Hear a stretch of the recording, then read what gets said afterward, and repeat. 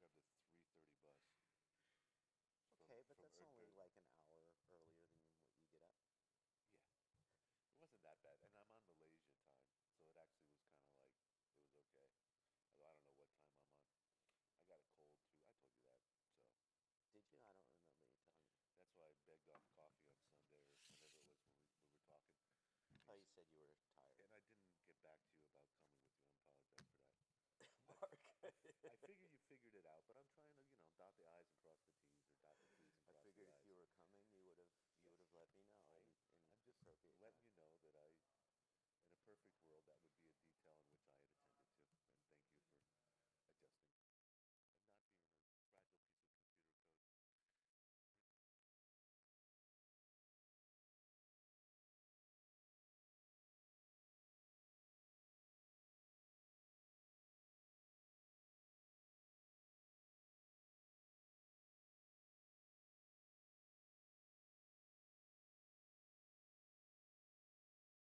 you for adjusting and not being a fragile piece of computer code.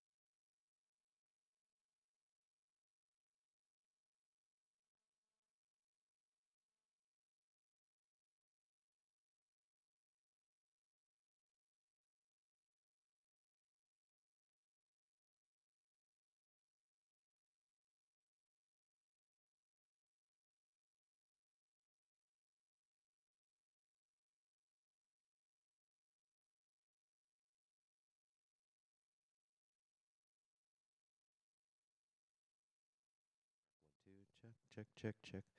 Good morning, nerds. We are starting late, but that's now. So if you can trickle on into the auditorium, that would be, I think, in your own personal interest.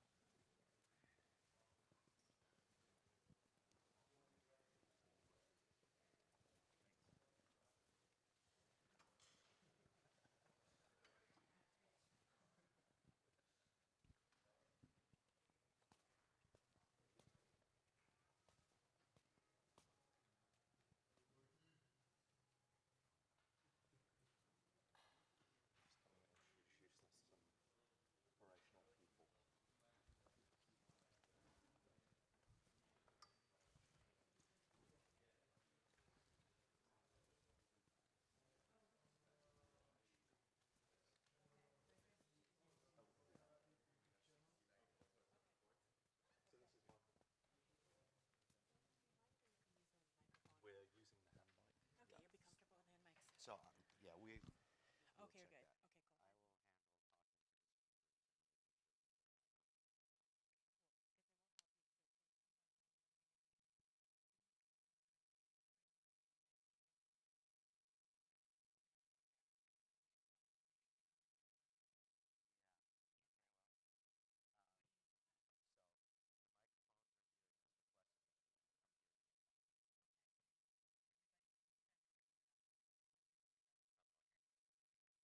cool.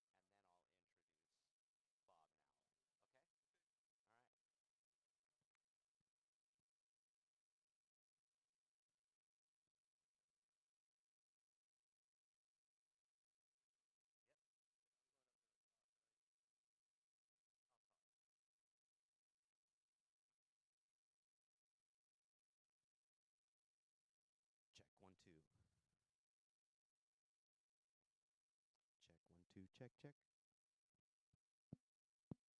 Check, 1, 2. Check, 1, 2. Good morning, early birds. Everybody got their worm? I think Jared put a worm out there on everybody's laptop, so make sure you log in to our Wi-Fi, which is Satoshi 2023, big S. My name's Michael Perenni. I know many of you know me. Welcome to those of you who I'll be meeting at this seminal beginning for the Proof of Work Summit. The first thing that we need to do for something like this is give airtime to the people who pay for it to happen. We have a short video from Jazzminer, our main sponsor. And after that, I'll talk a little bit about what I think is going on this year and what I hope to see at the conference, and then start introducing our first speakers. Jazzminer. Jazzminer is a global brand powered by someone, headquartered in Singapore, dedicated to creating the best computing power for the crypto world. Jazzminer X16 will undoubtedly remain the leading position in the ETC mining market. The Jazzminer X16Q. This is a new miner, and above all, it boasts world-class 1,950 megahash per second and 620 watts. Power efficiency is only 0.32 joules per megahash. As to memory, 8 giga, big enough. And I'll tell you this, of all the equipment that I have, that was one of the only that was still profitable after the merge happened when I pivoted it from mining Ethereum over to Ethereum Classic, and it's still going strong, mining away. So really great experience. So when Jingle Mining...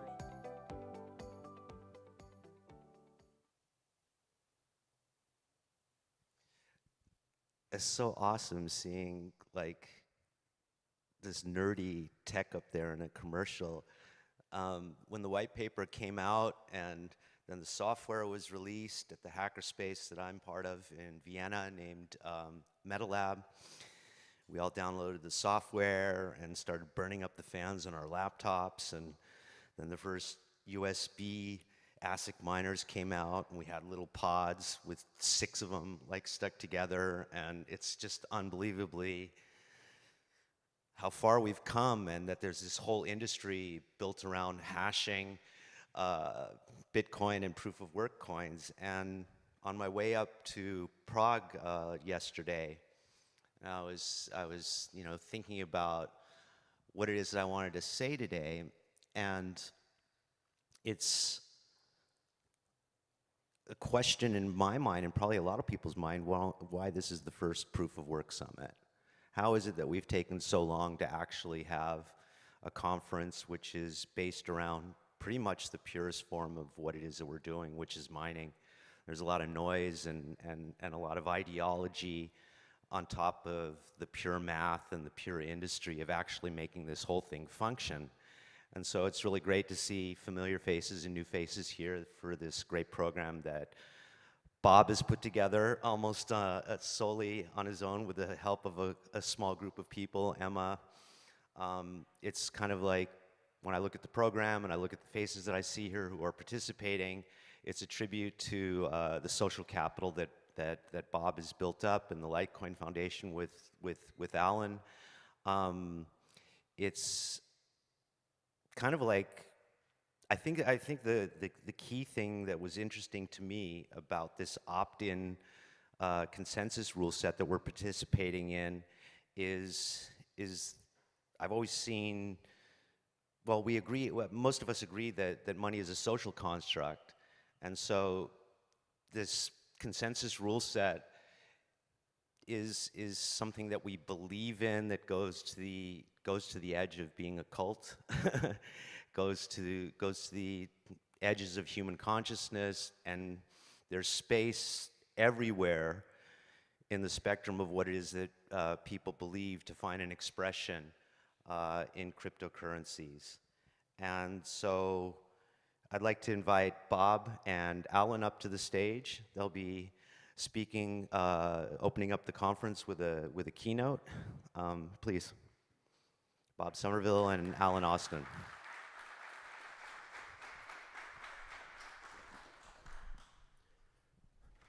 Good morning, everyone. Thank you for being here. I'll keep it brief, just as an intro. I know we have a lot of great speakers here. My name is Alan Austin. I'm the managing director of Litecoin Foundation. I'm here with Bob Somerville. Bob is the executive director of ETC Cooperative. First off, we'd like to welcome you to our very first Proof of Work conference. Both Litecoin Foundation and ETC Cooperative are both nonprofit organizations, and we basically exist to support open source, decentralized, blockchain-based, proof of work cryptocurrency. And one of the things in talking together a while back was we realized that while there was certainly no shortage of crypto-related conferences, a lot of what we were seeing was whether either it was coin-specific or maybe NFT-focused, DeFi-focused, and other things. But one of the things we felt was missing up until this point was to have a conference surrounding probably the most important topic of our time, and certainly a topic of ever-growing importance, which is proof of work. When we're talking about a decentralized consensus mechanism that protects the most powerful and important monetary networks in the world, we felt that it would be very beneficial to have a platform where we can bring speakers with vast experience in their space to help, come share their knowledge, insight, participate in conversations with each other, help answer questions, basically on all things proof of work. And so with that, here we are today in beautiful Prague, and excited to be here. So whether you are new to the space, have been in the space since the early days, programmer, enthusiast, highly technical, less technical, we hope you find the next 2 days very enjoyable, educational, and informative. And really enjoy yourself along the way. One quick thing, I want to say a really big thanks to our speakers and to our sponsors, who we are honored and grateful to have here today with us. And also a big thanks to the staff that helped to put this event on. These events take quite a bit of work. So thank you very much, and hope you enjoy the conference. Appreciate it. I'll turn it over to Bob. Thank you, Alan. So hi, good morning, everyone. Thanks for being here. I guess a few people had a little too much fun last night. Not so many people here, but yeah, welcome to the inaugural Proof of Work Summit. This has been a work in progress since Alan and I first met last November, and very rapidly came to the conclusion that doing a joint conference for bringing together the broader proof of work ecosystems would be a good thing. And yeah, thanks to Emma Todd and her team at MMH, who are operational today. So, why have a proof of work summit? Well, really to bring together the tribes, the proof of work tribes, and to celebrate this revolutionary technology. Proof of work is often discounted as old, obsolete technology which is harmful to the planet, and that really is missing an awful lot of truth. So yeah, I really wanted to have an opportunity to dispel those misleading narratives, and really to get back to cypherpunk fundamentals. There is a lot of money go up nonsense in this space, and those fundamentals of decentralization and censorship resistance and avoidance of capture is, I think, more important now than ever, and I see proof of work as the strongest path to those goals. And we have looming central bank digital currencies on the horizon as well. This was an article in the New York Times several months ago that you may have seen, which brought out all the old tropes. So reading through here, Bitcoin mines cash in on electricity by devouring it, selling it, even turning it off, and they cause immense pollution. In many cases, the public pays the price. So nearly every single part of that sentence is incorrect. And there was also proof of tampering on this image to make it look murky and terrible. Greenpeace USA are currently running a campaign, largely funded by Chris Larson of Ripple, which is called Change the Code. You've heard Bitcoin fuels a climate crisis, but did you know a software code change could clean it up? So repeatedly we hear, just change the code. Just change the code. Why would you not change the code? A number of people say, you know that you can change the code yourself if you wish. People have done this before. They had this marvelous piece of artwork that came out of this. So I don't know if you've seen it. This is the skull of Satoshi, which was commissioned, you know, to convey the horror of proof of work. But instead, they've made a fantastic meme, which was, you know, embraced by everybody. Yeah, so I mean, the reality is that energy markets are a lot more complex than these very shallow surface stories. Energy markets are not uniform. Transmission of power over large distances is very, you know, hard and expensive. So, and crypto mining is actually one of the most price-sensitive markets there is. So, use of stranded energy is a really, you know, fantastic win-win situation of monetizing an unused resource that would just be wasted. And so tomorrow we'll see the debut of this stranded short from the makers of Dirty Coins. So that will be debuting tomorrow, and I'm really looking forward to that one. For anyone who doesn't already follow Daniel Batten, I thoroughly recommend that you do so. I have learned so much from him myself in the last year or so. He was invited, but sadly couldn't be here. So I'm instead going to share some recent charts that he tweeted just yesterday or the day before, I think, that were really rather superb, showing some metrics. So Bitcoin mining is actually the single most sustainably powered global industry in the world. So you see here the change over the last 4 years. If you look at these other industries, you know, they are both significantly worse in terms of their use of renewables, but they're also stuck. You see, they're not really changing. And a primary reason for this is that many industries are just using the grid. You know, whatever they have, that's what they have. The energy mix they have, that's what they have. They don't really have any way of changing that, where crypto mining often is using off-grid energy sources, so they can very deliberately choose where and how to operate. And they are not tied to a physical location either. This chart is showing that Bitcoin has halved its energy intensity inside the last 4 years to have the lowest emission intensity of any major global industry.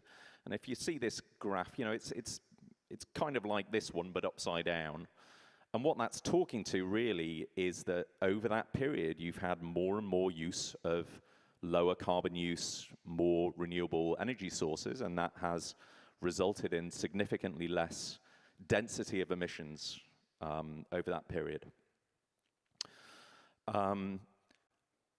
China had a ban on mining in mid-2021, which really resulted in a lot of mining moving to US and other countries which have more sustainable energy sources. So you can see there over that period, despite the hash rate doubling or tripling over that period, emissions are actually, total emissions this is, are down by nearly 40%. So things are moving in a very good direction. Something else that Daniel has a particular focus on is the use of methane as an energy source. So methane is significantly worse, you know, 80x worse for warming than CO2. And a lot of methane is either just wastefully flared or even just directly vented into the atmosphere. So using that as an energy source of crypto mining is unbelievably fantastic in terms of the you know, the impact that that has. So there are a number of projects live using that now. It's a small number, but they're growing. And you know, what he points out from that is that many projects and companies talk about their path to carbon neutral or net zero. But if you take methane into account, you can get to carbon negative. You know, this path is not down to the origin. It can go further down. And based on his projections, that could be neutral by as soon as the end of 2024, and then heading into positive territory.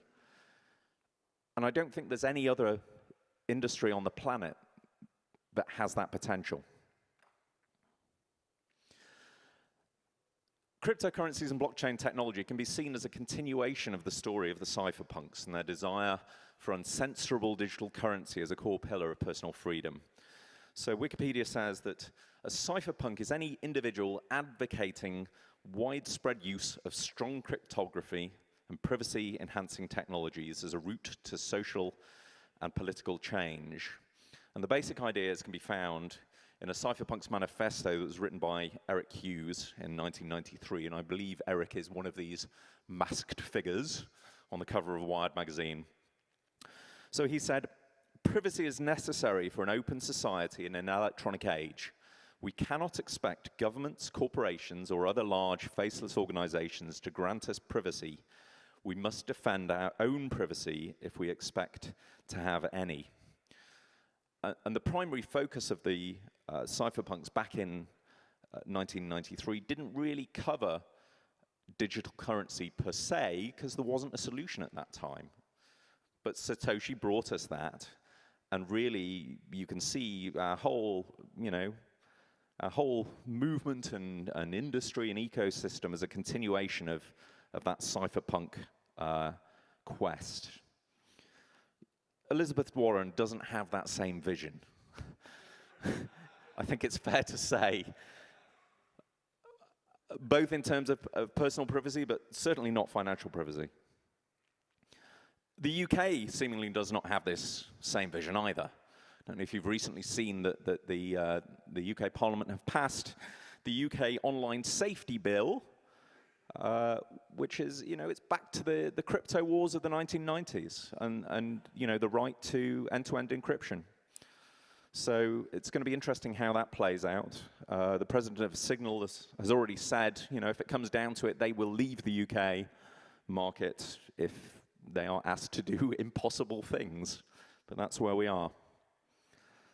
It's safe to say that Gary Gensler and the SEC do not believe in the crypto, in the cypherpunk vision either. And so the E2C cooperative suffered this ourselves. Earlier this year, we were debanked. We were a Signature Bank customer.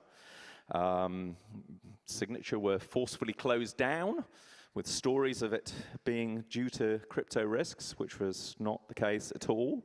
And then we received this lovely notice from the FDIC saying, your deposit was not assumed.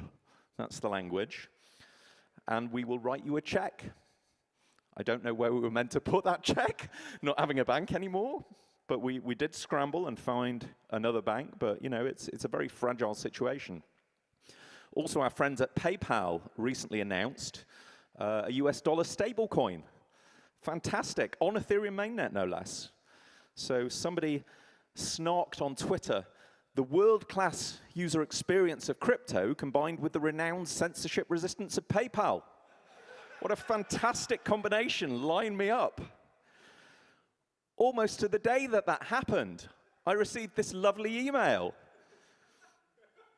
Your activity in your account is inconsistent with our user agreement, and we no longer offer you PayPal services. And we're holding on to your money for 180 days, and we're not going to tell you why, and you can't appeal it. They actually followed that up less than a week later by sending a credit card, a business credit card for that account that they had just gimped. Fantastic. So yeah, back on cypherpunk thread, another thing that you may have seen is the Tornado Cash case, where developers were arrested and have been charged for providing a mixing service, for writing a smart contract. A smart contract was sanctioned by the US government, and that caught up all users of that service. People are using a service for bad things, therefore all of you will suffer. many people were using Tornado Cash for their own financial privacy, not for criminal activity, but everyone caught up in the same net. And not only, were those individuals, arrested and charged, but the other consequence of this, very rapidly, was censorship. So almost immediately, all the major DeFi front ends added censorship. They added filtering, where any account which had touched Tornado Cash in any form, was blocked. And you also had some fantastic Joker dusting all the well-known ENS accounts just to drag everyone into the mire. So yeah, not very cypherpunk. And on the horizon, we have a massive central bank digital currency projects coming to life. So these are projects using largely the same technology stack as cryptocurrencies, but for a completely polar opposite set of goals: to control, to censor, to surveil. And really they are bringing the threat of complete government surveillance of all of your transactions. Again, the polar opposite of the goals of the cypherpunks. And yeah, and I know which side of the coin my efforts are going to be on. And I think there's a fairly strong correlation between people in the proof of work ecosystem and these original cypherpunk goals. So have a great conference, everyone. Thank you.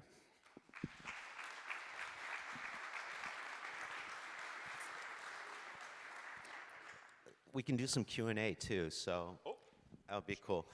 Sure. My first question to you would be, where do you think we're going in the proof of work, proof of stake debate? Because essentially, the original, guy that when Ethereum went to proof of stake and kind of like went, and we stuck with Ethereum Classic, and now we have the merge a year ago where we have staking that's moved on and everything. Where do you see, usage and, I don't want to say market going, but the market for ideas, so the market for the argument between proof of work and proof of stake, where do you see it happening in the next 5 years? Well, I think the issue, though, is that there are a large group of people that don't give a shit about any of these fundamentals. They really don't. They are, they are chasing yield, and humans follow incentives. So if you have a magic money machine, that's where many people are going to put their time and effort. In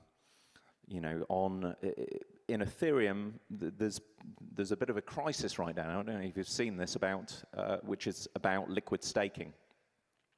So quite predictably, if you move to a situation where you supposedly have hundreds and thousands of stakers, those people aren't going to run their own node. They're not going to stake themselves. Many wouldn't even have the 32F to be able to do that. But that's a job, and it's a job perhaps even more than mining, because you have to keep the thing up all the time. You can't drop in and out. So what's happened from that is that you've had a huge growth of custodial staking, either through centralized exchanges or then more recently through liquid staking, with Lido being a large slice of that. Danny Ryan's been speaking about now if Lido comes to 31%, we're way down, away from 51% attacks down to a 31% attack. Yeah. Yeah, so you have a situation where Lido have explicitly stated that they see this as a one winner takes all scenario. They don't intend to self-limit. They intend to go for a majority there. So then what you can have very rapidly is a situation where it's almost like the token has taken over, right? The staking token becomes more economically valuable than the base token, and you've sort of had a parasite take over your environment. That argument could be made about Ethereum from, you know, the get-go on top of Bitcoin. I mean, it was the first ICO Yep. that happened on Bitcoin. Most people don't realize that you needed Bitcoin to actually purchase ETH. So, I mean, it's like a derivative cannibalization that's going even further. So the question becomes, why is proof of work superior in this sense to proof of stake? I mean, I think ultimately it's simple, and that has incredible merit. You know, I think, you know, I for people that don't know, I used to work for the Ethereum Foundation. I was, you know, deeply involved with Ethereum in itself and the Enterprise Ethereum Alliance and Hyperledger and so on for many years. It took 8 years for proof of stake to happen. You know, proof of stake was the intention in the Ethereum white paper. They were saying, you know, maybe that's 2015, you know, maybe it'll, you know, 6 months, a year, maybe. It took 8 years to come to fruition. And I think in some ways that was good, you know, iterating through bad ideas and getting to better ones and so on.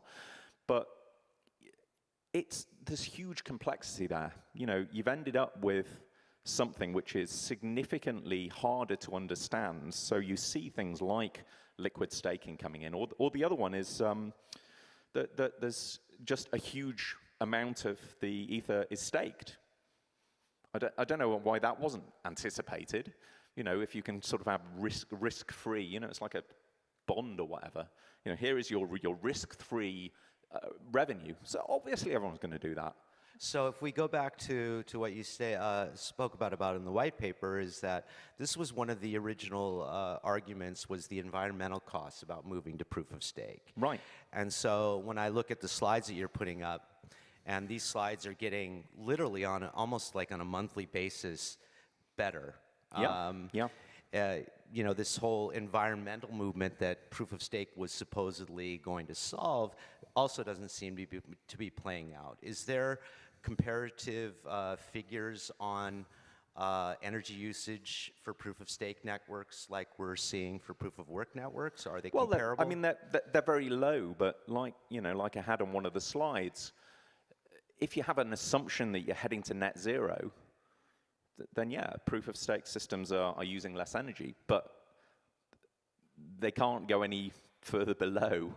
You know, I guess it's like, you know, traditional data centers or energy use or whatever, right? You know, all you can do is try and use less, but you're always using the amount that you are. You know, like computers doing things take up energy, but the key differentiator you have on proof of work is that those very expensive bits, they can be anywhere and they can work anywhere.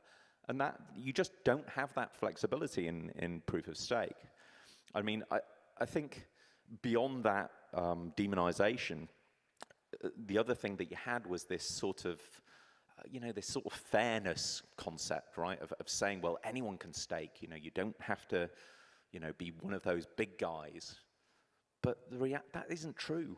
You know, that's just a Is that really mirage. true in proof of work though as well? I'm sorry? Is that more true in proof of work? You know, the individual guy, you know, being able to participate in the network? Well, you can. So, like Donald, our senior editor, has recently done mining. You know, he's not a technical guy, but he's like, right, let's try and do this. And has got hold of, you know, some ASICs and has mined. Like, you can do it. It's not crazy hard. Cool. So does anybody have a question for Bob? Because this is the opportunity. We're at the beginning of the conference. We're running a little bit late. I don't think it's really going to matter to anybody, but this would be the opportunity for one of you to have a question for Bob. Is there anybody out there that I don't feel so alone in? Great.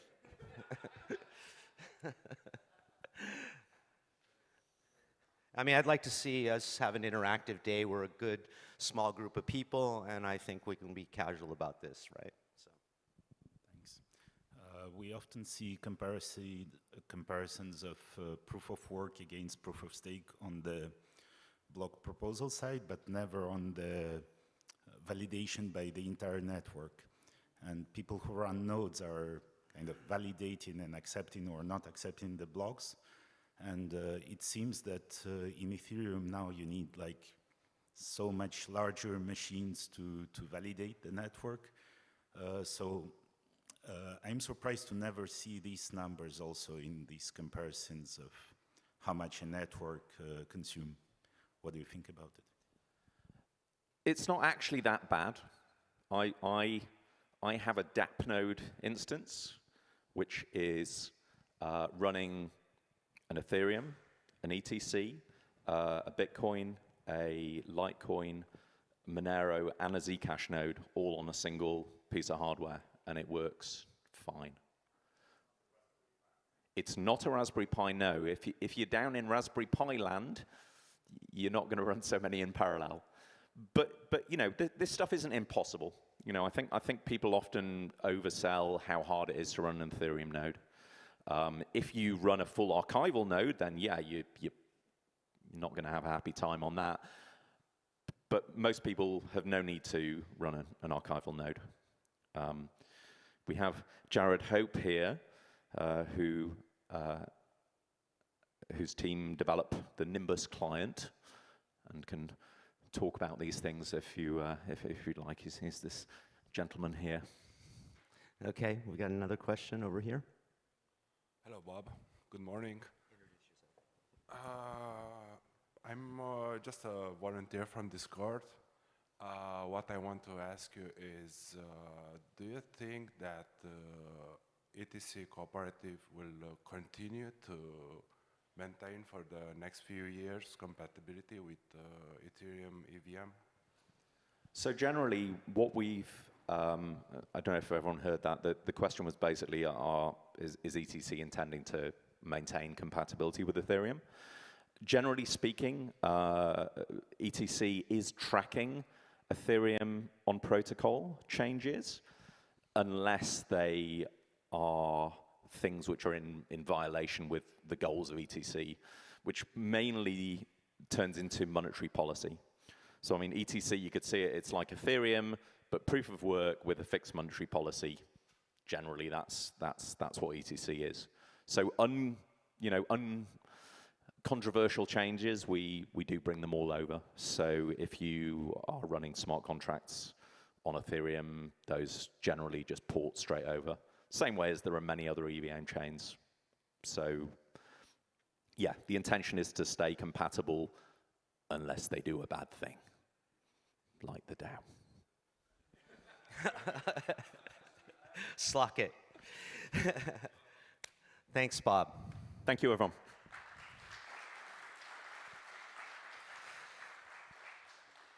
This guy gives, if you don't know this already, this is the best hugger in crypto. Yeah? And there's another guy named Griff Green that we know from the Ethereum space. Wow, come on. But these are one of the best huggers. Thank you so much for coming up and starting out the conference in this way, Bob. Cheers, everyone. So next up is just another guy on the internet who's probably best known for defending his house and homestead after being doxxed on the internet. Mr. Jameson Lopp, one of the most prolific researchers in the space, and I think everybody knows who he is, right?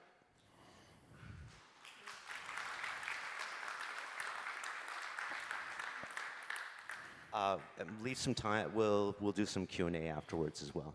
Okay. All right. Cross your fingers for what is always the most nail-biting aspect, hoping that we get the presentation to display correctly. All right.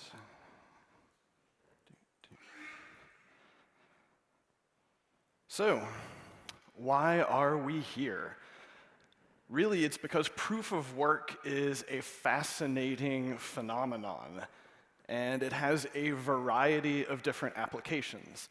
I think most of us here are familiar with using it, of course, for mining, for securing proof of work consensus networks. But proof of work is a technology that's existed for, I think, about 30 years. And it's only really in the past decade or so, I think, started to get more acceptance and understanding. And it's the understanding aspect which I, as a researcher, find particularly interesting. So, when I was asked to come here, talk about proof of work, I wasn't entirely sure what I was going to talk about, because over the years, there's a number of different things that I found interesting. And when I looked back, this is just from my own blog, I found at least 10 different essays and research pieces that I've done over the past decade that I've tagged with proof of work or mining. Most of them investigating the Bitcoin network, various aspects of block creation and hash rate distribution and historical aspects of mining. Though you'll see in 2021, I used proof of work on my own website. And I use it to stop all of the stupid spam bots that are trying to use my contact form to send me advertisements and stuff that I don't want. And it works pretty well for that. But there are so many aspects of this technology and its application that I think merit further exploration. And proof of work, I think, was interesting from Satoshi's perspective. Satoshi talked about it in a few different ways as, proof of work is a solution to synchronizing essentially the dissemination of data.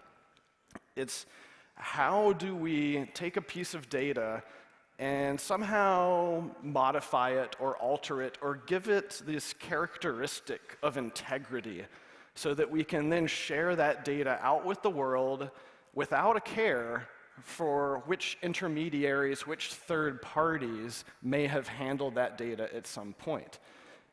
As Satoshi said, proof of work has this really nice property that it can be relayed through untrusted middlemen.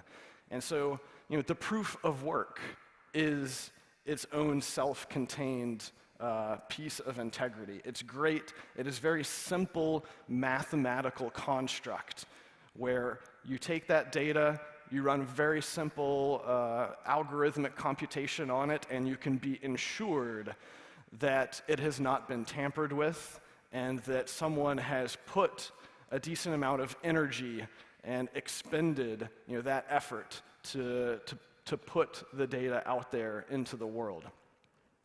Now, personally, one of the things that I've been doing a lot of research into, and what I'll talk about in this talk, is the difficulty in measuring proof of work. And this gets into the mechanics of essentially the Poisson distribution of your expected output from a given proof. These things are probabilistic. They're not perfect in the sense that you can't look at a proof of work and know exactly how much time, money, cost, CPU cycles were put into that proof, but you can get a generally good idea. And the reason that these proof of work networks work so well is that when you scale that up to a global network, to tens of thousands, hundreds of thousands, millions of machines around the world that are all working in concert, then with the law of averages, these distributions work out quite nicely. But if you're looking at one particular proof, you can't really know what went into it. And so it's this measurement problem that I found very interesting. So I think of proof of work as the wind, as a natural phenomenon where it's out there. We know that there are a ton of miners out there mining these different proof of work networks, but we can't truly know, we can't precisely measure the amount of electricity and the amount of computational cycles that are going into these proofs. But I wondered, how close can we get to truly knowing, to accurately being able to measure the global network hash rate? And so I will specifically talk about delving into trying to understand the Bitcoin hash rate. And I think much of what I will be talking about is applicable to other proof of work networks, though there's some caveats mainly around the data collection. So, the details here of how you estimate proof of work when you're given a proof and you want to know how much work went into it, the specifics aren't really important. You don't need to know this. But as I said, it's a pretty simple mathematical formula where you can look at the known difficulty target for a given block. You can know, this is like the number of leading zeros in the proof that were required to be valid. You can kind of work backwards from there to say, okay, if the difficulty was this much, then we expect that somewhere around this amount of work would have to be put into it. And then the most important thing I think to take away from this is that the variable that goes into estimating global network hash rate, global level of work being performed, is the number of trailing blocks, really. How long of a time window are you looking at to then figure out this sort of aggregate average of total number of expected hashes being performed over a given amount of time. And thankfully, we don't have to actually do any of this math by hand. If you're running a node, for example, you can just run this get network hash per second, give it a few parameters, and that does the hard work for you. If you're going around looking at different websites that tell you what the global network hash rate is for Bitcoin, and then you try to line them up on the same chart, you may notice that they don't actually line up. And that's because these different websites are not using the same algorithm, or in many cases, they're using a different number of trailing blocks, a different time range over which they're doing that calculation from the last slide to try to make this estimate. And this can be problematic if you want to know a real accurate hash rate. Hashrate Index is one of the premier sites, I think, out there that has some good research and good thought pieces around the particular estimates and why you should use them. And from their perspective, they believe that the 7-day trailing estimate is a pretty good approximation. You can see here, it's pretty smooth, it's not too volatile, it looks like a pretty nice chart. Kraken, a couple of years ago, put out a white paper for something that they called the true hash rate. Unfortunately, they did not converge upon a specific algorithm that they thought would give you the best and most accurate hash rate. Rather, what they did is they took the daily, like 140 block estimate, and they would then use a 30-day rolling average of each of those daily estimates, find the standard deviation for that, and then what you see, so that's the actual volatile chart, is that daily hash rate. And then what they would do is they would find that standard deviation, which is the blue shaded area, and they would calculate what they considered to be the 95% confidence band of what the true global hash rate was. Unfortunately, this, as you can see, is nearly like a 40% in either way potential deviation. So I would say if you're calling that a confidence range, I would not be very confident about picking any particular number in that range. So what did I do? I basically started trying to understand this myself. And so one of the first things I did, this is from a blog post that I published a few months ago, is I just started writing a bunch of scripts to output many, many different hash rate estimates across different time ranges.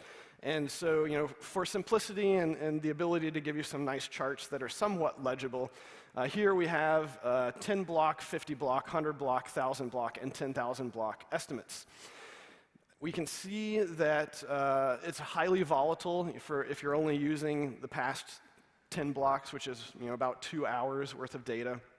But once you get up to around a 3-day, 400, 500 block time frame, that starts to smooth out a bit more. But the downside is these shorter time frames can have more distortion, more volatility, and they can make the hash rate appear a lot higher or a lot lower than it really is.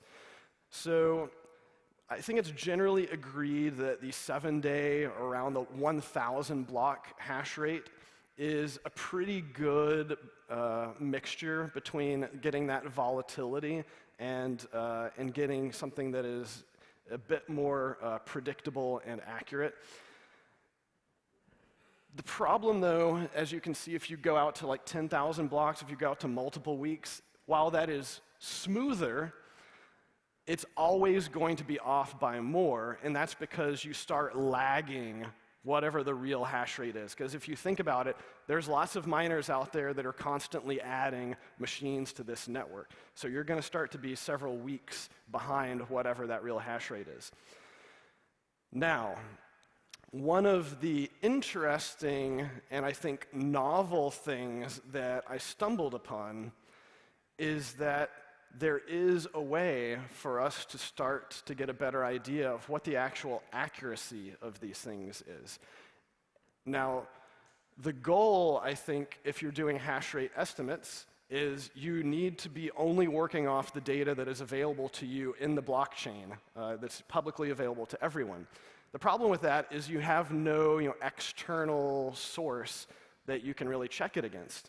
And what I found earlier this year is that Brain's mining pool has actually started to collect what they call the real-time hash rate.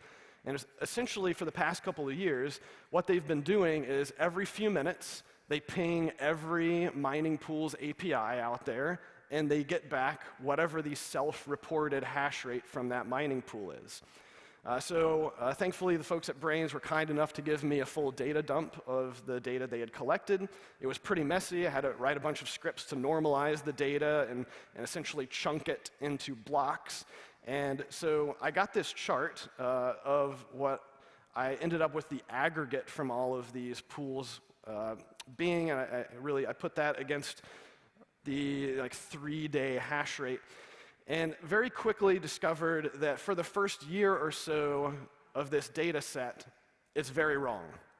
So my suspicion is that they were not collecting it from all of the mining pools.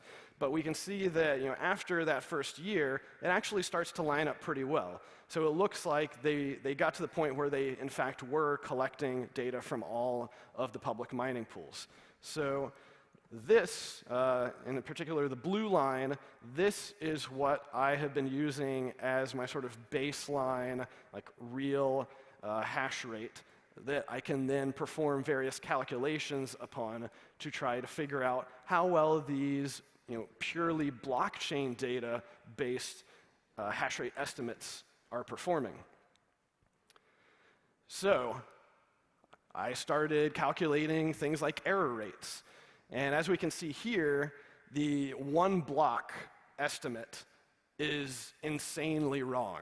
You can be 60,000% off from whatever the real network hash rate is. And this is, of course, essentially when a miner gets lucky and they find a block a few seconds after the last one. Obviously, that's not because the hash rate just went up by 60,000%. It's just luck. It has to do with the distribution of winning and finding these lottery numbers, as it were. So we know we're going to throw that out. In fact, you can't even really see the error rate. So we'll zoom in some more. So 10 block estimates, they're getting better. We're getting down to an error rate range within 300, 400%. That's still pretty bad. That's still worse than that Kraken true hash rate that they did back in 2020. Let's zoom in some more. We get down to 50 blocks, and we're under 100% average error rates. But it's really, I think, you can see some nice striations here. Once we get into the 500 block range, half a week of data that we're starting to estimate, we can actually start to get under 10%. We're into single-digit error rates. So if we just sort of plot that all out, what is the average hash rate estimate error rate for this particular year-long data set that I was working on? then it's pretty obvious, I think, from this chart, the further out you go, the better your error rate gets. But thankfully, I did not stop at 1,000 blocks because, as I said, you get to a point where you start lagging behind the real hash rate by too much. So it gets interesting when you look at the 1,000 to 2,000 block estimates. And we can see here, eventually, you get around the 1,200 block, more than a week of data, and the error rate starts ticking up again. And this is because you are too far behind. So what we can see is there's a sweet spot. Somewhere in the 1,100 to 1,150 block range of trailing data will give us the best estimate. And similar type of thing, if we look at the standard deviation, it pretty much matches up in terms of trying to find the optimal amount of data to use. So an average error rate of under 4% with a standard deviation of under 3 exahash per second if you're using this 1,100 to 1,150 block trailing data. That's not bad. But I wondered, could we do better? What if we could blend the accuracy of those long-range, week-long estimates with the faster reaction speed and volatility of the shorter-range estimates? And so I did some initial test runs where I just wrote a script where all it did was blend the 100 block estimate with the 1,100 block estimate, and it iterated through a bunch of combinations of 3 different variables. One of those was looking at the different estimates for a number of the trailing blocks, the previous blocks before that block, really anywhere from 10 to 100 previous blocks worth of estimates. And then a variable of weighting the shorter term estimate if it was higher than the long-term estimate, and a variable of weighting the shorter term estimate if it was lower than the long-term estimate. I was basically using this long-term estimate as a baseline. So that would be the red line being the long-term estimate, and the 100 block is the yellow line, and of course blue is the quote-unquote real hash rate, but that's not even used in any of this. We can't actually rely upon that or use that as a data set. And since this script tries so many different permutations, it took several days to run. I actually parallelized it, and the output ended up with about 5 million different data points. But from each run, where I was essentially looking at 10 range trailing block ranges here, I found some interesting patterns, basically that weighing the short range estimate at about 20% seemed to give the most accurate error rates and standard deviations for that given range. But of course, I only did up to about 100 trailing blocks for that first run. So we can see here, this was actually a failure. We're trying to beat that 1,150 or 1,120 block estimate, which has an average error rate of 3.8% and standard deviation of 2.95 exahash. None of these even got close to that. So we haven't found a strictly better algorithm yet, but we can see some trends. So what did I decide to do next? Really, I said, okay, we need to do even more blending of more hash rate estimates. So for my next run, I blended 10 different estimates, basically 100 block, 200 block, 300 block, all the way up to 1,000 block estimates. And my script was a little bit more complex. I basically said, if any of these estimates is more than one standard deviation away from the baseline 1,100 block estimate, then I would give that a 10% weight. Otherwise, I would give 10% weight to the long-term estimate. I also tried setting some cutoff thresholds for these shorter-term estimates where if it was lower than the baseline, I would throw them out. I quickly discovered from trying a bunch of different weights that the greatest accuracy improvement came from throwing out all of the short-term estimates that were lower than the baseline estimate. And I think this is because the general trend for the hash rate is up. So almost always, if your estimate is going down, it's almost always wrong. So from that, I actually ended up settling upon an algorithm that had an average error rate of 3.495% with a standard deviation of 2.69. So this was a slight improvement.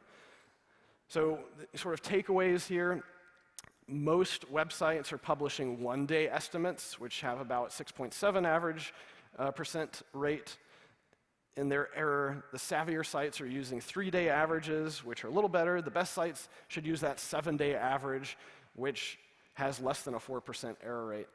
And I managed to find a slight optimization here where I improved upon that 7-day average trailing estimate by 13% on the error rate and 14% on the standard deviation.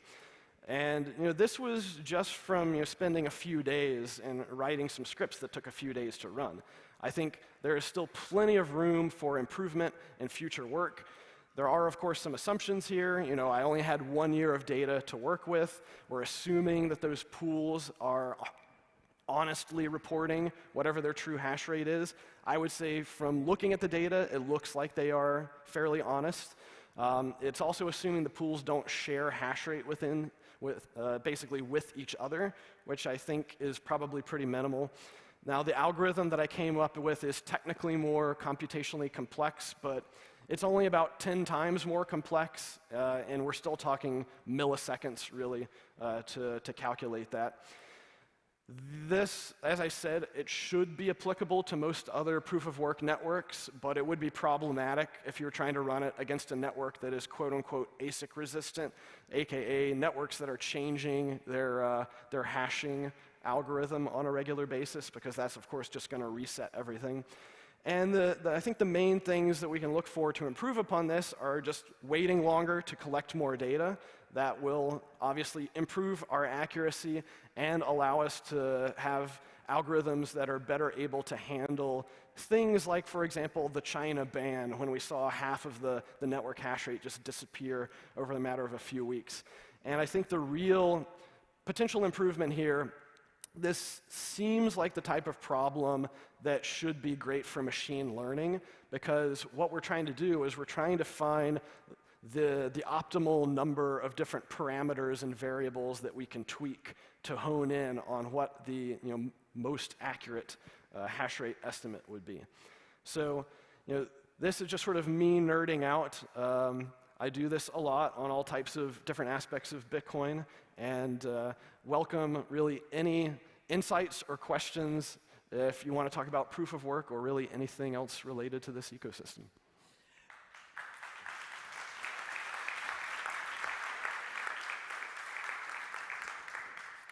So my first question is we have approximately in March of next year our next halvening.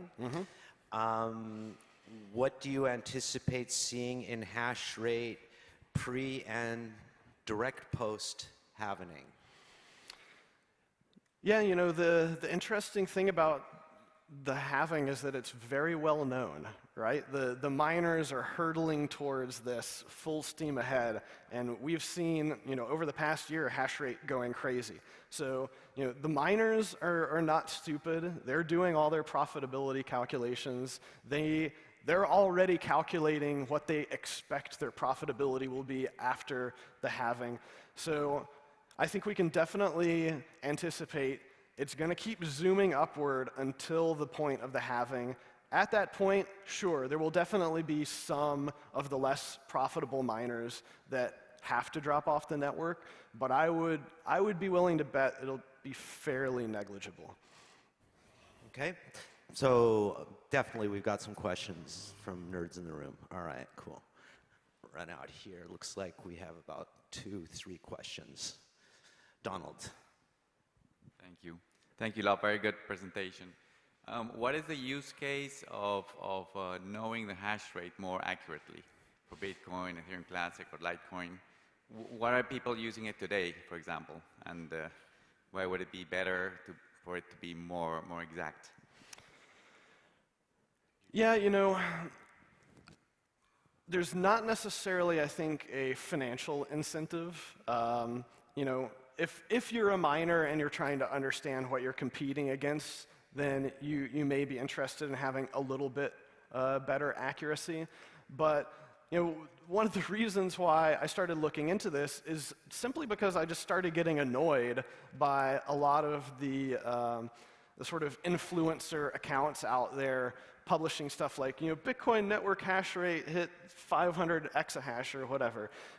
Because most of the time, and this happens for many different aspects in the space, but people will post a data point and they won't talk about how they actually achieved that or what the assumptions were around it.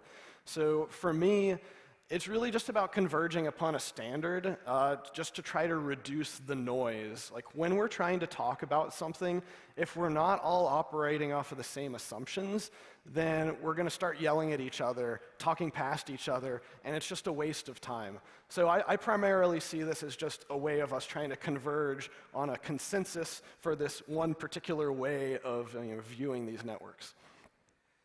Cool. Next question is from Kerry Washington. Hey, Jameson. So you had the data from this company that you said the first year or two it was noisy. Yeah.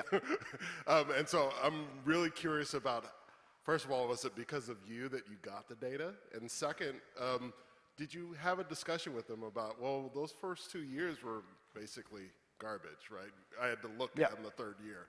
So I'd love to hear what you thought about that and if you had a conversation. Yeah, a little bit. Like I was lucky, and probably the fact that it was me helped. From my understanding, Brains they started collecting this just out of interest. Like they haven't really been doing much with it. If you go to the Brains mining pool dashboard, you can see the current real-time hash rate that is the aggregate of what's being reported from all the pools. What they have not done any historical analysis. So basically, they had all this data just sitting in the database, but it's currently not exposed in any way for the average person to consume. So I did have to politely ask, hey, can you give me this JSON data dump? And then I had to write my own tooling to better understand it. And so I think it was just because this was just a sort of side interest thing that they weren't trying to monetize or do anything with, that it was a piecemeal type of function where over time they were slowly adding more and more mining pools out there. And so eventually they got to the point where they had effectively all of the hash rate. But this is a trusted third-party data source, right? I have no way of verifying the numbers that they gave me because no one else, as far as I'm aware of, has been collecting those numbers. So, if this is something that the community or some subset of other entities in the space is interested in, it would be great if we had multiple distributed entities that were all consuming this data, storing it, and then we could, cross-check with each other to converge upon an even more reliable measure of the real-time network hash rate. Cool. Next up is Cypherpunk, the real Nick Laz. I love you, Michael. Thank you for the work, Jameson. That's lovely statistical work. My question is more about the distribution of hash rates, because we ever so often see pie charts where it's like, this pool has more, this pool has less. So could your work give us more clarity about the distribution of hash rate globally? And is there a way to potentially distribute this or decentralize this? Thank you. I think the hash rate distribution, that would come more into looking at the real-time hash rate. All of my stuff was looking at aggregates, and when you're looking at aggregates, you're really based off of only the blocks that are being reported. There are different ways, I guess, to look at the blocks in the blockchain to look for the tags from the different mining pools, and that's a pretty well understood, I think, operation. There's a number of different entities out there that will consume those tags and give you those pie charts. So I would say that the pool hash rate distribution is, you can rely upon that fairly well, though it is subject to the same issues that I just talked about, where it's based on how many trailing blocks they're looking at. But I think usually the 3-day and the 7-day are the most common for what we see with those pie charts. But yeah, I mean, I thought it was interesting when Bob showed the chart about how China banning Bitcoin was actually good for the sort of pollution aspect of Bitcoin. It was also good for the global geographic distribution of hash rate. However, what we've seen is that the center of the world of hash rate has moved from China to America. So we've just sort of moved the problem over. So sure, America is a somewhat less authoritarian state than China. You could probably argue that it's better to have more hash rate in America, but the optimal hash rate distribution, I believe, is for it to be distributed around the world, get as much jurisdictional and regulatory arbitrage as possible. And my optimistic view on that is that that is inevitable over the long term, and that's because energy is widely distributed. So I am hopeful that 10 years from now, we will see hash rate even more widely distributed than it is today, and that will be good for Bitcoin. So I have one final question that's more for the live stream than it is for this room, although it might possibly be relevant. You're primarily known as a Bitcoiner, and we're here at a Proof of Work Summit, which includes Ethereum, and which includes Litecoin, one of our earliest Proof of Work forks. Do you think, as someone that's prominent in this space, that there is room for other Proof of Work coins besides Bitcoin, and why? Yeah, I mean, I think that what we've seen, especially from the early days, the first 3, 4, 5 years of the altcoin space, a lot of the innovation back then was literally just changing the proof of work algorithm. So on one hand, I believe that the average cryptocurrency user doesn't care at all what the hash rate algorithm is that's securing the network. They don't think about it. It's not important to them. It is important to the network itself, of course. But what we've seen is that this is kind of a winner-take-all type of environment in the context of a specific hash rate algorithm. There can only be one king of SHA-256. There can only be one king of Equihash, whatever, especially if it's the type of algorithm that is implemented with ASICs. And this is because you end up having all of these other networks that, just due to the difficulty in bootstrapping networks and network effects, the number 2 network is very rarely even half the size, value, and therefore computational difficulty of the number 1 network, which means all of the other networks that aren't number 1 for whatever their hash rate algorithm is are going to be perpetually at risk of 51% attack. So good examples of this for SHA-256, of course, Bitcoin Cash, Bitcoin SV, the other 50 Bitcoin forks that use SHA-256. They're all trivially attackable. Really, if you got a single Bitcoin mining pool that wanted to, they could just demolish those other things. Why doesn't that happen? That's I think, an interesting question of game theory, and probably the fact that it's just not even worth the time and effort for this to happen. But they do remain under perpetual threat, and we have seen stuff. Actually, I think BSV has been 51% attacked a few times, and most people didn't even notice because nobody uses it. But it's an ongoing thing. I always see it sort of like, old classic car clubs, right? There's some guy with a 1954 Turkish Fiat, a Tofaş, and he will keep that thing running, 4 generations. And I sort of think the chains will never die. I see that there will always be some hobbyist that's got 5 computers at home in the basement and a friend in another country, and they'll keep the network going, sort of thing. Yep. Jameson Locke, man, thank you so much for the subtle branding.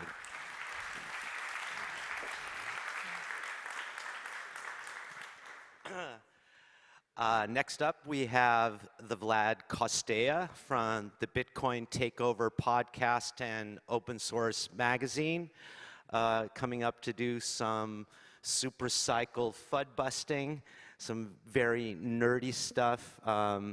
One of my favorite smiling, energetic young faces in the space. I think this guy's amazing. Looking forward to his talk.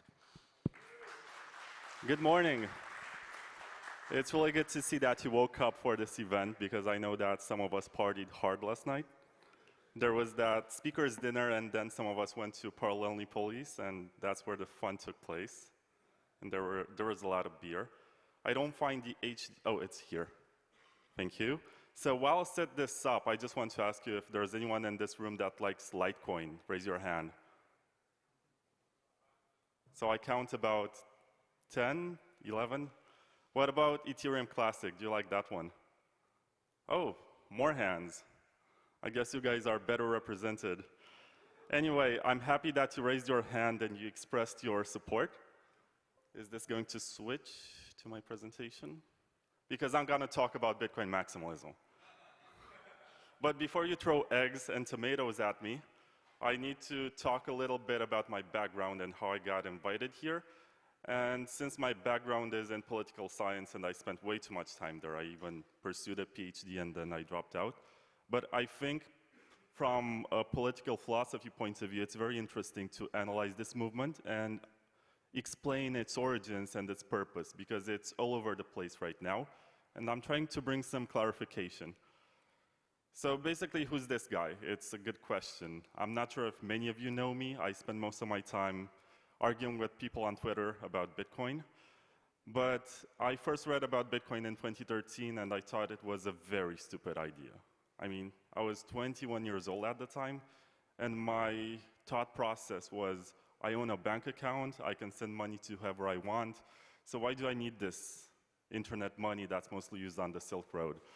So yeah, I was also a bit afraid of it, and I wrote a magazine about it. You can check it out later if you want. It's also open source if you want to download it. Well, I will try to minimize the shilling here and focus on the main point. I have been doing the Bitcoin Takeover podcast for almost 5 years, and it seems like a long time, but I haven't lost passion for it, so I'm still doing it. And I created the magazine, I told you about it, but I'm a Bitcoin maximalist. And today I'm going to explain to you what this means. Basically, before I was a Bitcoin maximalist, I worked for the Litecoin Foundation, and I got invited by Charlie Lee in 2017 to join the Litecoin Slack, which I thought was amazing at the time, because there was this guy who was famous and rich, and he was in the news, and basically he acknowledged my existence by adding me to a Slack group. Like, he was aware of my email address. I thought it was amazing. And then I wrote some articles for the first 4 or 5 newsletters of the Litecoin Foundation. I was actually surprised that they were getting published, but I read them again 5, almost 6 years later, and I was like, they're not that bad. I mean, when you think about yourself when you were younger, you think you're naive and you didn't know anything, but I read them and I was like, this is pretty good. I mean, I'm proud of myself at the time. I did some beta testing for Light Wallet, and I think Kerry Washington is here.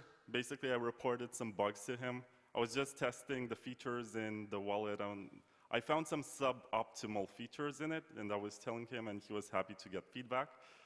And I also wrote an article in all of the free issues of a community magazine of Litecoin that was called Light Life. I'm not sure if anyone remembers that.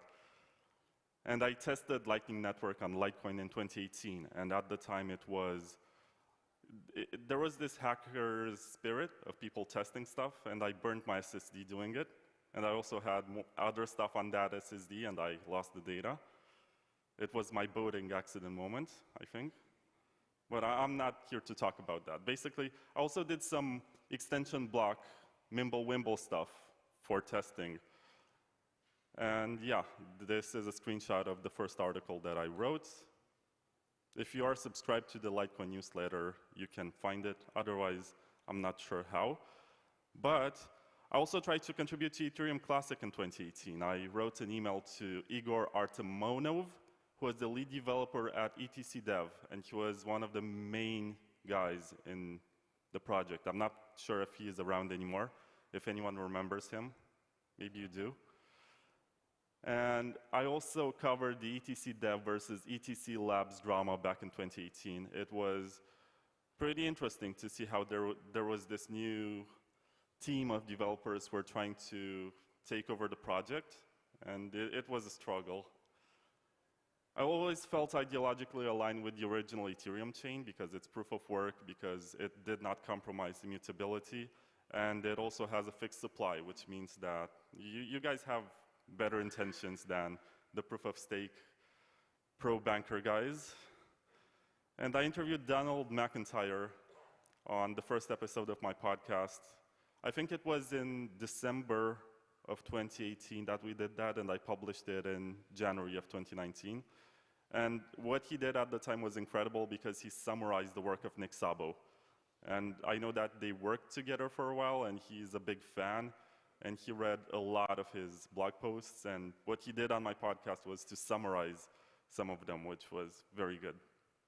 It still is if you listen to it. But how can I still call myself a Bitcoin maximalist given that description? Because we have this classical Baltic Honey Badger 2018 presentation from Giacomo Zucco, who presented the 4 universal truths of Bitcoin maximalism, that 1, everything which is not Bitcoin is a scam. Every attempt at changing Bitcoin is a scam. Every attempt at pushing people to spend Bitcoin is a scam. We shouldn't be nice to scammers. So what the hell am I doing here? I think if some people on Twitter are going to see my presentation, they're going to cancel me. But I fight with them for a living, I think, at this point. So my understanding of Bitcoin maximalism is that you have this very secure proof-of-work network, which has the soundest money, and you want to build stuff on top of it. But if you want to build stuff on top of it, you need to experiment with it first. You need to see if there's market demand for it. You need to have market incentives for it. And you need to make sure that you're not going to break the code base, and that's very important. I mean, of course, every attempt at changing Bitcoin is a scam, but I believe that Bitcoin still needs to scale better and to have better privacy. And I think I said all of the points here. Features are not mature enough to be added to Bitcoin until they get released on altcoins, and use cases require market demand and liquidity to incentivize contributors. So, yeah, this is my approach to Bitcoin maximalism. But initially, Bitcoin maximalism was named by Vitalik Buterin in this 2014 article, where he basically was arguing with a Reddit post by a guy who said that Counterparty, which is a layer on top of Bitcoin, is going to add the smart contracting features that were planned for Ethereum. And basically the argument at the time was that Bitcoin was going to have everything that Ethereum has, but apparently that was not the priority among developers, and a lot of the activity ended up moving to Ethereum. But I'm not sure if anyone around this room remembers the Bitcoin 2.0 debates and all of those projects that were being proposed with OmniLayer, which was Mastercoin before it, and NXT, which was, I think, Ethereum before Ethereum came out. Anyone? No? Yes. If you're into Bitcoin history, you should look into that, because all of these ideas with Ethereum were first proposed for Bitcoin, and you can still find some prototypes of stuff. So I did a classification of Bitcoin maximalism, and I think in the next slides I tried to zoom in because I was not sure of the size of the projection, but I think this is pretty good. I basically identify 2 main types. There's the network level Bitcoin maximalism, and there's the monetary level Bitcoin maximalism.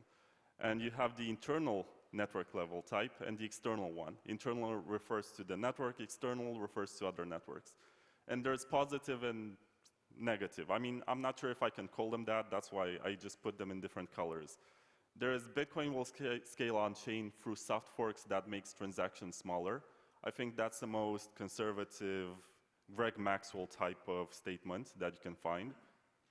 You guys know who Greg Maxwell is, right? Okay. I'm using the right references. And the other one is Bitcoin is only for the people who can afford it. And this is the more extreme one. This is the original toxic maximalist point of view that Bitcoin is a scarce resource and there's going to be a race to the bottom for it. And people are going to be willing to pay thousands of dollars to get into the next block, which I'm not yet convinced that everyone is going to do that, but let's see if that happens. But I hope we scale better until that happens. There's the external network level toxic maximalism, which says, let's build side chains and layer twos. And I think I identify the most with this idea. You want to build stuff that's robust on a network that's secure. To me, that makes sense. And there's the other approach. Altcoins and custodians as scaling layers are fine. And I think anyone who works for an exchange or BitGo, no offense, Jameson, but yeah, anyone who works for these companies and probably is pro-government is going to be like, yeah, it's fine to keep Bitcoin like this, don't improve it ever, ossify it, and let's have these exchanges to be the main scaling layers, which I think defeats the purpose. I'm not a big fan of that. But then you also have the monetary type of maximalism, which says, if it's positive, it says that Bitcoin is the hardest, most honest money known to man, and all use cases, tokens, and types of property will be traded for BTC.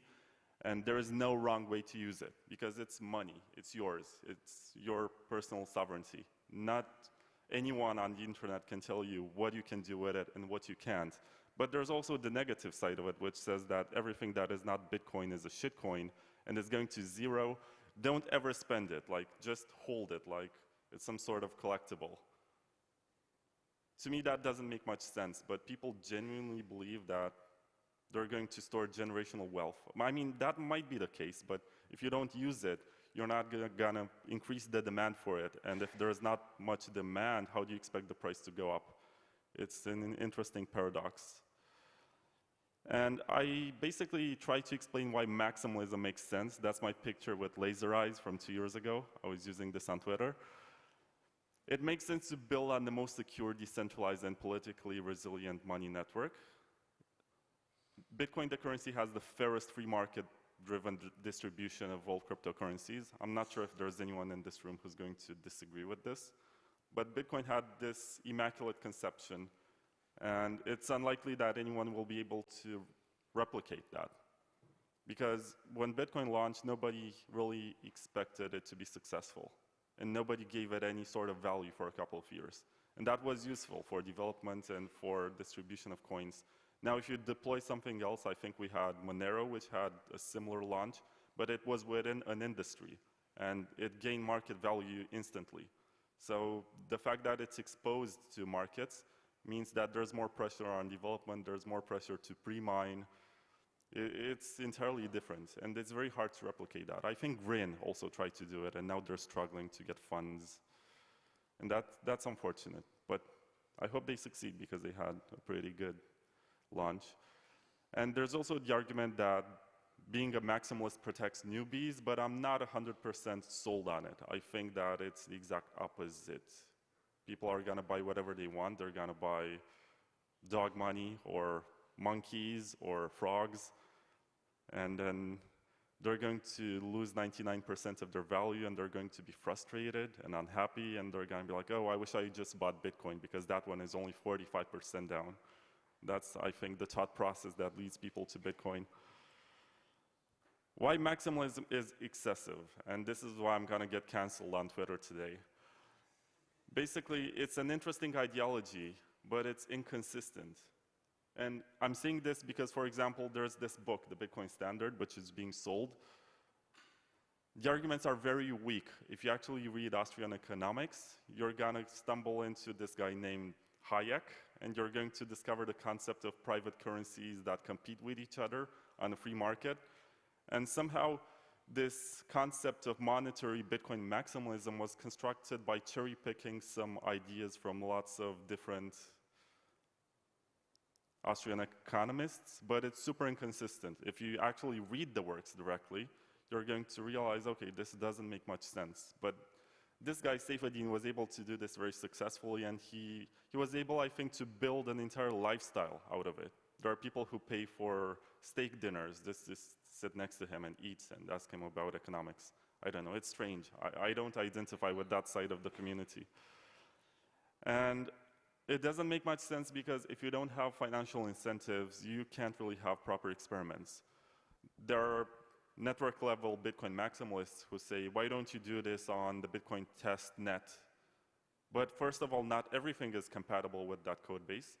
Secondly, how do you expect people to contribute out of the goodness of their hearts and put actual effort into it if you don't have any incentive?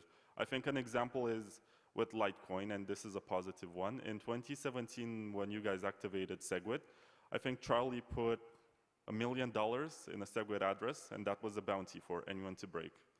And to this day, I think the money was not moved. It's still there.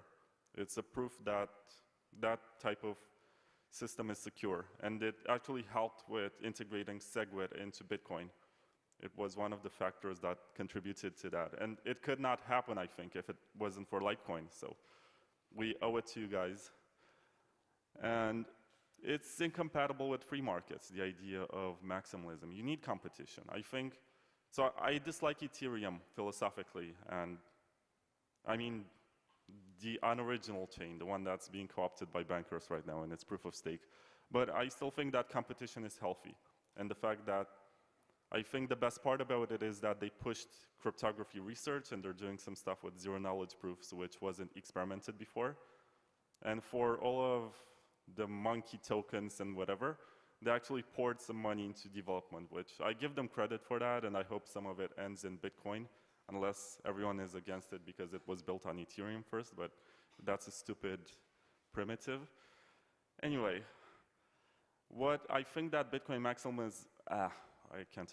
maximalism does is that it regulates speech on social media. Because people meet at conferences, they're like, yeah, I want to buy your token, I want to invest in your company, but they're not going to say it on Twitter because they know they're going to get canceled. So it's just a facade. There's not much depth to this ideology except for a few cases of people who make a living out of promoting a lifestyle. And yeah, I said this, it's more of an ideology and lifestyle than a positive mindset because it's not really building anything. It's too conservative. And this goes back to this struggle within Bitcoin between Austrian economists who don't want to change anything and cypherpunks who actually desire to bring more features. And I think it's the cypherpunks that build stuff, and I have a lot of respect for this. And I thank you guys, the guys who are building stuff, for doing what you're doing. And I also made this slide, which is going to be also controversial and probably get me canceled on Twitter. Who benefits from maximalism? I mean, who also benefits from it? The governments have figured out how Bitcoin works, right? So they don't want it to change, because if it changes, they have to catch up.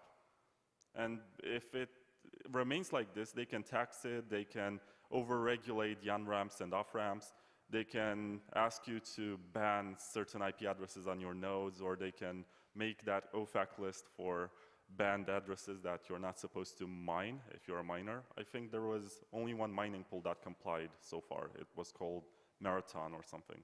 Is anyone from Marathon here? Good. Anyway, surveillance companies also benefit from Bitcoin not improving. There is Chainalysis, which is a famous example.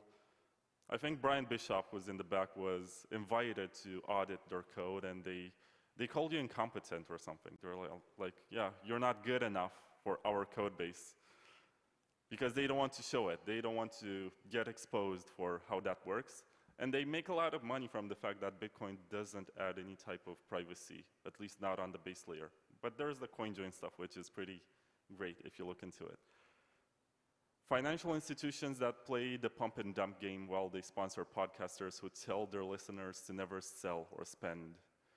These guys make a lot of money, and they make up their memes, and they tell you don't sell until 100K, and then they sell at 68, and you end up holding the bags, and they sell, and they make their money. And they play this game, and they benefit from this ideology of never selling. Large custodians and KYC-compliant exchanges also make a lot of money Because first of all, they issue their own tokens and they experiment with different networks, and they benefit from the fact that Bitcoin does not really change. And of course, toxic influencers who sell seats at steak dinners, they make a lot of money from this lifestyle. My final message to you, and I see that I have 13, no, I'm over time by 15 seconds, so I think I timed this well. Never stop improving Bitcoin. I think it's a very solid monetary network. You don't want to break it, I agree with that, but don't stop coming up with proposals and thinking of better ways to accomplish this, what the mission of this project is, to make payments really trustless and enable peers around the world to exchange money without any third party in the middle, without the permission of any government, and preferably in a scalable and affordable way. So thank you.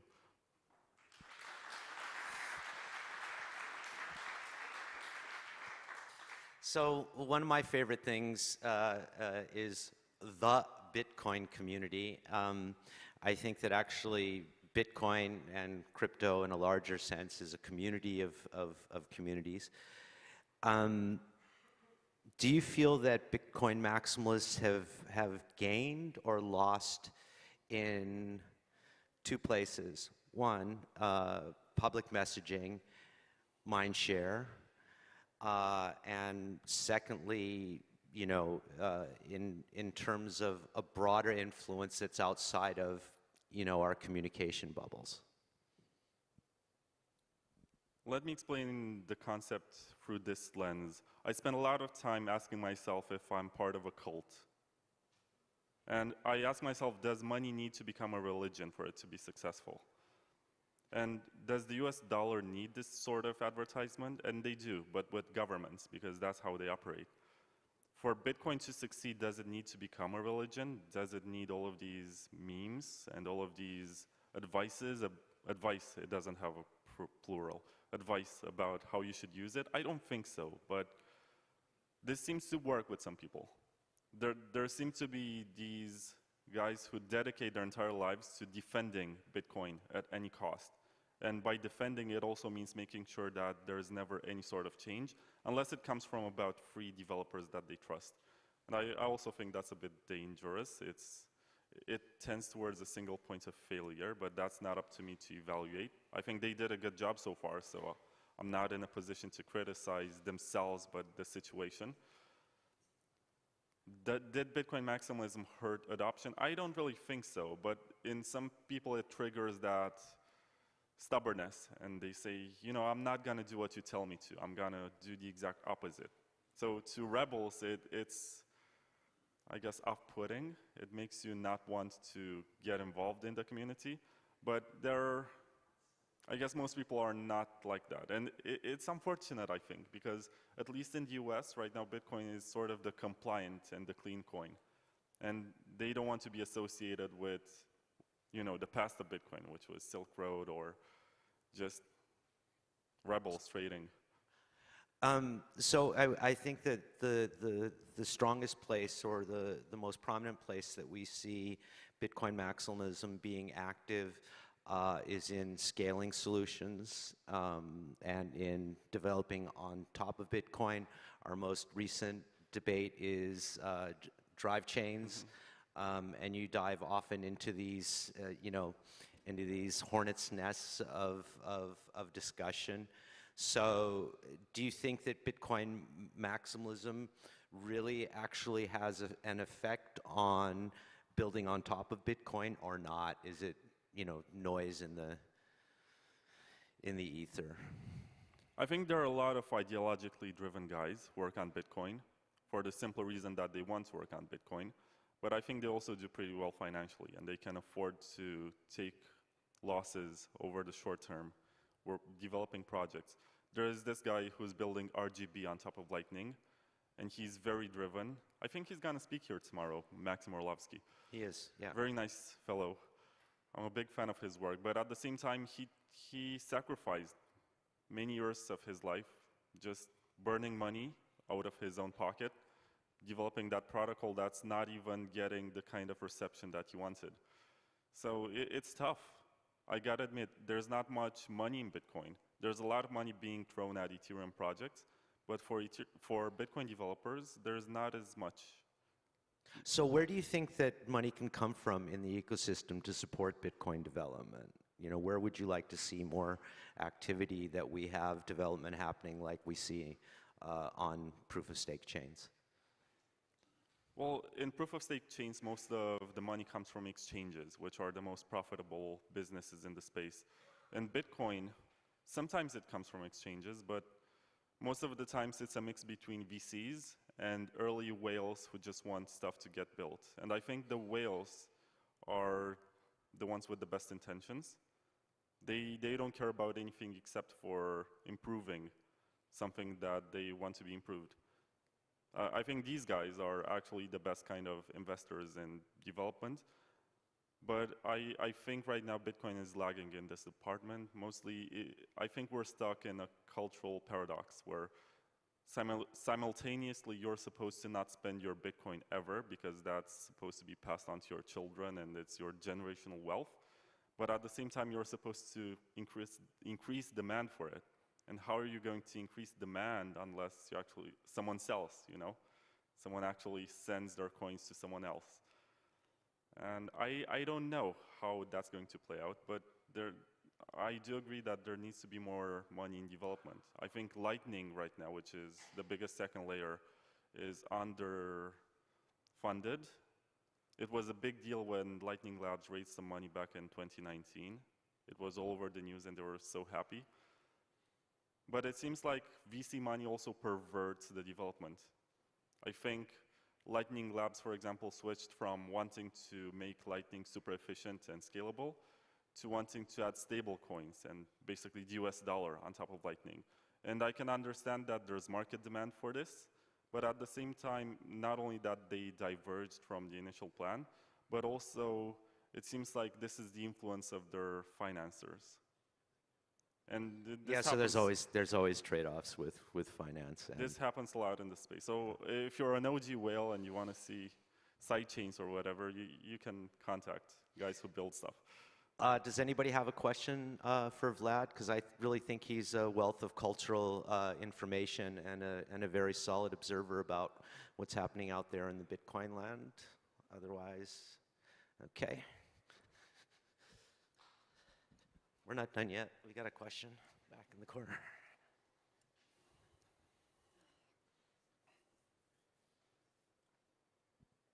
Who was it that raised their hand? Oh, okay. Hi, Vlad. Just a quick question. I saw some reports that were saying that around 17% of the Bitcoin which is held is not being used for payments and transfer and financial interaction. So do you think that this is like a cause for down effect for the social layer that Bitcoin has? So 17% of the Bitcoin supply is not moving. Is that the argument? I mean, as a libertarian, I'm going to say that it's none of my business and it's somebody else's money. If they don't want to use it, that's fine. It's also a deflationary system, so in a sense, this benefits the price and it makes everyone else's coins more in demand, which I think is good. It's not up to me to decide how they should be using their coins. It's theirs, just like there's that debate about Satoshi's coins. Supposedly, because it's very hard to prove that the addresses are his or hers or theirs, whatever. There was this early mining stage when the difficulty was low, and there's only an assumption made by Sergio Lerner, who said that Satoshi owns 1 million coins. But there were people on the Bitcoin talk forums that came out and said, you know, I mined at the same time, and some of these addresses are actually mine. So it's interesting when you think about it. I think many of these coins that you're referring to, I think Satoshi owns supposedly 5% of the supply. That one never moved, except for that one transaction to Halfini. And if it ever moves, maybe it could be Satoshi returning, But my theory about it is that this is basically a bounty. And it's a way to prove that for as long as the funds in these addresses don't move, the cryptography cannot be cracked. And you can't steal. So if these funds are safe, it means that yours are also safe. At least this is my personal understanding of the situation. This can change, but I think also that the market is mature enough at this point. If all of these coins ended up being sold, someone would buy them. Even if the price impact would be great, there's always someone on the other side who's willing to take the risk to buy the Bitcoin dip. And I think that's a positive side of the whole money cult situation. There's this belief that Bitcoin is going to be very valuable in the future, and it turns out to be a self-fulfilling prophecy in a sense, because you project that energy and you present Bitcoin as a good form of money, and that creates demand for it. Other people are going to want it more. But to be more direct, I don't think it's my business to tell others what they should be doing with their money. If they don't want to move it, that's fine. So next question, our last question will be from Frank Holmes. Thank you, Vlad.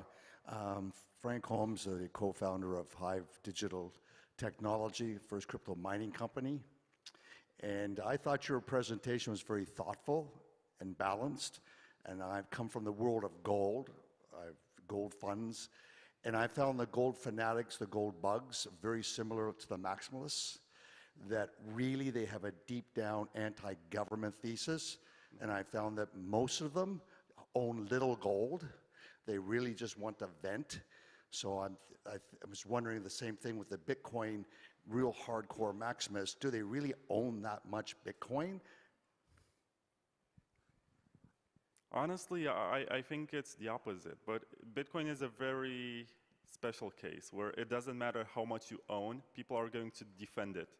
They're going to say, yes, I don't want this to be overregulated. Even if they own like $100 of Bitcoin, they're going to care about it. It's different from any other monetary system in this regard. But in my experience, the guys who own a lot of Bitcoin, they're also invested in other projects. I think the ones that are the most toxic and the ones that argue with you on social media are the ones that came after 2017 and were brought up in this school of toxic maximalism, which I highlighted here, which has these universal truths, right? These are, what do you call them? The 10 Commandments, but there's only 4 of them. I remember at one point there was a conference, I'm not gonna name which one, and one of the organizers said, can we allow these people on stage because they ask you to spend your Bitcoin and you're not supposed to spend your Bitcoin? And I was like, what? It's not anyone's business what others do with their money. It seems like, to some extent, this ideology gets towards hating free markets. And I think that's where I disagree the most with it. Yes, my favorite way to put it is Bitcoin is money for enemies. And that's kind of like pretty much the whole point, is that no matter what it is that you think, you can't control the network, nor can anybody else tell you how or what you do or don't do with Bitcoin. And I think that one of the things... I think Amir has a question. Okay, cool. Let me just finish my statement, and I'll run over to Amir. This is also a key point about the standing bounty, right? So the Satoshi coins being a bounty for the security of the network. And I've always thought that that's pretty much what Bitcoin is a standing bounty to fuck it. And it's remained pretty secure. The game theory has been pretty good. I just want to say that it's an honor to speak before Amir. He's a legend. No, your talk was very nice, thank you. I saw a lot of Bitcoin people now talking about BlackRock ETF. They're very excited about that. I was like, maybe you can offer some commentary. Everyone's going, oh, BlackRock ETF, it's the new bull market coming in. I think that's just the new coiners who are excited. I guess also some of the influencers tweet about ETFs, but it defeats the purpose. This is not why Bitcoin exists. That's paper money. It just means that some institution is going to be able to buy and sell contracts that are not necessarily backed by proof of work, verified Bitcoin. So we don't even know if that's going to create inflation. And I don't mean inflation in the Bitcoin network. I mean inflation in the financial markets, where institutions are going to buy this paper Bitcoin without ever actually verifying or touching the real coin. That's a bit frightening if you ask me, but it's beyond anyone's control. They can submit ETF proposals. They can, so far I think about 17 of them got denied. Maybe if BlackRock does that, it's more special and they get approved, I don't know. But it's beyond anyone's control at this point. There's also a rumor circulating that BlackRock might release their own ESG compliant fork of Bitcoin, which is switching to proof of stake. I don't know about that. But some people are excited that they... That's yeah, I that's read a real about good it. one. Some people are excited that they can sell some coins, because if there's a fork, they can dump something. Well, the thing that Wall Street is best at is derivatives, and I'm sure they're going to do whatever it is that they can derive from Bitcoin. Vlad, such a thoughtful, charming, wonderful person in our community. Thank you so much.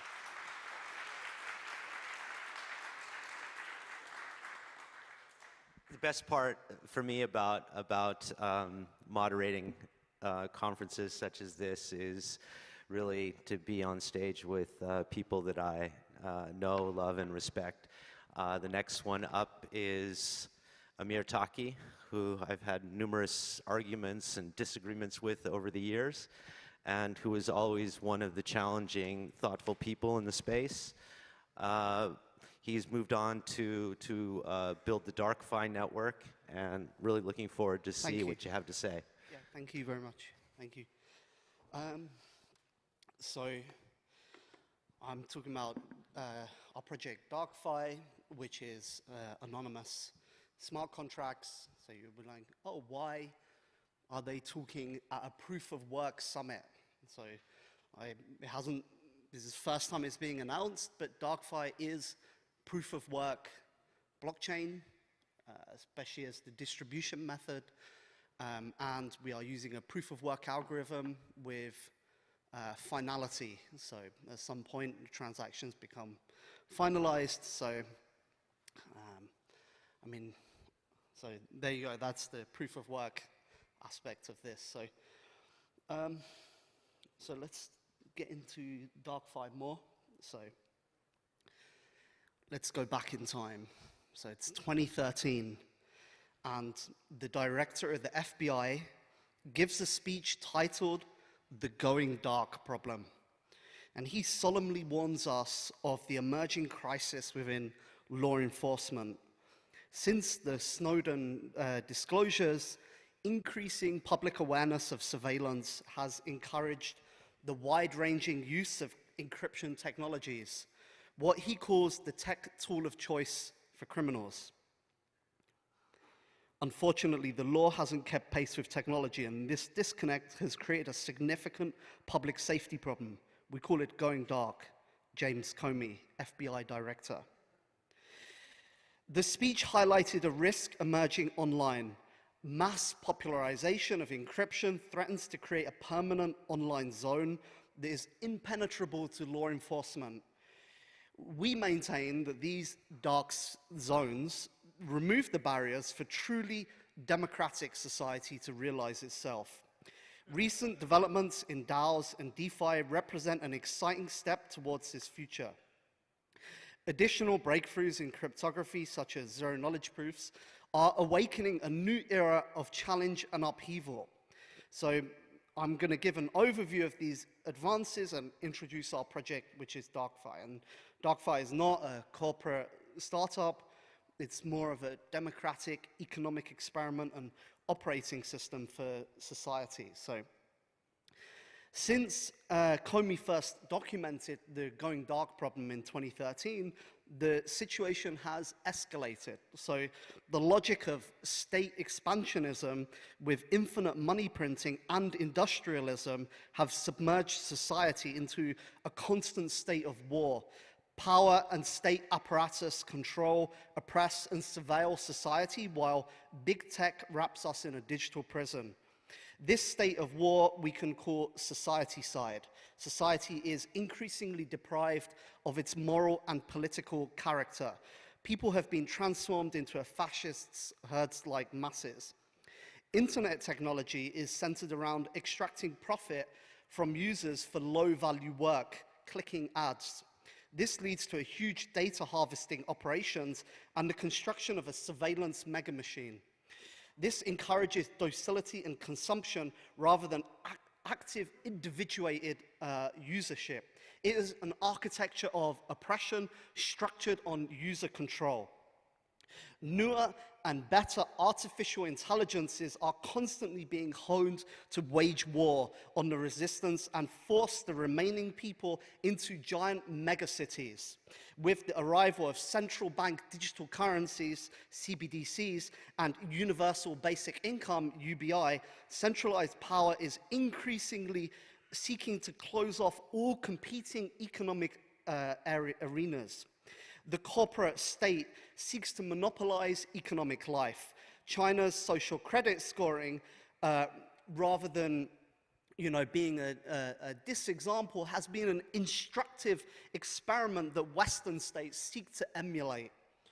What remains in this impoverished world is a new, sinister form of fascism and a dead society that has lost its moral and political fabric. Such a dead society is unable to self-organize or act with initiative. This megamachine constantly searches for innovative methods to extract oil from the ground, fish from the oceans, and lifeblood from society, even as these resources are depleted to crisis levels. For 20 years, we worked on free software. It was a movement with incredible vitality and creativity, exploring ideas long before the proprietary industry would dare touch them.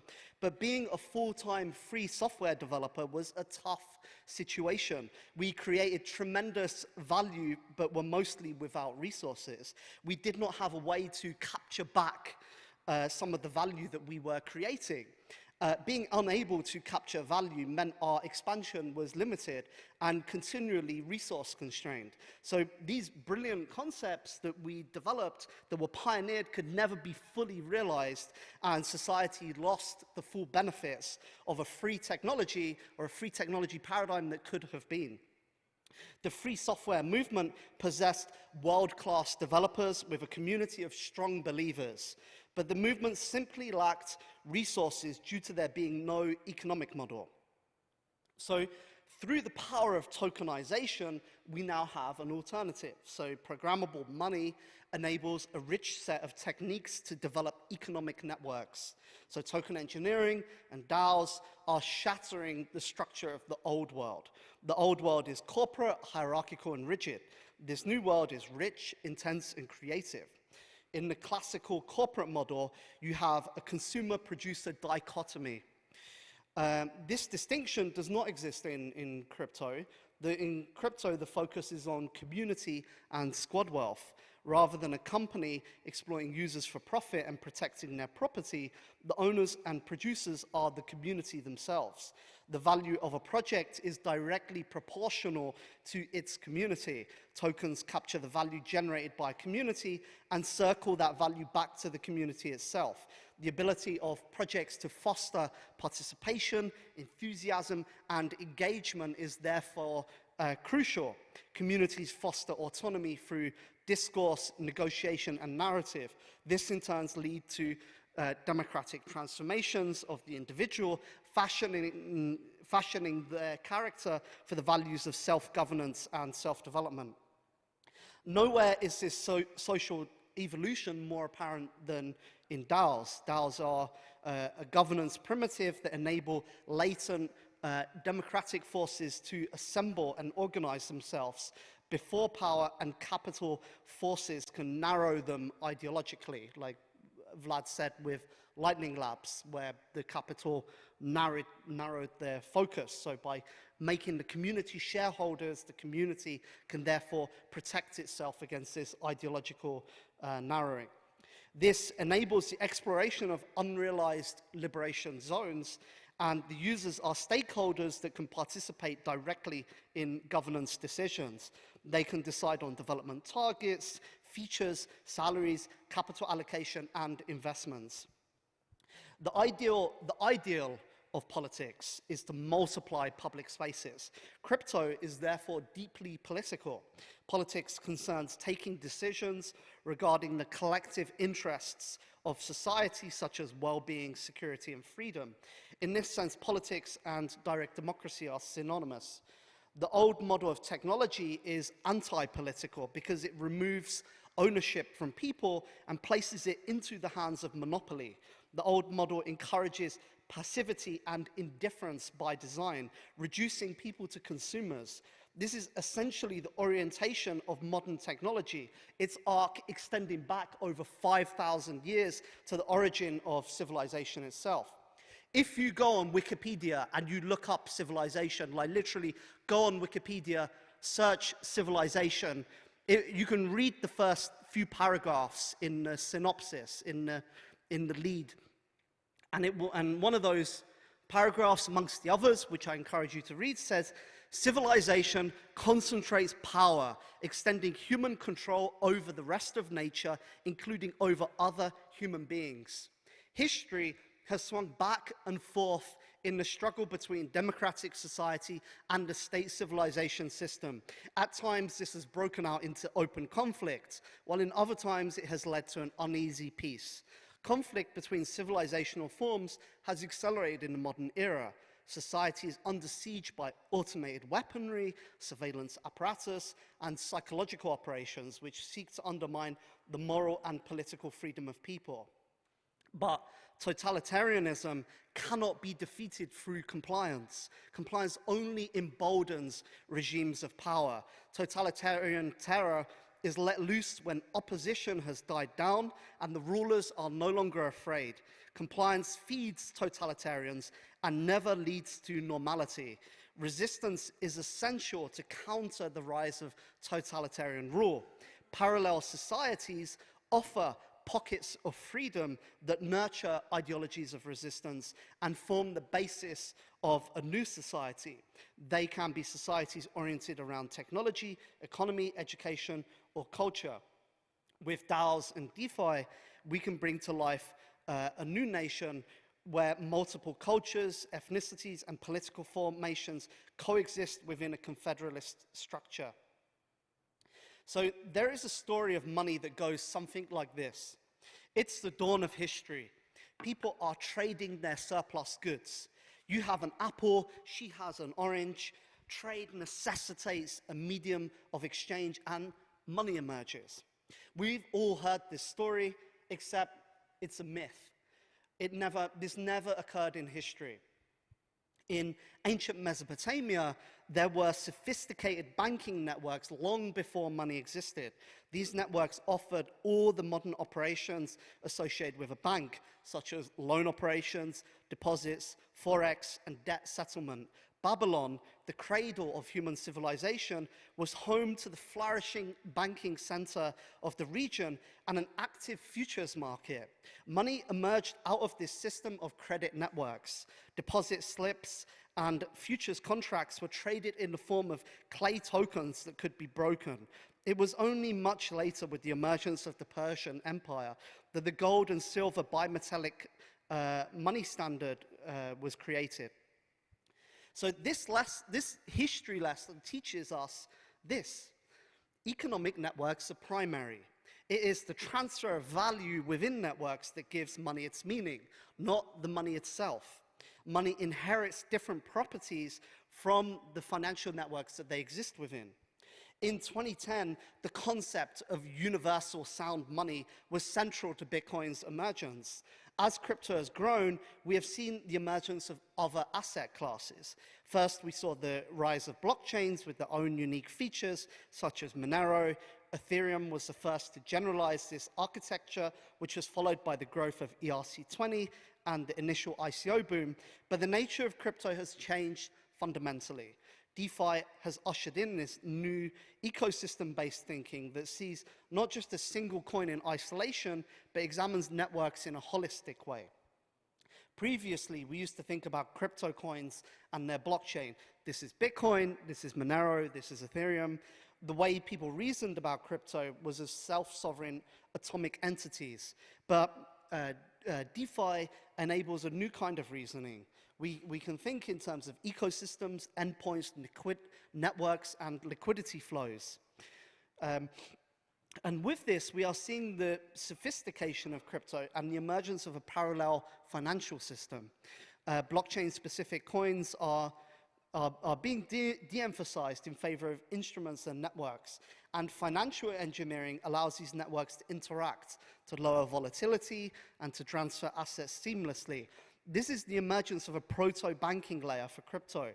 With crypto, it has gained a radical advantage. Banking is more powerful and more fundamental than money.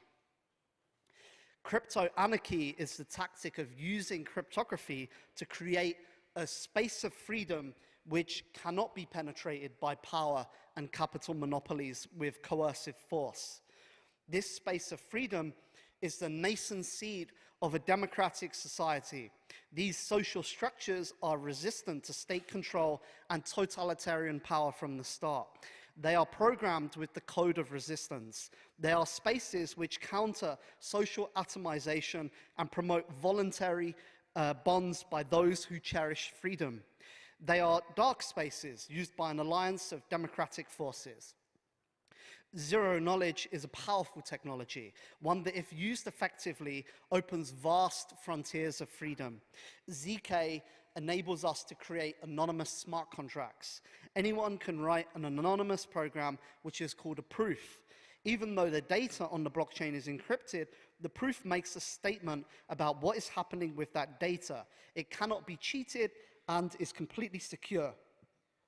And ZK opens up an entirely new design space of anonymous applications that previously we could not create. The technology is mature and rapidly being taken up and applied. Now, you might be thinking that there is a performance penalty for ZK, but actually ZK is fast.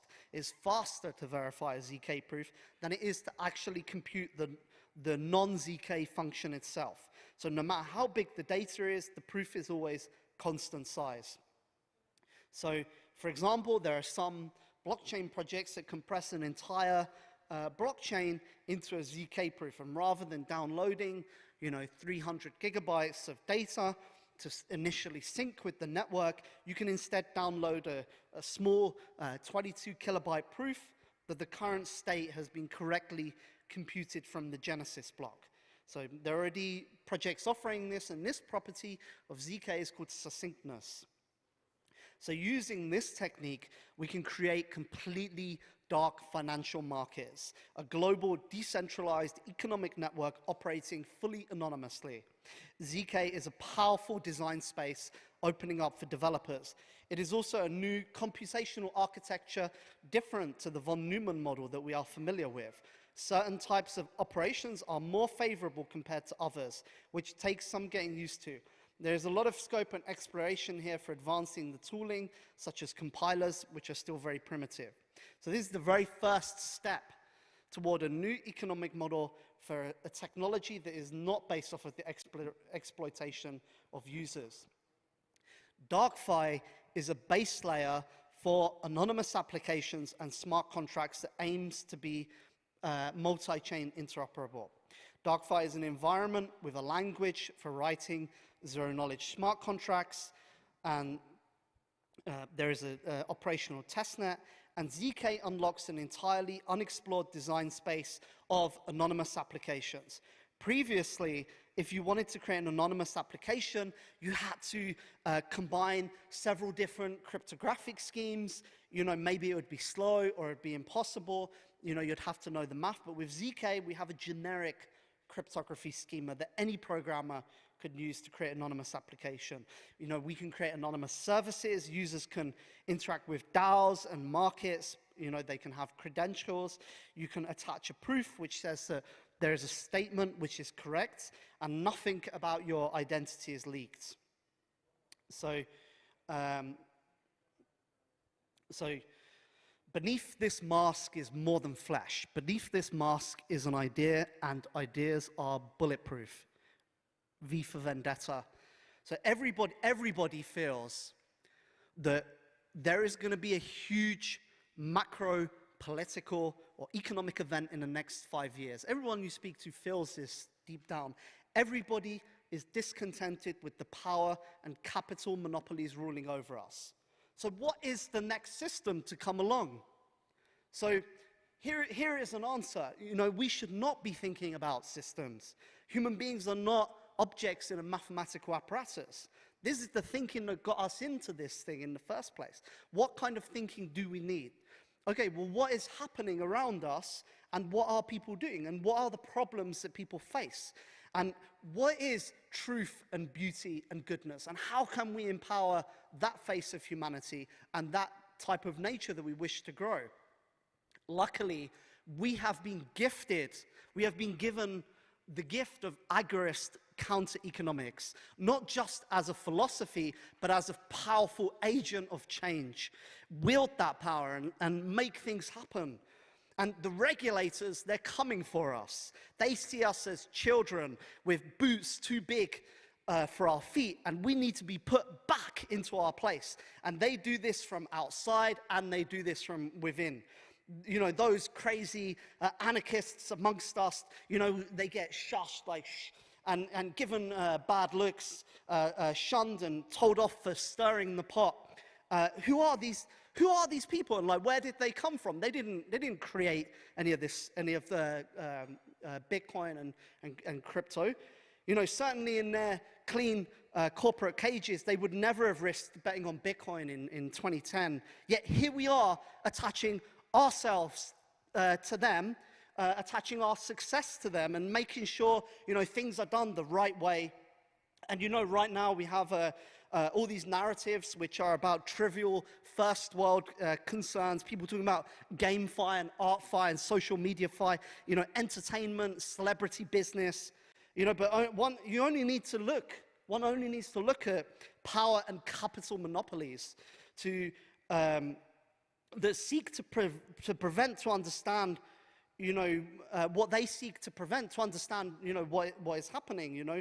And they're going to regulate crypto, which allows any person in the world to send crypto to any person anywhere in the world, or you know, to allow us, or crypto, which allows us to establish private organizations that are self-governed, you know, that destroys proprietary models of power and capital monopolies. And crypto will split into two. There will be the safe RegFi, which will be unusable and bolted down, and it will be completely toothless. And then the other side will be the underground DarkFi, and that will have a bite. And DarkFi is not a project or a company. We're a community and a movement. And counter-economics gives us the tools to architect systems that empower free communities. And crypto-anarchy is a tactic of using cryptography for counter-economics. Privacy technologies that are emerging now are stronger than ever and completely unstoppable. And you combine all this together and you get, you know, DarkFi. And, you know, the darkness is here, and it will sweep over our digital world. It cannot be stopped, since the benefits it brings are too great. All the latent potentialities of humanity that are being pushed down will be allowed to rise up to the top. This is a great power that we must use respectfully. And remember that every technological revolution in history had, you know, naysayers that wanted to put the genie back into Pandora's box, but they were dragged kicking and screaming into the future against their will.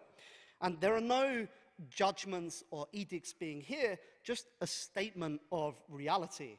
And take it or leave it, this is what will happen. Welcome to our agorist future. Let there be dark.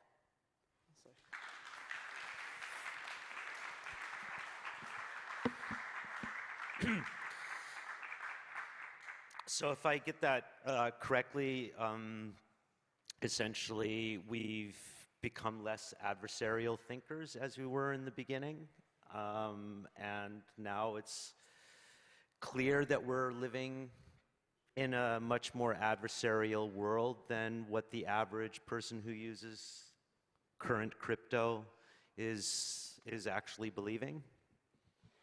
I think cryptocurrency renders the business model of nation states obsolete. allows capital to be sent from any place to anywhere else in the world, allows people to organize online in private organizations that are completely anonymous, that cannot be coerced, and therefore it's unstoppable. It's like a technology that's too powerful, like the printing press, like other technologies before it. It's a technology whose time has come. Yeah, I think that's pretty clear. Do we have any questions for Amir while we have him up on stage?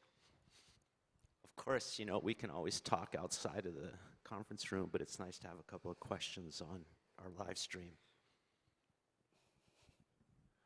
Hello, I have a question that I wonder how to, because so-called don't trust but verify. So how to verify if a protocol on application is really dark, really anonymous, just I found that so in some protocols it's white paper or the theoretical description says that it's fully anonymous with cryptographical primitives, but to ensure its anonymity. But how to thoroughly verify it? Thoroughly verify it to make sure it's really anonymous. Such as network traffic analysis and maybe some other tricks I don't know. I have not found that. Hello, sir. I remember you. So you're asking, how do we verify code that's publicly available? I remember when I was growing up, I was very interested in science and all kinds of topics, and you know, we didn't have internet, and you know, every time my parents would go outside, I would run to the nearest bookshop, I'd pick up the books, and I'd try and get as much info before I had to leave. And every time I'd pick up a book, you know, it'd be generic because it's written for a general audience. Today, you can look up science papers on the internet. You can become, there's no limit to the heights that you can achieve. You have the global digital library at your fingerprints. You know, you can become a developer. It's not even that hard to become a developer. So essentially your question is like, oh, how do I learn to read code? Well, it's like, it's there. The path is open for everybody. You know, and as I said, the future of smart contracts, of code is law is coming. And people who don't embrace that will be left behind because the future is fundamentally technological. So, you know, and I grew up in the free software, open source community, you know, where people are like, oh yeah, software, this software that I run, I have to be able to patch it. If there's a bug, I need to be able to send in patches. You know, I need to figure out how to build it. Whereas today, the crypto community is so lazy. People are like, oh, how do I do this thing? They're like, dude, Google, or like, you can go on Google. Why do you want me to Google it for you and give you the link? So, you know, crypto people need to step up and stop making silly excuses for things that are quite easy. I don't think programming is that hard, like, for most people, at least to get to a level proficient enough to be able to read a smart contract. Yeah, and read the code and study the things that people are using, you know. That's why people are like falling victim to marketing scams. We need to have a strong community that protects itself. But that's the real answer. There is no easy answer. Yeah, there's no easy answer. Step up to the plate. Amir, thank you so much for your eloquent, passionate challenge to this community. So next up we have Victor Ho, who's going to be explaining to us why Ethereum Classic. Victor. Yeah.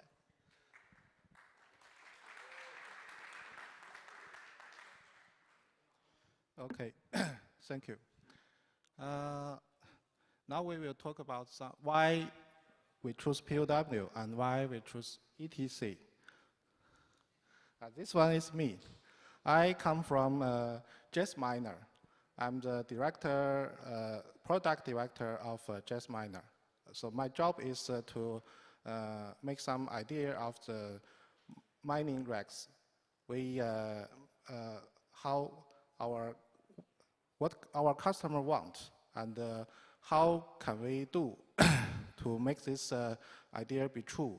And before I joined this crypto industry, I do something work in industrialized company, like machine tools, something or automation. And that made me have some different idea with my colleagues. So for now, I'm in charge of miners concept. I'm not in charge of design, but I give them some idea of what a miner can be, or what a miner should be like. So why we choose POW? Before this topic, we can see some picture of it. The left one is the world top economic countries. A lot of countries have powerful in this world, like United States, like China, like Japan, and Germany, United Kingdom. And the right one is their military rank. So if you see this picture, you will see the powerful country have powerful economic and powerful military. Why is like that? Because they have power. They invest power on their economic or military or other field. They invest power, they have power, they are power. So if you see this, these coins, up 3 coin is POW coin, and down 3 coin is POS coin. The trends of POW coin is they will have ATH and higher and higher again. And if you see the POS coin, they will have a very high point at the start and then never go back. Why is it like that? Why is it like that? I think, in my opinion, because the POW coin have power on itself. Like Bitcoin, Ethereum Classic, a new one is like Casper. This is a new one. All the POW coin have their own power. What kind of power? This power is energy, electricity energy. You have power basement, the black one. So with this basement, you will consume power to generate these coins. And then this power you need, you consumed, become your cost. You have your cost. So if you want to sell this coin, or someone want to get this coin from you, you will have a trade. Then you will have the price. And the price will determine the value. And that's why POW coin will go higher and higher again and again. Because the hash rate will become very higher and higher again, and the difficulty will become higher and higher again. So it means you will invest more and more power. That also means the cost on your coin. And then if you have a trade, someone want to buy it, you need to price it again and again, and you will think, I think this cost is higher than before, so we will make this price higher and higher again. And that's why the coin of POW will become higher and higher again. Look like this. More hash rate you have, and more value you will have. Higher value means higher hash rate, and higher hash rate means higher power. So we can choose the POW and we can become the power. Oh, I think it should be the powers. So if you choose POW, a lot of coin you can select, but why we choose ETC? Here is the reason. First one is ETC is more decentralized. Why is like that? Because I think for some time, during some time, there is no one care about ETC because it's the first Ethereum as the original chain. But after Vitalik made the hard fork, only a few of people left on Ethereum Classic. But never mind, Ethereum Classic showed their life and ability. They can survive, and they have potential. They can prove themselves will be a good coin. Here you can see the power consumed of if you want to generate one Ethereum and compare to you generate one Bitcoin. That means Ethereum Classic is more eco-friendly to compare to Bitcoin. It's about 225 times for you got one coin of Ethereum Classic compared to BTC, Bitcoin, yes. So that means you will need only a few of energy to get this coin. So it's an advantage, I think. And also this coin is the price movement very like Bitcoin, but only a little bit push back. The price movement of Bitcoin will a little ahead of Ethereum Classic. So sometimes we call the Ethereum Classic is the chariot of doom, because the price will start slow. And then if the Bitcoin start move, then you will know sometimes the Ethereum Classic will move. If you invest some money on this, it will be an advantage that it will be predictable, more predictable, yes. So that's an advantage. So there is some benefit if you invest on ETC. First is it will be easy to start. You can start it in your home. No one can stop you. If you have some GPU card, you have some ASIC miner, you can start mining this coin. And if you have a account on the exchange, you can buy it. And it's free to enter to an ext. And if you have worry about the risk, I think because the algorithm is set down, so the algorithm not changed. And also the algorithm will let you know it's a public coin. It's a decentralized coin. No one control it. So it's safe and only a little risk of the price movement. And it can be controlled fairly. And it's a high flexibility because of the effectively because of the power consumption of Ethereum Classic is very low, lower than Bitcoin very much. So it will be flexible and effective. And also the trend is predictable, as I said before. The algorithm is fixed and consensus is well known. A lot of people know this coin, and and it's a very old one, and the prediction is clear. So that's a benefit, a lot of benefit if you want to invest on this coin.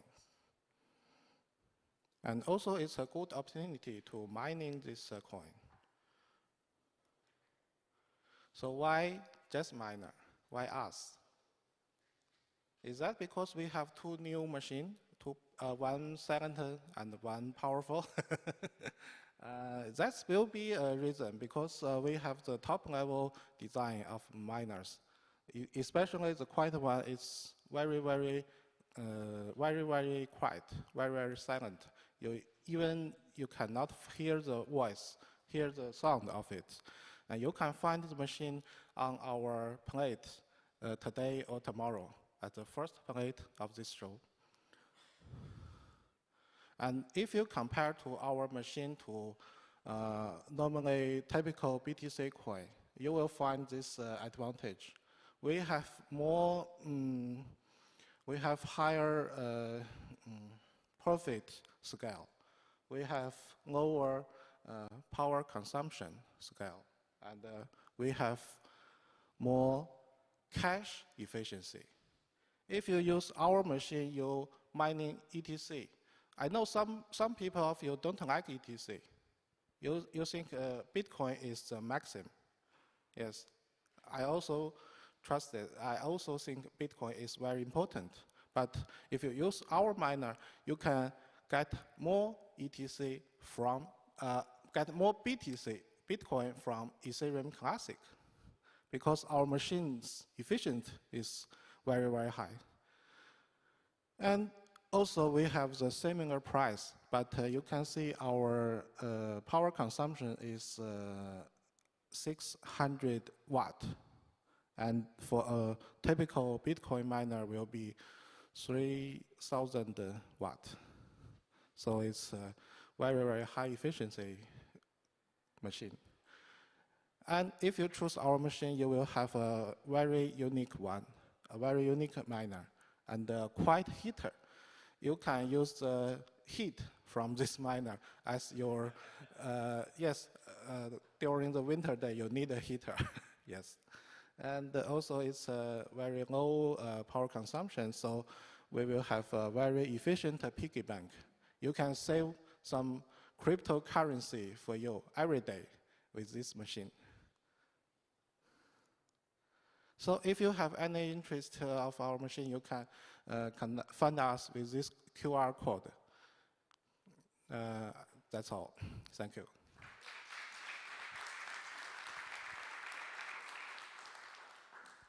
Any question?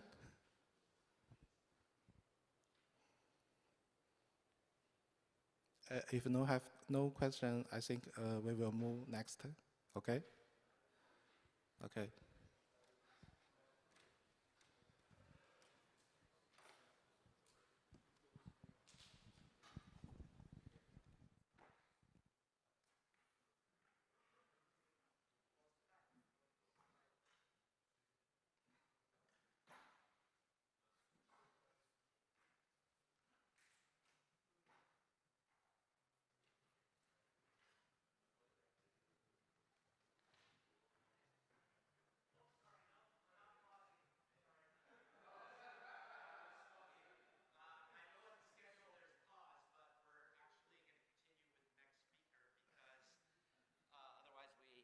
Screw up the catering, so please sit back down. Damn it.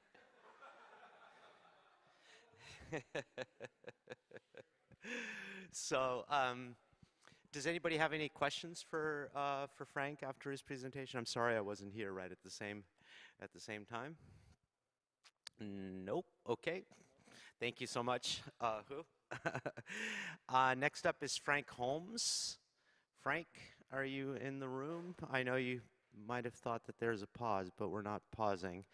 Could you put me outside so I can maybe speak outside as well? Okay, cool.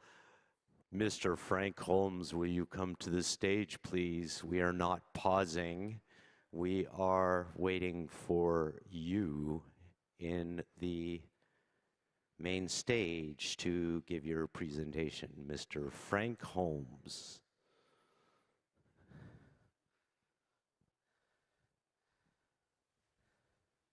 Sorry about that. They keep changing the schedule. Well, it's okay.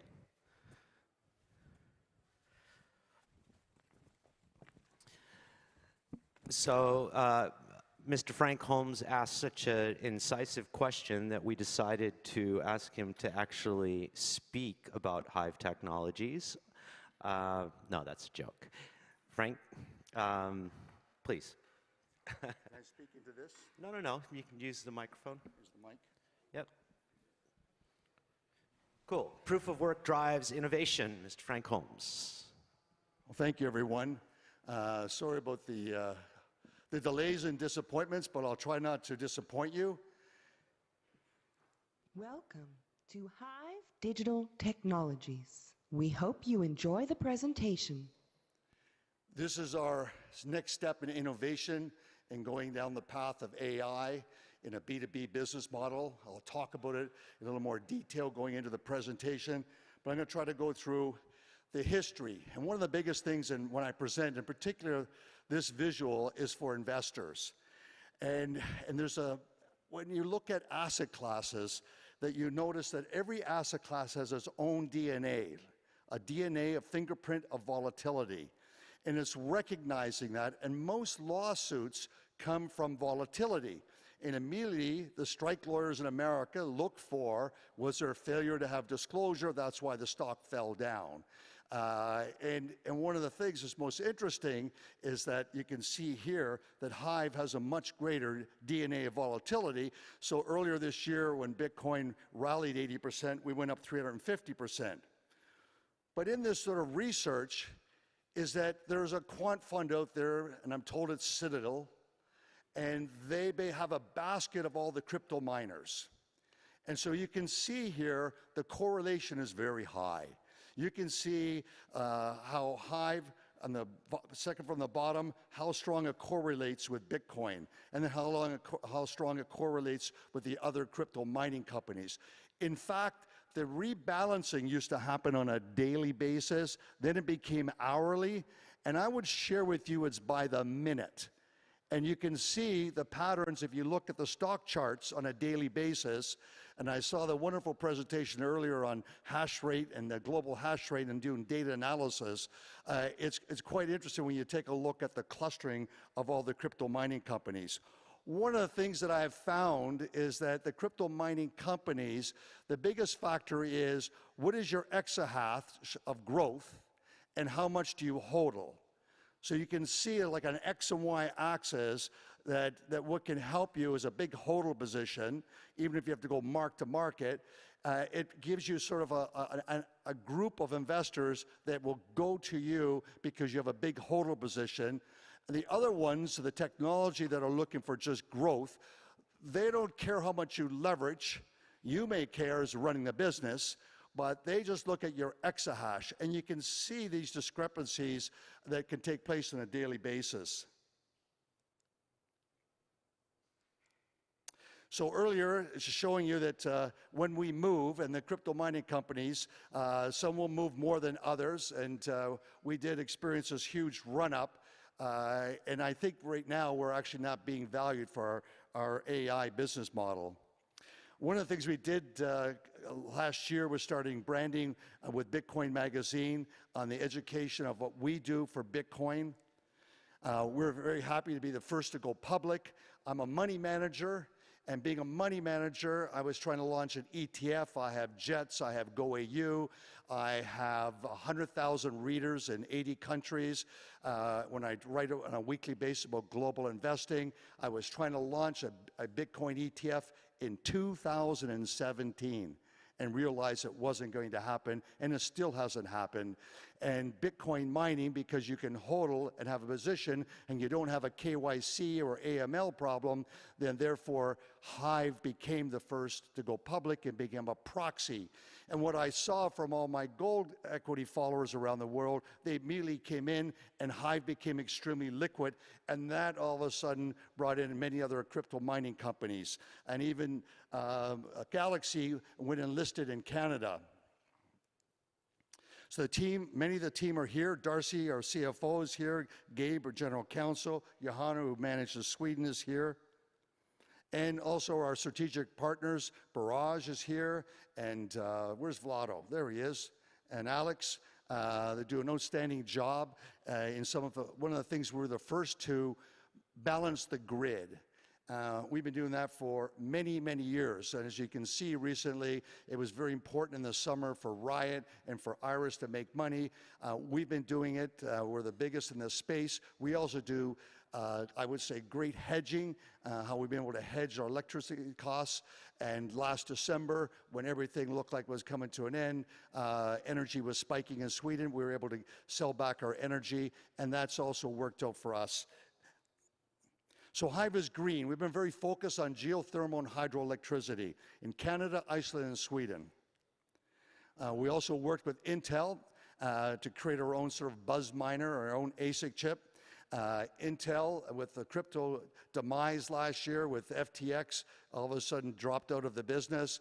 We were very fortunate because we were able to get those chips for an extremely inexpensive price. Hive is the lowest operating cost to mine a Bitcoin. Hive is the most efficient, highest average Bitcoin per exahash. And I try to share with people that this is something of the mindset is that we don't hodl, we do that, but we huddle every day. And Darcy has to get up at 7 a.m. and Aiden from Vancouver and Johanna and Vlado and Marin in Sweden at 4 o'clock, because it's the one time that we can all communicate and make sure that we're asking the questions: how many machines do we have in, what equipment do we need? And it's a funnel approach, and it's very focused based on agility management. So we must communicate all the time, every day, and sometimes it's only 10 minutes, sometimes it'll go to a half hour. But this concept has allowed us to be the most efficient in how we look at mining. So when it comes to margins per average petahash, we have the highest numbers according to data analysis. I see we're HUD 8. It's unfortunate for Jamie. She's a phenomenal CEO, and she's gone through the pain and suffering of doing a mega merger, and this has really hurt their ability to finance and to build a business where you're going through a transition of repositioning, going from Canada to the US and doing a merger, especially in the 12-month cycle that Sam Bankman fried the whole industry. Hive has the lowest G&A per petahash. We have the fiscal policy that every dollar is a prisoner. You can see it has a lot to do with the amount of stock options and stock grants, etc., that can change these numbers. And we have the highest revenue per average petahash. Now, will we be able to maintain that? One of the things is that we did last November is to use the difficulties in the system to go and be able to buy new machines to upgrade our systems as fast as possible. When a terahash, when you're buying a terahash, fell from $110 18 months ago down to about $10. So in our community involvement in Bowdoin, which is 100 miles south of the Arctic Circle, we sponsor the hockey arena. We also sponsor 12 youth teams, and it's a very important part of being involved with our community. And fighting the FUD, Hive summarizes Bitcoin Mining Council's quarterly presentation. We've done it in Swedish, Spanish, French, and English.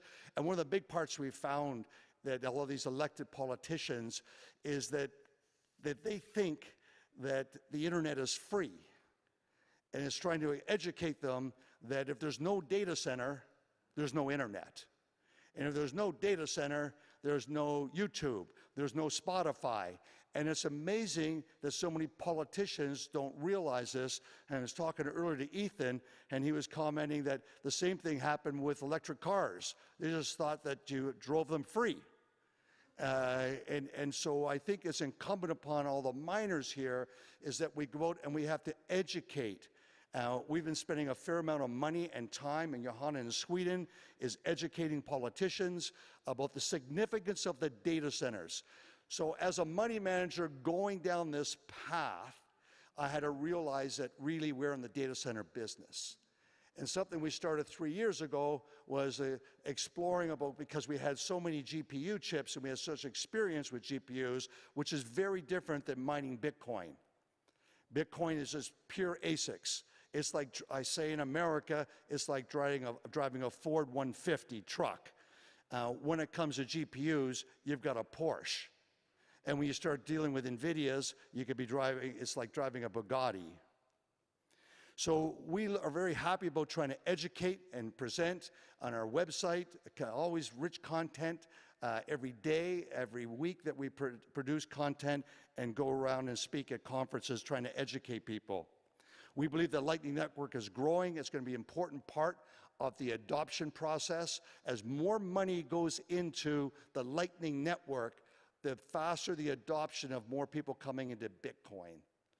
And the same thing happens that we believe in the ordinal world and this concept, which I'll talk about briefly.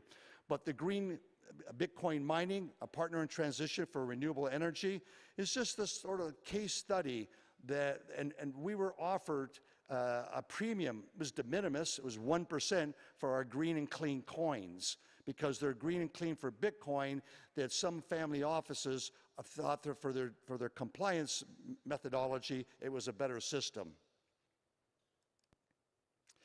So heating and recycling. This is a video camera in Amsterdam, and this blew me away, of 2 megawatts to heat a water tank that turns around and has a greenhouse of 6 football fields. 6. And in that those football field, they're growing peppers, and they're using robots. They're using robots to pick the peppers, and it's massive, but it's only 2 megawatts of Bitcoin mining.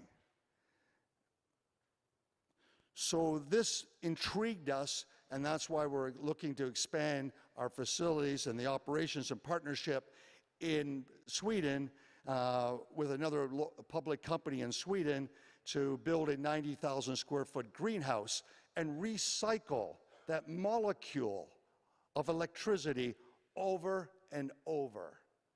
And when you're 100 miles south of the Arctic Circle, that means there's going to be no carbon footprint of having to bring produce from Spain or Italy, and God forsake there is another shutdown with COVID, then you can't even get food. It'll actually, the northern part of Sweden and Finland and Norway will be able to get produce from our greenhouse. So this is a case study, and I saw that if you've not visited the art gallery here, for Andy Warhol, whose family changed their name, and he's Czech. I no longer have the Mao Warhol, but I was impressed to see all the Warhols that were there. And what I thought was really interesting was this case study on Metcalfe's Law. And Metcalfe's Law says that if you limit supply and more people adopt that they like something, the prices grow exponentially. So these Warhol prints came out at about $1,000.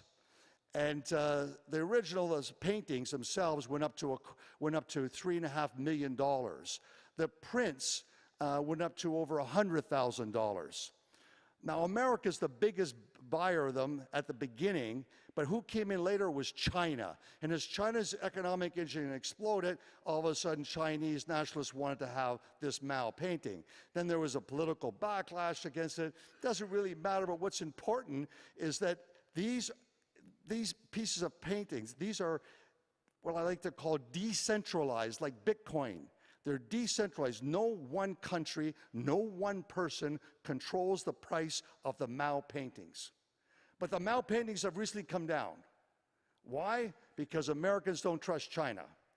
And a lot of anti-China rhetoric, etc. And so these that used to trade at $70,000 all of a sudden are trading at $30,000, $40,000. And it's all based on a free market mechanism, no centralized controlled art gallery system. And that's what Bitcoin is about. And so you can see this playing over and over in art. You can see it in the world of gold. And I believe you're going to see it grow in Bitcoin. So one of the parts when I first came up with this idea of green, clean coins, the maximists automatically didn't like it. But be that as it may, is that these ordinals, and we were told that some of our ordinals, these satoshis that we have, 100 million satoshis to a Bitcoin, that a handful of them that are not worth 10 cents were worth $250,000 because those Satoshis were at a critical point in the Bitcoin mining cycle. And there's a limited number of them, like Warhol art. If you can see the concept of limiting supply and having adoption, and it gets right down to 100 millionth of a Bitcoin. And something that's worth 10 cents is worth $250,000. That just sort of validated the thought process that Bitcoin that's from green over time will have a different value. If you hold it, you don't sell it, it will have a different value as more people adopt. So as I said here, I've always believed that green and clean Bitcoins over time will become more valuable.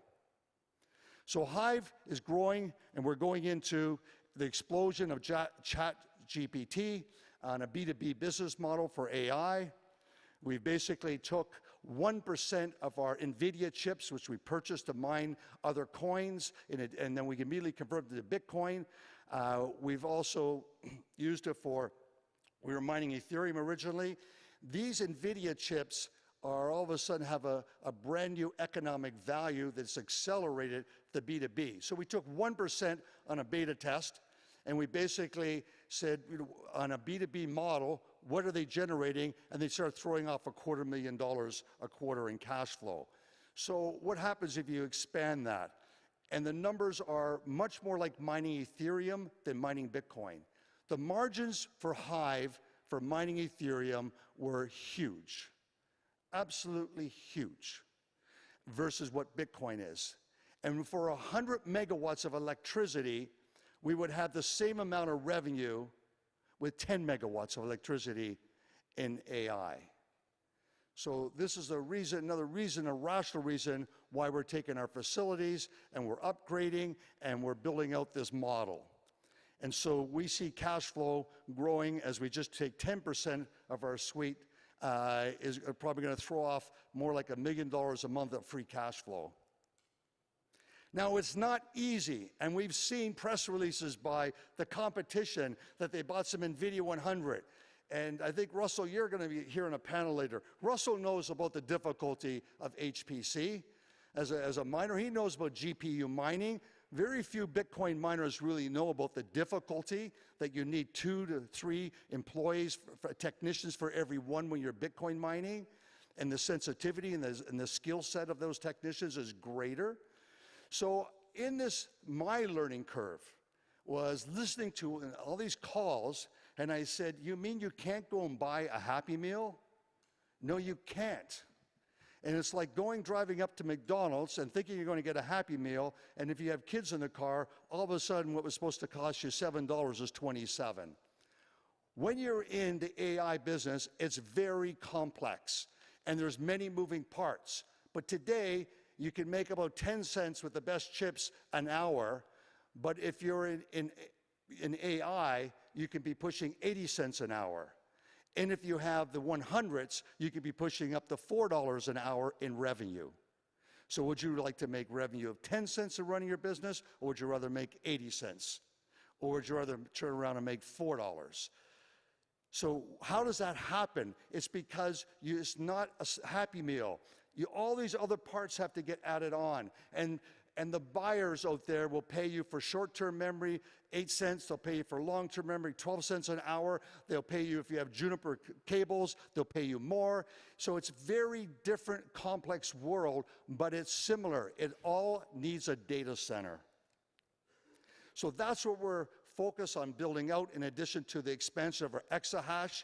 What we've been able to do in Quebec, we're really happy that it's increased over 400% from 2019 when we purchased Lachute.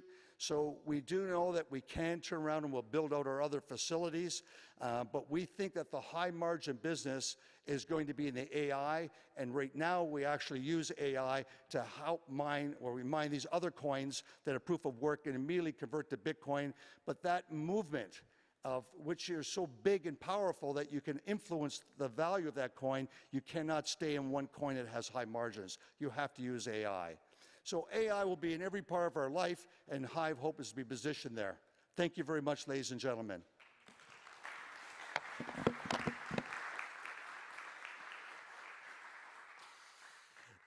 So my first question, when I look at this intersection of that's been enabled by Bitcoin mining, so I mean to move forward and to have a footprint in multiple areas, my question to you is, as a miner, where do you see the legislative aspect affecting miner operations in the future? Because we're entering into a period of regulation. Right now, we're talking about, regulating individual developers and fiduciary responsibilities and things like that. And it's a very front-loaded, public, retail market regulation. Where do you see mining's place in, what are the challenges or potential regulation that's coming down the pipe for miners? Because it seems to me as an inevitability, because you have physical locations, you have, essentially businesses that are the nerve center of all of this potentially unregulatable crypto activity, where, what are the challenges that miners face? First of all, I was mentioning earlier that Russell, he understands the HPC, and so does Jamie Leverton with HUD 8. And she bought in the data center business, and I would say that there's just so few of us that really understand the complexities and the dynamics of that space. The regulations for data centers is there as a business, but what's happened is there's runaway government agencies that are unaccountable, and they're unelected, and they just seem this propensity to feel all over the world that they can come out and be righteous and make regulations and rules. And we see it, whatever, that's why you saw earlier we had the videos taking Michael Saylor's presentation from 30 minutes down to 3 minutes and putting it in different languages so that we can turn around and inform Swedes. Because in Sweden, we've hired consultants, PR people, we have lobbyists in New Brunswick, we have them in Canada, we have them in Sweden, we have them in the US, and so we are greatly concerned. But the biggest thing is that many of these politicians think the internet is free. And when you try to inform them, if there's no data center, there's no internet. They think that EV cars, electricity is free, and it's just not true, and it's causing tremendous problems in the grid. So I think we have a lot of politicians that are uninformed on the significance of data centers, and I think that we have a lot of agencies that are politically put there that really don't understand the significance of it. So it is our job incumbent to go out and hire smart lobbyists and PR people that can help inform and educate. And all our websites that we have as miners is that we try to just continuously educate them that you need data centers for Web3 to function. Does that help you? Most certainly. Thank you. Okay. Do we have any questions for Frank from the audience? All right. I can handle questions later, I think, because we're running so late. No, it's okay. Really, I think it's also important to serve our live stream audience, and we're going to catch up.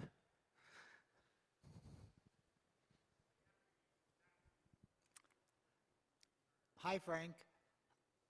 What is the business model after you've done mining all the fixed supply of cryptos, whether it's ETC, Bitcoin? What's the business model for Hives and other public mining companies?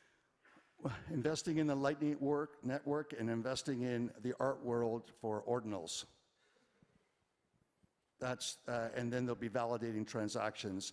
And I think these data centers will become very important. I think that when you have decentralized data centers, not all controlled by 3 major entities, that they're going to become more valuable. So that's one reason why we like having them on our balance sheet. Does that answer your question? Thank you. Okay, thanks so much, Frank.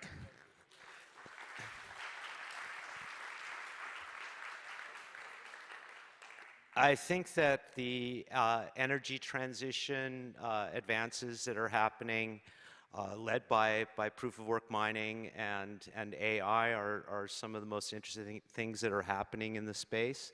Next up, we have a panel that's going to be led by my co-moderator who's going to be moderating tomorrow, Magdalena. She's going to introduce her panel members and has a lot of experience in this area as well. Welcome, Magdalena. Thank you. Hello, everybody. We fired up. Proof of Work is happening here today, and I'm super excited to announce some of the illustrious members in our industry. First up, we have Ryan Condren, co-founder of Lumarin.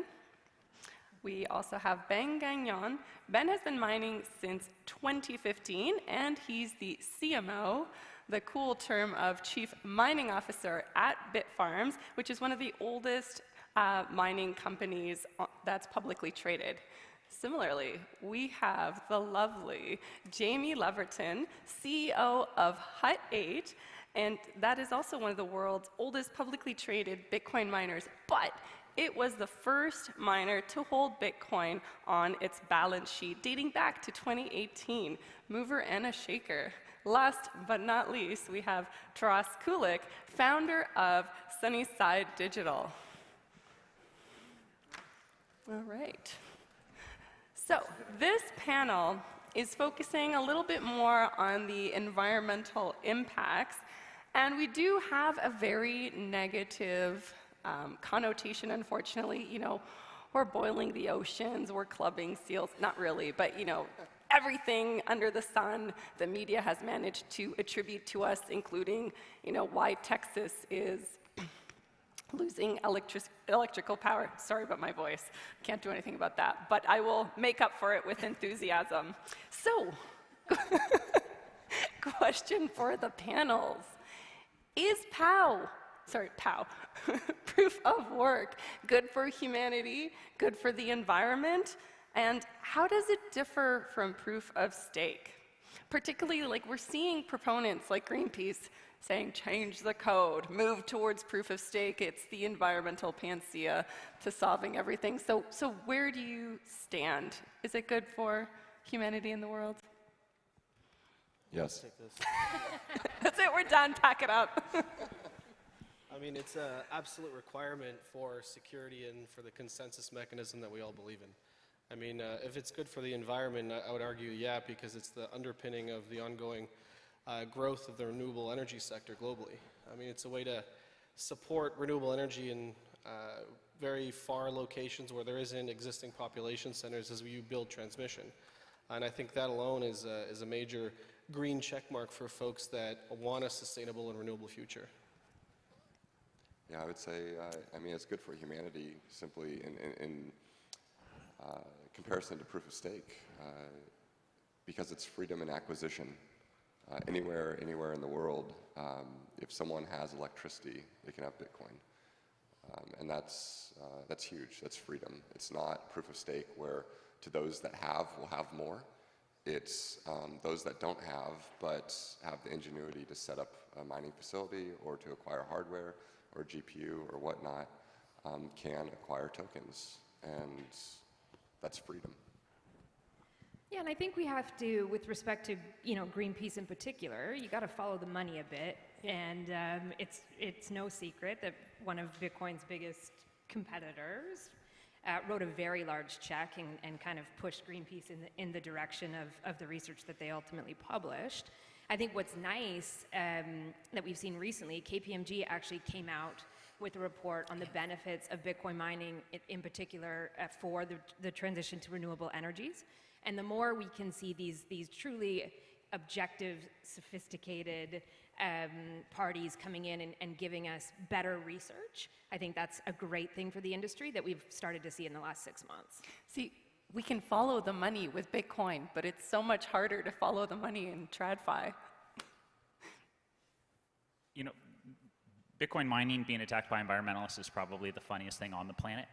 You know, Bitcoin mining is the only economic incentive in the world to reduce your energy waste or improve your energy efficiency without a government subsidy. The only one. And so if you're trying to create the behaviors that reduce waste and improve energy efficiency, mining is it. And so if you're going to go after mining as being against the environment, you're really, not thinking very deeply. And the people who are pushing this, generally speaking, are the people who don't understand the difference between energy and electricity. You know, they just think that you flip a light switch and you're guaranteed to have that light turn on. If you do not understand all the work and all the effort that goes into harnessing energy and converting it into a usable form that humans can use, like, you will probably get Bitcoin in its appeal. If you do not understand the amount of work that it takes to convert energy into electricity, you probably will never get it. And so this is something that I see over and over again, is that electricity aspect and that incentive aspect is ennobling, because it gives people the foundation to improve their lives wherever they are in the world, so long as they put in the work and the effort.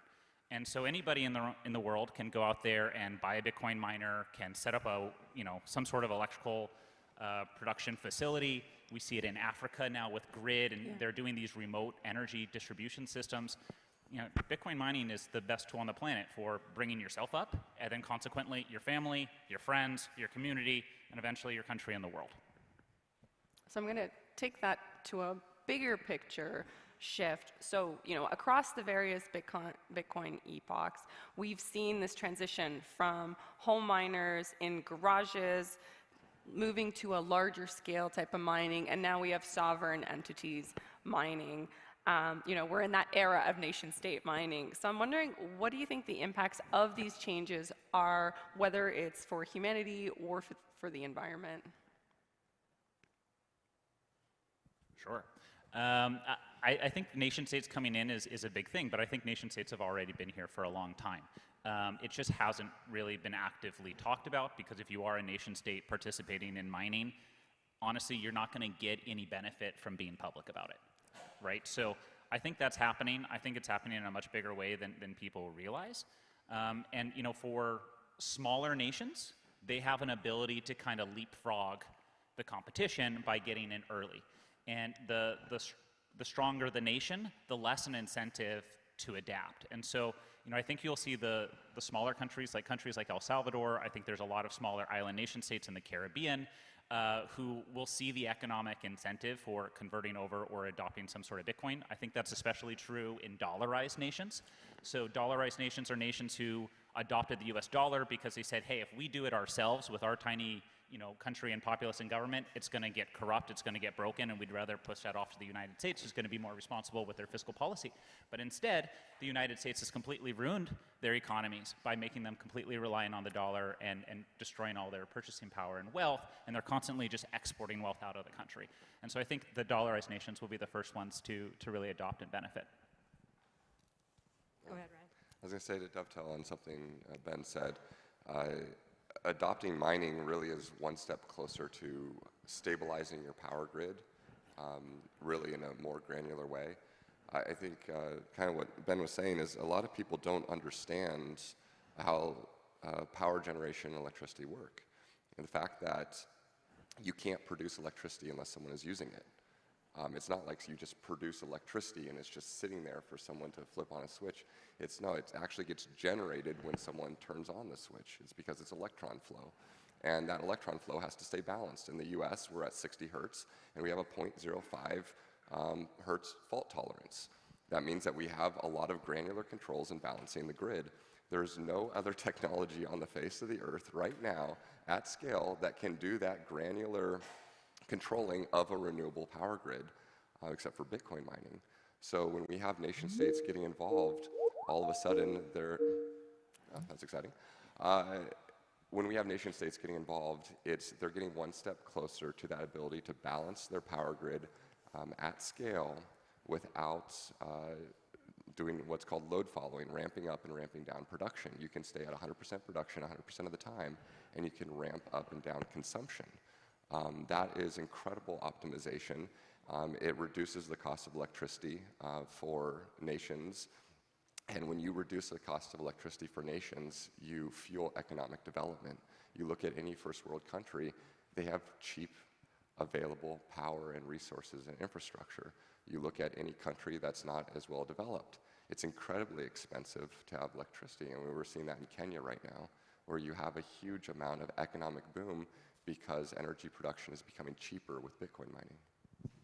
And you're also bringing jobs, you're bringing innovation. There are a ton of ancillary benefits. The knock-on effects to the economy are significant. And I think the other thing we've seen happen more significantly over the past year, year and a half, is big oil and gas coming more actively into the space. That's going to have a very significant impact on the industry as a whole. Yeah, I mean, Bitcoin mining really is merging with two different sectors right now that'll certainly benefit countries with sovereign wealth over the next 10 to 15 years. You see digital mining operators start merging with HPC, as Frank mentioned earlier, and you see major global power conglomerates really looking at BTC mining in a very serious way. You've seen ExxonMobil come into the space with Crusoe Energy, and there will be a lot more announcements over the next 5 years as we continue to evolve this ecosystem. I would actually add that it's almost integrating into every sector of the economy, kind of like Darwin's finches. You know, miners are integrating, whether it's within farms, because they're using bio-waste, whether it's district heating systems, which is kind of part of the energy grid, and heat reuse. Like, we are stealthily taking over. Well, sorry? I mean, I have a buddy that works for environmental health in California, and he said, hey, Ryan, do you realize dumps produce a huge amount of methane that we have to burn off? Like, could we use that for Bitcoin mining? Like, literally anywhere on Earth, there is the chance to harness potential energy. That's where Bitcoin mining is going to be. Well, pulp and paper also, you know, there's methane that's emitted just like from landfills. Speaking of AI, how is the AI revolution impacting the mining space, and also how does it differ from proof of work mining? Yeah, there are more differences than similarities. At the end of the day, GPU compute can't live in the same environment that Bitcoin mining can. Frank touched on it earlier. We've seen a number of miners kind of come into this space, and they definitely think it's easier than it is. Hut purchased a traditional data center business a year and a half ago, and so we've got 5 data centers across Canada, and that's where we put GPU compute. It needs to be much greater uptime, more redundancy built in. You obviously need 24/7 network operations center. You need a full team that understands that compute, how to keep it up and running. The biggest difference is how GPU compute, which is what's used for AI, interacts with the grid. It's not a curtailable load like Bitcoin mining. It is a net drain from the energy sector perspective. So you're running those data centers 99.999% of the time. It means it's always taking load away from the grid. It can't work as a flexible load the way Bitcoin mining can. So a completely different relationship to energy. And I think it's going to be increasingly under pressure, the AI space. The narrative that Bitcoin miners have faced really comes from ignorance, not understanding how we work with the grid, how we actually benefit the grid. The AI conversation is going to be much more intense because it is just a net taker, unfortunately, and that the demand is only going to increase, and the strain that will put on energy grids will be significant. It should actually dovetail into seeing more Bitcoin mining coming into those constituencies to help balance the grid. Yeah, I mean, I think that we're seeing a merger of HPC and digital mining where the existing HPC ecosystem's on a magnitude larger than digital mining, but luckily digital miners have been able to canvas the planet for the lowest cost power to be able to operate efficiently.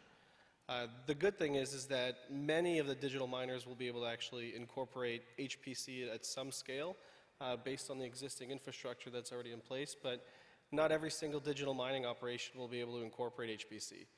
Key reasons being latency. You need off-takers that are within proximate area to be able to actually have proper compute that then goes back to the off-takers very quickly with low latency. The other issue is CapEx. I mean, to develop a megawatt of digital mining is anywhere from $200,000 to $400,000 a megawatt on average. To develop HPC, that cost goes up by a multiple. Several multiples, so you really have to be careful with how much CapEx you actually have available for growth.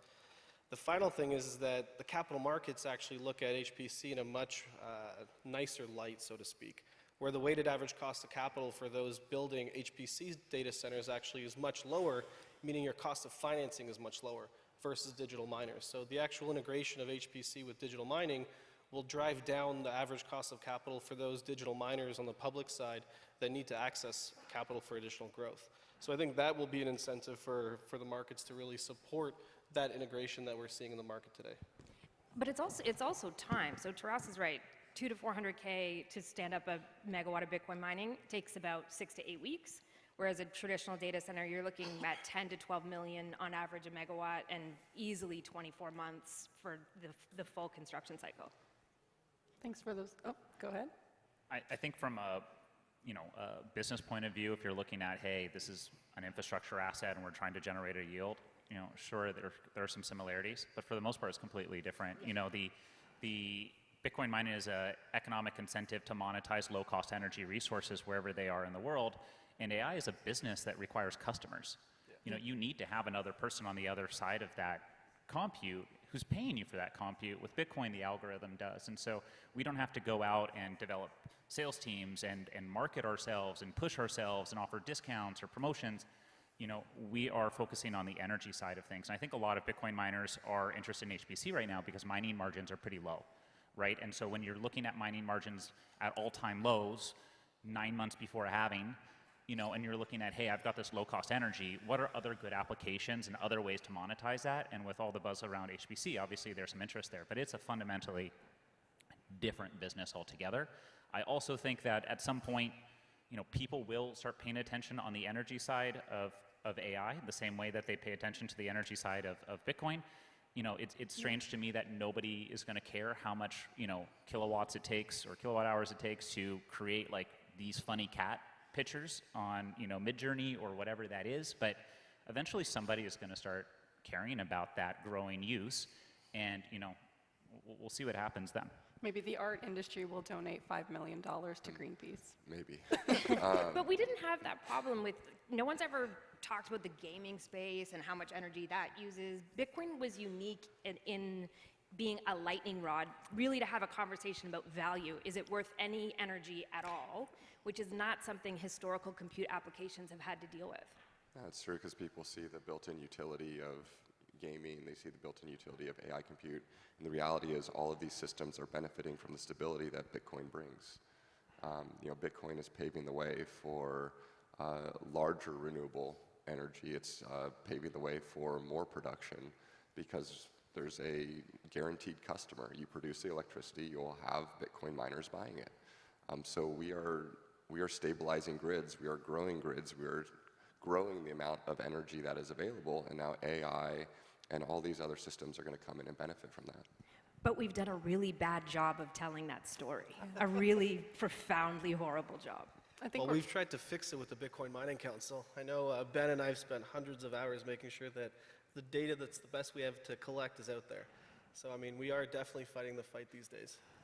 So this industry has focused a lot on the carbon element, right? And also the energy side and energy use. But there are other environmental impacts, noise being one, but also e-waste that we have been crucified in media based on sometimes bad data.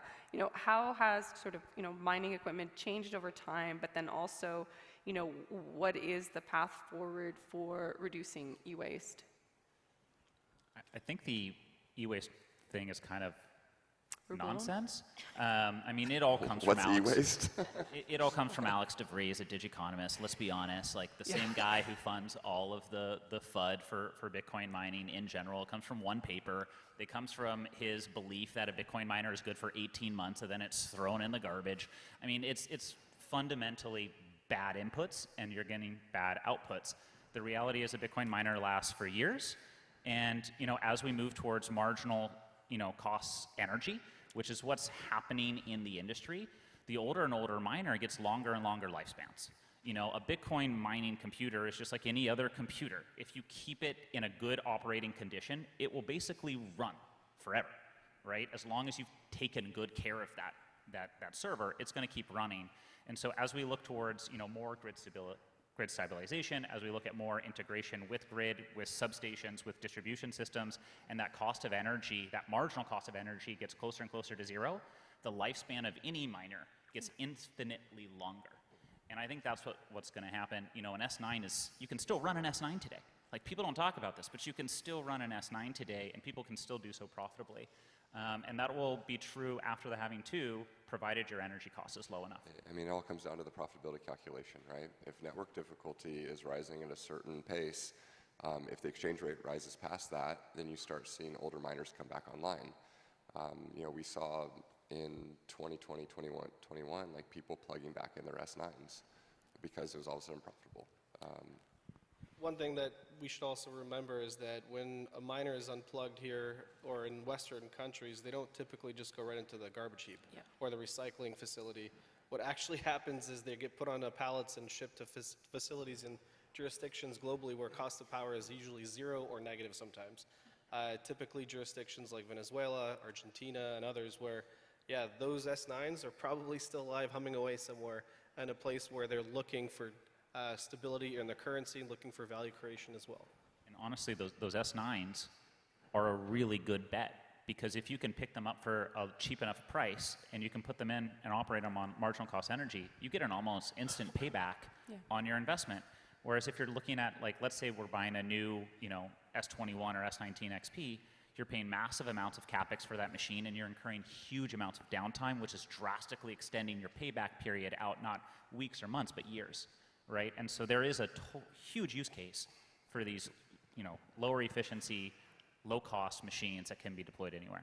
And so I think it's important that we communicate these stories, the stories when it comes to landfill and landfill diversion, whether it's reusing them, whether it's reusing methane that's released, or the company that I advise that's actually redirecting tires and converting them to energy. So these are the stories we need to communicate so we create a better picture. I'll leave with Jamie with the final thought because we are out of time. I think it's not just us that needs to communicate it. I think when we as an industry communicate these things, it comes across as self-serving. People don't pay as much attention. We really need to do more work with educational institutions. We need more peer-reviewed research. We need people speaking out on our behalf, which we're starting to see, but that's really what the focus needs to be if our industry is going to get the proper story out there. Thank you very much. Very insightful panel. Amazing. So remember, we are at a conference where we meet and greet and communicate and converse with each other.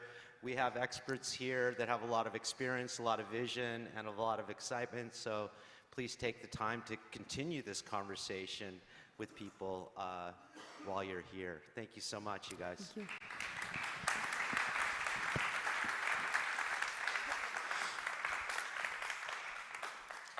So mining being the bedrock of our industry, I think that if you look at over the course of time that we're seeing these innovations being recognized and also being publicized. So our next speaker, Sebastian Gospelou, is going to be talking about how mining, proof of work mining, is saving gorillas. And, you know, this is another one of the places where we have a narrative that can get a wide press coverage. Sebastian, where are you? Sebastian. Yeah, I'm there. Oh, okay, here you are. Okay, cool. We're just getting a video ready for the live stream. Get that set up.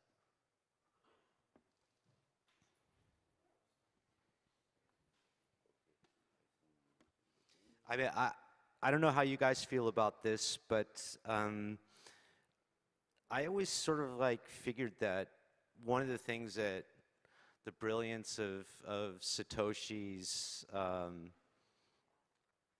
invention, if we want to look at it like that, I think that that was one of the weak spots. I don't think he actually looked at mining at the industrial scale, because I remember sort of, you know, at the beginning it was, we talked about it in the forums as, you know, one GPU, one vote. And it really looked like, you know, a people's money. So you had a computer at home, you could participate and generate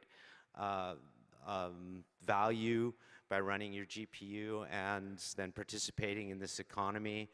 And I don't think he really looked at what would happen if we had, you know, specific chips for mining Bitcoin. And we went through a period of miners, of industrial miners and mining pools being, you know, kind of hated. One of the first mining pools was here in the Czech Republic, Slush, which is now Brains, you know, also had that aspect of being, you know, this sort of like people's mining pool. And it's really great to see us moving from miners as being a threat to the network, as being the bedrock of the movement. Please come up. So, Sebastian, please come. Thank you. There you go. Take the stage. Are you ready for the movie? I asked the technical guys because they don't have. Okay. I introduce me. I am Sebastian from Big Block Green Services. We are Bitcoin miner since 2016. We start in Ukraine, after France, Kazakhstan, Russia, Georgia, and we start to do mining in Africa 3 years ago in 2020. And I have a small movie to show you as soon as you are ready. Go. Thank you.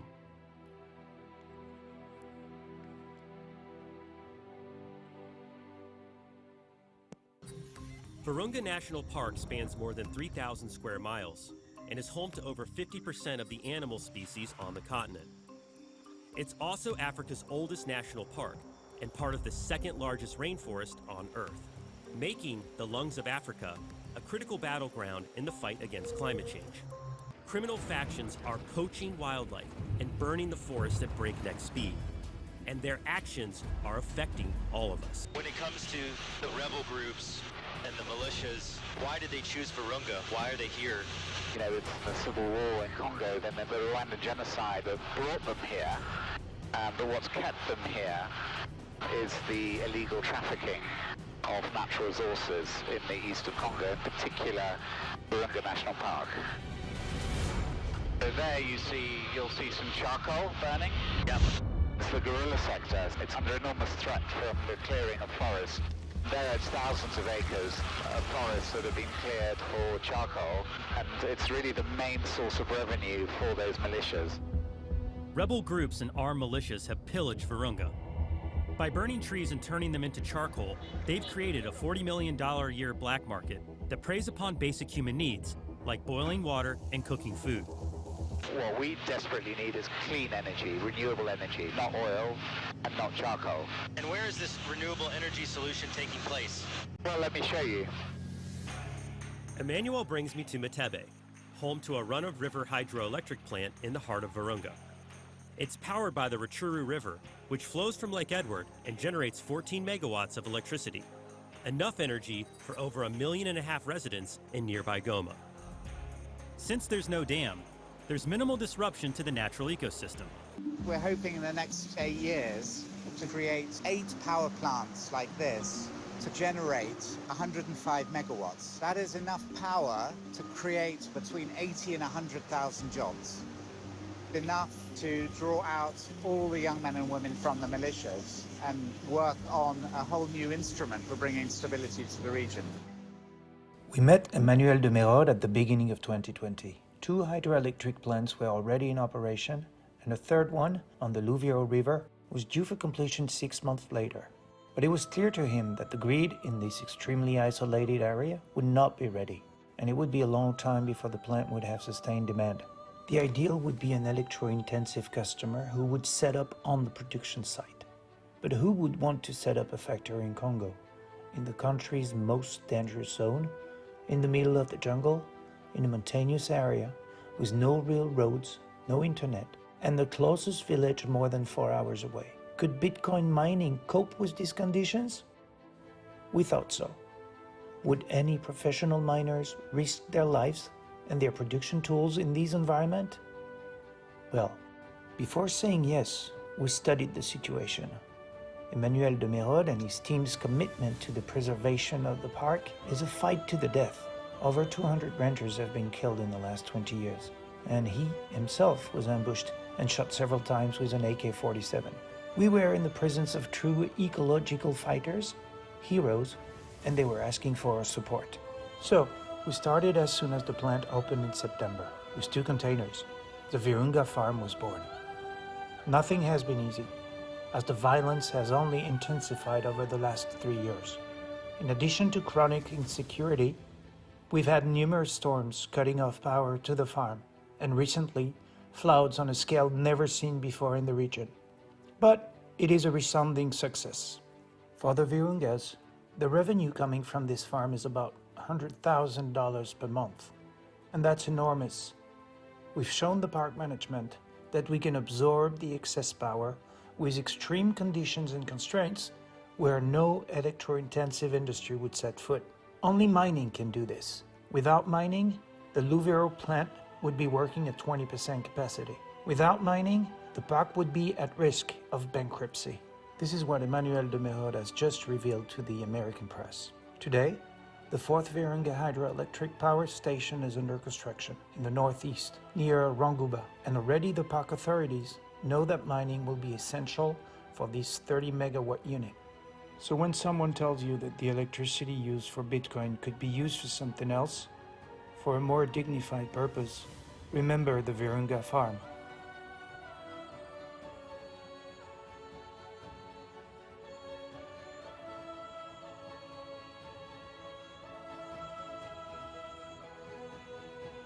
Pour Catalé, tout le monde a sa ceinture, c'est bon?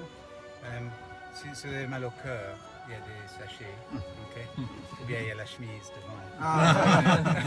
C'est léger. Mais tant que ça ne touche pas l'avion, c'est bon.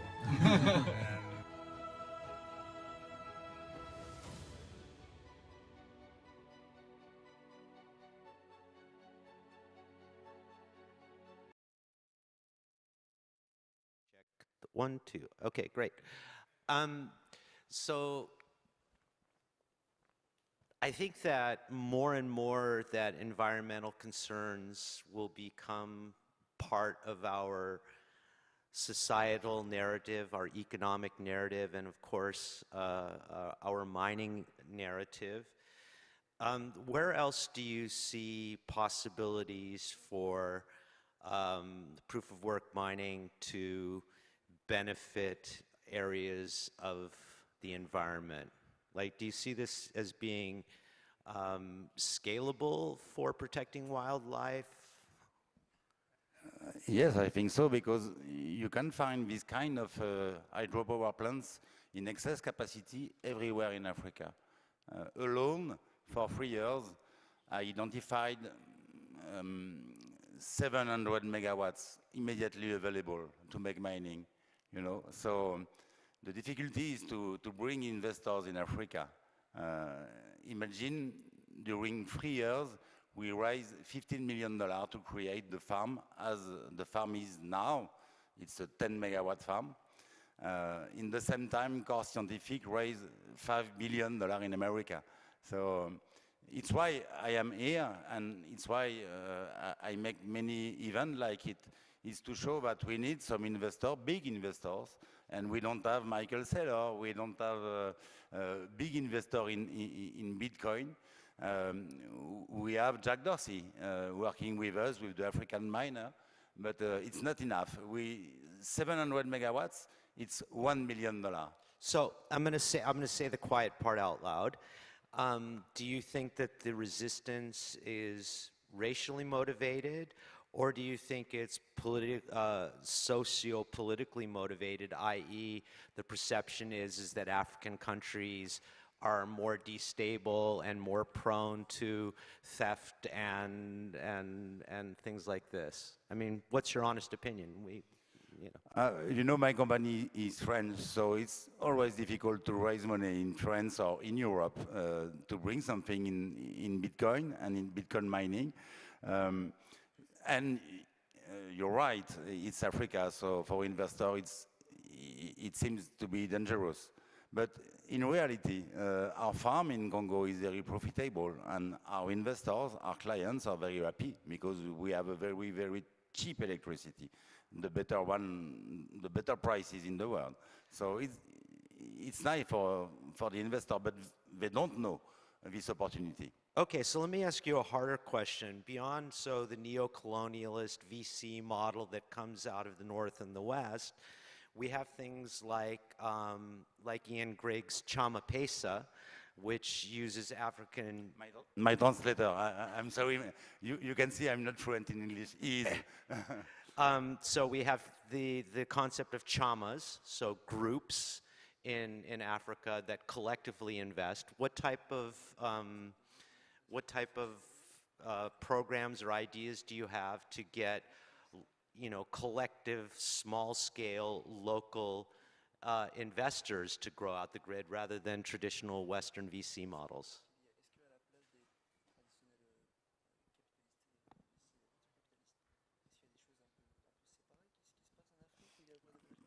I don't think so. I don't know these kind of groups of investors in Africa. I don't know. Okay. Thank you so much, Sebastian, for that great film and for your activities to move proof-of-work mining forward to help the environment and to secure our network. Thank you so much. Thank you so much. Thank you all. So this is our final session coming up. We're only 6 minutes behind our original schedule with Russell Kann from Core Scientific, the Executive Vice President of Client Services at Core Scientific. Can I have the microphone, Sebastian? There we go. So this one's starting out with a legal disclaimer. That's pretty cool. It absolutely sucks following saving gorillas with Bitcoin mining.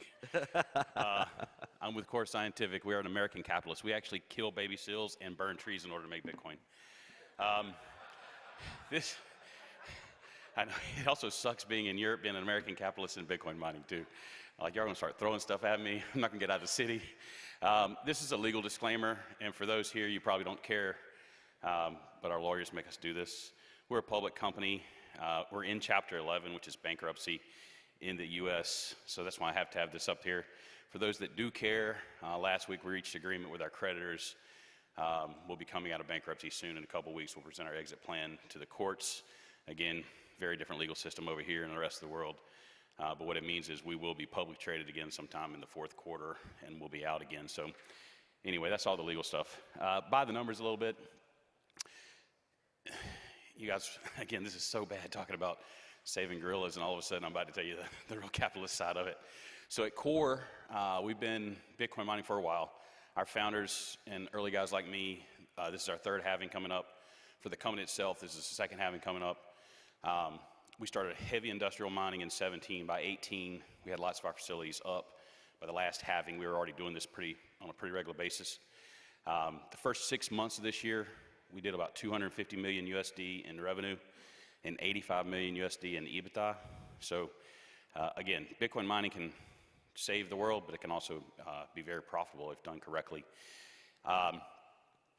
Since this is a proof of work summit, I will talk about this a little bit too. We've used about 720,000 different machines from 16 different manufacturers, and we've run about 50,000 GPUs in our facility. So we've done a lot of proof of work mining across a lot of different ecosystems, a lot of different algorithms. Right now, we're heavily concentrated on Bitcoin, but that doesn't necessarily mean that's where we're at. We're a proof of work miner though, and our data centers do proof of work.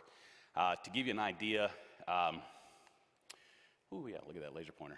We're running 724 megawatts right now at our sites. That's 5 states, 7 sites. We have another 372 megawatts on those existing sites that we're almost finished with. So that's right at 1.1 gigs, 1,100 megawatts running. That's significant as far as the amount of megawatts. Now, keeping with the theme though of being good for the grid and energy, in August, and I verified this this morning, in August, we curtailed 32,000 megawatt hours. And if you don't know about energy and electricity and energy production, what that means is, that means we curtailed a lot. 32,000 megawatt hours is significant.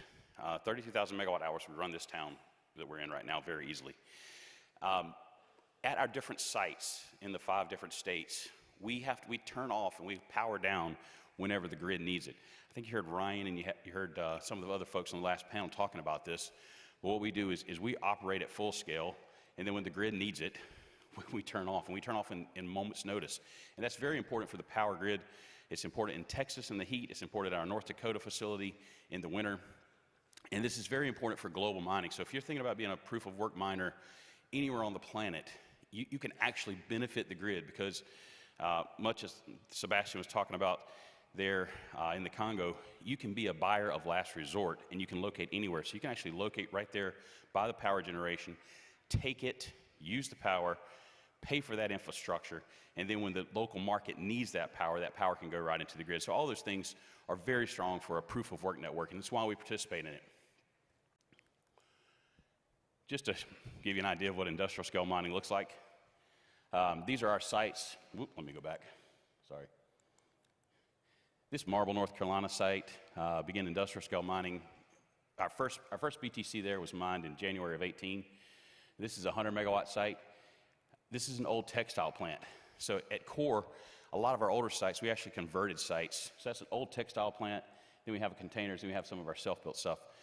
But the interesting thing about this old textile plant, it sits between two hydro dams. So like this site here, if you want to talk about good energy production, it's all hydro. Now it's connected to the grid, so we have to report our grid mix when we report it. But if you follow the electrons back, they go to the Hiwassee Dam and they go to Lake Fontana Dam. Our second site that we opened was in Dalton, Georgia. This site here is one of our largest sites. It's outside of Atlanta. And then our third site that we opened up, Kentucky. All those were before the last halving event. So this is actually an old smelting plant that we converted. So those three legacy sites were all before the last halving events. And now we're in Pecos, Texas, and we're in Denton, Texas, and then this Grand Forks site here in North Dakota. We'll have all those are operational. Now what's interesting though is if you want to go to Pecos, Texas, it's hot there. That's really like a desert. If you go to Grand Forks, I'd tell you that snow was in June, but it's not. That snow probably was in October, though. It's very cold there. This is the coldest spot in the continental United States, Grand Forks is. So it's not cold like our friends in Sweden Frank was talking about. I'm sure it's not cold like it's 100 miles from the Arctic Circle, but it's pretty cold. To give you some idea of why this is important or why we're talking about this is Bitcoin mining, proof of work mining does take a lot of power, but these data centers, and it's very, very intense. It's capital intensive, guys. Proof of work mining is where the digital world hits the real world, and it hits me square in the face every day because we have to interact with the grid, we have to interact with local government, we have to interact with local communities. In every single one of our communities, let me think about this. Yes, in every single one of our communities, we are the largest power user, in every single one of our communities. So that's hugely important. But it's actually a good thing. In Marble, North Carolina, it's a co-op. In that co-op, we actually eat all the fixed costs. We eat it all. We pay all the fixed costs. So the local folks, their actual power bill has dropped since we started mining there 5 years ago. And that's crazy. People don't want to hear that, but it's true. Because we eat all that fixed cost. If you drive around the little community there in Marble, North Carolina, you'll see new infrastructure. You will see new power lines. You'll see new substations. And all that's important because it drives a more efficient grid. When you upgrade the transmission lines from 50 years ago and you upgrade substations and switchgear, you're actually driving efficiency into the power grid. If you look at our facility, let me go back, our facility in Denton, Texas, right here, the more power we use there, the more money goes into renewable energy. It's the same thing actually in all of Texas. Texas is really driving the renewables in the United States. And that renewable energy needs somebody to offtake it a lot. And in the Texas grid, the actual grid operators have access to our network and they turn us off, and they can turn us off within a moment's notice. So when it gets really hot in Texas and you have all those people in Dallas and Houston, those big cities that need the power to run their air conditions, we get turned off. Bitcoin mining gets turned off. And again, I'm talking to a bunch of Europeans, I think, but like last winter, we had a large winter storm in the United States. Every single one of our sites was off except for North Dakota. Every single site we had off was off for 4 or 5 days because all the power that we normally take got pushed out into the grid. So you didn't have to have peaker plants on, just the normal power generation, the base load generation was able to provide power to the grid, and we just didn't have any Bitcoin mining for those several months, or excuse me, those several days. So I think I have one more. Yep, then I'm going to talk about this and try to keep us on track a little bit. At core, we're a little bit more than just a big miner. We have about 250, 260 employees. Of those, between 50 and 60 are software and hardware engineers. So we actually spend a lot of time on our infrastructure and our software stack. And we try to do that to drive efficiency into the system. We try to do that to efficiently interact with the power grid. And we try to do that to make sure that our efficiency from an operations perspective goes all the way down to the individual miner. So we actually do the math to figure out what miner model works in which environment's the best. So having run 720,000 machines, we have a lot of data points on what kind of miners work in what environments. So we do that, and we do that with a lot of software and a lot of really smart folks. So we have 160 data center technicians. That's fellows that actually work in the data center. And I say fellows because it is mostly fellows. There's not a lot of women in the data centers, although we have a lot of software developers that are the women. But we have a lot of fellows in the data centers that keep the machines up. We have our software stack that we're always improving. And then on top of that, we have the guys like me that work in the corporate area that were kind of worthless. But what we're good at is trying to balance the profitability and the efficiency across the Bitcoin network. And actually hearing some other folks talk about earlier, the very first speaker was talking about the network and how the network goes up and down and estimating what the hash rate's going to be for the Bitcoin network. We literally do that all the time. We do that all the time. We can turn on about 5,000 machines in a day. And if you turn on 5,000 machines, it actually can move the network. So we pay remarkable attention to what the network difficulty looks like. We're always talking to our friends Ethan and those folks at Luxor looking at their data points because it's very important for us. Hash price is very important for us because we're such a capital intensive business. We went to chapter 11 because we spent over $1 billion on the infrastructure, $1 billion USD. So it's a very capital intensive infrastructure. So you have to really balance your risk and your reward whenever you have that capital intensive infrastructure. So hash price on the Bitcoin network is very important to us. And again, I know for this particular conference, we're talking about all proof of work. And the things I'm talking about here on the Bitcoin network also can apply exactly to the Litecoin network and to the Ethereum Classic network. So all the things on a proof of work network, they actually, the pieces and parts all go across all of those networks together. So when you have a capital intensive infrastructure and a capital intensive business, you have to pay very close attention to all of your risk rewards. I don't think it's mentioned up here. We have another piece. We have about 20 or 30 folks that work in our finance and our derivative side. And that's also important when you have an extremely volatile business. If you think about it, our input is power and our output is Bitcoin. Both of those are incredibly volatile. And when you have such volatility, there's opportunities around derivatives, but you have a more complex financial derivatives in order to balance that volatility out. And that's something we spend a lot of time on as well. So if you look at our stack of people in a proof of work network, you have the folks in the data centers, you have your software and engineering stack, and then you have your financial analytics stack, which is all those derivatives as far as buying side on the power and then selling side on the Bitcoin. So I'm going to take a few questions. I know it's kind of awkward following Saving Gorillas, mining Bitcoin, and I'm just talking about capitalist. Come on, no, it's totally okay. I think that one of the great things about this conference is that there's a breadth of people like me and Amir Taki, who are very ideologically driven and old school cypherpunks and new industrialists, and like I said, Bitcoin's for enemies, which also includes capitalists. So my initial question would be, I want to come back to, you mentioned Jameson's presentation where he was talking about Bitcoin hash rate and that you guys are always talking about that. Can we see some sort of industry-wide effort to get this conversation or these data points out there in public to benefit everybody? Or do you see that as being, like a competitive advantage point in a capitalistic thing, when you're looking at estimating effective hash rate? So I'll go ahead and tell you, we're happy to share data points on that. So Jameson or anyone else, as far as the network difficulty goes, and we collect a lot of data.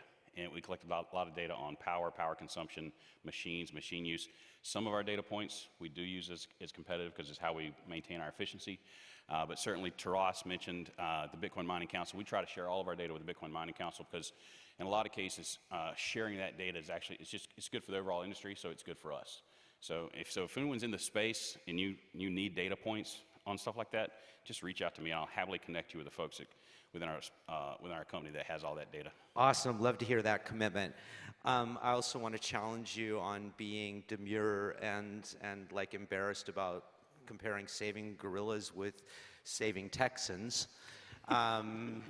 It's not the same, I know. But actually, it's the same it's the same functionality, is that we're moving the grid forward to benefit in disaster zones and at times when we genuinely, as human beings, also need this. So I think that you can be proactive, if I can say as an observer, proactive in including yourself with saving gorillas, because we all are tribal monkeys chasing after our bananas. Does anybody have a question before we? Okay, cool. All right, it's Mr. Nick Laws again, Hey, another revolutionary. I'm going to put you on the spot here, Russell. So we just saw gorillas. Does Core Scientific have a CSR strategy, corporate social responsibility, and or would you commit 0.1 to 1% of your profits for environmental, ESG, whatever goods? Is there any plan, or would you ever consider Core Scientific contributing to environmental causes, Bitcoin development, mining development? So we're in chapter 11, so everything I say here is going to be reviewed by 27 lawyers. As soon as I'm done, I'm going to get pinged. But I will say this. Once we're out, we're into next year again. We've done this in the past, and we will absolutely be involved in that kind of stuff. We're not involved in it right now, though, because of just the way our legal structure is going to be working for this year. But we understand that in a situation, let's just talk like Bitcoin developers. Bitcoin developers need funding. That's just all there is to it. And in situations, if we can do something that's going to benefit the Bitcoin network, that's going to benefit us. So, we want to be involved in those kind of things. Cool. Can you bring the microphone over here? We have Frank. Yeah, and two people, two questions. As usual, great presentation, Russ. You give out these big CapEx spend, $1 billion. It's just phenomenal. What does that work out to a megawatt for Bitcoin mining? 500,000 to 1 million? Because I know the AI space is like 10 million a megawatt. Yeah. So our older sites, we were in the $250,000, about 300 grand a megawatt. Our newer sites that are purpose-built, like in Denton and Pecos, we're around $400,000 to $500,000 a megawatt. And you're absolutely right. Our Dalton Center has a NVIDIA DGX data center that we've been operating since 2019, and it costs significantly more per megawatt. When you do a tier 1, M+1 data center, you're going to be you're going to be $6 million at a tier 1. By the time you get to tier 3, you're double that. And if you go to tier 3, N+2, N2, then you're going to be significantly more expensive. So. Okay. There was one more question, and then I'm going to move on. Thanks, Russell. My question is about how do you allocate or how do you view the balance between self-mining and hosting? When you're looking at infrastructure, obviously there's two ways that you monetize it. You either do self-mining or hosting. How does Core view that dynamic? And what would cause them to either increase or decrease their hosting relative to their self-mining? That's a good question. So, so last year, sometimes it's hard to answer this question because folks want to know, like, how much do we mine? Last year at Core's facilities, we mined 26,000 Bitcoin. This year at Core's facilities, we're going to mine 24,000 Bitcoin. Let that number sink in. That's 50,000 Bitcoin in 2 years. That's split, though, between self-mining and hosting. So that's a good question. Last year, at this time, we were sitting at around 50% self-mining and 50% hosting. As we sit right now, we're at around 70% self-mining, 30% hosting. By the end of the fourth quarter, we'll be 75% self-mining, 25% hosting. So the trend is more self-mining. Only because in the past we really hosting broke us, right? I mean, we were in bankruptcy because we had a broken model there. But we've solved that, I think.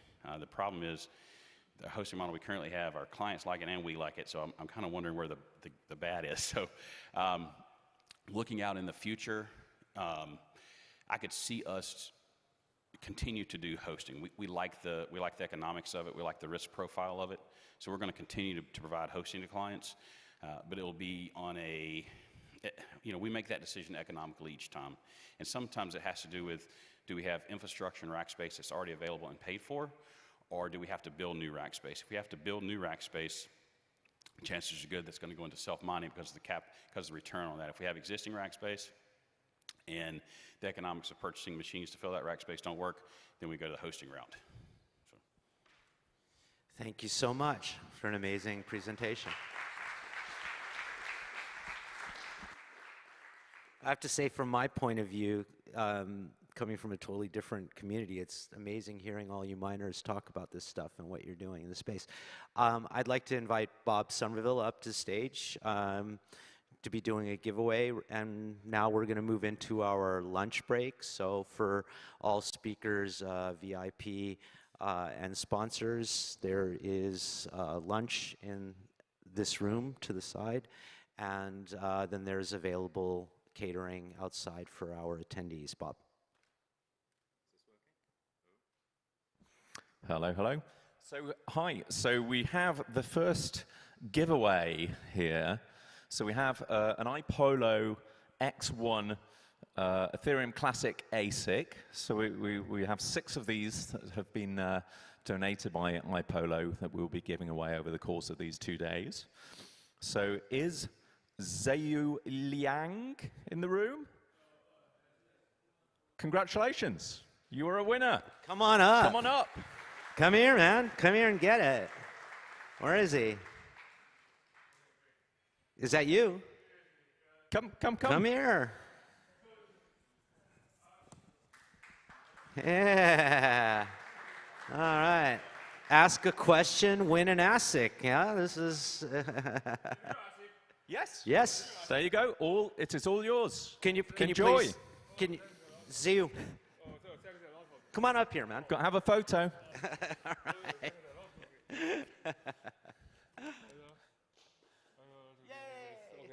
Woohoo! All right, man. Time Happy to mining. eat, and then we'll be back here in an hour for the second half of our program today. It is a magic money box. Congratulations. Okay. Okay, have a good lunch, everyone. Thank you.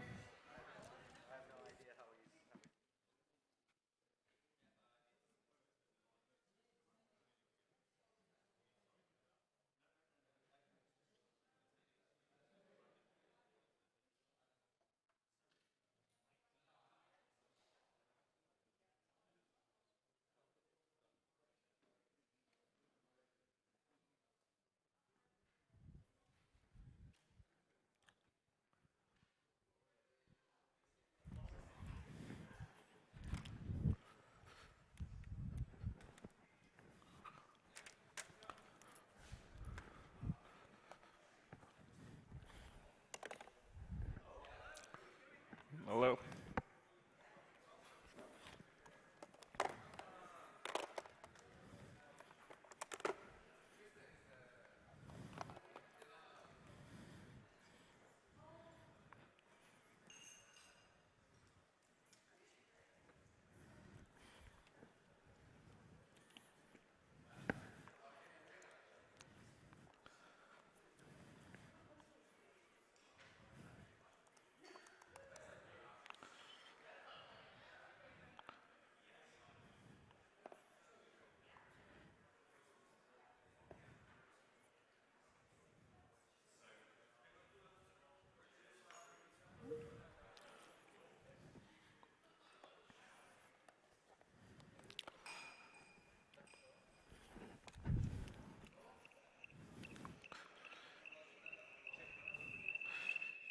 Yeah, no.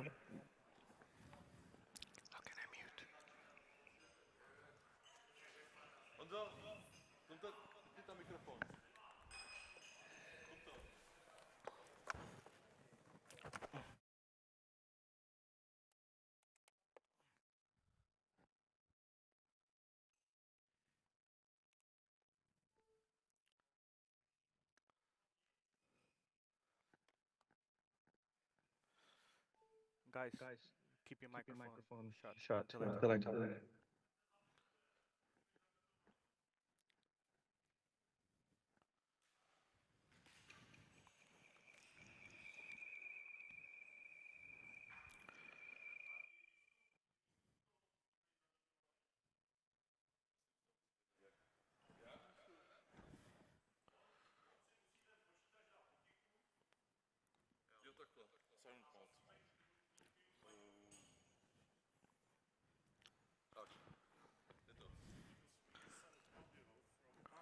Oh.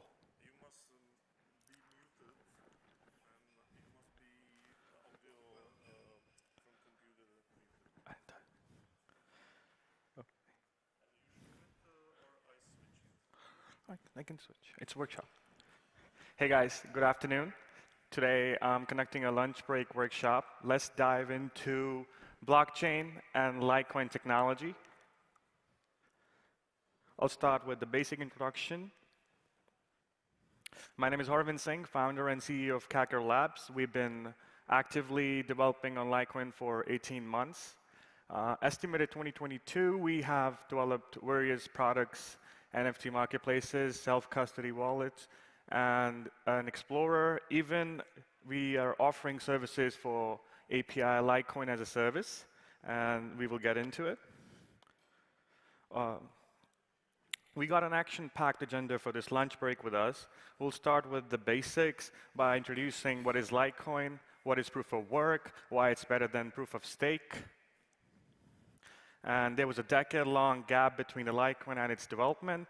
So we're going to show you some cool stuff about the API partnerships we can offer, about the NPM packages, and some wallet creation on Litecoin. Plus, we also have something called decentralized applications we have developed on Litecoin, which are one of its kind on proof-of-work blockchain. So let's start with the most simple question. What is blockchain? Can someone answer me this in one word? Raise a hand if you know in one word. What is blockchain? Decentralized, exactly. So do you think this man right there in this image has any role in this decentralized process? What's up? Can be. Oh, in proof of stake, yes. But in proof of work, no.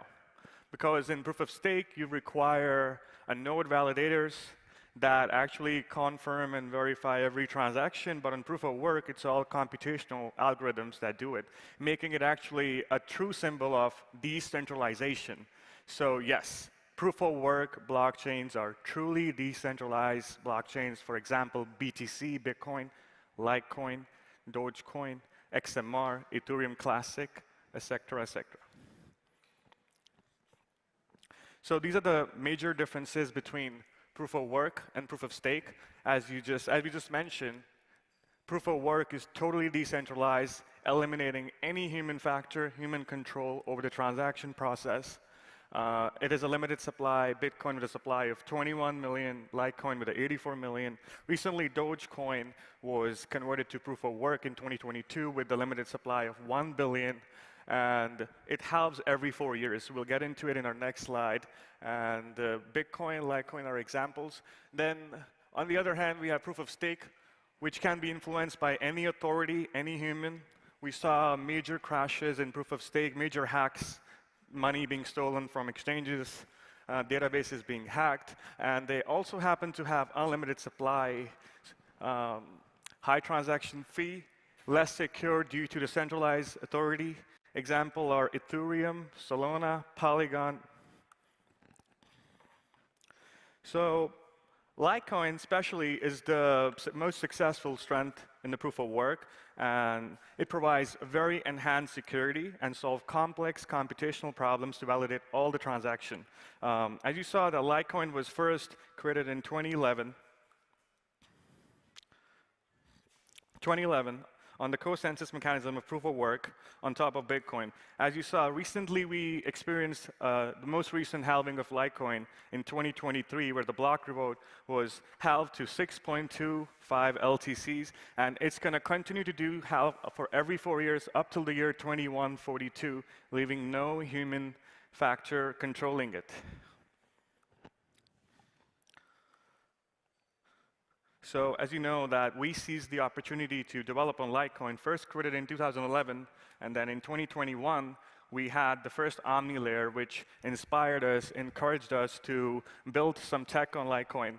So the reason we chose Litecoin, first of all, is a proof of work, truly decentralized, limited supply of 84 million, making it a stronger contender to BTC with the 4 times faster block time of 2.5 minutes over 10 minutes of BTC. We can have multiple functionality and turn Litecoin into a huge decentralized application layer because the value retention layer makes a solid choice for us as an asset storage on the Litecoin network. Also, the most important aspect of Litecoin is its fee. An average transaction fee on Litecoin network is 0.001 LTC, equivalent to 4 cents, which is compared to 85 cents on Ethereum. Well, now I would like to pass on to my CTO, who will be demonstrating some Litecoin as a service technology, which could be used for potentially launch of stable coins, certain token standards, self-custody wallets, and certain decentralized applications that could ease many business ventures. All right, thank you very much, Mr. Harvey. So without further ado, I'd like to jump straight into Litecoin as a service. So simply put, Litecoin as a service is a platform that enables developers to build on Litecoin. So we have put together a couple of endpoints to ensure this is easily accessible and very appealing for anybody to jump on, irrespective of their experiences in building blockchain applications. So we'll jump right in looking at how we can get started. Of course, to get started, you need to create a wallet. So as you can see, we have several endpoints to do just that. So this is the endpoint that enables developers create wallets. So Litecoin as a service has put together a couple of endpoints that were not until this particular moment available. All right, on an open scale. So with this now, you can create a wallet. And also we have another endpoint where you want to generate a passphrase without you necessarily typing in your passphrase, because after generating your wallet, you want to encrypt the wallet. So we have this particular endpoint. So what it does is it creates a passphrase, after you must have created your wallet. So all happens automatically. So I've written a couple of scripts here to make this whole process easy, and smooth and seamless. So I'll just go ahead and create a wallet. So what's happening behind the hood is that a BIP 44 wallet is being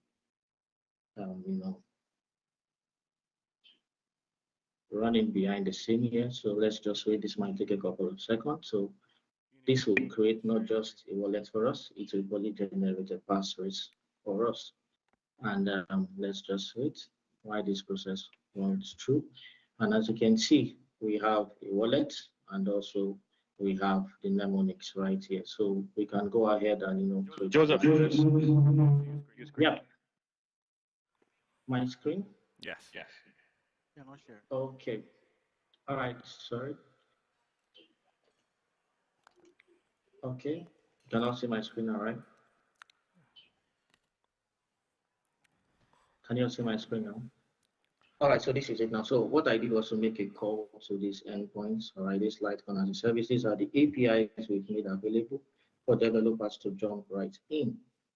And as you can see, I just made a call to this particular endpoint, which helps us create the API IP44 wallets. So what's happening right here is that we just generated the wallet, with just a single API call. And I call the wallet POW wallet. And as you can see, this wallet is being generated for us with a mnemonics. All right, if you want to go ahead and create your mnemonics, you can using this particular endpoint, and this will go for the sake of time, how to make calls to this endpoint. So I'll just rush right in on how one can create an address using Litecoin as a service. So like I said earlier, we have a couple of features that we've exposed using Litecoin as a service, and also I must add we have SDKs too that we have made available. All right, so let's look at how we can create an address right here. So to create an address, we have this endpoints, and we have different types of LTC address. Like we all know, we have the legacy address, we have the circuit address, and we have the native circuit address. So Litecoin as a service, got you covered on each and every one of those addresses. So to create a legacy address, all you need to do is just specify the address type. And when you make a call to the address type, of course, you get a legacy address, as you can see here, valid address. Okay. Also, if you want a circuit address, you click on this, and you get an M address, which is a circuit address, or a P2 address. And lastly, we have the native the BECH 32 address, which is a native and segwit address. So this generates the native segwit address for us. So by default, the address we provide is a segwit address. So let me just provide a random number. So by default, we got a segwit address. So let's see if this address is a valid address. So I'll just check this on blockchain and let's see what's up on blockchain. I'll paste this address right here. Let's see.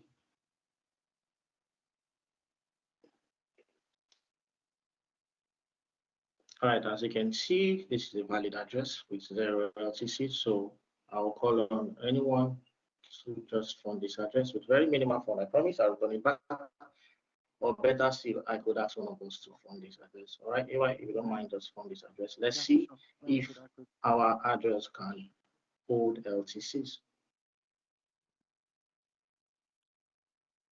All right, just like I said earlier, most of these features were not available before now. So what we did is to put together, majority of the endpoints that will be necessary to build on Litecoin seamlessly. All right. So while we wait for that to drop, let's see. All right, I guess it's still processing. We'll get back to that. So while we're waiting for the confirmations, let's look at many other things we have. There's just a whole lot of them, but I'm trying to see which of these I can bring out, just to emphasize the usefulness of Litecoin as a service in POW. All right, so we look at this now. Okay, let's look at how we can. Let's look at the wallet details. So you can look at wallet details from here already. As you can see, I've already done this already. So in the environment, I can retrieve the wallet. So let's get the wallet and let's see if we can get details about the wallet. So as you can see, I guess he sent 0.004 LTC. So it's still under the unconfirmed balance. And just as you can see, we have more information here as regards to the wallets. Talk about the HTC like this. So this is purely an HT wallet, like I said, using the IP44. And so this is just primarily all about the details of the wallet, and there are many more. All right, for the sake of time, I'm just browsing through each of them. So we look at our address. Let's see if our address has some funds, so we can carry out some other process on Litecoin as a service. Well, clearly you can see the total balance is there, and of course, a confirmation. We have one confirmation, just quick. Another advantage of why we use Litecoin, right? Quick transactions. All right, so we look at what else? We look at, okay, let's see what else we can do before I hand over to the next person.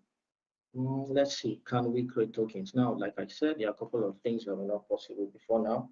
Using Litecoin as a service, we have exposed a whole lot that would attract different people to build on Litecoin. And of course, expanding the use cases, all right? So now let's say I want to create tokens. Let's say I want to create 3,000 of these tokens. And I call this a single POW test token. Let me call this token life. I'm just put this just to differentiate this. And let me call this global POW coin.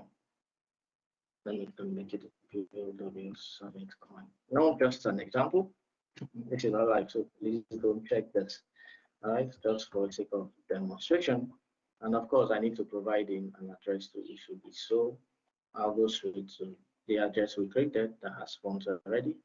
I'll just copy this and paste this here.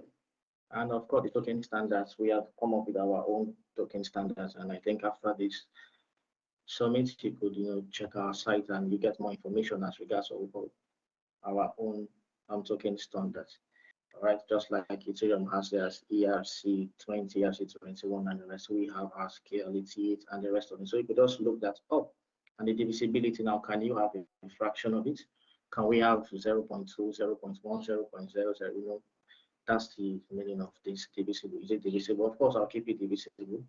So we could have decimals of it. So subcategory, this is just a database. Of course, the blockchain is a database. So we just keep this for filtering purpose. So I could call this, maybe I could call this ICO. Let me just call this ICO still. So just for filtering purposes. So let's make a call and see if we can create these tokens right now. And as you can see, it's a clinch, very simple, as easy as easy could be. So we have a transaction ID. And of course, still on our blockchain, all right, if you check Explorer, you could see more details about this particular channel. It's a very robust system, I tell you. It's a very robust system. You can build absolutely anything on Litecoin using Litecoin as a service.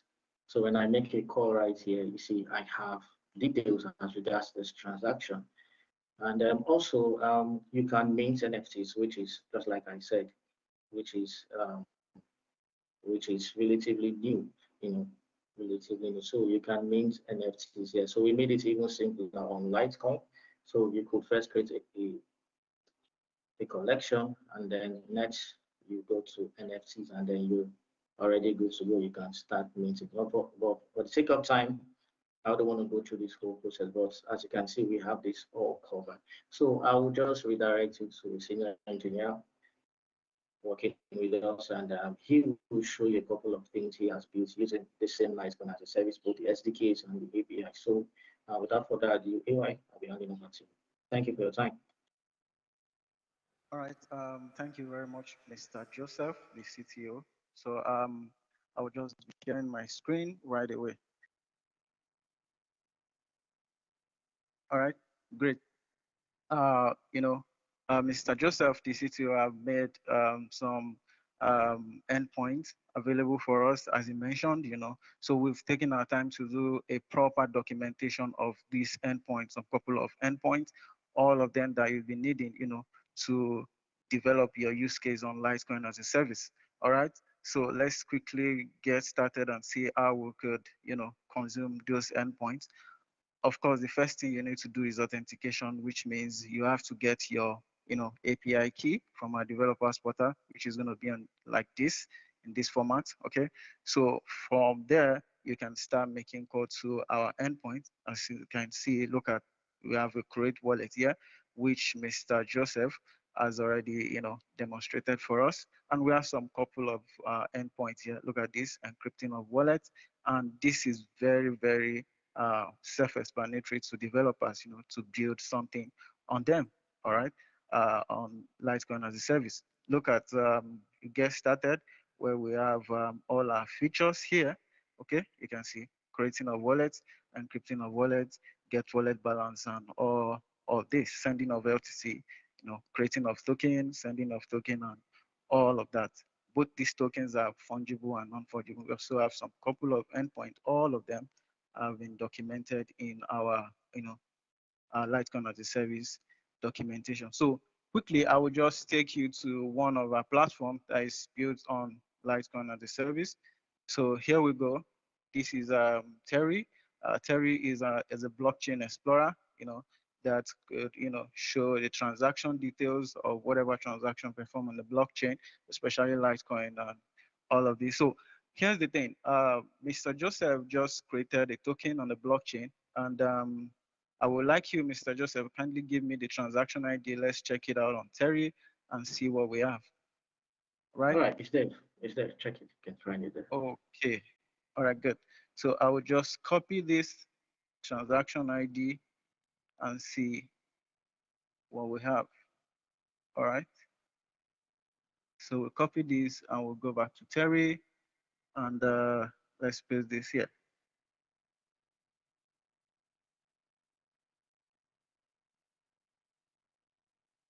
All right, good. You can see the transaction details is here. Of course, look at this. It created this amount of token on the blockchain, and you can see the block number, the timestamp, and I think there is one confirmation as we speak. Okay, look at the fee. This is very, very, very low. So, just creating a token on the blockchain, and you are using this low amount of LTC to create the token, which is very, very exciting.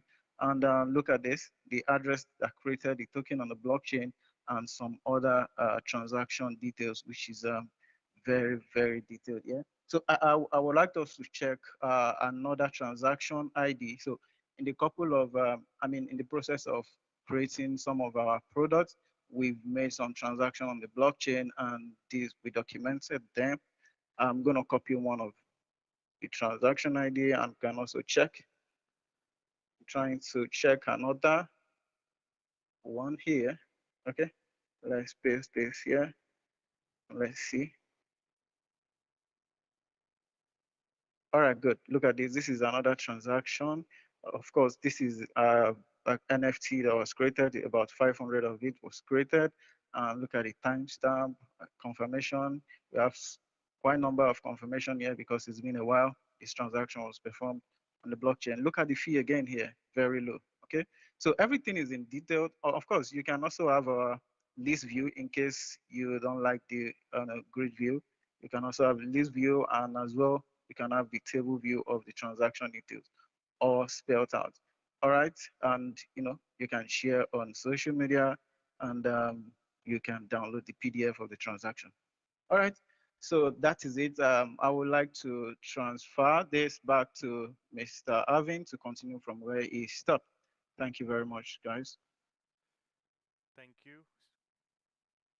Hey guys, so you saw that our Litecoin as a service offers a variety of services, including a self-custody wallet, Explorer APIs, and one main thing I would like to discuss today on first time on proof of work is decentralized applications. So these decentralized applications play a pivotal role in every blockchain, and they expand the use case just beyond transactions, making it a very versatile blockchain. With low fee and a robust security model, Litecoin is a tailor-made for decentralized applications. And it's our mission to make sure we make it more from cryptocurrency as well as a commodity and as other asset digital services on the Litecoin platform. So we have a dApp we would like to test with you today. It's the proof of attendance protocol. It's not just an acronym. It's actually a transformation of how we record participation in events, workshops, fundraisers. Like, for example, this is inaugural Proof of Work Summit. So we would just like to record all of your presence here on the blockchain with our dApp. And it could be an immutable record on the network forever in the history of blockchain. So this is what a dApp would look like. As you see, it has a certificate of participation that we showed you a documentation of Litecoin as a service. We can award you a certificate. This would look like your name would be here. We can put a date of the workshop. You see a dApp here. It has a QR in it, which will actually take you to the dApp, which is, if you scan this, it will take you to a blockchain transaction, which will verify the date, time this event occurred. So the reason we had to make a Terry Explorer, because Terry will give you more use cases on the dApps. It will actually showcase the dApps and all the properties with the attendance badges. So right now, it will go to blockchain, but all the attendance badges will be shown on Terry. So all you have to do is, if you're interested in receiving the POA badge for this workshop, I just want you to scan this QR and fill the form in, and we will issue you a dApp stored on blockchain forever. Thank you. That's all.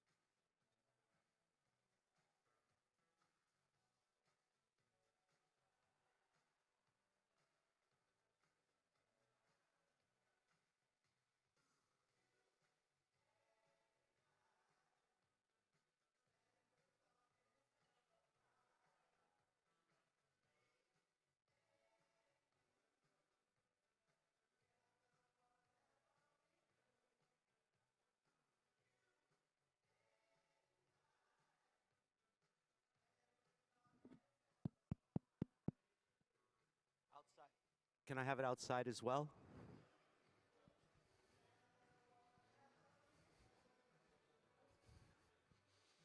No, I'm the MC. You're the MC. Wonderful. Nice to meet you. My name's Michael. I'm Marta. Hi, Marta. 2 minutes out there in the corridor and in the lunchroom. We're starting our program. Not a lot of people in here yet, but actually lunch is over. All right, lunch is over, guys, for the next part of our program. You can't hear me in there, right? But I mean, you know, time to stop eating and start listening.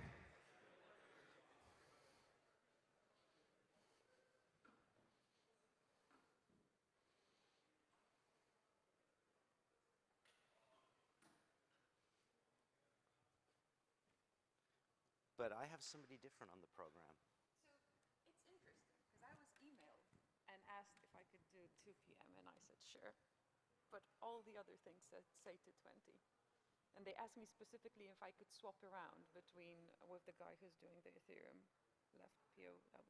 Okay, and when was the last email stuff? It was so the last email said, "Can you do 2 instead of 2:20?" When was that? That was on Thursday. Okay. All right. Yeah, 22nd of September was, "Thank you kindly. I have updated the calendar invitation with From the new Emma time." or Bob or Sarah. who? From Sarah. Okay, I didn't know that. But I don't know either. I mean, I don't mind. I can do it in 20 minutes. They don't hear there the instructions. Everybody's here. I went in there. Ah, you went there? Yeah, but you could also Tell them. you could also like, you know, encourage people. Okay.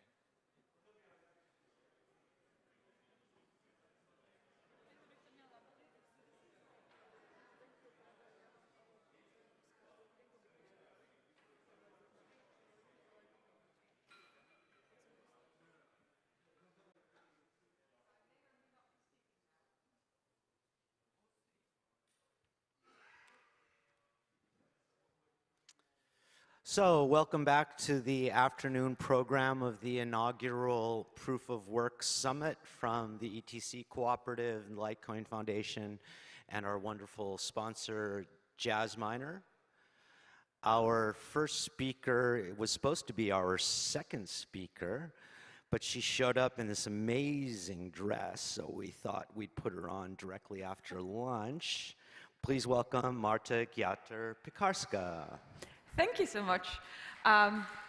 Yes, I will say this is a Bitcoin dress. It has the Genesis block of Bitcoin on it. So if you ever want to see what's on the Bitcoin block, just let me know. So yeah, if we can switch to my first slide, please. Can we get my presentation up?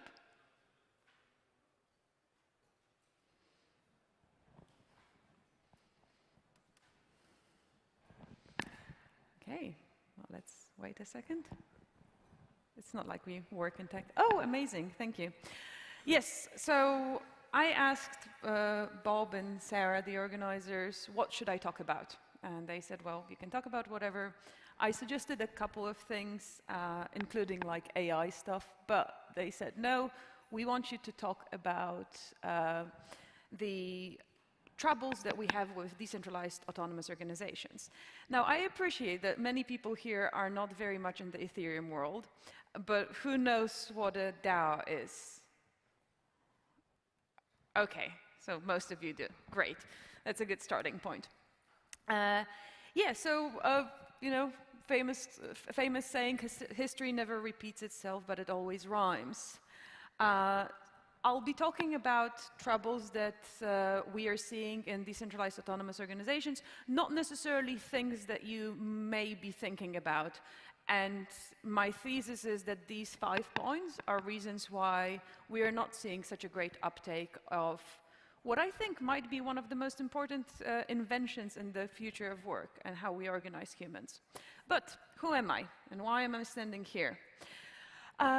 That's me in 3 versions. I do a lot of public speaking. I used to work for Hyperledger as director of ecosystem, and I did a lot of speaking around permission blockchains and enterprise blockchain and all that. Before that, I actually started my career at Blockstream. I was one of the first employees at Blockstream in 2014. So I am a Bitcoin person in heart. But most recently, I've been with Consensus, where I'm leading the Web3 strategy, or Web3 engagement and DAO strategy team, thinking about how Consensus engages with DAOs and Web3 projects. How do we become more Web3 native? And what I think is the most fun challenge, how do we turn all of our 800 employees into contributors? And that's not as easy as you'd think it would be. I also row. I also row in costumes, but most of the time I row for Cambridge in actual rowing gear, and I used to do horse riding. That's my fun fact about me. So why should you care? That's a good question. What I see when I think about the world is that we actually started as decentralized society. If you think about it, 70,000 years ago, we kind of started moving around, but we couldn't even communicate. We were so decentralized that we wouldn't be even able to find a common language. It's only about 50,000 years ago that we started establishing communication. And once we started communicating, we went from these, people running around and catching deers and whatever other dinosaurs there were. Yes, not dinosaurs, but whatever animals were there. To actually thinking, how can we coordinate ourselves to be more efficient and be better? And that's we went into the agricultural stage, where we started actually sitting together and saying, you, Jake, will be doing all of the crops, and you, Jane, will go and hunt that bear, because you are good at this.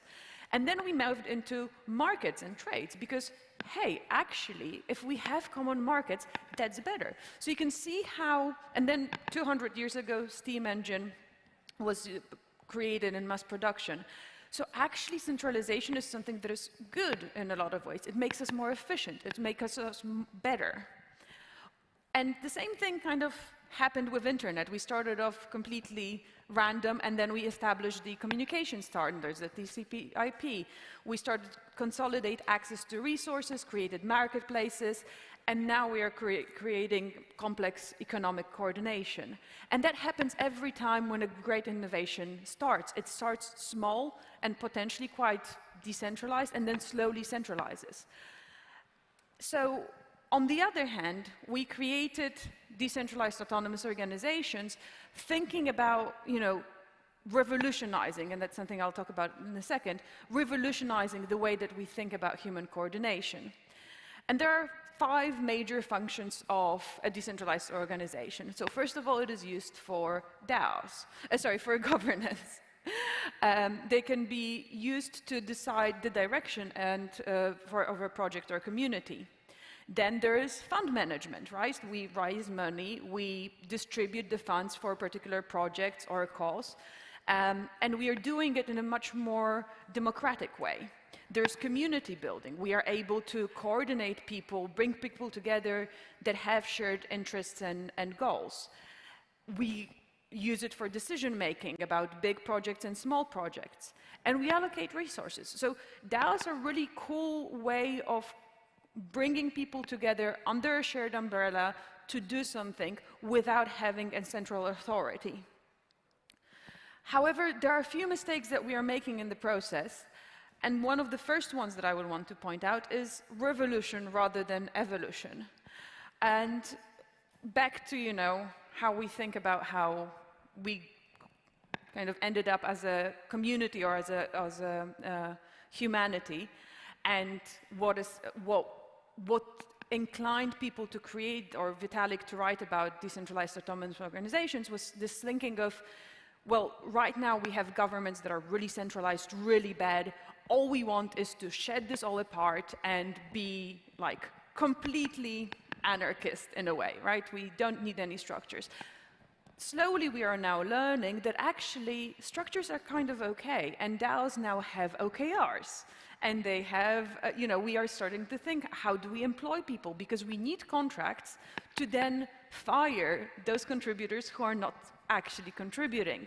So the first kind of boom and the revolution that we are trying to introduce didn't really go as well as it could have gone, because we are not learning from the mistakes of the past.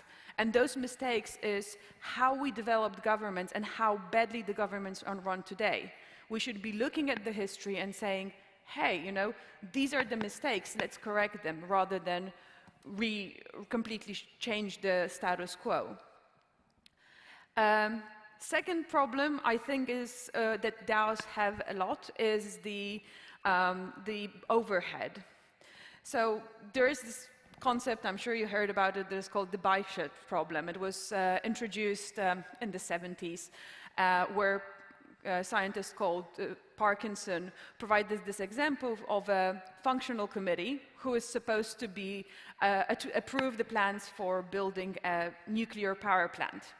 And actually, they spent majority of their discussion time on the easy-to-grasp issues, such as the materials to be used for the staff bicycle shed.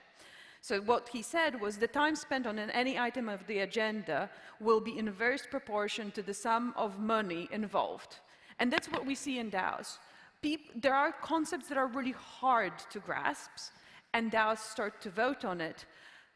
But because it's so hard, we just go with whatever the smartest person in the room said. And then there are problems that are very obvious and easy, like, you know, what color scheme should we be using? And that requires a lot of conversation because everybody has an opinion. So that ability to express your opinions hits us both ways. On one hand, we don't pay attention and spend time on the things that are really important, but then we spend a lot of time on the things that are really unimportant.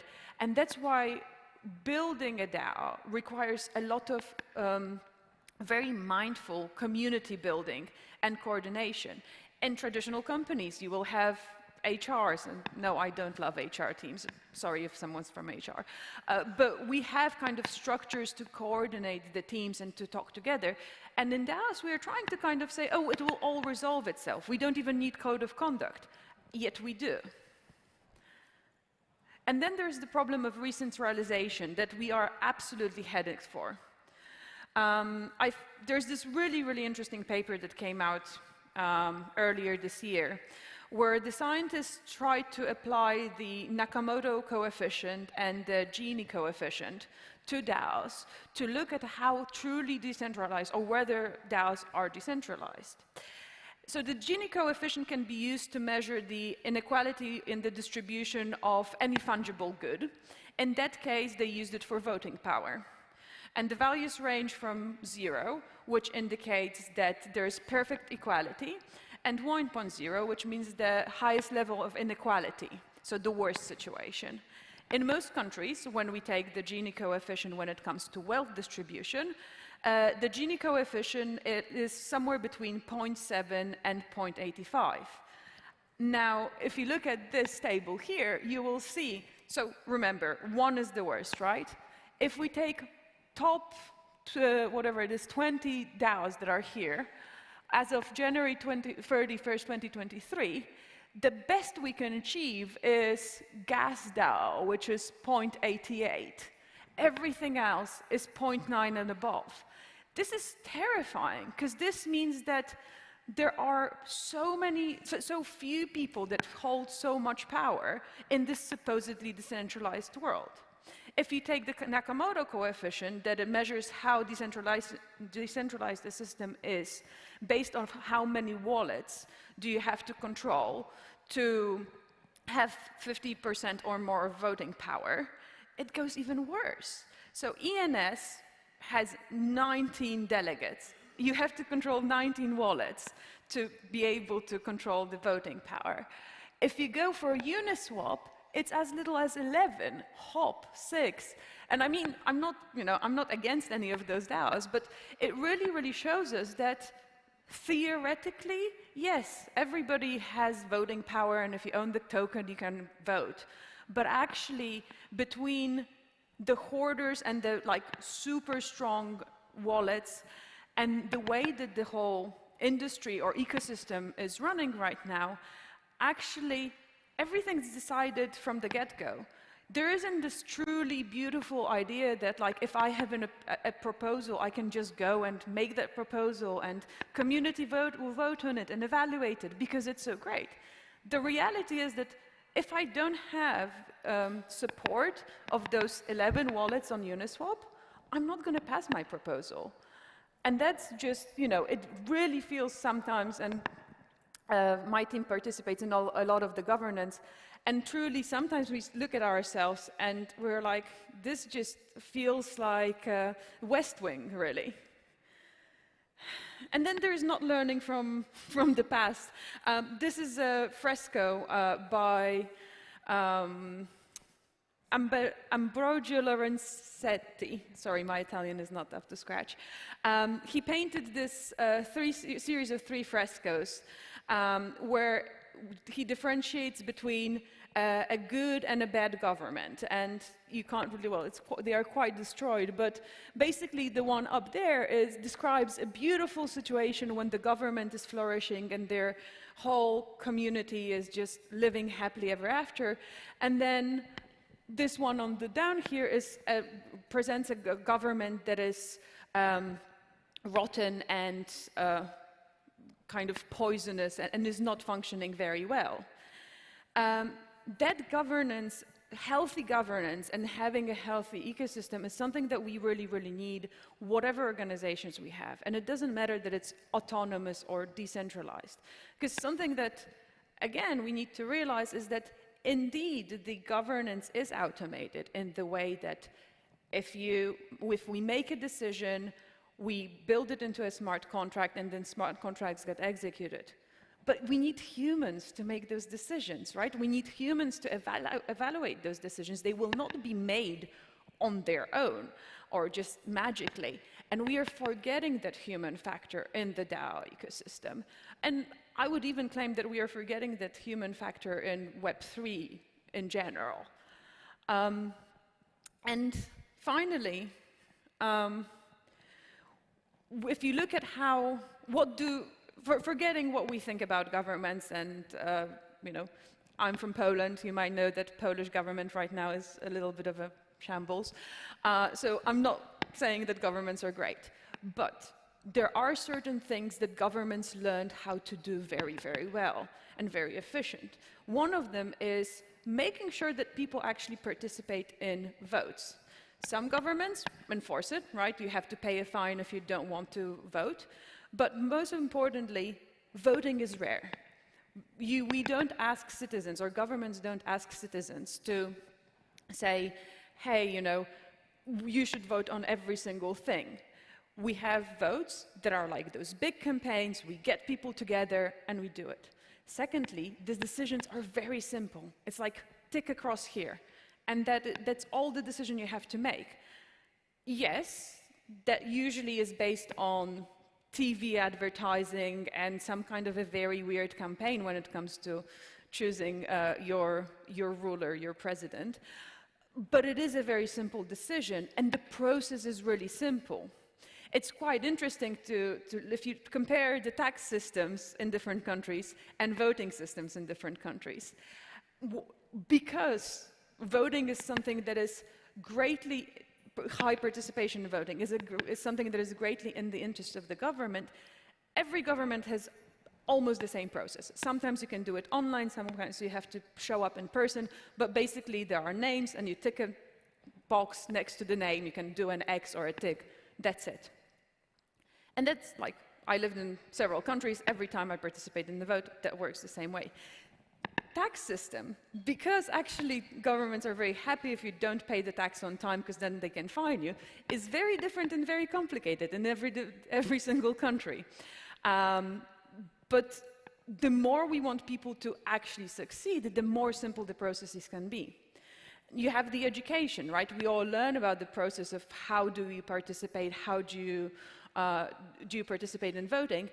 Whereas DAOs don't do that. We have very little education about the importance of being an active member of a DAO. They focus on human, right? We try to really get through to our citizens. And we really spend the money and separate money and vote, which is something that DAOs are slowly starting to do. But right now we have this conflict in DAO ecosystem where usually if I obtain a token, there are two reasons why I would buy a token, right?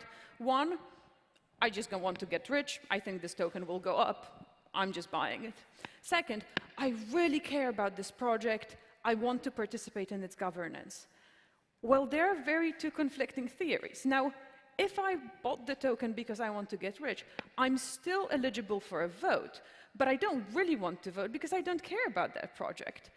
If I obtain that token because I really care about the project and I care about the voting rights, well, if the project succeeds, then I'm more incentivized to sell the token, therefore get rid of my voting rights, but then I won't be able to help the project succeed. So it's a very conflicting situation, and now we're seeing things like voting tokens, lockups, and things like that, or staking that allows you to participate in the votes of a DAO if you really care. But it's that kind of thinking around how do we simplify the decision making and how do we separate those two issues is very, very important.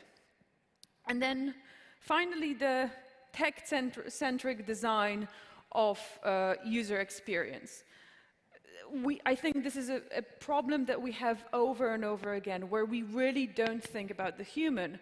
One of the biggest or most challenging thing for me in our ecosystem is that we don't really chase the bad guys. Like, you hear about a hack, or you hear about someone, you know, losing a lot of money in their wallet, but there isn't a body in our whole broad ecosystem that is specifically devoted to chasing the bad actors. Police, regular police, not really.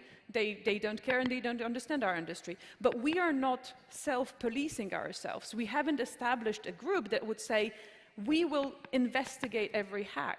You just hear about them and they're like, oh yeah, well, I'm sorry you lost your money, bye now.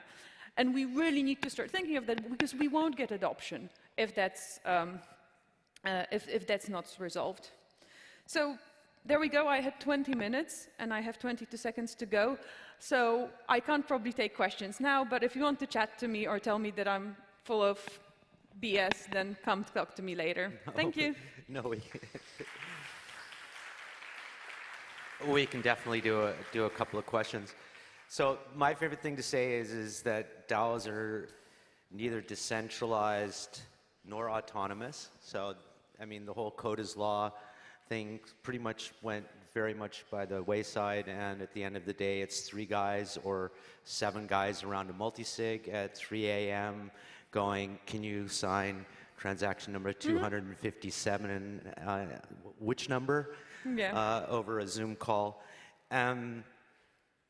Do you think that we can ever get to organizations actually being autonomous? Because at best yet they're distributed because people are in different jurisdictions. Yeah. I don't think that DAOs today are what DAOs will be finally. I think that we started with a very philosophical concept. Like, in theory, it would be beautiful if they are decentralized and autonomous and automated and all that stuff. And then we went through this process, as with everything that we seem to be going through in humanity, where we're like, oh no, actually we need to introduce those different steps. So we can't have the randomness. But there are things that are really important in DAOs that I hope that will be preserved, like the idea that it doesn't matter what you're officially responsible for. You can chime in into anything that you want to be part of. So imagine, you know, a marketing person that actually happens to have experience in user design or is just a user of the product, and they participate in the user studies and say, hey, we need to change this, this, and that in the product design to make it better. So I think that it is future of work. We just need to take the concepts and apply them rather than build something from scratch. So do you see the potential advancements or clarifications happening through projects like Lao Official and, you know, people that are offering jurisdictional legality so you can do your payroll, that have the crypto recognition in various jurisdictions? Yeah.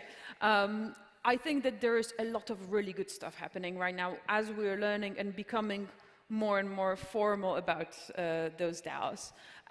Exactly the projects that you mentioned, the whole idea of incorporating your DAO, having people responsible, also talking to the regulators around who is responsible for it when it goes badly, who is responsible for the decision, because right now, as you probably all know here, if you're part of a DAO and the DAO votes of something, like, I don't know, using nukes, you're responsible for that, even if you didn't participate in that decision. From a legal perspective, we are all, as participants of the DAO, responsible for it. So I think that working with government or regulators to clarify that, as with anything in our space, same with crypto, same with all the other things. We need clarity to know where it's good to go. Cool. I can take one or two questions because I find it quite unfair to just have to rush through that beside myself. Does anybody have a question for Meta besides me? You guys are like really not in the DAO space, right? I mean, this is really a proof of work room. I got back there in the corner. All right. Okay, cool. There's a microphone going over there. Mr. Nicholas saving the day. I always ask the hard questions. So could you envisage or do you know of a DAO that exists outside of IRL, real life jurisdictions? Do you know of a DAO that exists outside of being in Wyoming or being in Ireland or being where else that has no legal jurisdictional presence? No. There is always, at the end of the day, you have to always somehow define, if you want a formal DAO, yes, I know a bunch of friends that call themselves a DAO, and they even issue tokens, right? We have that. But at the end of the day, you need to have some jurisdictional attachment, whether it's Wyoming, whether it's, there are a few communities that are doing a thing where they establish a foundation that is kind of the responsible legal body, but the DAO is not, the DAO is an advisory to that foundation, so they are not attached to any jurisdiction. But that's, at the end of the day, you have to be registered somewhere. Okay, so let me ask you a last philosophical question. Jared Hope of Status, when we were talking about DAOs in 2017, 2018, postulated that a DAO is the sum total of all of the individual contracts that people enter to get into together to manifest something. Mm-hmm. Yeah? And some people would make the argument that Bitcoin, actually, or any decentrally, deployed proof of work coin is actually the best example of a DAO because nobody actually has control of the network other than from the point at which it was deployed. How do you feel about that definition of a DAO? I mean, yes, I like this a lot. I would say that Bitcoin is also, to a certain degree, and we can look at it from different perspectives, but it's quite centralized. When it comes to core contributors, you can almost name a name, maybe not by name, but by their nickname or something like that. So I think that we need to work through decentralization and true openness and accept possibly a certain level of centralization. But in what you're saying around DAOs, I do think that probably Bitcoin might be one of the better DAOs out there. Yay, got her! A bit unfair. Thank you so much, Merta. Thank you.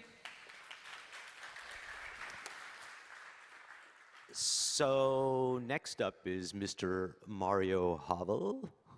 Is he in the room? Hey, cool. Right up here. Mario Havel, a colleague of mine from Parallel Nepolis. We've had the pleasure of working together many times. And now he's going to say what comes next now that Ethereum's actually moved to proof of stake. Hello, everyone. That's my slide. Just give me 1 second. I'll just start a presentation here.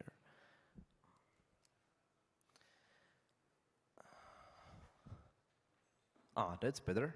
Very well. Yeah, thank you so much for coming to my talk. Thank you for lovely introduction, Michael. So I am Mario Havel. I am part of Ethereum Foundation's protocol support.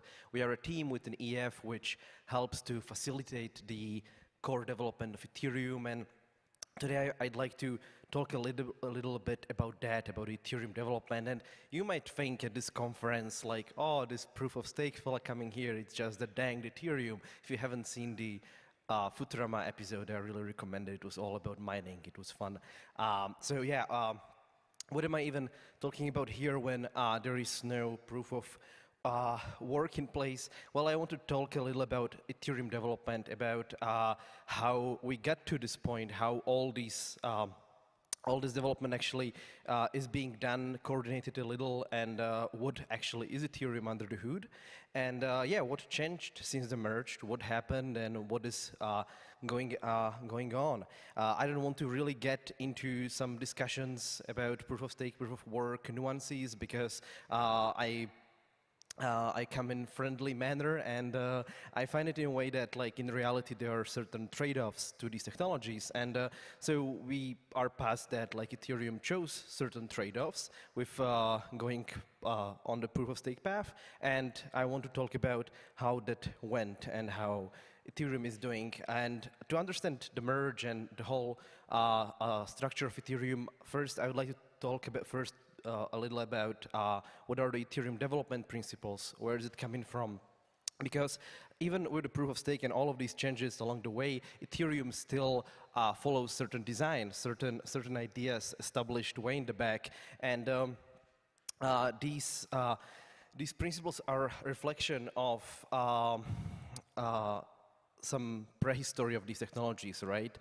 Coming from 70s, 80s, where the development of Unix took place, and Unix bringing this idea of, like, well, open development, the development where people actually share things. It was this atmosphere in 8080 labs collaborating with, like, M80 researchers, and everybody had just opened their office and everybody was working their own thing but actually collaborating. And that's how Unix works, that we have a certain modularity, right? We have different pieces of software which do what they do best and then just compose with each other. So that's beautiful. And of course, to make Ethereum work as well, any of the cryptocurrency here, it's free and open source software, and its specification, everything is open, building on legacy of cypherpunks, crypto anarchists, and these things are kept in mind when we talk about the design principles of Ethereum.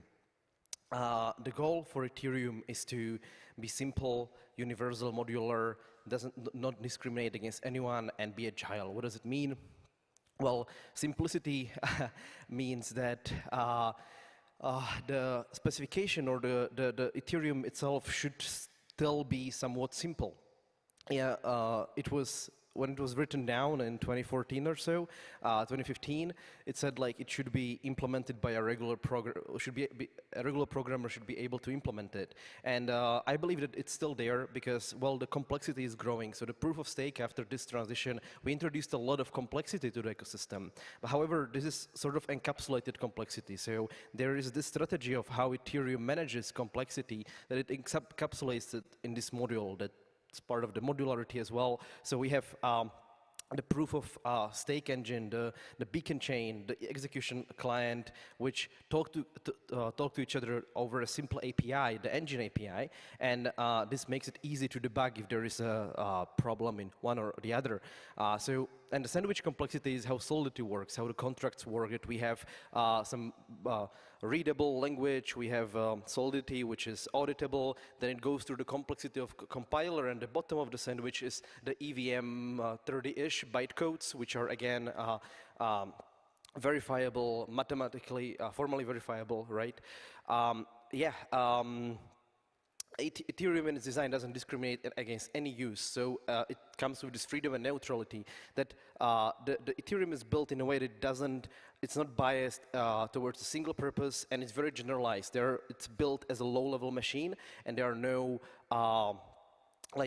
this is the token standard on Ethereum. It's given just by community, just by what community wants to build, not by the core devs. And the important part here is that Ethereum devs are not scared of risks, or the Ethereum community is willing to take a risk for a good payoff. So there is certain non-risk aversion. So if there is 10% risk for 90% payoff, it's worth it, not the other way. History. We have Ethereum specified first in the yellow paper. It's beautiful, italic in Bitcoin Keynote 2014, right? That's funny. There are EIPs, but all of this comes together to execution and consensus specs. So when we talk about Ethereum upgrades and development, there are basically versions of Ethereum which have certain code names. The latest one is Shanghai and Chapella. And these are updated in the specification. So we have these PI specs, which are very well defining exactly how Ethereum should behave, and based on those we have 10 different implementations. So, and one of these upgrades exactly a year ago was the merge, the one which brought us the proof of stake. We counted down actually from here, from Prague, and as we reached this terminal total difficulty value, what happened was that we switched the consensus. So how the bit under the hood, just to give you the idea of why we call it the merge, why it's not split or the other way, because we are connecting the two networks, the beacon chain and the old proof of work networks. Before the merge, it looked like this, and what's happening here is that we have the validators attesting, creating the beacon blocks, each slot and proof of work, the old chain is doing its own thing. But at one point, instead of listening to miners, it becomes one piece, one block, which where the validators actually attest to the execution layer data. So that's why we call it the merge, because we merged two networks together. And since then, what happened was that, well, there were no major incidents. Nothing went horribly wrong. The network didn't went belly up. That's good. There were minor incidents. There were two periods where the network was not finalizing because of bugs in block productions in some clients, but the network recovered after a few hours. That doesn't mean that there were no new blocks produced. The slots were going on as the gas works. However, we didn't see finality for some time. The liquid staking derivatives are growing. That was something which we've been warned about, and we see it happening now, Lido being big and so on. So that's something that the community should be aware of, and it's something which is risk in the proof of stake world. Chapella happened, the withdrawals upgrade. It was upgrade in April this year, which brought many things, but the main upgrade was the withdrawals. So I would say actually finished the merge here. We actually finished the proof of stake transition where we enabled the full validator withdrawals. And of course, there is a bunch of more research based on this in progress. I'm going to talk about it. I wanted to show the chart of the inflation. So one of the things is that with the supply minted each slot is slower than with proof of work. So you see the difference between proof of work Ethereum and proof of stake Ethereum. So we save on inflation. And so how Ethereum looks right now under the hood, just to give you an idea what it is now, this beast. So we have the EVM as the heart, as the core of Ethereum, which receives transactions from some peer-to-peer layer, and this is executed in EVM and updates state of Ethereum. The state meaning that it's the current state, but also builds the whole state database and the history. But this used to be basically Ethereum plus miners, but now this is what we call the execution layer. This is what you normally talk to. This is what was the Ethereum client you use your wallets, MetaMask, whatnot, connecting to this RPC. But then we have another RPC, another endpoint here, which is the engine API, because it drives the engine, and that's the consensus layer, which dictates the execution layer, what is the current head to sync to. So we have the fork choice run by LMD Ghost. And that's part of the beacon chain. Beacon node provides beacon APIs, which is meant for validators. So if you're interested in the beacon state, you can learn it from this CL client. So this is how the actual Ethereum is right now. It's merged. It's two networks instead of just one network. We have two which are slapped together, glued together, and one client is basically two pieces of software at this point. Each has its own peer-to-peer layer, so they're through different networks. So this is how it looks like, and you see there is certain complexity and certain new issues involved. So what is the research looks like now? So all this research and development happens out there in the public. Like this thing is not a conspiracy of few core devs out there. It's all discussed publicly, and you can follow it on the dev calls, which are every week. 1 week it's for execution layer. The second week is for consensus layer. On Thursday it's 2 p.m. local time, 3 p.m. And for specific features like 4844 EOF or some testnets starting, all the EIPs are discussed at ETH Magicians, and a lot of important discussion goes on ETH Research or R&D Discord, where you can find a public invite. So yeah, all of these things which are happening around, whether it's proof of stake or Ethereum upgrades, are in this repository you can find overview of what's happening right now. You can find links to all of those calls, and anybody can join them. So what is this research? What is happening now? And I wanted to talk a bit about the proof of stake because, well, it introduces some things which enable us to build on it. It opens new features for Ethereum, but also we need some fixes. Also, there are some problems with it. So actually, with the proof of stake, there is a big part of it is generally optimizing it and upgrading it, because the beacon chain has been here since December 2020. The consensus network, and since then the technology would be considered today pretty old. So there are some client devs who would argue that maybe we merged too soon. Like the community is saying that we merged too late, right? But somebody would argue that maybe it was too soon, that there was more space for optimization, for work on it. Great example would be work on 3 states right now. So the clients, it's not a hard fork, it's just optimization within the client is a 3-state database. So instead of keeping the beacon state in the disk, it can be in the memory, it can produce blocks much faster. And also connected to this, they are changing the way that archival node works on beacon chain. And it's super funny because it's like 1,000 times smaller now. Before it was storing every state, now it's just storing the diffs, which are literally 1,000 times smaller. So instead of 5 terabytes, you have like a few hundred gigabytes. Yeah, the withdrawals were enabled as the direct proof of stake upgrade, finishing it. And now there is this thing called single slot finality. Now, single slot finality is very interesting, very important, and that's another thing that is considered like wasn't baked properly when the merge happened, or something that still needs a lot more research, basically because we rely on the ghost, on the Gasper mechanism, which is beneficial in a way that, like, even if there is no finality, it can still go on. However, what is progressing, not just these days, is the research on a single slot finality, which would enable us to achieve the finality in the proof of stake setting just after single slot. So it means that you would wait a few seconds instead of minutes for user, but also it can enable us to have more stable network.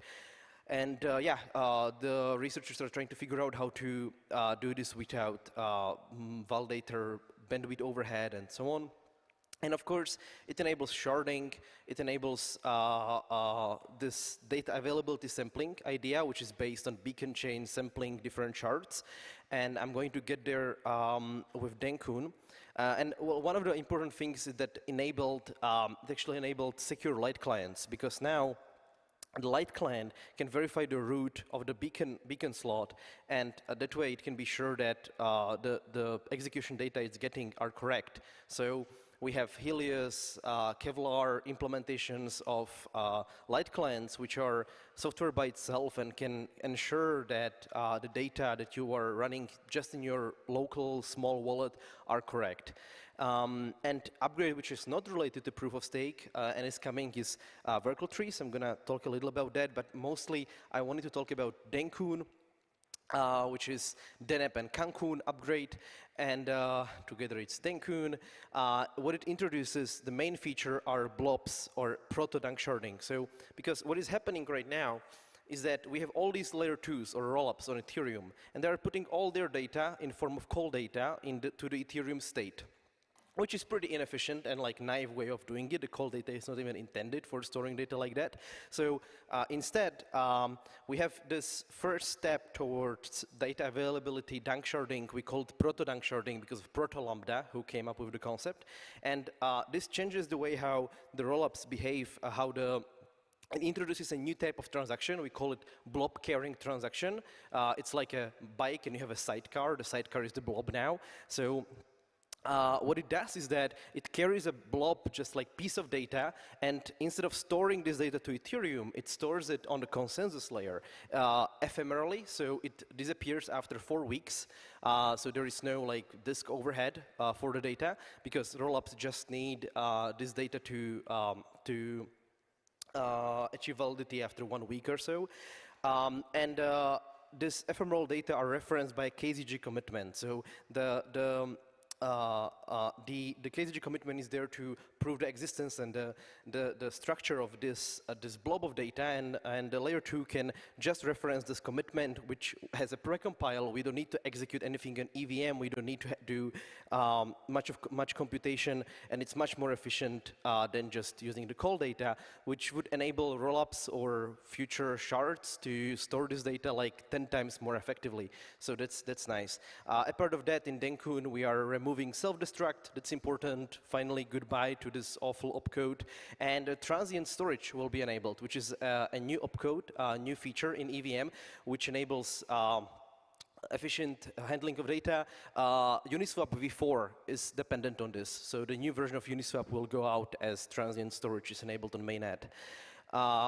Yeah. And oh, by the way, yeah, so for cryptographers here, you might know that the KZG commitments require structured reference string, which needs to be created by a trusted setup ceremony.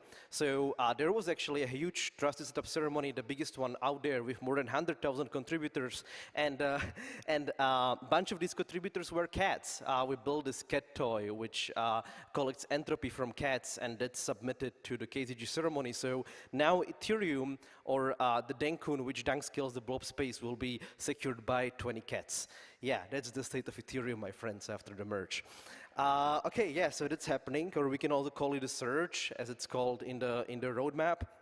The layer 2 data flooding the layer 1, and yeah, and it's towards the full data availability sampling, which I don't want to dive into. I wanted to mention the Verkle trees, which is actually like, so after the Denkun, it seems like the next thing which is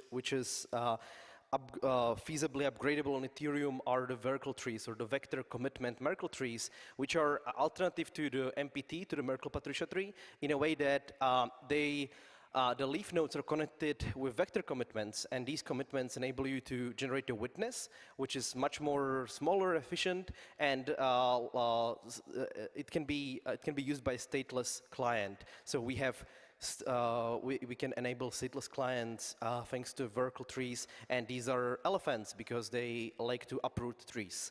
Yeah, and I wanted to talk a bit more about the roadmap, but I'm running out of time. One of the things that I would mention is the PBS part. There is a lot of research on enshrined PBS and censorship-resistant lists, because with the proposable separation, it became normal that all the validators just listen to some other block builder, and they are just proposing it. So So we are enshrining this into the protocol because we are trying to find some nice compromise in this huge, in this scary triangle where Ethereum never wants to satisfy its decentralization. So it's it takes all these crazy ideas that I just talked about to fit somewhere in the triangle. And yeah, it's an infinite garden, but I believe that it leads to the ossification. Recently, we hear more and more devs talking about ossification of Ethereum in coming future. And yeah, can you imagine it? Ethereum will be done maybe one day. That will make us happy. If you are interested in Ethereum core development, check out the Ethereum Protocol Fellowship. You can ask me about it. And I'm a minute over. That's all, folks. I'm sorry about the rush ending. Thank you so much.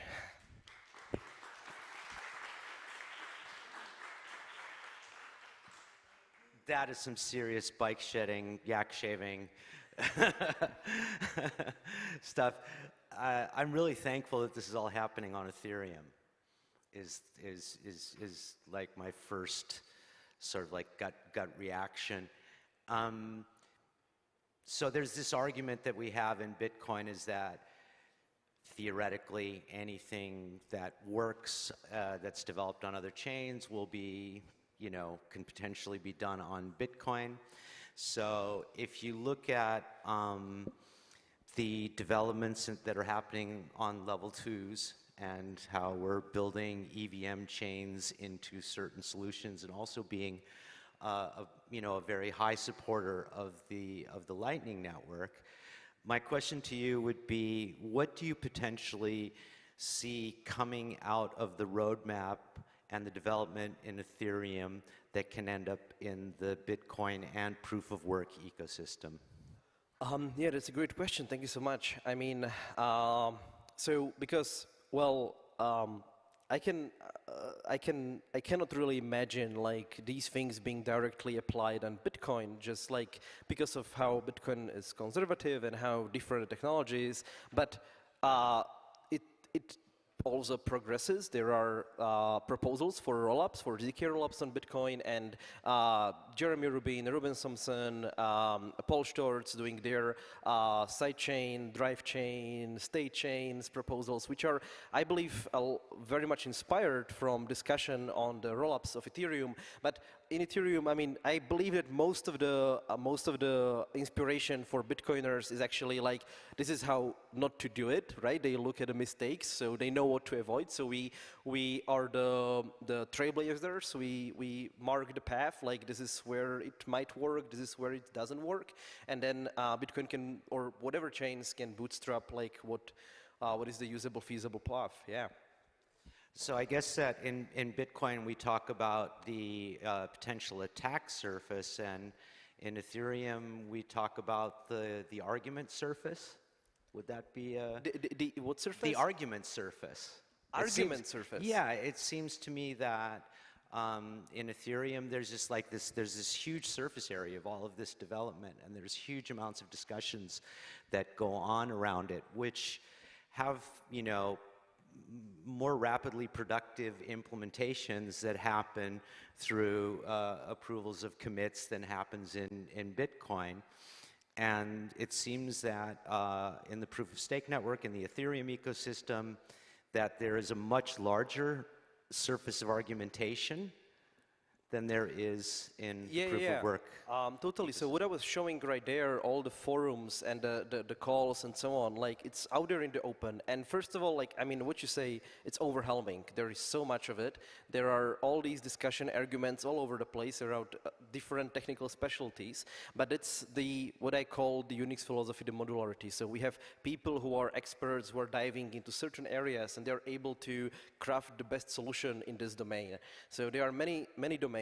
All of this discussion is out there in the public, and that's what I find beautiful about the whole open free software ecosystem, where we have this open research where anybody can learn about it and can just come and contribute and be awarded later on, right? So that's definitely there, like for Ethereum, the attack and argument surface, like like there is definitely more complexity being introduced, but also more people working on it and more people who understand it. What I show there, the protocol fellowship, managed to foster like 50 new core devs this year, just this year. So there are many people interested in diving into it, and thanks to like being able to focus on a specific domain and everything being open, it's happening. Yeah. Do we have a question for Mario? Okay, please. Hello. Is there anything that can be done on the protocol layer to deal with the LSD centralization problem, apart from switching to proof of work? Yeah, that's a good question, how we solve the LSD centralization. The LSDs are growing because of people, because of the market, because people choose their token and support their thing.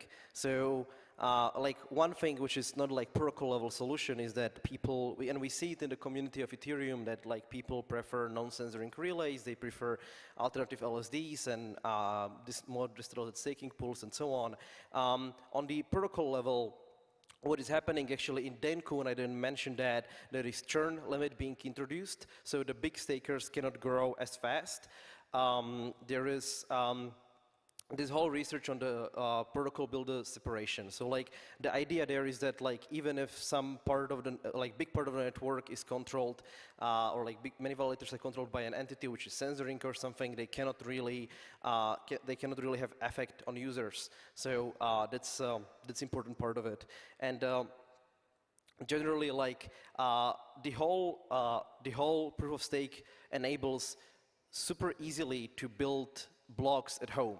Right now, like there are a bunch of people selling miners here, and it's nice, but it's also highly professionalized. I mean, compared to just like running a thing on my laptop, and there are people just proposing Ethereum blocks from their Raspberry Pis. So, like speaking back to the community part, like that's I think is the most important to actually like why I went into this, why I was excited about the proof of stake transitions, that we can now have my little Raspberry Pi here create a new block on Ethereum, define how it's going to look like. It's my decision, my computer's decision. It's completely up to me how if it's valid, right?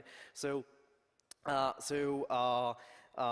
we see community embracing the home staking, and it's very easy and it works. It's like running the node with a little thing on top of it. It's easier than running a Lightning node, I would say, less management at least. So. So I see this more and more in the community. I hope that it's going to grow. So that's like non-protocol level solution. Yeah. Cool. One question, and let's make it a short answer because I've got to do a giveaway. Yeah, I'm sorry. Okay. Yeah.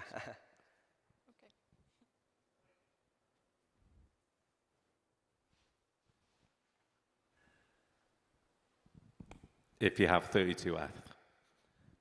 Do I have 32 ETH? No, I'm saying you can do that if you have 32F. Well, so in the natively, just with the client software, you need 32. If you use some pool which doesn't introduce much of an attack vector or is completely trustless, it can be up to what I looked into 8 ETH. But there are new protocols which can do 1 ETH.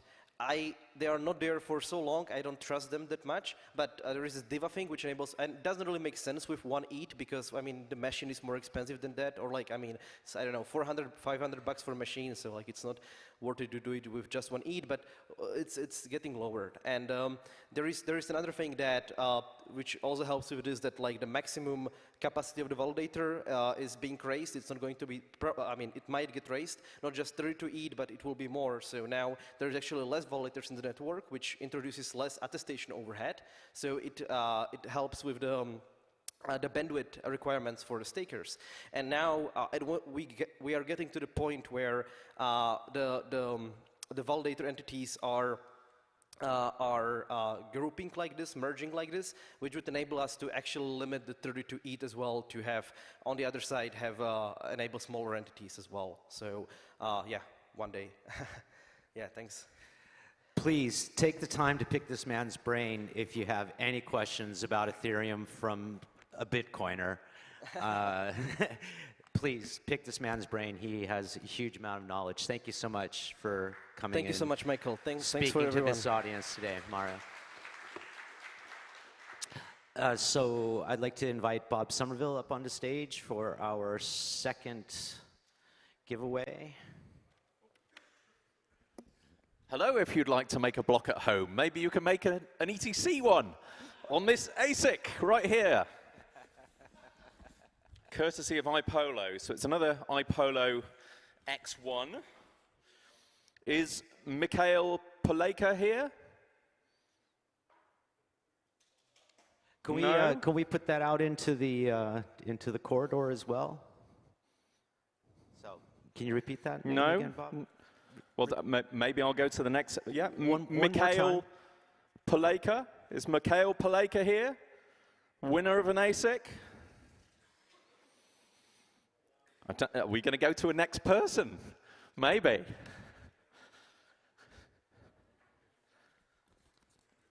Maybe we have an unlucky person. You're not here, you lose.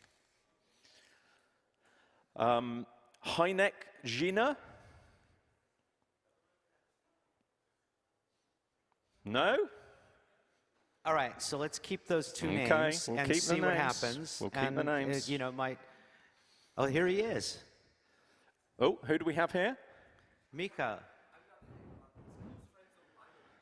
Oh, yeah. yeah? This is really good, right? Are you sure? My good friend.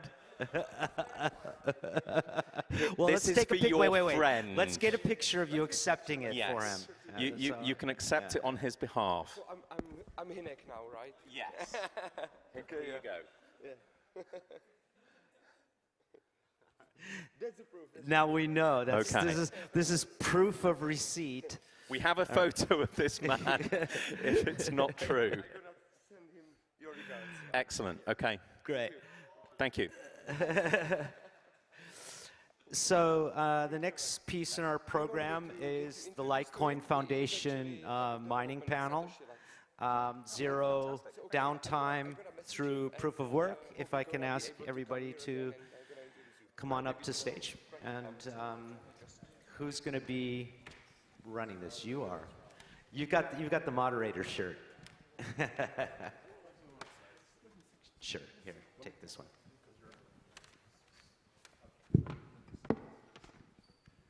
Hello.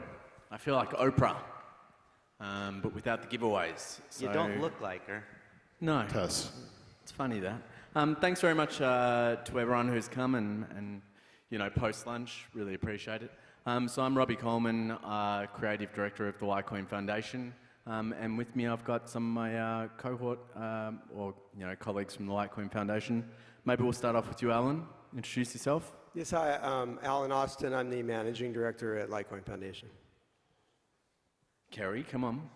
Hi, I'm Kerry Washington. I run the Light Wallet team, which is a mobile app that to have a wallet for Litecoin. Yep, there you go. And Loshan. Hi, I'm Loshan. I'm a software developer for the Litecoin Foundation, and I just work on Litecoin software, which is lots of stuff. It's a lot. Very good. Wow, what a rousing introduction from everyone.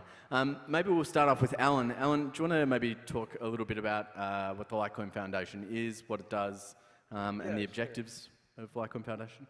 Yeah, sure. And unfortunately, we had two other people from the foundation that couldn't make it here today. But so the Litecoin Foundation, we're just to clarify, they're not dead. They just couldn't make it today. Yeah, So they're not dead. Just everyone's cool. Yeah. So Litecoin Foundation, we are a nonprofit organization. It was founded in 2017. And as everybody knows, Litecoin was a decentralized did not have a pre-mined, decentralized, fairly launched currency. So the foundation is primarily driven by donations and some other things we do. Our general mission is to basically support and help promote Litecoin adoption and overall the Litecoin ecosystem. And we do that through a variety of things like education, providing tools and resources to the community, wallet development, software, working with partnerships. Our goal really is all about global adoption in terms of both usage, Litecoin, and using it as a payments cryptocurrency, and just overall good for adoption in terms of proof of work. So we actually, yeah, we do a lot of different things through the organization, through our team, and through we have volunteers that work throughout the world that we all collaborate with. I love the global adoption thing. It makes it sound like Pinky in the Brain. One of the things you mentioned was Litecoin Foundation obviously supports the development of the Litecoin and Litecoin ecosystem. Got Loshan next to me. Maybe, Loshan, do you want to talk about some more recent developments that you've done? Maybe Litecoin Space would be a relevant one. Yeah, sure. So recently I worked on forking mempool. So some of you guys might be familiar with the mempool Bitcoin Explorer, and what we did is we forked it to support Litecoin, and that includes some of the libraries that we use to make mempool or Litecoin Space work. So that includes a Rust library. So if there's any Rust developers here, I don't know, maybe you'll use that to build stuff on Litecoin. It's mainly stuff like that to help other developers build on top of Litecoin or build Litecoin applications. And so what's the component? There's like another component to it being the Explorer. What does the Explorer actually show? Yeah, so the Explorer itself is, it lets you visualize the mempool. So it shows the current state of the mempool, and it shows maybe if miners are censoring any incoming transactions or anything like that. We basically are a resource for historical Litecoin data. It's not just block data or mempool data, it's also price history, mining history, that sort of thing. And how far does the data go back? So I tried to do my best. It does go pretty far back, all the way back to Genesis, or almost close to Genesis, but the data is kind of missing towards the start. Sorry, that was a bit of a loaded question because I was there with Loshan mid-breakdown. And Kerry, maybe do you want to maybe discuss what you've been up to the last year and I guess the future of Light Wallet, any integrations that are coming up, all that kind of stuff? Sure, yeah. So we have a code base that's almost 6 years old. The problem is we've gotten more users and we have a bigger team, but when it's working, you don't want to pull it apart too easily. So our focus for the last year has been getting ready for the new project, which we're calling Newborn, which is basically a complete overhaul of the wallet itself with a new middle layer, and also preparing for MWeb, right, which that work for light clients. And so when can people learn about MWeb? Maybe in 30 minutes or something like that? Do you want to plug right after this panel, I will talk more about MWeb. You will love it.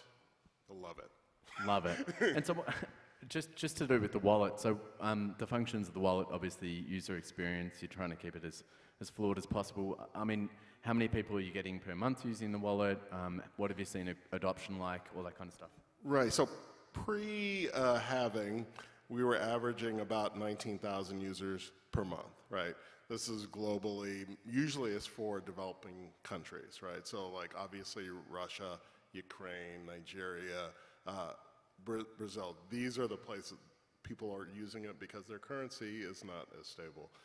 We have a big contingent from the US as well, but I try to bias towards those developing countries where I know their currency is not that good. Yeah. We added Turkish and Ukrainian in the last 2 years, right? Because of that, because we know we needed it. Yeah. And so how does that play? I mean, Alan, you were talking about global adoption. I mean, how does that play in terms of the strategy from the foundation for global adoption? You know, obviously trying to develop for certain developing countries, that's a terrible sentence, but also make them, you know, open and user-friendly for those countries. Yeah, I mean, there are certainly, we have we're so early when we really step back and look at what we need to achieve. Our goal, again, is to see this, to position Litecoin as a global payments currency, and we are continuing to see that trend. And if you look at all of the I always say put price aside. Price is always emotional. It doesn't always represent what's really happening.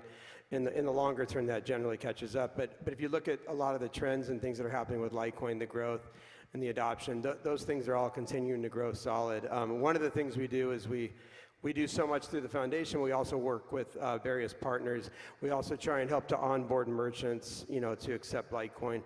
Anything we could do to help reach out in different areas to help educate.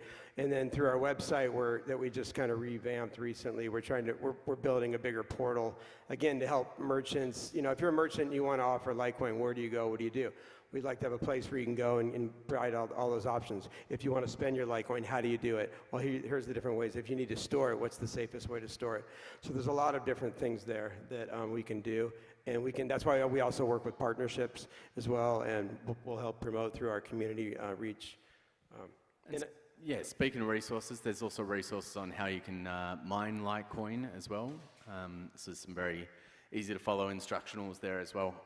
Just on mining, obviously, well not obviously, but we hit a all-time high in terms of difficulty in hash rate. Does anyone want to talk to that, pre and post halving and the effect that it's had on Litecoin?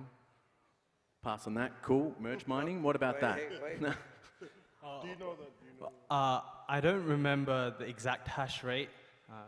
I guess you can go to litecoinspace.org and you can. I'm plugging. But in terms of trends, the hash rate hasn't decreased as many people were saying. The hash rate has been kind of very, very stable. We're currently still sitting at an all-time high, and it's kind of crazy. I guess when the Locotech guys, who you might have seen in the sponsors, when they launched their ASICs, the hash rate is going to continue to rise, and so will the difficulty. It's going to be kind of crazy in the next year or so. Alan? Yeah, and I'll just add, too, in terms of merge mining and rewards, Litecoin, as most of you know, is merge mined with Dogecoin. And so one of the interesting things about Dogecoin is that it has what's called tail emissions, meaning that the rewards go on indefinitely. So while you have the properties of good money where with Litecoin, with a limited supply, it halves every 4 years, Dogecoin is sort of the opposite, where you have a continued supply all the time. One of the interesting things about, and so combined, you have the rewards. You're basically sharing the same security budget, but twice the rewards, or if not more. So one interesting thing about tail emissions is sort of the unknown of what happens potentially when the rewards, continue to decrease every 4 years. Will that be enough incentive for miners? Likely, but it's, will the fees be enough to offset? But because of the tail emissions that Dogecoin offers, it sort of presents an interesting experiment, like assuming that they continue to be merge mined down the road, as the Litecoin rewards get smaller, and you also have these other rewards, it could be a good sort of complement to each other, but we'll see. So, but because there's been a lot of benefits by combining, together to do both. Yeah, leaving aside your personal taste for Dogecoin, it obviously was a pretty significant thing in the ecosystem to have a merge mine in 2014 with Dogecoin and Litecoin. Loshan, do you see there being more possibilities for merge mining with other script coins, or with a great precedent in Doge? Yeah, so I think recently we've heard from many proof-of-work coins considering moving to proof-of-stake. They claim they want to do this not because of some sort of economic or technical reason, but because they want to be more green, which is a good thing to do, right? We don't want to be wasting electricity unnecessarily. So based on what Dogecoin did, I think that many other cryptos should consider moving into merge mining with Bitcoin or Litecoin, similar to Doge, and you share the benefits of proof of work, but without any of the costs of electricity. Yeah, right. So it's more about the upside in terms of, I guess, the sustainability, but Right. not just from a commercial standpoint, but also an environmental one. Yeah. Yeah, it's pretty interesting. Kerry, do you have anything to add to that? Not much, just the fact that people, I think, underplay the importance of the merge mine and how politically at the time Dogecoin was a complete joke, and it was meant as a joke, and it turns out that Charlie saved Dogecoin by doing the merge mine. So, a lot of people forget about that, and we've got Elon Musk talking about Dogecoin where he used to. So I think we have that ethos in the foundation, like, hey, if we can make the system a little bit stronger and expand it to more people, that's generally what we try to do. Yeah, I mean, this idea of the rising tide lifts all boats, or whatever that cliche is that I'm going to butcher. I mean, how do you see that, Alan, working with, other cryptocurrencies play out with the Litecoin ecosystem? Do you see it as being, outside of mining? Do you see opportunities for partnerships and various, well, I mean, this is a great example. We've come together with the ETC Cooperative to put on this event. Thank you very much for coming, and thank you, ETC Cooperative. But outside of that, do you see more, community involvement from other coins? I think there's, yeah, you always want to be open-minded to things, opportunities. And this space is already, as a whole, we still face a lot of challenges because cryptocurrency is still so new. There's a lot of regulatory, things that face us, everything else. So I always hate when I see like this division within, at least within proof of work coins and things of that nature, where there's, together I think we could find, we should be open to what we could do together in things that might work, things that might not work, but at least to be able to be willing to explore those things. I think that the merge mining with Dogecoin is just one example. Yeah. It's very possible we have others. Our collaboration with ETC Cooperative saying, hey, you have Ethereum Classic, you have Litecoin, but what about the bigger picture of proof of work, which is just as important, in such an important topic. So together we're going beyond just these specific coins, but to the whole ecosystem, which is something, involves, of course, Bitcoin and others. And so I think it's a way to reach out to broader communities and educate more people by collaborating. Controversial question for anyone on the panel, but is there any community you wouldn't work with? What do you mean, merge mining? I think, okay, I'll speak on, Litecoin's positions, foundation, I would say, is not positions not to, it's more about ensuring that, we get approached a lot by people that want partnerships, but sometimes it's a token or, we don't know much about, and we always have to be a little bit careful there because there's we've seen a lot of shady things going on in scams and stuff like that. So, I mean, if it's not, if it's a fairly launched coin, decentralized, it's kind of hard, you can't, you may not like it, but you can't really knock it, so. I mean, we don't speak on behalf of Litecoin, so it was a bit of a trick question. But also I wanted to see whether maybe something came out, a bit of gossip. We do have 15 minutes. Obviously, we're very interesting people. We wanted to throw it out to the crowd. I was joking, being facetious. But throw it out to the crowd to see if anyone had any questions of the Litecoin Foundation, and we can do our best to answer them. But any final words from you, Alan, before we pass over? So let me add one thing, and on MWeb, Kerry mentioned MWeb, and he's going to do a workshop right after and go into more detail, so I won't get into the detail. But for those of you that don't know what MWeb is, basically just recently, Litecoin added a privacy layer to its blockchain, and it's basically a very basic level of privacy that allows the ability, and this is an optional layer, and that allows you to basically conceal the to address from address as well as the amount sent. And the reason this was added is it was felt that the one thing that was missing from like sound money was at least a very basic level of privacy, the same level of privacy you get if you pay with cash. If you pay with your credit card, for example, at a store, they don't know how much money is in your account.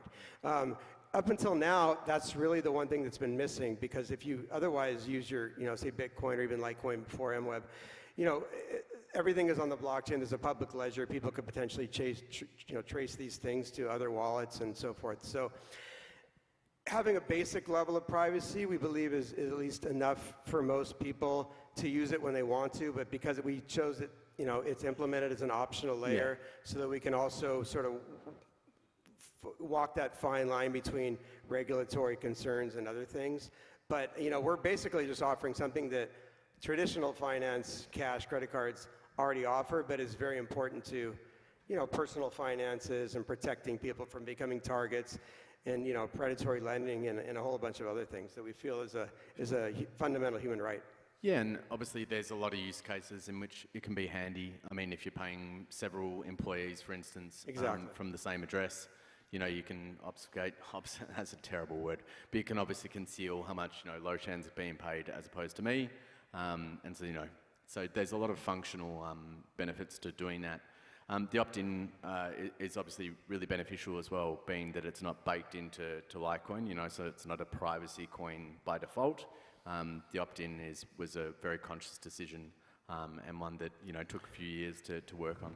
And one other thing it does is it also adds fungibility, which is also important to Sound Money because you kind of run the risk outside of potentially, because of the public ledger, Exchange or some other third party could trace a transaction well back to before you ever own those coins and say, oh, those were used for some, we think those were used for some shady activity, we're not going to accept those. Well, a dollar should always equal a dollar, right? So this layer of privacy also helps to add some fungibility to Litecoin as well.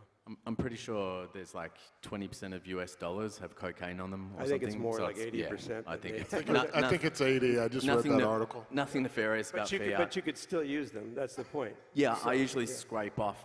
So, yeah. Why? Why? Who's laughing about that? Nothing wrong with that. Cocaine's expensive where I come from. I'm from Australia. No, we don't support drugs here. Was there anything else anyone wanted to add? We shouldn't steal Kerry's thunder because he's going to do a great presentation after this. I don't really have to say anything anymore. I think I'm done. Okay, so we can continue on for another 30 minutes rambling. Does anyone have any questions for us? Yeah, great. This is good. Oh, we've got a mic problem. Check, check. 1, 2, yes, hello. Thank you for your work. I've been a supporter of David Burkett's work with Mimblewimble MWeb, so I'm happy to see that. So I have 2 questions. One is, how is the foundation supporting the continued expansion of MWeb? As in, is there a fund, a grant, or something to continue this maintenance and development and ideally the expansion of Mimblewimble across the network? And secondly, could anyone talk about OmniLite, which I see on the website and is a project that's been going for 2 years, which seems to become an Ethereum competitor, or am I wrong? Thank you. Okay, so if I'm not incorrect, it's the ongoing support of Mimblewimble and obviously David Burkett's time and resource, and then the second one being OmniLite. Is that correct? Well, I didn't hear the second question. That's all right, I'll come back to it. I mean, do we want to talk about how MWeb was sort of came about in the first place? I mean, I didn't really put that in my slide deck, but the key thing is I did talk about David in there. So you can stick around. Well, I mean, Loesch or Alan, do you want to talk about how, the funds were raised, because were funds contributed? Oh, sure. I mean, yeah, Kerry will dive into more detail on MWeb and the value, and I think a little bit more technical than we've spoken with so far. Yeah, so it was an idea that we felt, again, a privacy layer was missing. So we hired a developer, our key developer, David Burkett, but it was a community effort, so we raised funds through the community. Charlie Lee, who will be talking virtually tomorrow, offered to match donations, and so all donations were a combination of the community donating and him and to fund the development. And then once it was funded, the miners signaled it in support, and I think the trends are continuing to grow. It's still very new, but we're seeing more. And the more people that use MWeb, the more it actually works the way it needs to work, right? So.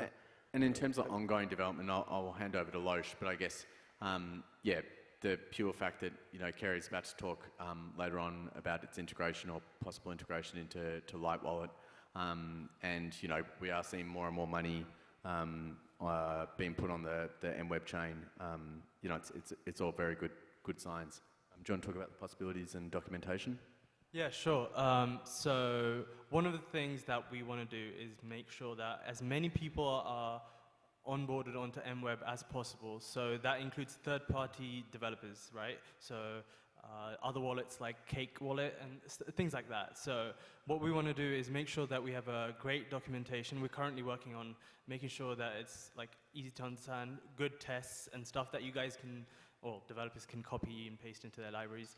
And we'll also be building some libraries that mobile developers can use to glue in MWeb code into the existing Bitcoin or Litecoin-based code base. So that'll make it a lot simpler for developers to add MWeb into themselves. Yeah, just on the simplicity thing and the easy to understand as well, it is relatively complicated for some people and for the lay people. So if there is any feedback that you've got in terms of, understanding of how to actually use MWeb and understand it, please send it through to the foundation. We're pretty responsive.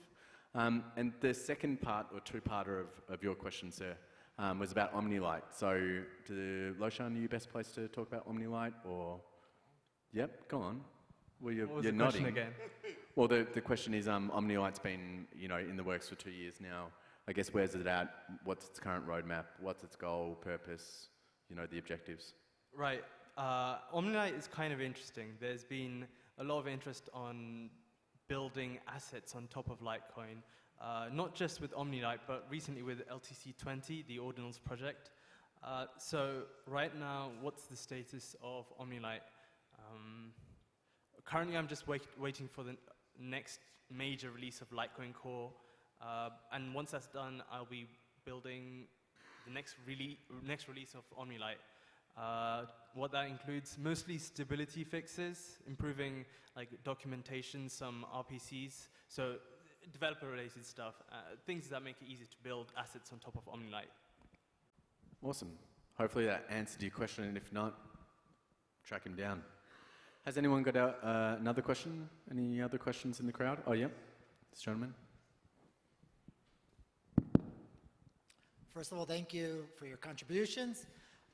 My main question and concern is why, as an investor, would someone want to use the Litecoin wallet that's limited to just one cryptocurrency as opposed to using a multi-currency wallet, or, there's so many out there? Yeah, I love this question. So we consider Litecoin a currency that you're supposed to use, right? So, and every morning when I look at my Firebase and I look at people using it, they're using it properly. So a lot of people ask that question, well, why should I use Litecoin? It's a bad investment. And I'm like, no, it's a really easy coin to use very cheaply, very quickly. That's the point, right? So it turns out that I've been in the foundation 6 years. There are many wallets that have many currencies. And the reality is, I'm trying to get grandma and uncle and brother to use Lite Wallet. And so I don't need it to be super complicated, right? I want it to be really simple, right? In fact, we should completely obfuscate the layer. They just want to be able to get the money from one place to the other. So we're nerds. We love being able to fiddle with things and change. That's great, but that's not going to get adoption. Adoption is people that are not technical. So I guess what you're saying, Kerry, is that the reason why we've kept to date Lite Wallet, I guess, on the having Litecoin on it and available on it to use and spend and buy is because you want to keep it to simplicity and ease of use? Well, not only simplicity, but the other side of it is there's risk if you bring in another blockchain into that, right? Litecoin's been around for how many years now? 11, Nearly 12? 12. Yeah. It's terribly boring, and it works, right? So whenever you hear someone say like, "Oh, this is that new coin," you're taking some risk, and I say no to a lot of integrations because I'm like, hey, this could actually ruin the whole thing with the wallet. Experience, yeah. Yeah. But who knows? But it's a good question. We're getting a bit of a wind up here or something going on, so we might leave it there. Is that right? Yeah. All right. So, the first the first coin that we implemented after Bitcoin at Parallel Polis was Litecoin, and because it just worked. And it's still available and still used every year. Very popular. And daily. So thank you guys so much for the panel discussion. I didn't want to cut you short because this is your production. Thank you so much for making it happen. But I do want to hear what Kerry has to say and don't want to cut off his time because he probably has a 20-minute presentation prepared. So thank you again. Yeah. Thank you again. Thanks to all the other speakers. And again, if you've got any questions, please hit us up on Twitter or contact us via litecoin.net. Thank you very much.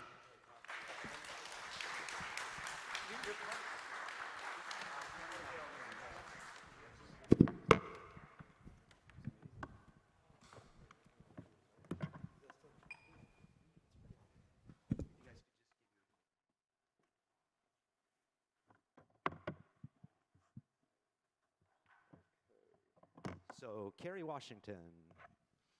Hello. Hello. Let's have it.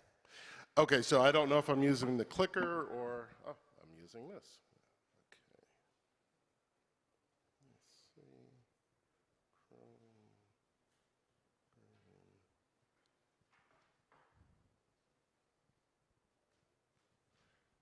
Okay, so we started MWeb already. That's great.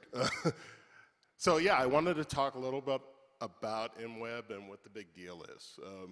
Turns out that when I go to people, I'm like, oh yeah, I'm in the Litecoin Foundation, and they blank stare, and I'm like, you've heard of Bitcoin? Yeah, I've heard of Bitcoin. So then I say, okay, Litecoin's almost as old as Bitcoin, right? And they definitely hadn't heard of MWeb, right?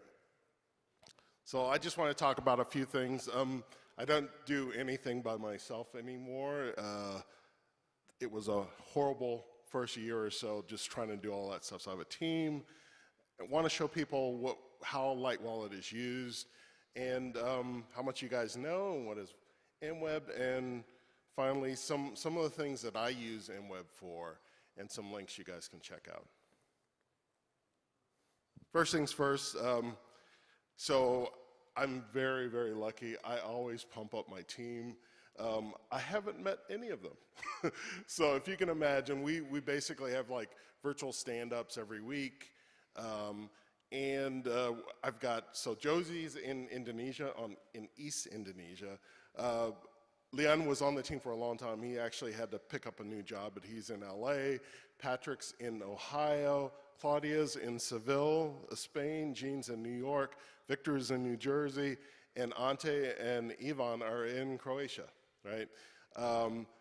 I'm really, really lucky because basically I used to do all this stuff myself 6 years ago. And I don't ask much. I just say, hey, can you spend a couple hours a week? Josie, she's a student and she's a software developer, so she helped do the website and a bunch of other stuff. She's going to do Android. But the point is, when you have a team and you can't really pay them the tech level wages, you have to be really flexible. But I'm really proud of them. And Charlie's the boss, right? So here's a slide that I used it last year. Unfortunately, when there's a halving, people forget about a coin. So this last year before the halving, this is typical. So you see where these are the heat spates when I talked about Firebase, and it's exciting. I mean, as a nerd, I'm like, oh, people are using the app. That's great. We would love for it to be like 10x of that. It's not like a commercial wallet, but it's pretty good. As you can see, most people across the world are using Android phones, and it's not because they have a religious preference. It's because iOS phones are more expensive typically. So if you go to the US, that would be flipped. We have 11 languages, and generally it's focused towards economies where like the currency there is not necessarily that strong. So like obviously Turkey, South America, many countries there, Ukraine and Russia. So let's talk a little bit about what you know about proof of work blockchains. And I try to make my slide presentations as kind of high level as possible so that people can get on board and understand what's going on. And I put this in there. I said what the legacy feature of proof of work blockchains is they're synonymous, if I say that properly. But basically, you can track any transaction on the blockchain, right? Which is great or not, depending, right? So this is why privacy is important, right? Because if you do a recurring transaction, you know, the other party knows how much you have in that address. And you don't want to basically tell people like, hey, yeah, I'm a whale, right? So the amount of work you have to do typically, and I know some of our old OGs here know that you're supposed to do one transaction and one address, and most people, when they get into the space, they don't do that. So they want to use the same address again and again and again, which is not good. And then finally, you guys into Harry Potter at all? Anyone? Hands? 1, 2. Oh, okay. So I haven't read the book, but I know that Mimwimble is the spell to scramble words, right? That's the idea. So we're talking about MWeb, and that's kind of the segue into the next part. So I was very lucky. I think I jumped. Yeah, so what is MWeb?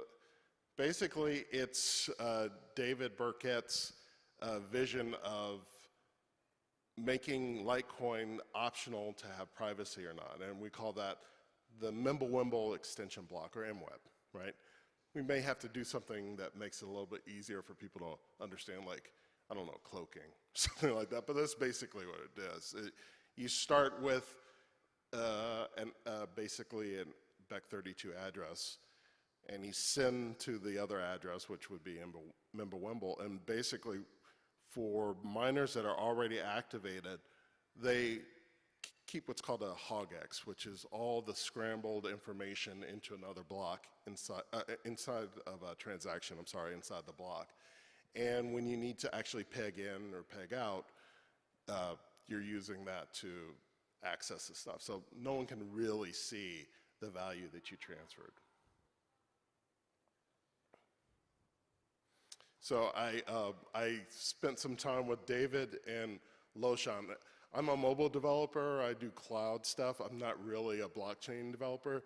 So this is what David gave me. He's like, well, this is what it looks like. And I'm like, yeah, okay, well, I'm not sure if this is going to transfer to a lot of folks. But the point is, if you see that the transactions at the top, these are typical Litecoin transactions, right? The hogex, which is at the bottom, that's where all the scrambled information is there. Now, theoretically, you could unscramble the information, but it's not worth the time. So that's where we come up with the privacy. So like I mentioned David, Alan talked about David. We really are so happy that he was able to go and start working on this. This is not of the faint of heart doing Mimblewimble. So I recommend, if you do want to get into more of the details, there's you can actually look up the Litecoin Improvement Protocol, which is number 2. David wrote that, and basically in May of 2022, 75% of the miners said, okay, we'll take it, which means it works. That's for us is our big kind of failover or success rate. The next thing, and the more difficult thing, is there needs to be a way for light wallets. So obviously for Litecoin Core, that's the full blockchain on your laptop or your desktop, and that's not the case for Light Wallet, right? We basically are looking at transactions that we know we've signed. So the whole thing means it's a little bit more complicated, and I bug David like every month, like, hey, how you doing? We're still here. So I talked about addresses and how people that have been in the space a long time know you're supposed to use one address per transaction, but most people don't do that, right? And so you could quite easily, if you have a big wallet and you have a lot of cryptocurrency, trackers now will just figure out, like, and we know this for like Coinbase or any of these big centralized exchanges, we know because they're tracking their addresses, right? So that's something that is not good for the average user. We want people to be able to safely make transactions without people like snooping over their shoulder. And I equivalent it to when you go to like a drugstore or you go to a liquor store or something and you want to buy that drink. You don't open your wallet and say, here's a 10, right? But that's what it is right now, right? People can look and see, and they can see transactions that went in and out of your wallet. And so we want it to be more typical the way Alan talked about, where I'm just making the payment, you don't have any information about me. So here's what it is. It's very simple. You can see, so there's 2 radio buttons this is a Litecoin Core, and you just click the button. And what happens is, instead of having a Bech32 address, you have a longer address. You shouldn't really care. Litecoin Core keeps all this information anyway. But the point is, it's that simple. That's why I'm always shocked that people don't use it. If you use Litecoin, you should click the button and play around with it. Because what it does is it makes it so much easier for you not to worry about the funds that you're actually trying to secure. So I have a few links. This is the latest version of Litecoin Core. I invite everyone to download it and play with it. One thing that we haven't really talked about, but we just assume, Litecoin is very cheap to transact. Even the worst case scenario with a high exchange hash rates, we're talking pennies, right? So you could move, a nickels or, a very small amount of Litecoin around, and you can use it quite easily. This is my team website, lightwallet.io. I invite you guys to check that out or download LightWallet. And we have an article when we actually launched MWeb, talks a little bit about that. So I gave these slides to the presenter, so you guys can take a look at that as well if you didn't take a picture. That's it, quick. Questions? Thank you. Any questions? Yes.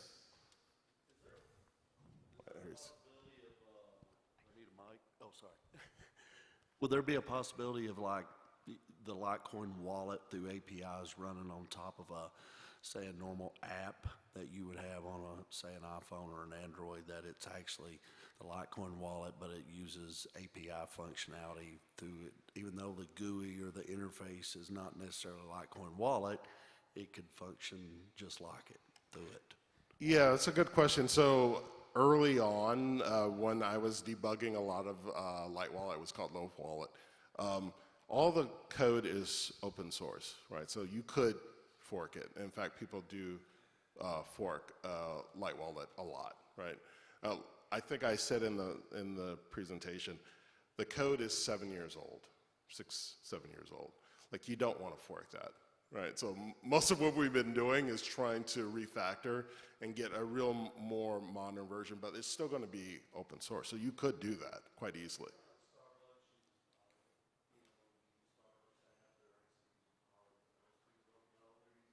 Right, right. I mean, I've dragged Charlie to many meetings where I said, hey, we can just put this in there, because we were both in Silicon Valley for a long time. It turns out people are skeptical about Bitcoin. So Litecoin, it's work. but again, it's open source. So you could look at that. You might come up with a solution that we just never covered before. So I'm open to any kind of help. Yes. Anyone else? Does it ever feel incredibly lonesome being Bitcoin's little brother? Or being Bitcoin's testnet? Yeah, that doesn't bother me. It is. Here's the funny thing. Vlad, he talked earlier, and I was so happy to see, I never met him. He was like one of my first testers, right? So for 3 years, it was just me and another guy, Barry. That was it. So like I said, I've got this huge team, and we love working together. I've never met them. So it's kind of tough, right? Because they have regular jobs and stuff, but we don't mind that because we can see people use it, right?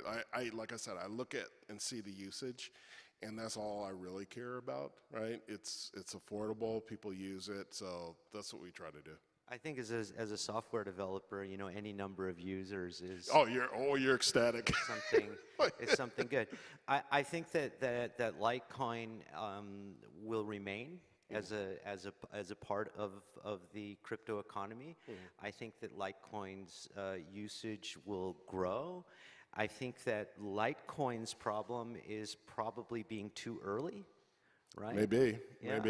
But it has shown it has staying power. Yeah. It has staying power. It has stood the test of time. Yeah. Yeah. Partially because of the way that Charlie has dealt with the Satoshi issue and things, but it is a functioning, simple technology. And yeah, I mean, I know people get so excited about, oh, I'm going to be rich. And I'm like, just save your money. We're the save your money versus I'm going to be rich. Just save your money. Buy some Litecoin, sit on it. That should be your thing. And if you need to use it, you use it. And it's not going to cost you an arm and a leg to use. That's pretty much what it is. Yeah. I think one of the few things that Litecoin has failed to capitalize on is the unit price theme. Yeah. So, right? So, I mean, people are still intimidated by Bitcoin because they talk about a Bitcoin. Mhm. I notice this, regularly when I meet new people who understand or find out that I'm in the crypto economy, and they're like, but Bitcoin is so expensive. I'm going to buy Tron. And I'm like, nah, you want to buy Litecoin if you think that Bitcoin... I mean, I've been in this space long enough. I remember BitPay, which is... Please don't mention that BitPay. No. Oh, I can't talk about them. Okay, but well, the point is, for many years, they refused to have Litecoin as one of the options. And just about a year and a half ago, they did. So they went from 0 to we're 27% of the traffic through BitPay. Yeah. I think Bitrefill also is a lot They, of yeah. stuff So on actually, Bitrefill. yeah, they in the wallet you can More actually than Lightning, actually, even. Yeah, on Litecoin. Bitrefill has some really good cards. You can download Light Wallet and you can use it directly from there. I actually have a colleague in Turkey that wants to do another card solution as well inside. So again, most of the time I'm kicking tires on integration partners to make sure that it's not going to cause me a headache, or more than I already have. Yeah. Thank you so much Thank you for so sharing much. your knowledge with Appreciate us. it. Thank you. Thank you. Thank you.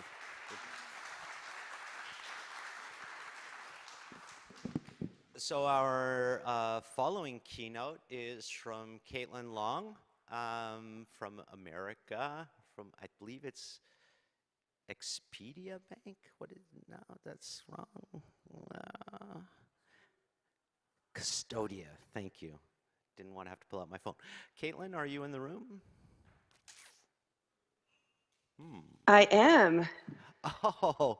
Can you hear me okay? Okay, this is a remote talk. I didn't realize this is a remote talk. I actually thought I was going to be able to shake your hand. I'm really, really excited to have you here virtually with a virtual handshake. Yes, thank you for having me. I'm just running over to my little studio here, so I'll turn on my camera in one moment. It's my honor to be with everybody. I saw Jameson posting his photo with Zimmerman this morning and thought, oh man, I wish I were there with all of you today. Sorry I couldn't travel. We are a little busy right now at Custodia Bank. Awesome. We're just waiting for your picture to show up. All right, let's see. Accessing the camera. Amazing. All right, folks. Here we Hi, go. Caitlin. Welcome to Prague. Hey, I wish I were there with you. You've got a great event and a lot of great people. And I'll go ahead and dive right in. I know we've got about 20 minutes. So what I'd like to talk a little bit about today, I'm one of the mere mortals in this industry. And by that, I mean the developers are the most important people in the Bitcoin ecosystem. The things that folks like us who are not developers can do is to help foster the ecosystem in the non-technology areas. And of course, where I've been spending my time is trying to close off legal attack vectors. That's something that Trace Mayer early identified as one of the challenges for us in the industry. And then also the banking attack vector. So let's talk first about what are those attack vectors. All of us know that a total ban on Bitcoin isn't possible. We've learned that from the Napster years, from Tor.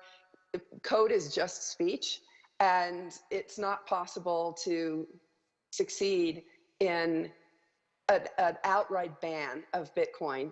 Countries will try it, have tried it, have failed, probably will try it again, but it's not possible to execute an outright ban. So what are the attack vectors that are the most immediate threats? The answer is it's the on-off ramps from fiat currency into the Bitcoin ecosystem and some of the legal attack vectors surrounding that. The on-off ramps, as we know, have been unreliable. There are a number of banks who have chosen to specialize in serving our industry, but they've been attacked at various stages, including Custodian Bank ourselves. But it is lawful to service this industry, and most of the banks that are continuing to service the industry are just getting extra regulatory scrutiny, but not necessarily being shut out. I will say, though, just today I noticed a story, Chase Bank in the UK will be blocking all payments involving any crypto-related activities. So it is continuing. In the United States, Nick Carter termed this Operation Choke Point 2.0 in a reference to the original Operation Choke Point, which was an effort in the Obama administration that started a little under 10 years ago to attack certain industries that were not politically favored by the Obama administration. So keeping the on-off ramps is one of the things that folks like us can help do. The second thing is working on regulations. Regulations can either be restrictive or enabling. And I think many of you know that I've been working on enabling regulations in the state of Wyoming. The enabling regulations that Wyoming has passed, it has now passed 33 different laws in 6 legislative sessions. And some of those are very simple and foundational. One is that Wyoming acknowledges that Bitcoin is property under property law, so that a judge, in the event of a dispute over who owns a Bitcoin, knows exactly what to do. It can apply existing property laws. Another is that code is speech in Wyoming. If a developer writes code, as long as that code is not used by that developer to commit a crime, then that is protected speech. So there are enabling regulations and laws that can be passed, and that's where I've been spending my time. There are restrictive laws and regulations that can be passed as well. Those are the attack vectors that we have to continue to watch and spend a lot of time. This is where I do work with the broader ecosystem, even though I'm predominantly a Bitcoiner. I do work with the broader ecosystem because there are efforts in the broader ecosystem that we have in common to try to ensure that the restrictive regulations don't shut us down. Let's next talk about the banking piece, because that's where I am spending most of my time. Banks in the world, under the Bank for International Settlements, Basel III, and in the United States, prompt corrective action capital requirements, banks are allowed to bank this industry. The US, of course, has been the most restrictive of the developed world countries on this point. But they can only bank this industry if they specialize in the risks. And there are extra risks for banks to bank this industry. Of course, the biggest one is the anti-money laundering, know your customer risks. And it's absolutely possible for banks to comply with the laws. That creates extra friction. It is what it is. Those of us who are trying to keep the on-off ramps open for this industry can only take on so many fights at a time. And some of you know we're in a big fight with the Federal Reserve ourselves right now at Custodian Bank. But that is clearly a risk, and it's one of the reasons why most banks don't dabble in this industry. Another one is the operational risk. And then, of course, last but probably most important is the technology risk. In the United States, you'd be shocked at how backwards the technology platforms for the banking system is. It is still, most banks don't even have APIs.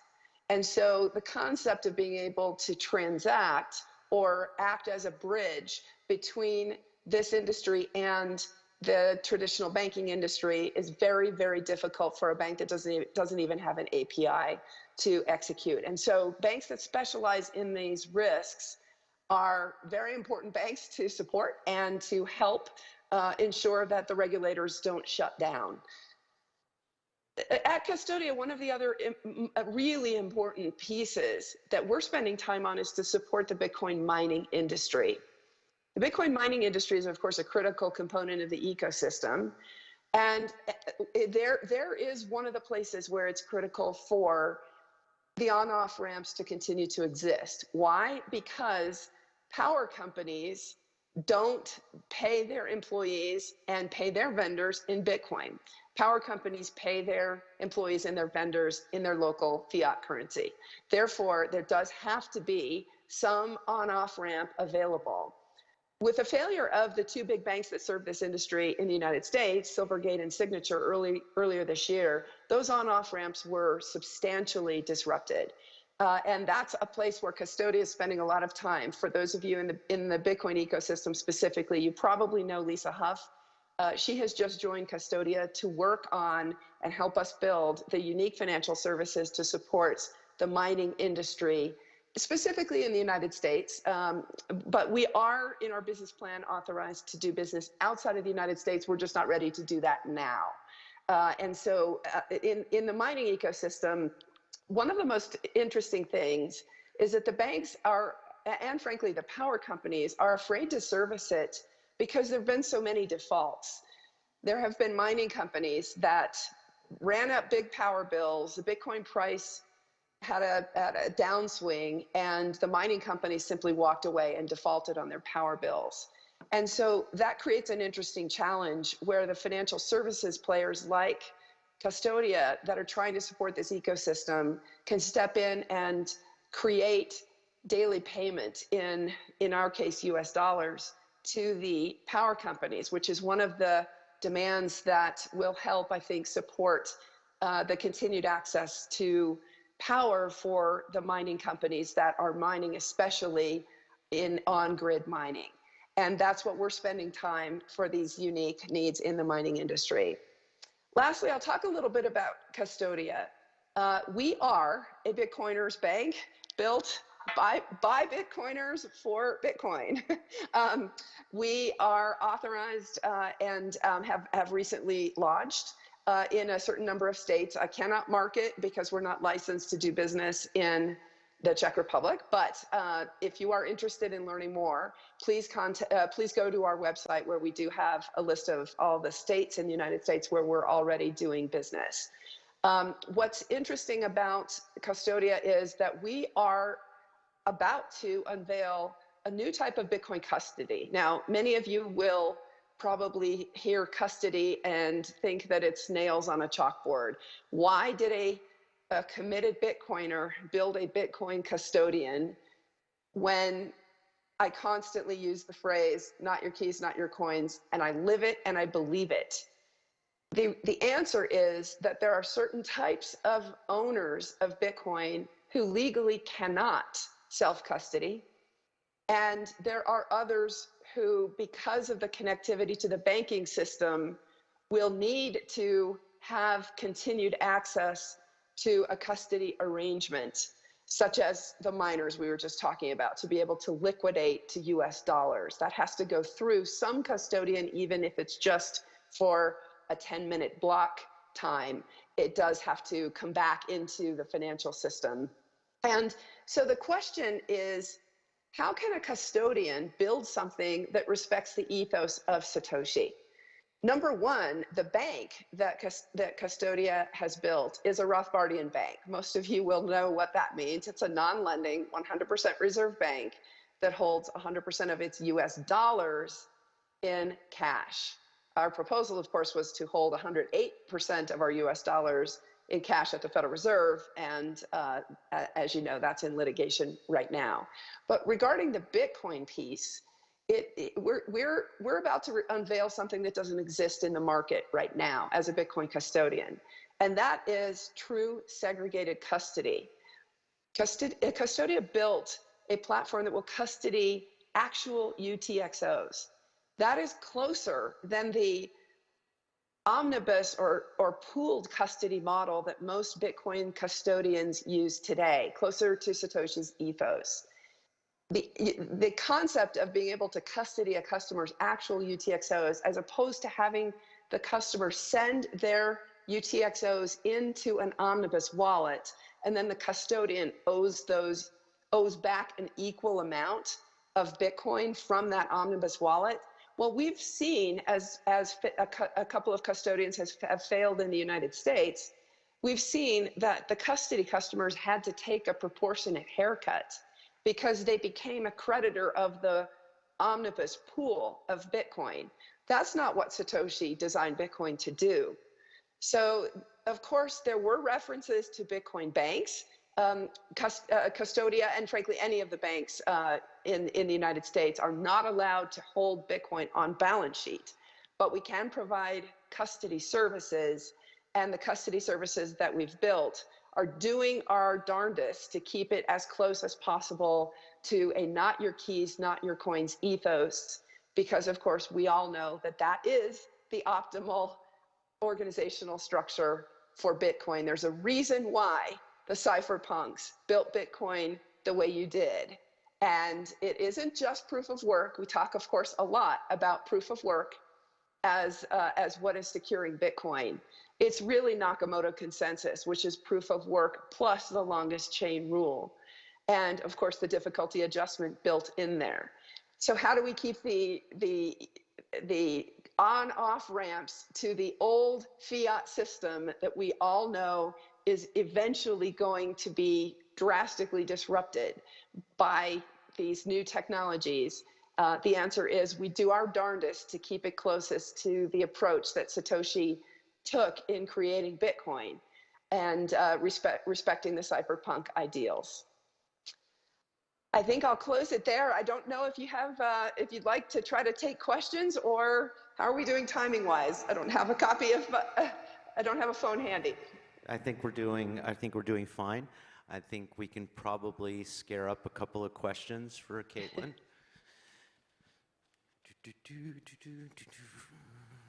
There we go. Frank Holmes here. Have you looked at other jurisdictions outside of the US, like Bermuda, which has regulations and have had them for about 3 years? Yes, great question. In fact, Wyoming copied the original custody regulations of Bermuda. And so Bermuda's interesting, of course, having its connections to the UK and being respected because of its insurance regulations within the TradFi ecosystem. The challenge is that Bermuda doesn't have US dollar banks, and so all Bermudian banks still need to go through the US dollar ecosystem. I had a conversation recently with a major player in this industry who told me that they talked to all of the top 15 US banks, and every one of them told him that their regulators told them not to bank the crypto industry.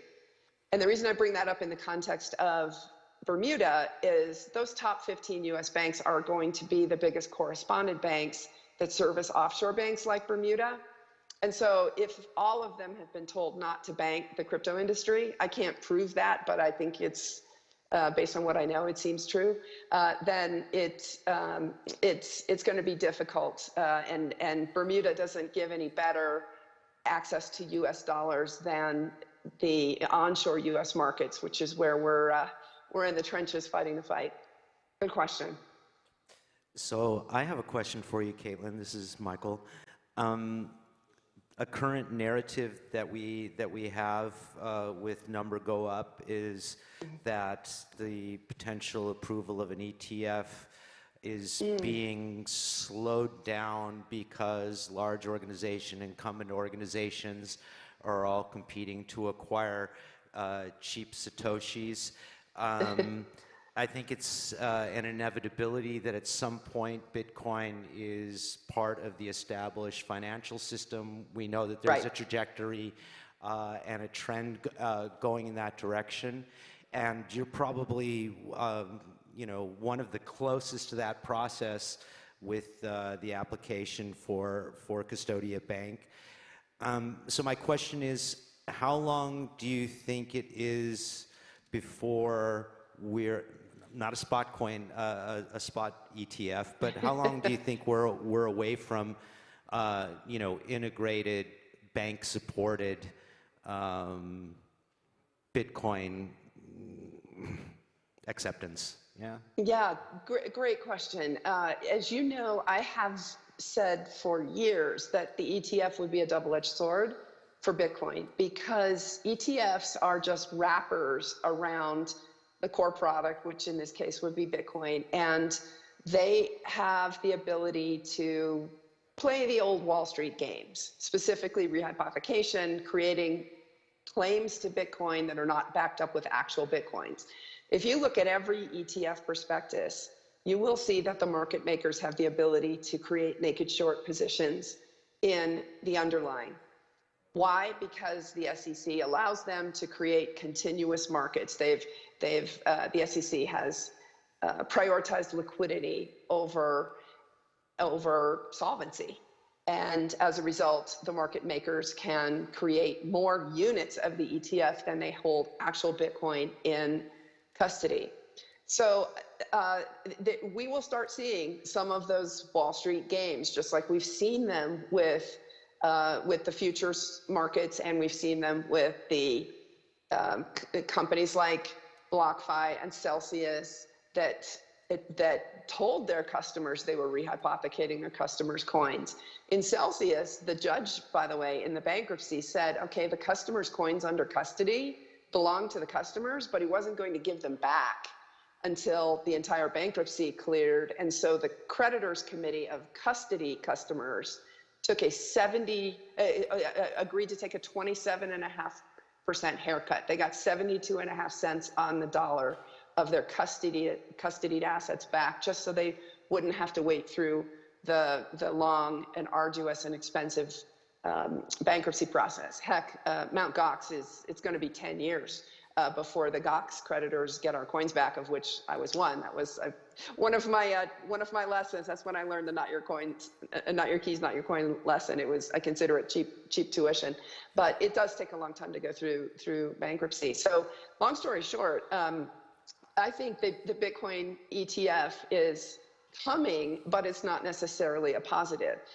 One of the things about the Bitcoin ETF that would be interesting, and I've publicly talked about it, and as we get custody up and running, I very much would like to work with an asset manager to do the following.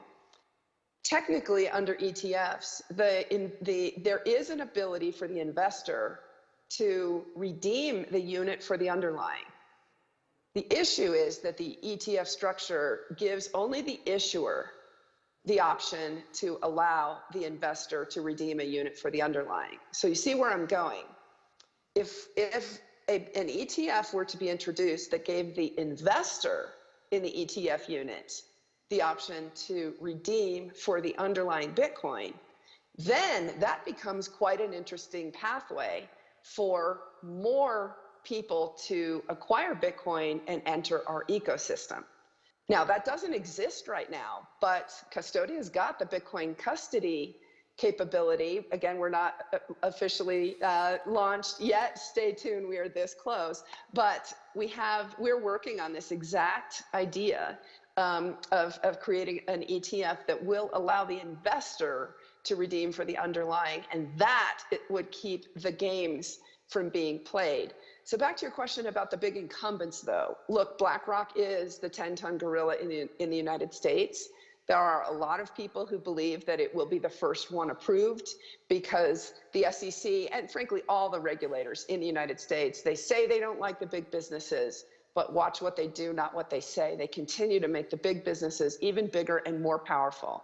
And they will say they are comfortable with the big businesses, and because they've done all the regulations right, and that's how they try to keep the upstarts and the challengers out.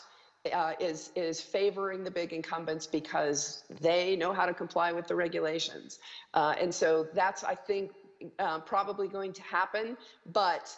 I'm spending way too much time in Washington, D.C. with my ear to the ground, and I do not think an ETF is going to be approved until the end of the Biden administration, whether that's next November or whether that's 5 years from now, I do not think Gary Gensler is going to approve an ETF. So I'm not here to give investment advice. As most of you know, I don't care about the Bitcoin price. I'm more focused on building the ecosystem, and the price is going to take care of itself long term. But I would not personally, I would not make a bet that the ETF is going to be approved before the end of the Biden administration. Okay, so as a final question, who's Gary Gensler going to be working for? Well, so you know what's funny? I've said this publicly basically since February, when we figured out everything that was going on.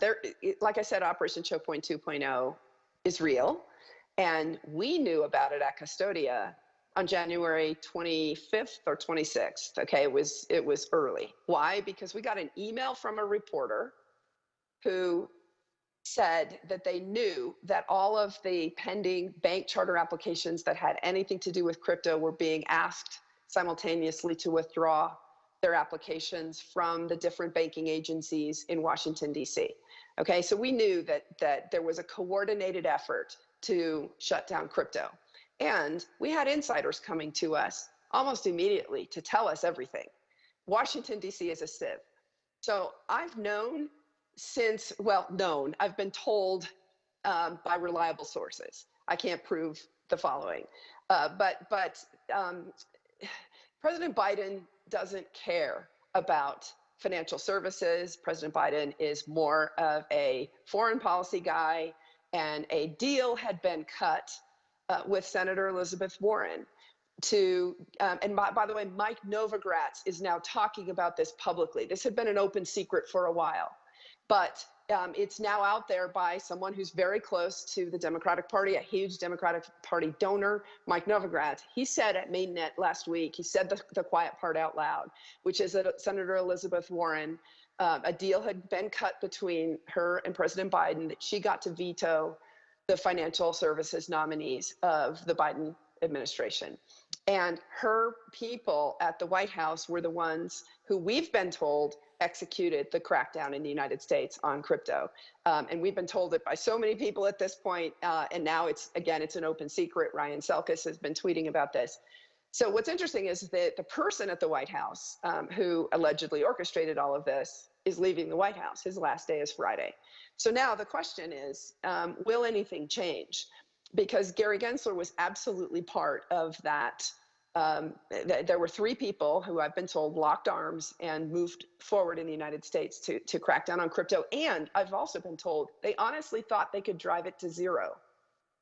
Okay, that's hilarious, but they thought so because they think there's nothing backing it up, and it's all just circular leverage. And if they popped the leverage bubble, they would drive it to zero.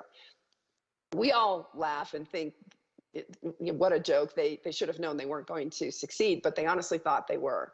Well, they didn't succeed. And now we're starting to see some cracks open. Okay, the Fed went from in the Custodia denial saying, hell no, never, to now there's a novel activity supervision program 7 months later. Okay, so is that a crack in the door? Probably. But we don't know how big the crack is. So to answer your question, who's Gary Gensler going to be working for? Well, he's in his job because of these deals that got cut behind the scenes that were, again, in Washington, open secrets that now are not secret anymore because big Democrats are talking about them publicly. But it is the case, allegedly, and therefore the interesting question is there, as campaign season in the United States starts to heat up, is there going to be a backing away from this extreme anti-crypto position?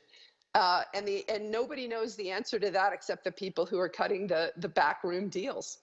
But I think we have to assume as an industry that none of the people who are in their current jobs are going anywhere, not until the end of the Biden administration. And if we get a positive surprise because the most vehement anti-crypto critic is gone, then I think we should take it as a positive surprise. But the base case is that nothing changes. Thank you so much for that insider info that's not financial advice. Definitely not. And, you know, I'm sure the cypherpunks in the crowd are just cringing at this whole talk, but all I'll say is, you know, somebody's got to carry the flag and try to keep, you know, the fiat on-off ramps open for this industry while we're still building it. And I really appreciate the support of everyone in this ecosystem for what we've been doing. Most of you do understand why it's necessary and that we're doing the best we can to stick to the ethos of Satoshi. So enjoy the rest of your event. I hope to be there next year at the next one. Great. Thank you Thanks so so much. much, Caitlin.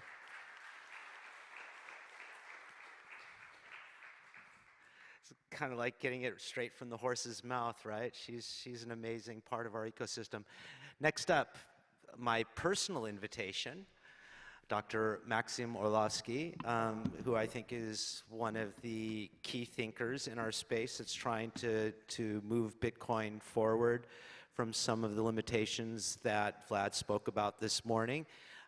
Today he's going to be talking about the prime L1 for Bitcoin. Please welcome Maxim Orlovsky. Hello and thank you.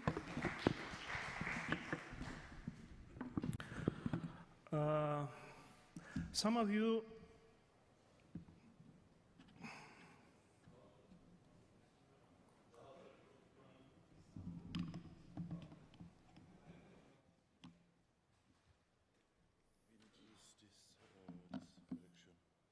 okay.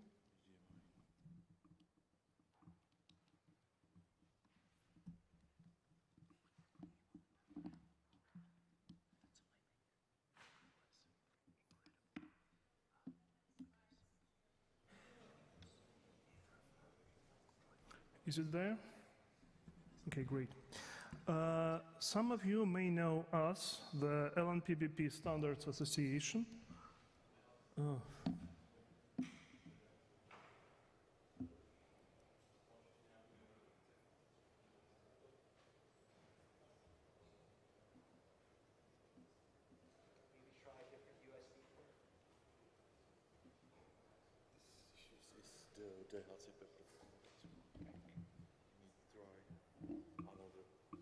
Okay. Why not this one?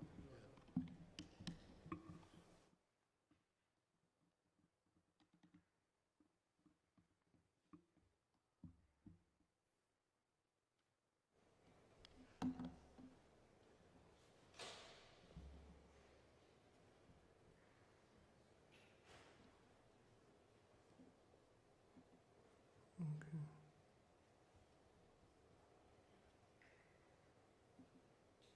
Hopefully this will work now. So, some of you may know us as the creators of RGB, which is a smart contracting system for Bitcoin and Lightning, the Turing-complete smart contracts, which are made with a completely new approach, a new paradigm we call client-side validation. This paradigm has appeared from the early works of Peter Todd in 2016, so many years has been passed before we were able to introduce this into a life. And the core idea with the client side that unlike in blockchain, you don't keep data on chain, you don't keep data accessible by all the users.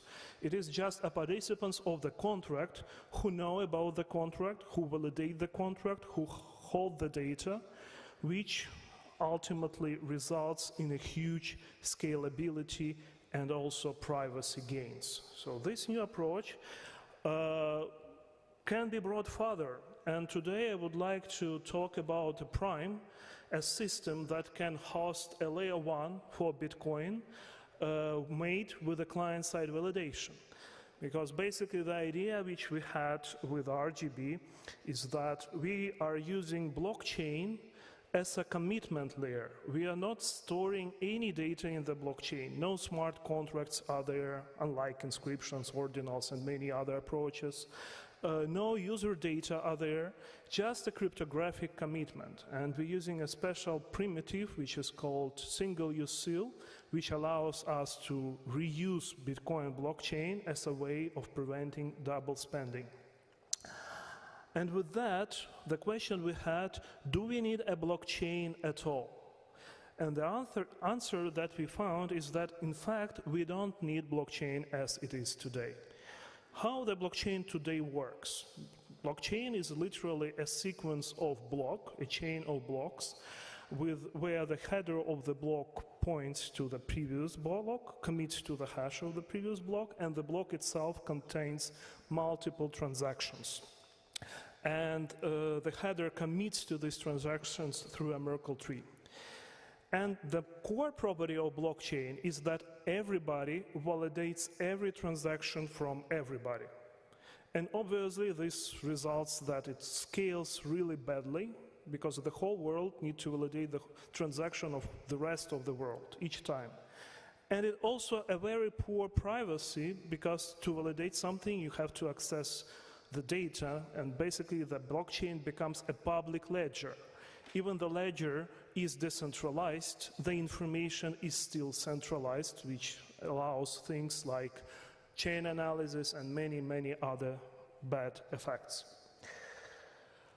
So with Prime, the idea is that we change the concept. We still have this sequence of headers, but unlike blockchain, each party validates just its own part of transaction history. And the others in the world not just don't validate it, they don't know this history and they don't see what's going to happen there. And by doing that, we actually get a gain of both privacy and scalability. However, to achieve that, there is several tricks which are required, and basically that is what is the core idea behind the Prime, why it wasn't possible before, the client-side validation. There is a trick which prevents double spending here, because if we do that with existing blockchain, it wouldn't work, because if just an owner validates something, you can do a double spending, you can do a double commitment, nobody else validates that. And basically, if you receive some data from another user, you have no proof that he haven't sent some other party a different version of the history. There is no uniqueness of the history. So that's why we have this new primitive based on the Merkle trees. And the idea is that we replace UTXO with something called a single util definition, which is random 256-bit number. It's not the private key, it's just a random number. And when the client assigns certain state to each number, so this state can be some number of bitcoins or tokens or any form of the smart contract state. And when he wants to transfer, do a transaction, he contacts the miner, so the Prime will require a certain interactivity protocol with the miners, and the miner builds a large Merkle tree, pretty much the same like it builds as a part of a Bitcoin block.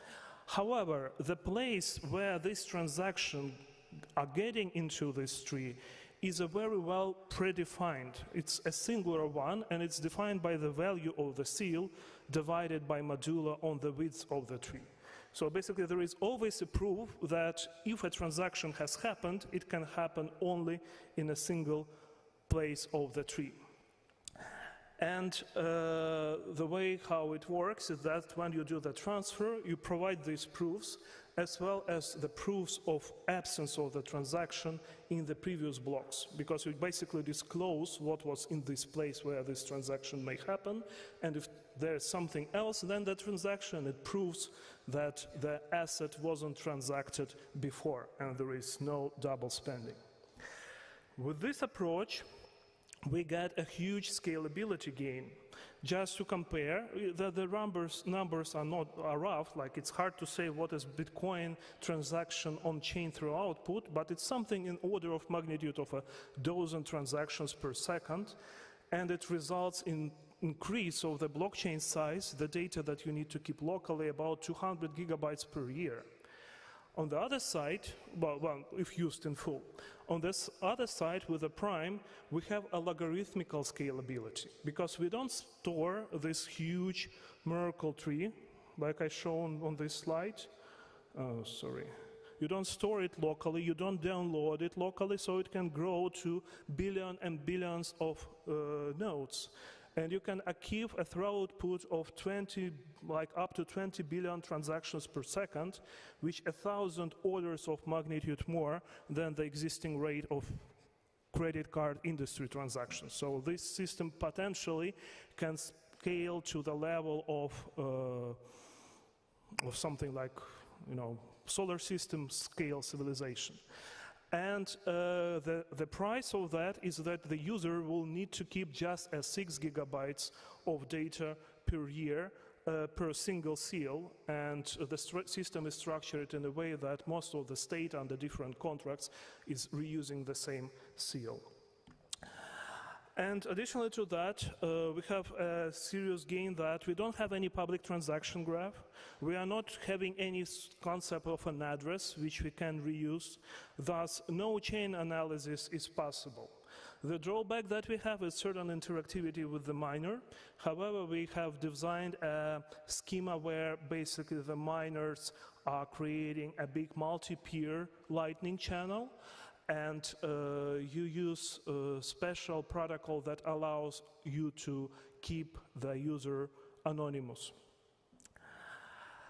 There are other advantages which this approach provides. First of all, because it doesn't use elliptic curves, it's a post-quantum. Well, it can use elliptic curves on the layers on top, like inside the RGB, inside the smart contracts, but the layer 1 doesn't use elliptic curves, and it will also help to make the system to ossify faster, because without complexity on the layer 1, there is nothing actually to develop further. The system is quite simple, and it doesn't do any validation publicly, so you don't have public consensus changes on the validation algorithms, because each party validates its own smart contracts and free to upgrade in its own way. So basically it's an end for soft fork, hard fork debates. Another interesting thing that because it's stateless on the layer 1, all state and assets do exist on the RGB, which is layer 2 on top of this prime. So there will be no coin which is possible on the layer 1, which again, the idea is that this system will be an upgrade for Bitcoin blockchain, and Bitcoin will continue to exist as a main asset on this system. The prime provides also a native proof of work mining algorithm, because you basically, the miner, he creates the large Merkle root, and he needs to find a width of a Merkle root such that all seals submitted by the users, regarding which are related to their transactions, need to get into a dedicated certain place. So basically you need to find a number. When you divide the values of seals on this number, you will always get a distinct result.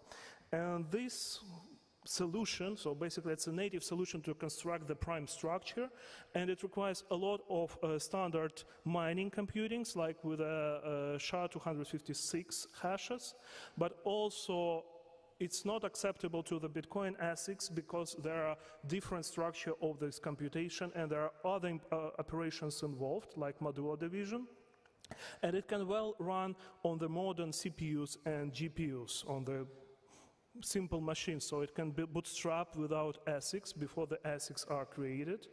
And to give you an idea of the workload on a modern machine, like Intel i9 processor with 32 cores, it takes 10 minutes to find the solution for the tree where it contains 200 seals. Of course, at the initial stages, if the prime will be implemented or when it will be implemented, the load would be much lower. So there will be a very gradual bootstrapping where the prime hash rate will be low and much lower than Bitcoin, with eventually getting to the level of Bitcoin hash power maybe many years later. And before that time, additionally to its own mining, the prime will be secured by pegging into Bitcoin proof of work algorithm on existing blockchain. After that, the pegging wouldn't be no more present, and the prime will run this proof of work algorithm without dependency on Bitcoin proof of work. So how the pegging will be done? It will be done with a merge mining, but with a different merge mining that it does today. So today you can merge mine by submitting a hash of a block to the miner, and he includes this hash into its coin-based transaction. So this is how it works. These days there is a proposal to improve it, so-called blind merge mining, BIP 3.301, which requires soft fork. And this version works without soft fork. But miners need to be aware of the side chains, they need to do the validation, and they need to upgrade their own software. So it creates quite a big threshold. We can reuse the same concept we are using in RGB with a single-use seal and create a new version of mining called single-use seal merge mining, where you don't need a miner to participate in the mining this other chain. Let's call it side chain, but it's in fact not side chain. This algorithm can be applied not only to the prime, basically it can work with any existing other side chain, and it's quite surprising that nobody tried to do that. The idea is that you, at genesis of the chain, define some transaction output in Bitcoin blockchain, existing transaction output, which is anyone can spend. And then you create, a miner creates a transaction, so this can be any miner because the output can be spent by anyone, creates a new transaction in which it commits to the header of the block he found. And this transaction contains another anyone can spend output, and the process is continuing to run off. If somebody spends this transaction and tries to break this sequence with an invalid transaction, well, the single-use seal can be recreated, and basically the first transaction which recreates this single-use seal is the proper commitment for the next block. So this algorithm doesn't require any soft fork on Bitcoin. It doesn't require the interaction with existing Bitcoin miners who mine Bitcoin blocks. Miners do not need to run or validate anything new, unlike today merged mining. And main-chain miners and network do not even need to know about the sidechain or sidechain miners. Moreover, there is a permissionless participation for these new sidechain miners, and it's applicable to any idea of sidechain, so we're planning to use it with the prime, but basically other sidechain projects, they may use it instead of waiting for the soft fork BIP 301 to be activated. So the road to build such system as prime is quite straightforward. The only thing that is required is a technical implementation, and the most part of the business logic is already implemented as a part of RGB protocol. The layer 1 can be implemented in quite short terms, like about 1 year. No soft fork will be required to activate it. No merge mining and miner participation is required, as I just have demonstrated. And no regulator approval will be sought for. And the idea is that Bitcoin can eventually move to this system. Today it exists as a part of Bitcoin blockchain. With RGB, we are developing a way how Bitcoin can be lifted into RGB system on layer 2, and then eventually, when Bitcoin blockchain becomes less and less used, Bitcoin can continue to exist in Prime, in RGB on top of Bitcoin Prime. And the way how Bitcoin will be moved to RGB, it is trustless peg-in and crypto-economically secure trustless peg-out, where basically I don't have much time to go into details on that, but we call this peg-out a radiant.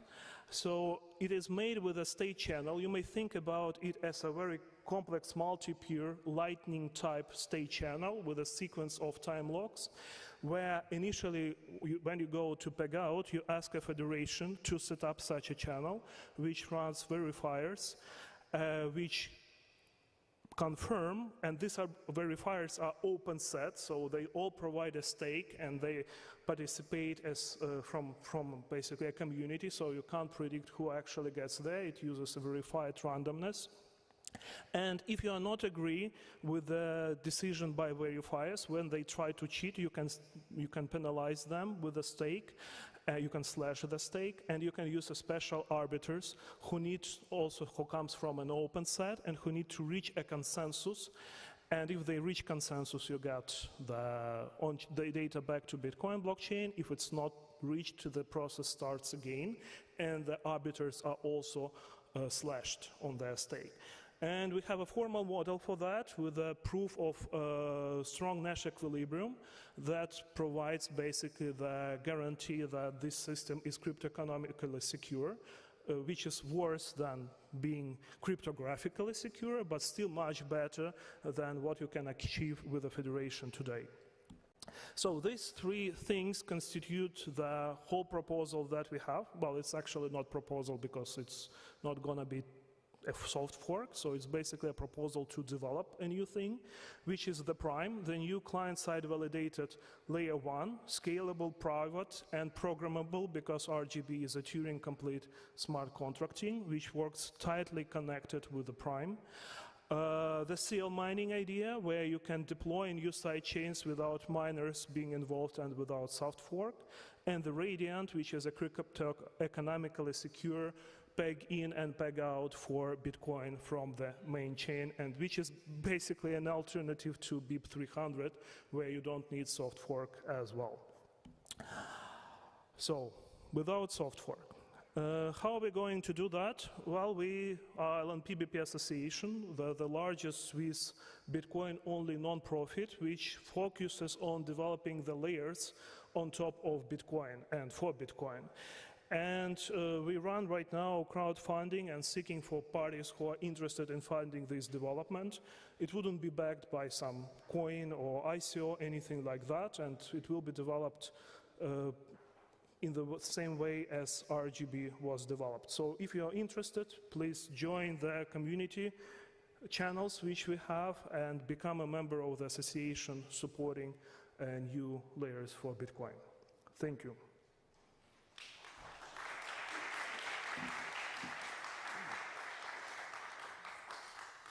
Can you take a moment and for our live stream audience and also the people in the room, unpack the difference between crypto-economically secure and cryptographically secure? Yes, for sure. Well, crypto-economic security is something that we have with a proof of work. You know that there is a Nash equilibrium, which is actually non-strong Nash equilibrium because there is a selfish mining, which is a strong Nash equilibrium. And Bitcoin is secured in these terms, crypto-economically. Bitcoin transaction finality is crypto-economically secure because you can have a reorg of the blocks. But still it works because people follow the egoistic self-interests and miners try to maximize their income and operate cooperatively. So the same security happens with this peg out which I'm discussing.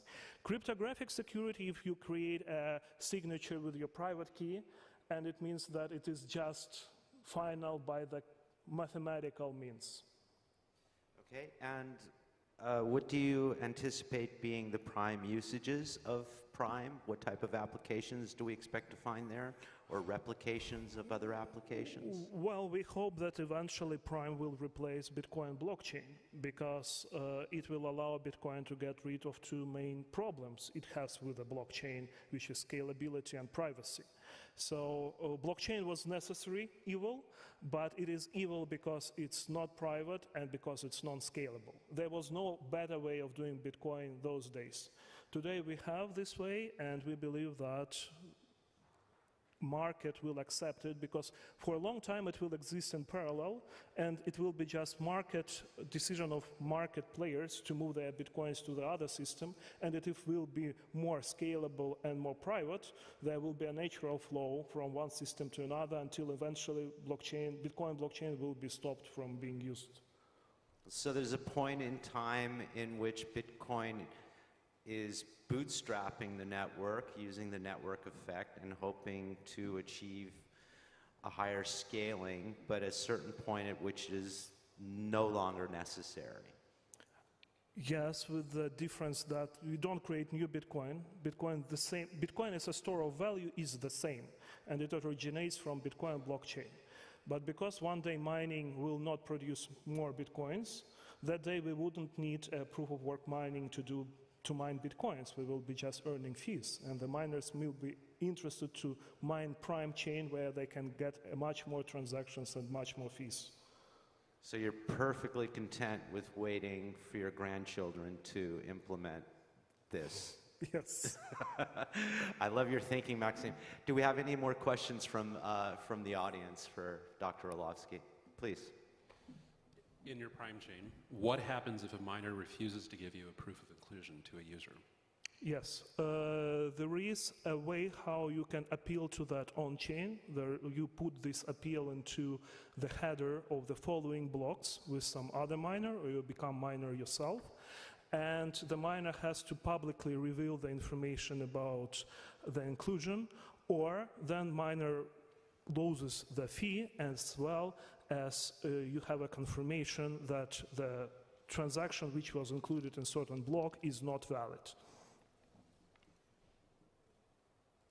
Another question? I mean, honestly, one of the reasons that I appreciate Maxim's work so much is he truly challenges me at the edges of my ability to understand this technology. So it's perfectly okay to feel dumb and ask a question out there, you guys, is what I'm trying to say, if you feel overloaded by it and there's not something you understand. No? Cool. Thank you so much, Maxim, for joining us.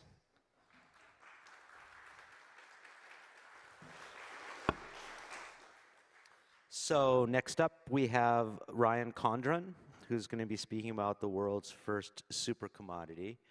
I'm really, really curious what that's going to be, Ryan. Is it some sort of identity thing? Is it tomatoes? We'll find out. All right. Please welcome Ryan. Thanks. Let me check this. Hi, guys. Thank you for surviving to the late afternoon. It's impressive.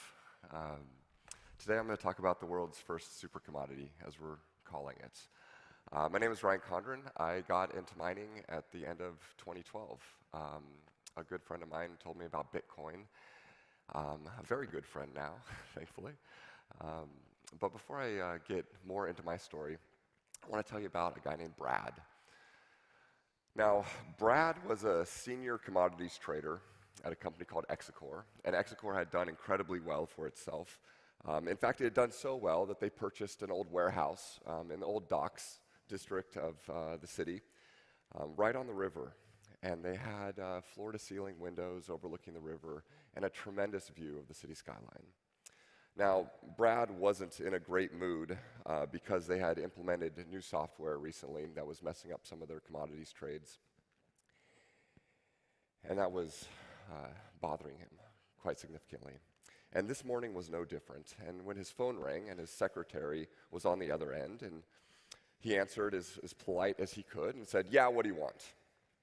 And the secretary said, "Well, excuse me, sir, you have a delivery in the lobby for you that you need to come sign for." "Just have them sign and leave it in the lobby." "I'm sorry, sir, that's not going to work like that. I think you need to come here." So Brad slams down the handset and he storms out of his office and across the beautifully renovated warehouse and into the atrium, where he notices two things. One, the beautiful floor-to-ceiling windows overlooking the river and the city beyond. And two, the large amount of barges sitting on the river, brimming to the top with coal. At this point, this was an odd view for Brad. He wasn't used to seeing that, but hey, it's a river. They can do whatever they want with it. He composes himself just in time to see a strange fellow with a broad smile from ear to ear approach him and say, "You must be Brad." "Well, yes, I am. What can I do for you?"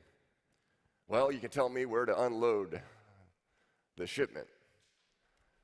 Brad tries to compose himself. He is not having a good morning. What on earth are you talking about? Well, you are Brad, aren't you? And this is Exicor. And this is Pier 53. Well, I've got your 28 tons of black gold here to deliver. It's at this moment that Brad realized that he made a very, very serious error. And he starts to recollect all the phone calls from the back office over the past couple days where people were frantically trying to get him to confirm one of the trades, and he didn't want to review it or look over it. And in his mind, just push it through. And now he was sitting on 56,000 pounds of coal that he had to figure out what to do with because he bought a commodity and took delivery of it. Now, stories like this one have become folklore in the commodities world. Whether they're true or false, I am not sure, but we hear all sorts of stories of secretaries accidentally taking delivery of thousands of pounds of pork loin, or a novice trader receiving truckloads of corn. And what these stories all underline is the extreme disconnect between the markets and the product. That just because you're trading a product doesn't mean you actually want the product or want to deal with the product. But there is a product to be dealt with. Now, I got into mining in the end of 2012. Okay? A lot of people said that was early. At the time, I thought I was incredibly late. I had already missed one of the halvenings, and the block sizes were much smaller than what everyone else was talking about. So my buddy put in his pre-order for Butterfly Labs units, and we started buying GPUs and putting them in our garage or wherever we could place them. So throughout 2013, we began mining.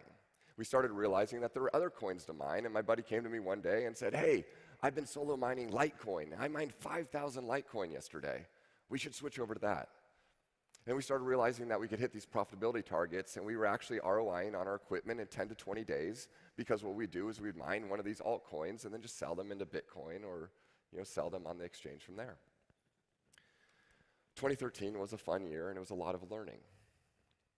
Now, as 2014 rolled around and the ASICs started coming out from Bitmain, and we started buying some of those, my buddy had filled his garage fully now, and he was cutting holes in the ceiling to vent the air. And I would go into the addition of my house at one point. It was 130 degrees or 55 degrees Celsius. All the windows open and the fans blowing and the side yard sounding like a jet engine. I realize now, thinking back at it, how strange that must have been to my neighbors, wondering what I was doing. And mining originally started out as a hobby. And now we've moved from hobby to an industry. And now we're moving from industry into core infrastructure. Because as we started realizing in 2014, we saw this flight path that is, if Bitcoin was truly to be a world anchor of wealth, then it was going to have to scale, and mining was going to have to scale with it. Now, another thing happened in 2014 that I thought was really interesting is we started realizing that, well, governments are going to take an interest in this. And if they can't control the distribution of the minting of the coins itself, or the distribution of the coins or the minting of the coins themselves, they are going to control other aspects of it, like the on-ramp and the off-ramp. And this was when I was first introduced to two acronyms that we know very, very well in the space, and at the time I had no clue what they were: KYC and AML. Know your customer and anti-money laundering. They started to bring that into all the exchanges. And eventually that moved into the hardware manufacturers. You had to do KYC, AML checks just to buy the hardware. And now this industry and this process that used to be free, that anyone with electricity and a GPU or a CPU or even earlier could acquire this asset, now all of a sudden it didn't seem so free. And we started to see what we once considered decentralized and free to start being infringed upon. And now all of a sudden we see these toasters being distributed all over the world in tens of thousands, if not hundreds of thousands of devices at a time, being shoved into warehouses and data centers all over the world. And we started seeing more and more centralization in the space. And now this is when I started to write a paper in 2017 going, there has to be a better way. There has to be a way to decentralize this. And I heard at the time a lot of people mixing up two words. They were mixing up the word distributed and decentralized. They are two very, very different things. And this is why I wrote a paper called The Decentralization of Control, because the reality is decentralization has everything to do with control. And just because you have 100,000 devices in a single facility doesn't mean it has to be controlled by a single person or a single facility. And this was the start of the Lumerin protocol. And this is what I'm here to show you today. The Lumerin protocol was the first attempt at an idea of how do we decentralize control of the hash power, regardless of where in the world it is. How do we sell off the control on an open market? And I'm going to step you through a very simple pattern for this, okay? Where a seller of hash power anywhere in the world can sell it on an open smart contract. And a buyer anywhere in the world can purchase that contract and receive the shipment in real time, instantly, anonymously, trustlessly, in a decentralized way. You're actually receiving the product that you bought on a market. And it will save Brad a heart attack. So this is the simple pattern. You have a source and you have a destination, and it's going through a smart contract. Now, the smart contract can be whatever you want the rules to be. We're not dictating that as a protocol. We're simply providing the proxy system that's opening and closing sockets based on the rules found in that contract. Now, let's dive into this a little more of how it applies to hash power.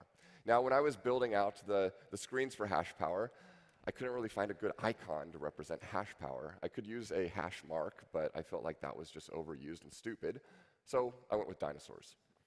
So anywhere you see a dinosaur, think hash power. All right, so what we have here is sellers, being a mining farm, will run a Lumerin node, which is simply a proxy system.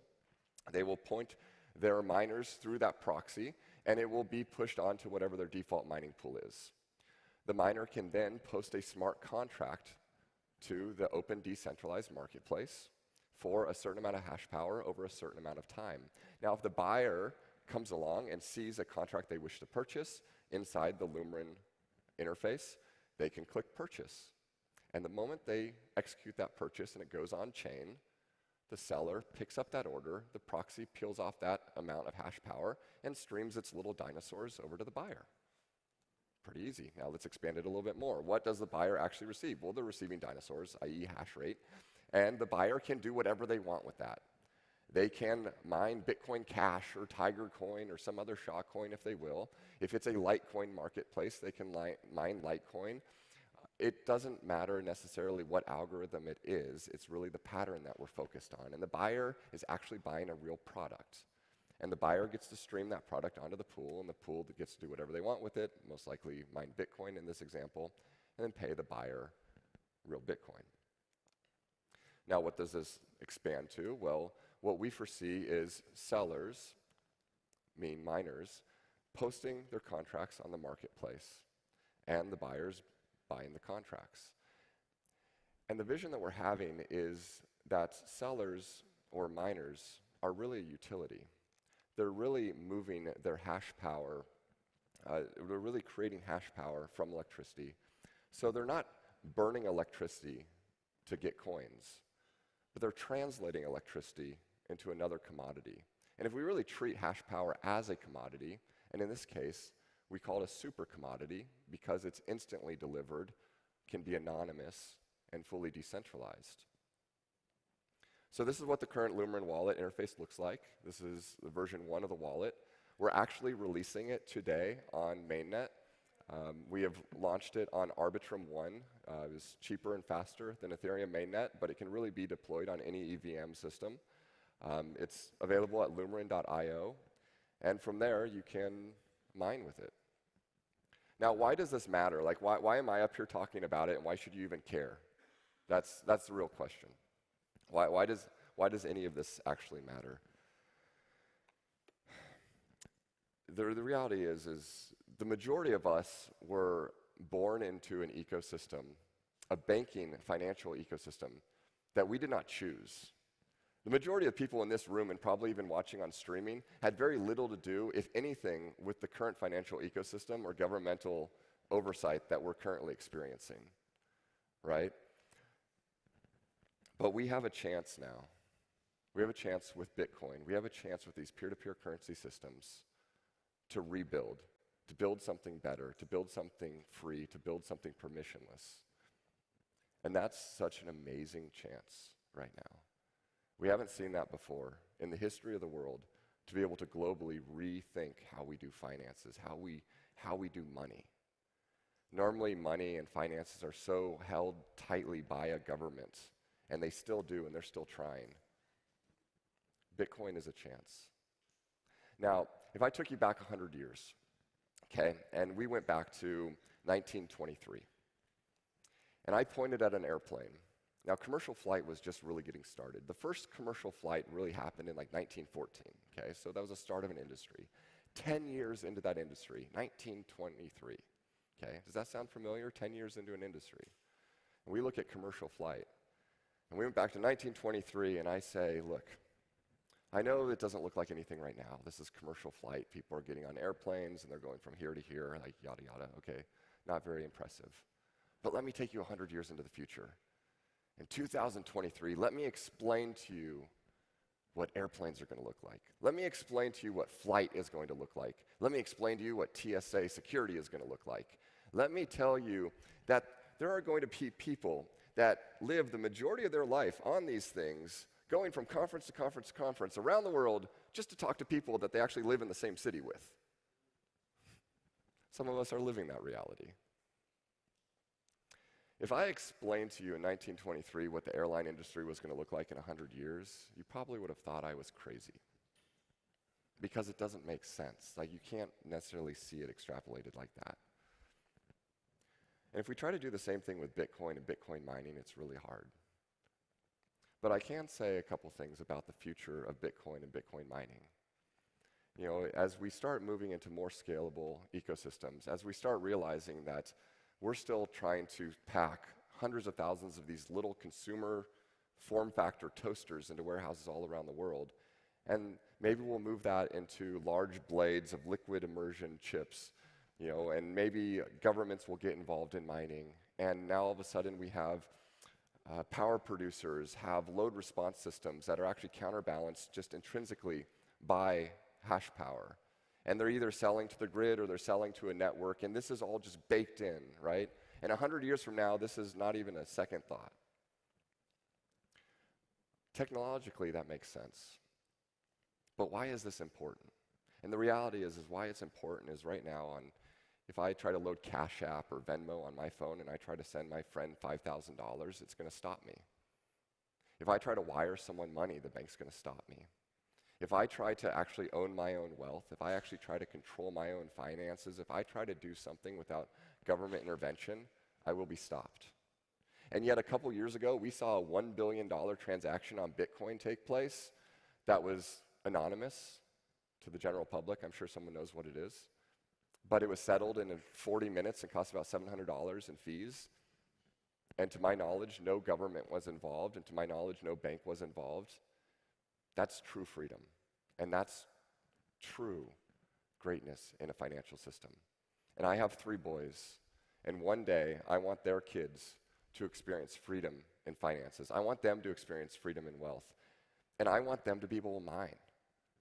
And I want them to be able to purchase hash power and mine Bitcoin and process transactions and take place in an ecosystem that is truly peer-to-peer and not set forth for them.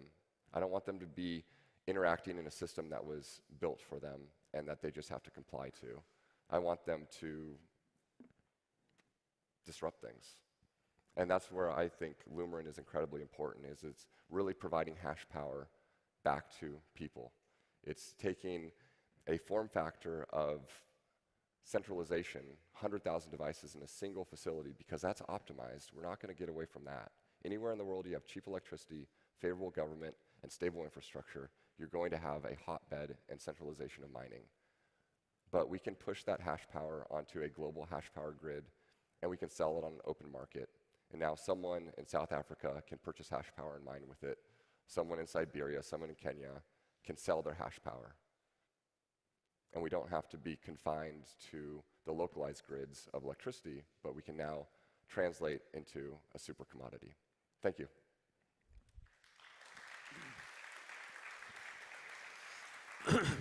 Ryan, how old are your boys?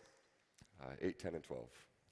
Okay, so you know I like to throw curveballs, right? Let's do it. It's devil's advocate thing. Do they play kick the can? Your kids? Occasionally, yes. Yeah? So the metaphor that I'm using here is kicking the can down the road, meaning that we've been in a cat and mouse game with cryptography and with software, with regulators, right, and hackers for a long time. The most recent challenge that we have is developers being made responsible for the code it is that they deployed, Tornado Cash. And so my question is are we not recreating the same, way of trying to get around KYC, AML, and government regulation that at some point deploying the Lumerin protocol could make you liable because that's the next point at which it is that they can turn off the non-KYC acquisition of a non-state currency? Yes. I'll often say in interviews, he who has the most guns wins. And true decentralization is when they don't know who to point the gun at. So Satoshi was smart in staying anonymous. And anyone that launches a network, anyone that launches the ability to acquire and control wealth in a free manner will have the gun pointed at them eventually. But the reality is we have the opportunity for a financial revolution. We have the opportunity to back Bitcoin and Ethereum and these other protocols. And it's our job right now to make sure that they stay free, they stay open, and they stay decentralized. Okay.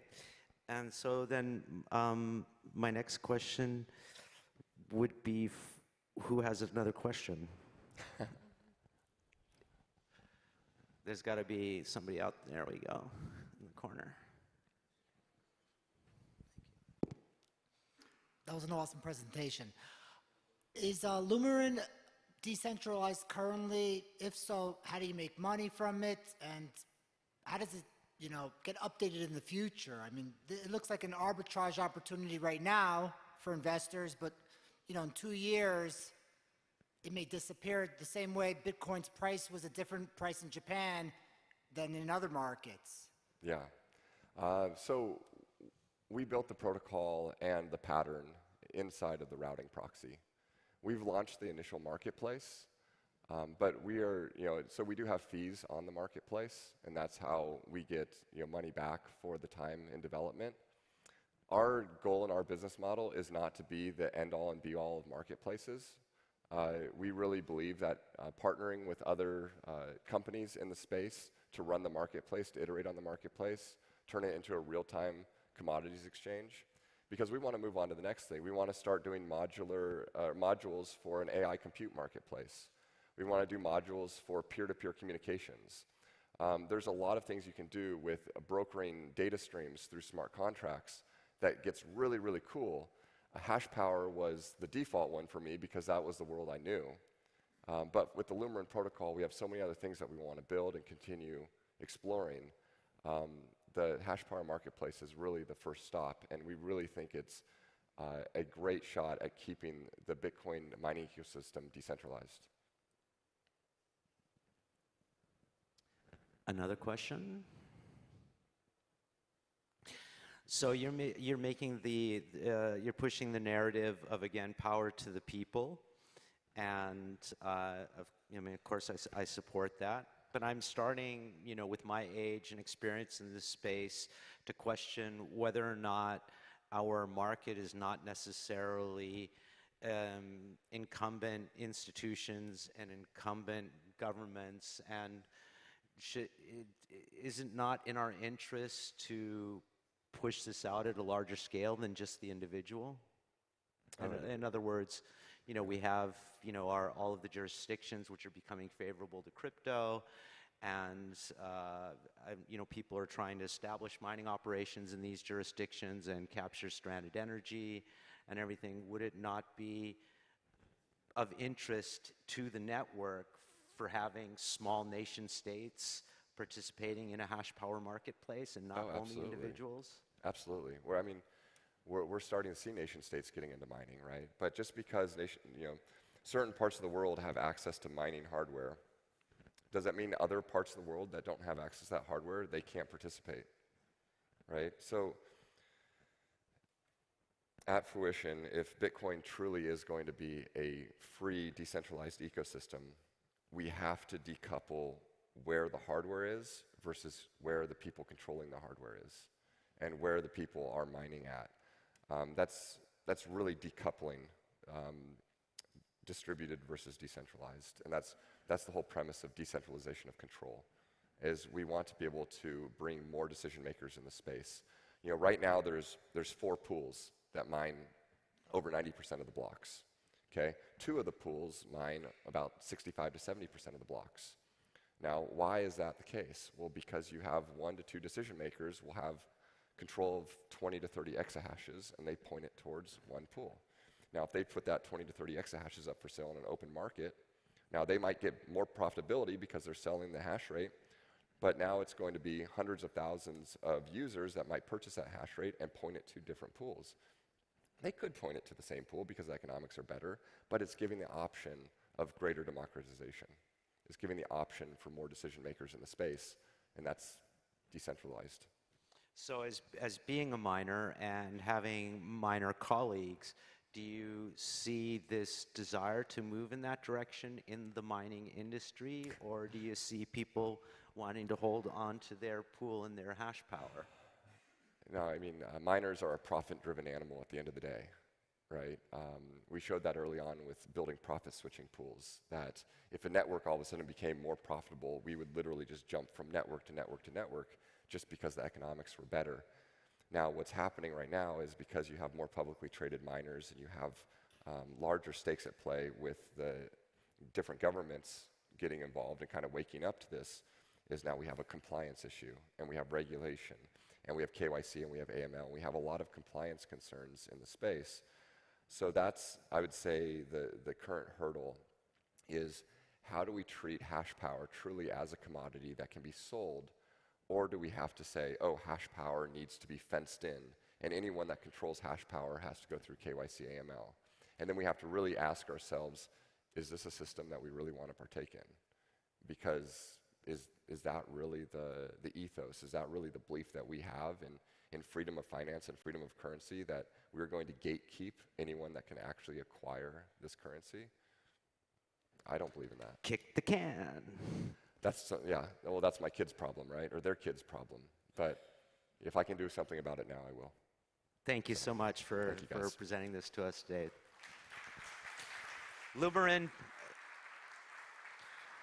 Lumerin.io if you want to download the wallet and check it out and get more information. Let me see who our next speaker is.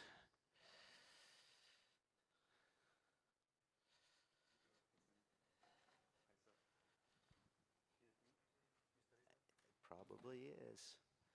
Next up, Mr. Igor Baranov.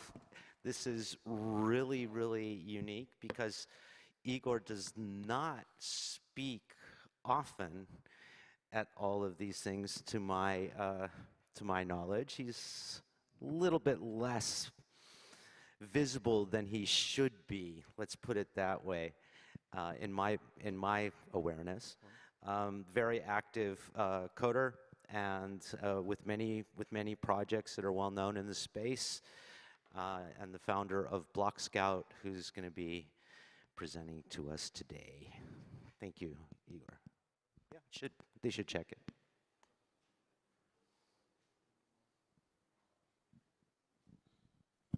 Hello. Hi guys, my name is Igor. I'm a founder of Block Scout. Block Scout is an open source block explorer working for EVM chains, Ethereum compatible chains. Luckily, there is no need to do any KYC and AML to use block explorers, at least for now. Yeah, today we're going to talk about block explorers, which is a bit boring topic, but that's a very important part of any ecosystem, including Ethereum one. So the main questions are why are we building explorers? Who need them? What are main ways to engage with users, why do we need explorers in the future, and what are new things that we're working on, right? So Block Scout itself is used mostly on EVM chains, and we are, like all proof of work chains on EVM proof of work chains are using Block Scout, right? But like, why do we need explorers at all, right? So the main problem which any explorer solve is how to present data to end users, right? And usually the data itself is represented in the form of website where users getting into it through a link or by browsing, right? So for that, usually we need to have this data available at the same time as the data is produced on a blockchain, and users should be able to search for this data in whenever search request they have. Sometimes it's a search engine, sometimes it's inside the Explorer, but that's kind of important part for user experience is to get the same user experience as they expect from the regular application inside the data, which is not designed to be searched and not designed to be presented in a way that it should be consumed by users. So usually, when we store data on a public blockchain, we have it in the form of data optimized for storage, for consensus purposes. Usually it's some forms of hashes and hex data. Usually it's aggregated data structures, which are not very convenient for end users to consume, but users want to see it in a form of website, right? So that's how most blockchain explorers started around like 15 years ago. Through the time, there are some evolution trends. And the main trend, which we see for 6 years working on Block Scout, is improving user experience, right? So sometimes this improving of user experience means just follow the leader, right? In our case, in Ethereum space, is just, okay, let's make everything looks like Etherscan. But also there are some ideas how to stand out from the crowd and make the data available in new forms, right? So, for example, this year the big trend is importance of having large language models available in blockchain explorers. And if you look into all the fundraising of latest blockchain explorers, it's all about let's search data using ChatGPT or some analog, right? Another trend is getting data visualization the way that users don't need to think or read the data. So it's like visual representations, for example, bubble maps, some flowcharts, UML diagrams, and so on, right? So this is also going into the trend of simplification when the data which we are browsing or searching should be easy to consume and also to be protected from adversaries, which is like in Ethereum space, it's a big problem because there are so many different ways how bad actors can trick users into signing something that they don't want to sign, right? But unfortunately, because they're tricked by bad actors, they do this. And many block explorers or data visualization tools are actually working on the way how to make this less damaging, right? Another big trend in evolution is specialization. In Ethereum space, there are explorers for not only for block explorers for like analyzing transactions, but also explorers for developers, for example, Tenderly, explorers for people who are analyzing data using queries like Dune Analytics, explorers for security incidents like BlockSec and so on, right? So this is another trend where explorers are becoming specialized solutions for users' needs. So also we see here, like on the screen, you can see examples from Blockchain and Etherscan. They are building tools which are not helpful to analyze data, but basically they're building tools for monetizing attention of users. So they're embedding apps, sometimes they're embedding developer tools, social tools, like connecting users across different blockchains. And the trend here is to make kind of super app from blockchain explorers, right? We can also see it from different areas, for example, from portfolio trackers. If like someone creates a portfolio tracker, then the next step is, okay, maybe we can engage users to buy and sell, earn, swap, bridge, and so on, right? So something similar is happening with blockchain explorers, and they're becoming super apps where companies are usually monetizing users' attention. So BlockScout is an open source blockchain explorer, which is like 6 years on the market. It's supporting all flavors of different EVM chains. That's kind of interesting, but EVM as a concept was introduced on Ethereum, but many other platforms, which are not Ethereum compatible, have EVM on top of them, right? On Solana, there is EVM on top of them. On Polkadot, on Algorand, on Tezos, on Cosmos, you name it, right? Actually, on Bitcoin as well. So there are ways how EVM data can be pegged into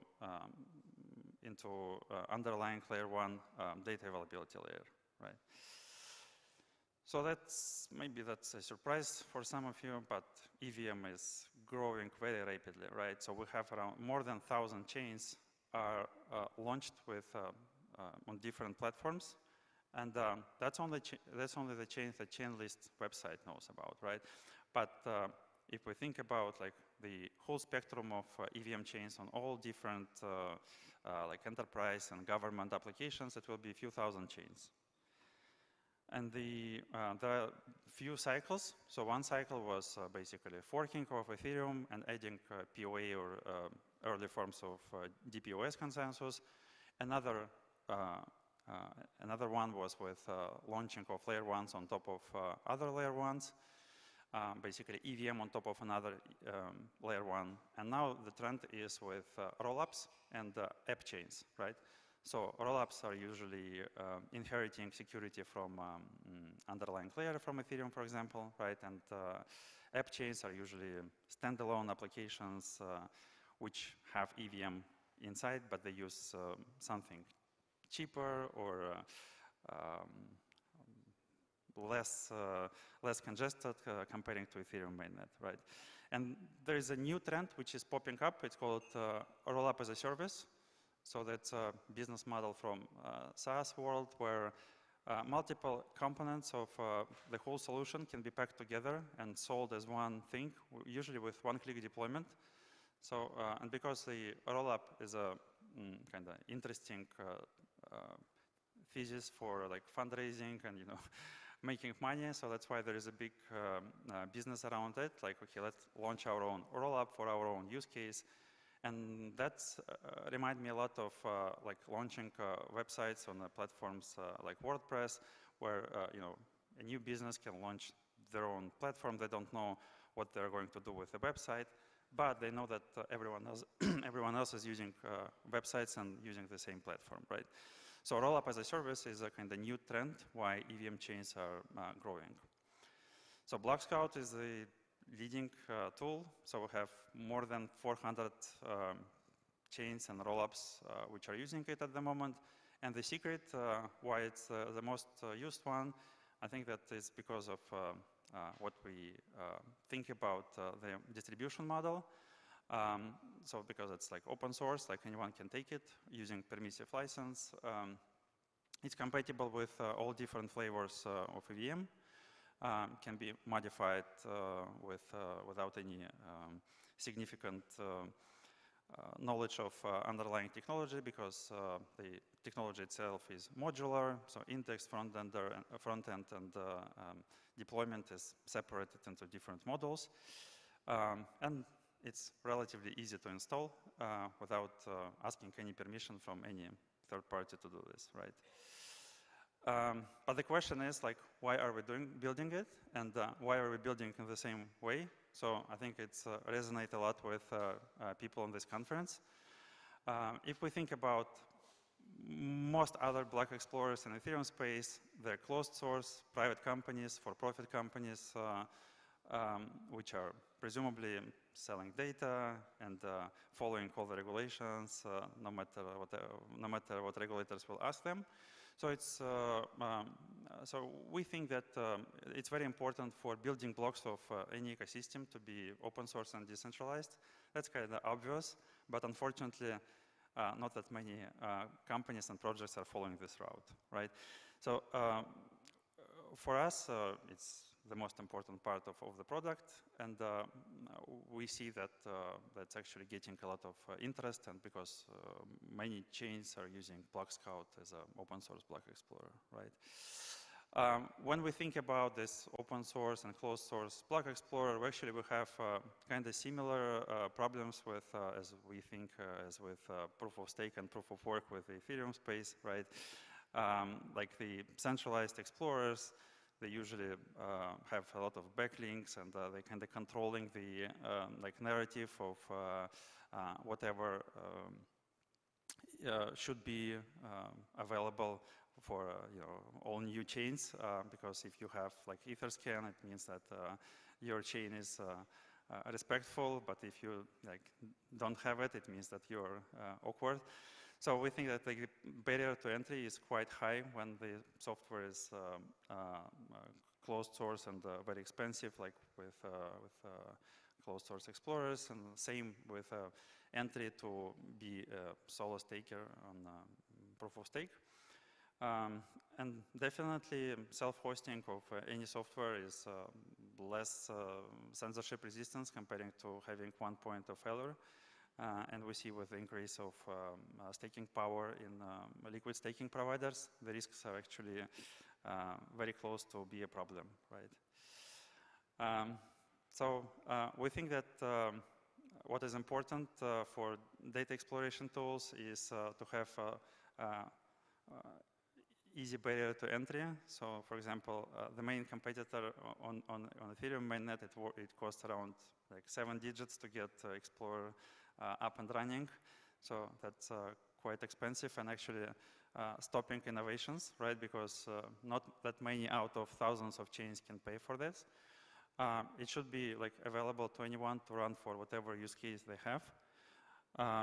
And it should not be a central point of failure, no matter how important this instrument is. There should be some alternatives for this, right? So here we are. This is a newly updated version for Ethereum Classic Blockchain Explorer.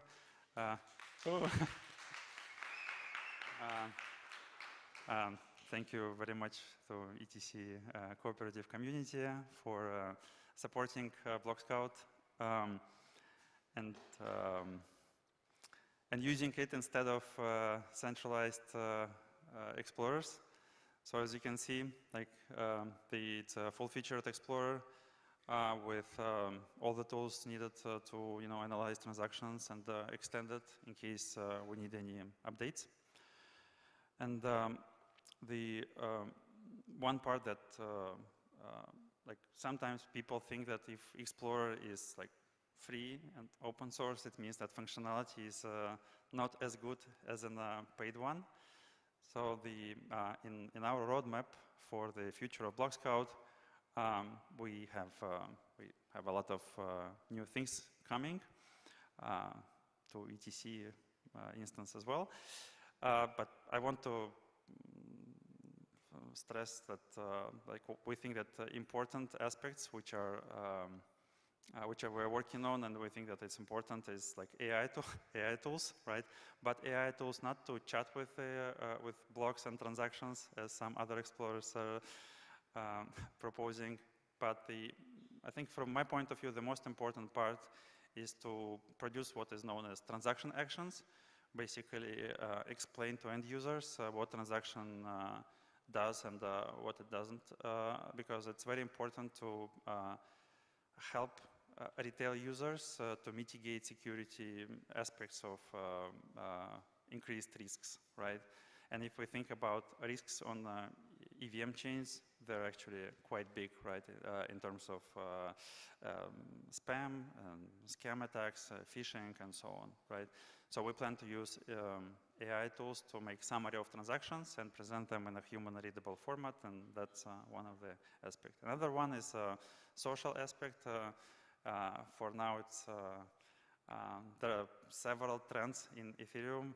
One trend is, tokenize and sell friendship, but I think that's not the way that explorers should move forward. I think it's more important to make a trend where data from different instances across, hundreds and thousands of chains can be somehow interconnected, and the users will be able to message each other by signing messages across chain.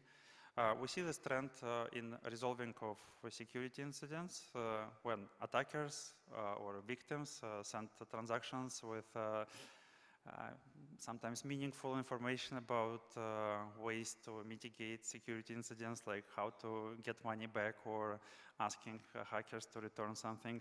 And sometimes those conversations are pretty useful, right? We believe that social aspect is important, but the social aspect should be made in the way where censorship is not the case, right? So far, that's it.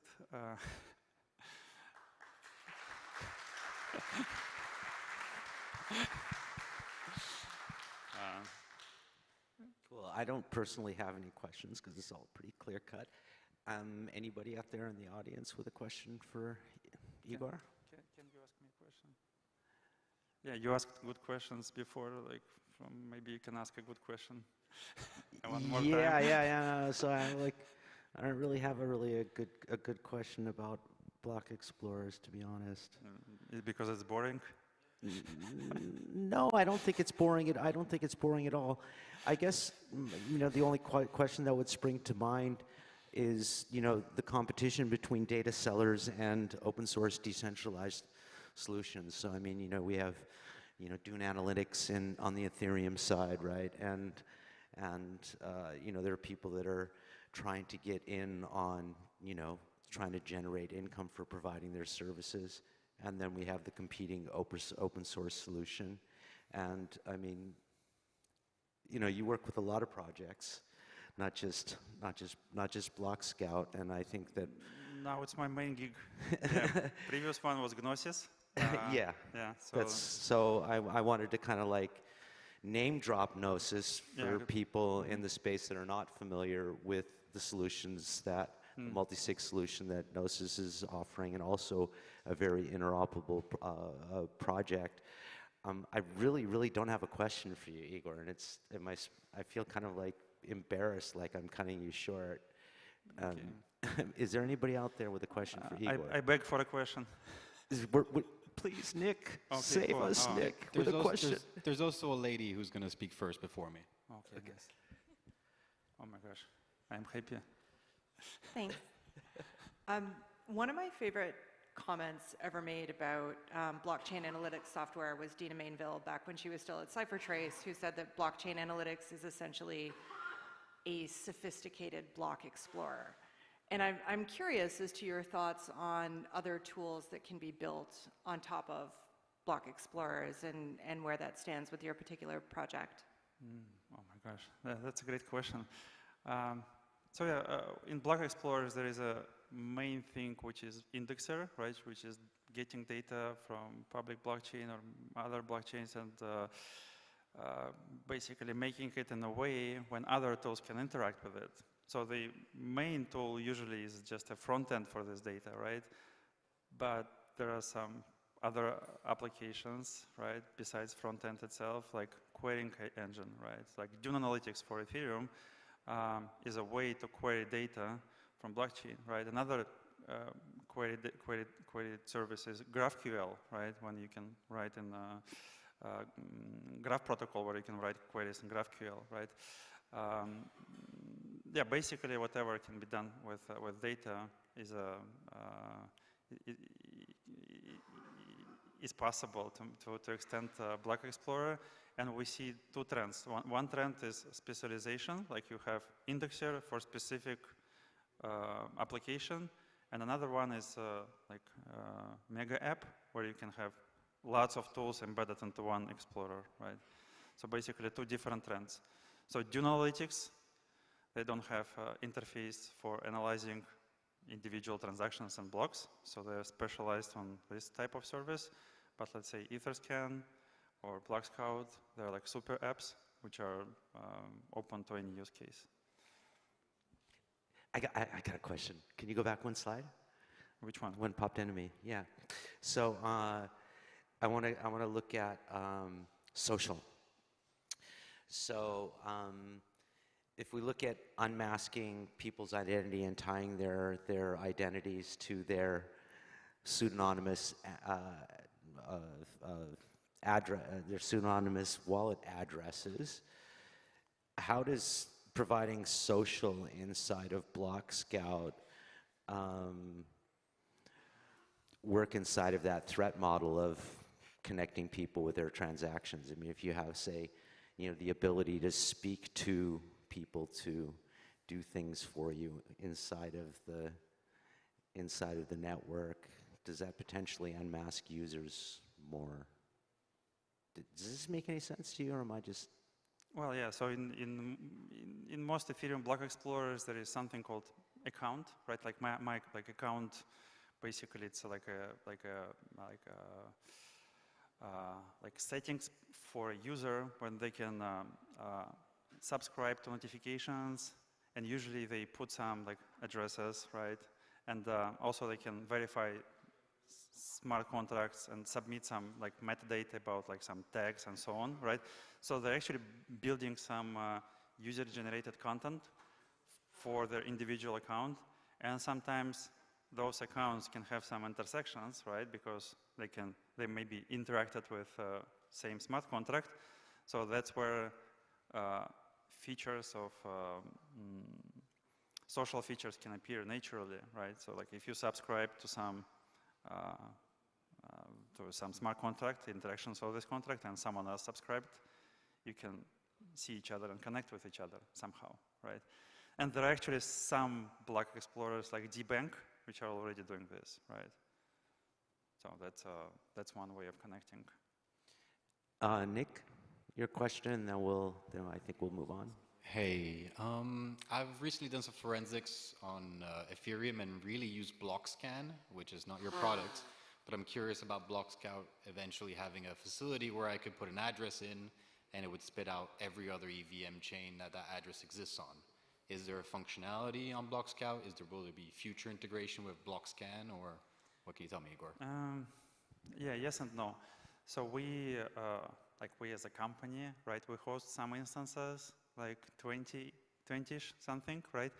But there are like 450 instances hosted by third parties. Sometimes some of them don't have any open interfaces to their systems. We know that some central banks are using BlockScout, like Central Bank of Norway or some Sberbank of Russia, because they all have some CBDC projects, and some CBDC projects have EVM because it's easier to find Solidity developers comparing to, Rust developers, right? So this type of data is not like available, but there are some interfaces how multiple instances of BlockScout can be queried for the same data, and it's relatively easier to write a wrapper like on top of them and query all the data.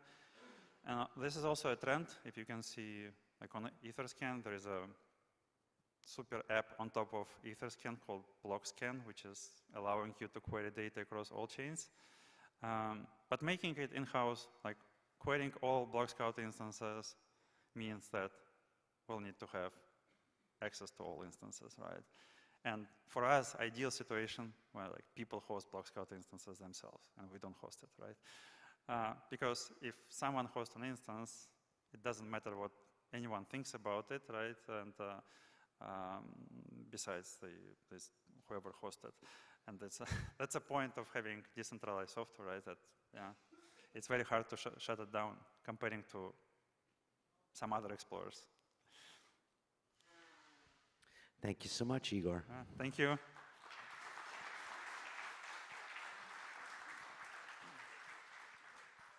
Thank everybody for being patient, that we take questions and give everybody a chance to talk a little bit more than just do the presentation, which slows us down. So I really appreciate your patience in waiting for our final keynote speaker of today's program. Phil Zimmerman in the room.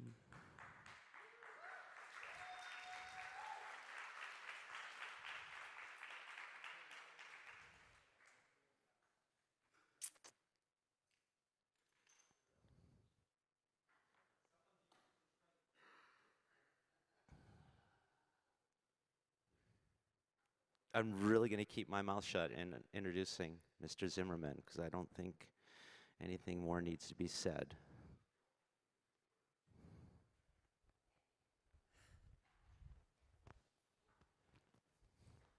Thank you so much for starting this off a long time ago and bringing us a piece of the way to where we are today. Curious to hear your thoughts.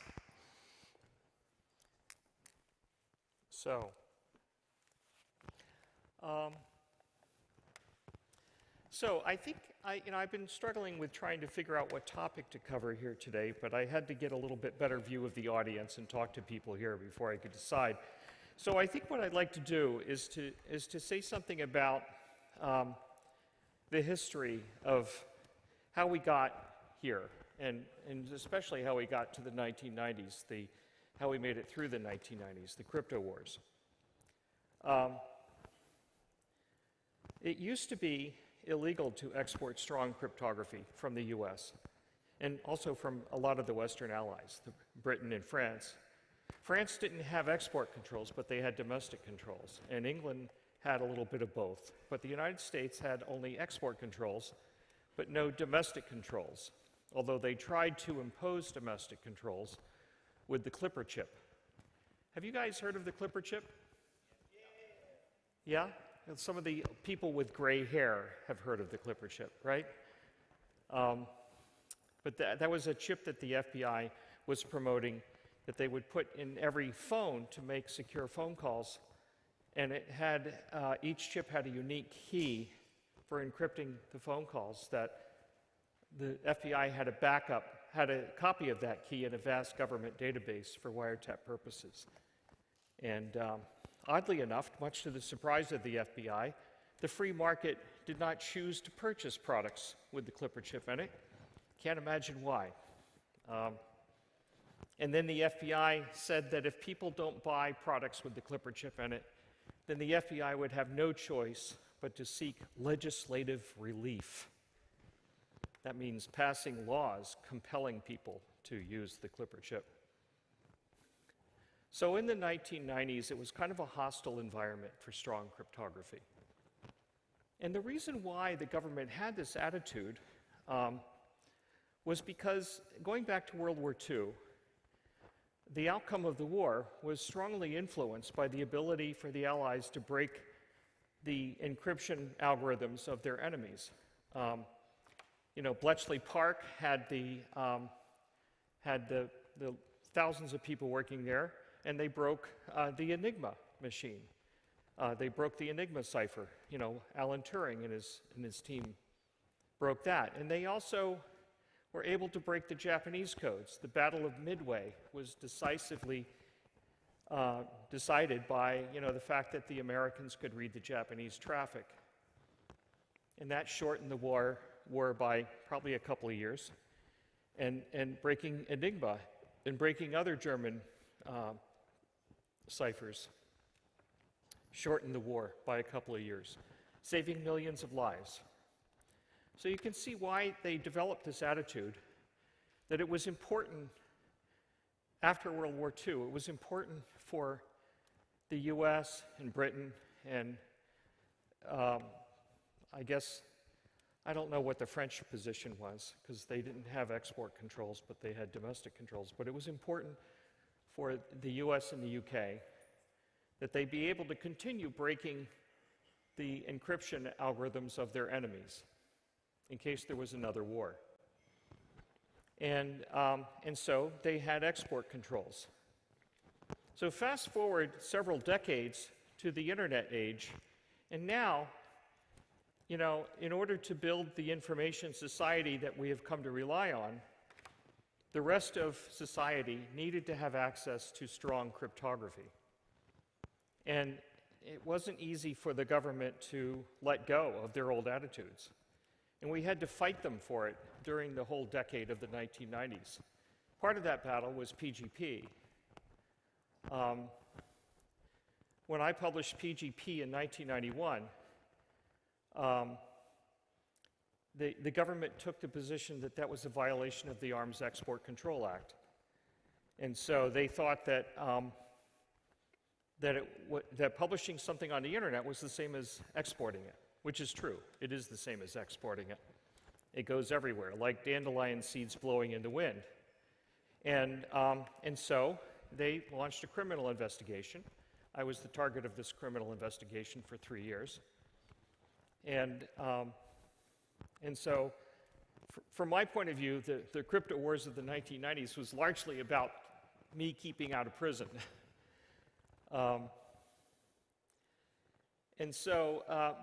after the 3 years was, passed, and the government finally dropped their case against me without indicting me, we still had several more years to go.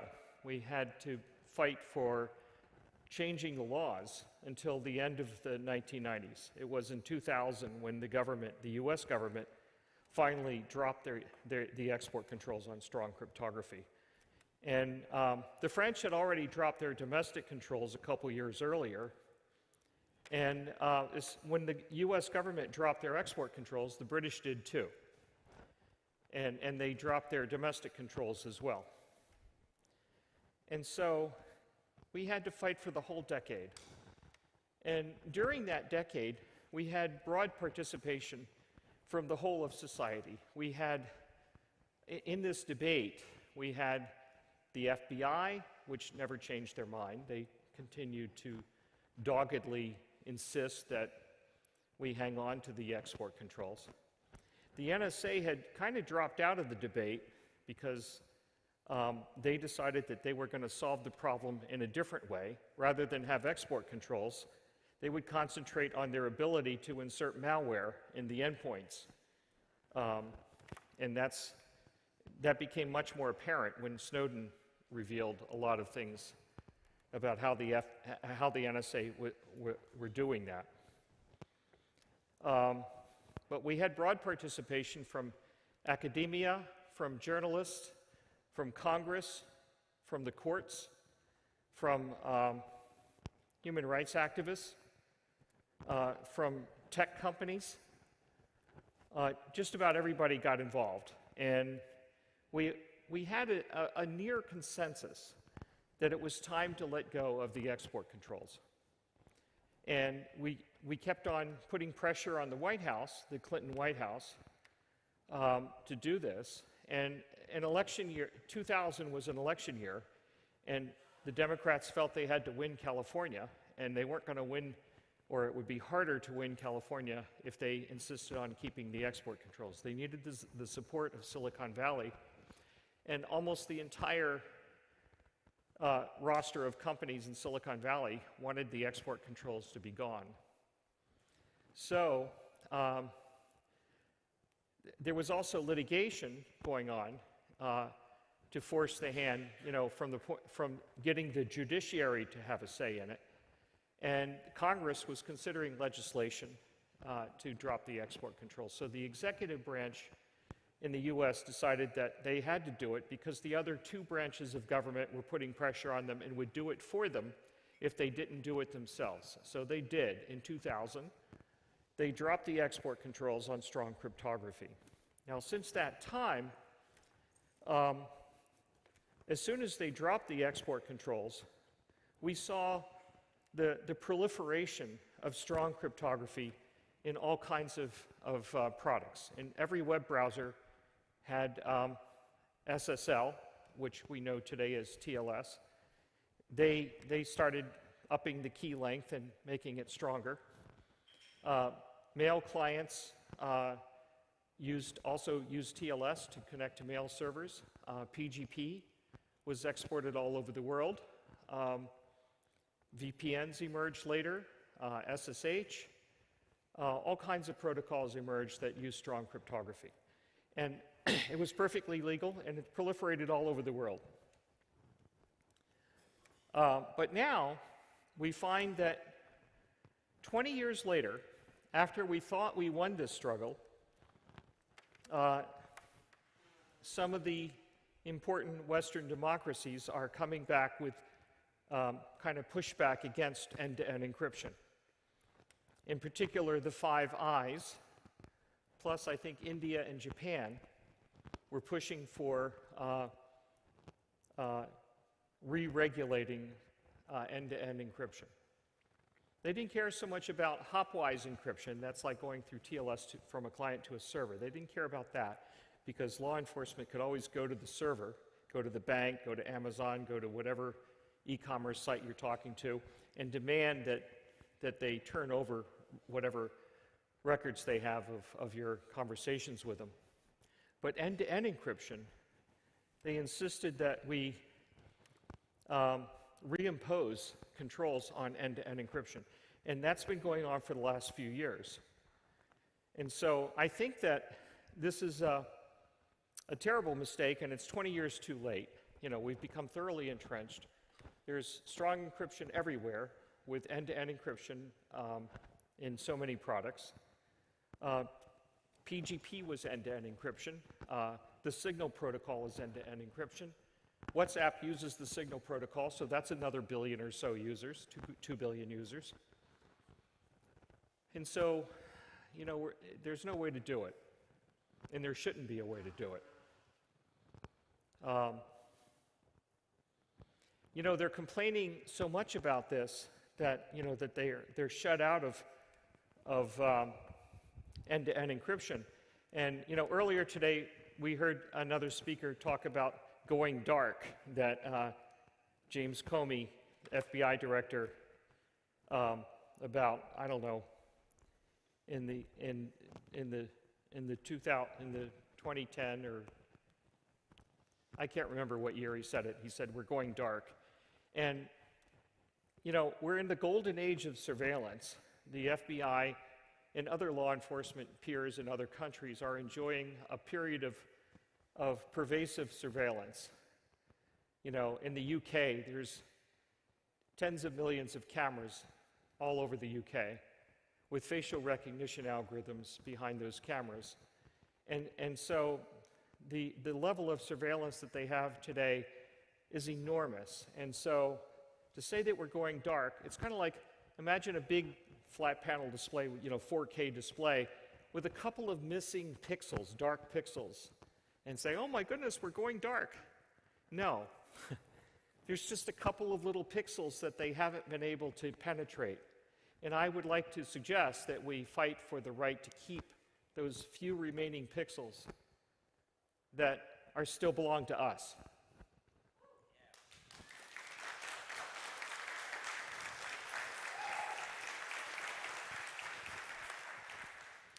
You know, PGP started out as a human rights project. It was not a commercial product at the beginning. It was a human rights project because I wanted to make a tool that could be used to protect human rights workers in countries with autocratic governments that they were operating in a very dangerous, life-threatening environment, and they needed to have some way to secure their communications. And so PGP was that kind of a product. There was other encryption software at the time, but it was weak encryption. And that might have been good enough for commercial use because companies at that time were mainly concerned about their competitors. And they didn't worry too much about their competitors being able to decrypt their communications because their competitors did not have any significant cryptanalytic capabilities. So who cares if it was 56-bit DES? You know, that was good enough for companies to use. But PGP was not designed for that threat model. It was designed for a threat model where the presumed opponent is the intel agencies of the two superpowers and their client states. Their client states could rely on the superpowers to help them penetrate the communications. of maybe their own citizens, you know, because they were autocratic regimes. And so PGP had to have strong encryption, and it had to do things in a way that it made it accessible to the average person to use. That means it can't be a top-down architecture with trust dictated from on high, you know. The prevailing wisdom at that time was that public keys could be signed by a certificate authority. And there was really only one certificate authority. That was from RSA Data Security, which later spun off another company called VeriSign. And so you were forced to trust VeriSign to sign your key.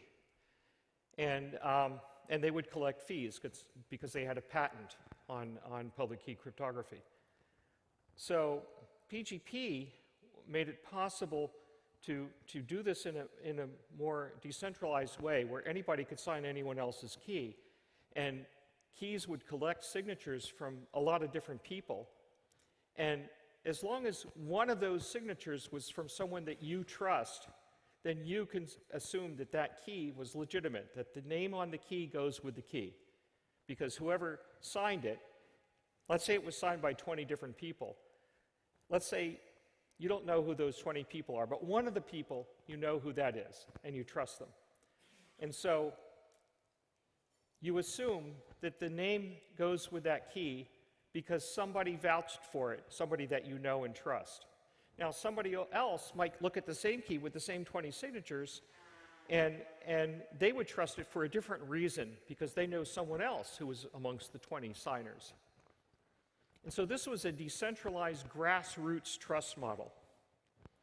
And I felt that that was important for avoiding the centralized top-down trust model that was the prevailing wisdom at the time. You know, that Tears for Fears song, "Everybody Wants to Rule the World," you know. So everybody wanted to be at the top of that pyramid. But PGP allowed a more grassroots approach where, you know, they had groups of people. Sometimes they would gather in PGP key signing parties. Now, if you ever want to see a lot of nerds in one room, that's a lot of nerds in one room. It still happens today, yes. And so that decentralized trust model I felt was more democratic, more immune to a single point of failure of somebody at the top being corrupt and signing a key that they shouldn't sign. For example, many years ago, there was a certificate authority in the Netherlands called DigiNotar. They were in the business of charging money for signing keys for websites, TLS keys. And an Iranian hacker broke into their servers and somehow got his hands on the top-level signing key. And he used that to forge certificates for lots and lots of websites. Gmail, Facebook, US government agencies, various social networks, and mail service providers. And then he used those forged credentials. He gave them to the Iranian government, who then used them to conduct man-in-the-middle attacks on all the Iranian dissidents who were communicating, you know, their ideas about freedom. They could then read the traffic and arrest those dissidents and put them in Iranian prisons. And so if you need an example of what's wrong with the centralized trust model, look no further than the absolute catastrophe of the DigiNotar case, where people were put in prison and presumably tortured, maybe sometimes killed, because of a single point of failure of somebody compromising the top-level signing key for a certificate authority. This is why PGP has a decentralized grassroots trust model, because you can decide for yourself who you trust to sign keys. And, you know, in a world where if they were using the PGP trust model, people could say, well, I no longer trust DigiNotar. And, you know, and then their signatures would be worthless. So the trust model is important, and so that was something that made PGP unique. That wasn't the only thing that we did to end the export controls. We also did something to make it easy to export strong cryptographic software source code by publishing the source code to PGP in a book. First, it was MIT Press in 1994, maybe it was 1995, where they published the source code to PGP, and that's because I was planning to use it at trial. If I was indicted and had to go through a trial, then I would point to the source code published by MIT Press and say, see, you know, you don't have export controls on books. This is the source code to PGP published in a book. How can you send me to prison for publishing something that is in a book? And the reason why I thought, does that mean I only have 3 minutes left? It says 3 minutes and 10 seconds. Take your time. Take your time. Just Okay. do what you do. This is the last session? Yep. The last session, good. you can talk 'Cause as long as everybody wants to. I got a couple of stories to tell. Until the lights go out, it's fine. Yeah. So I was at a Computers, Freedom, and Privacy conference in 1994. And I was approached by Bob Pryor, who was the editor-in-chief of the MIT Press, you know, which is a prestigious academic press. I mean, they publish lots of computer science books.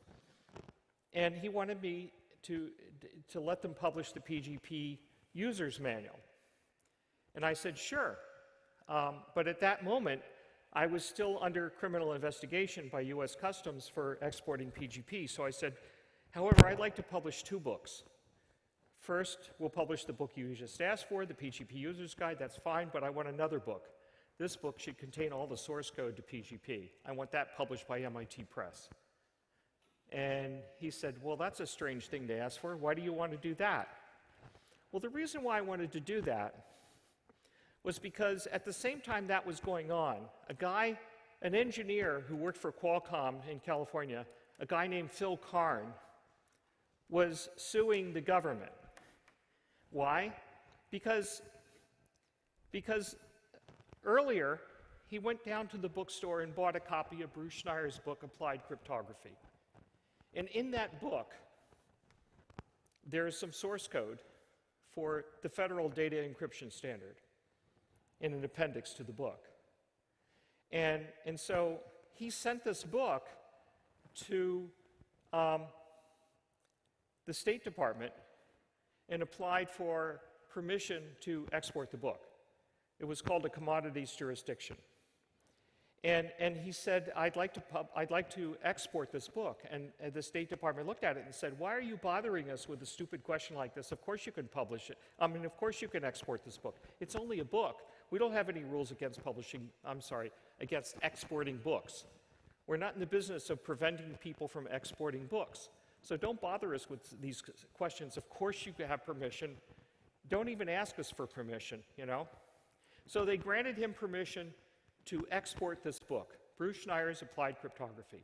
Now, I think at the time, Phil Karn didn't even know Bruce Schneier. You know, he just went and bought a copy of Bruce Schneier's book from, well, it wasn't Amazon at the time.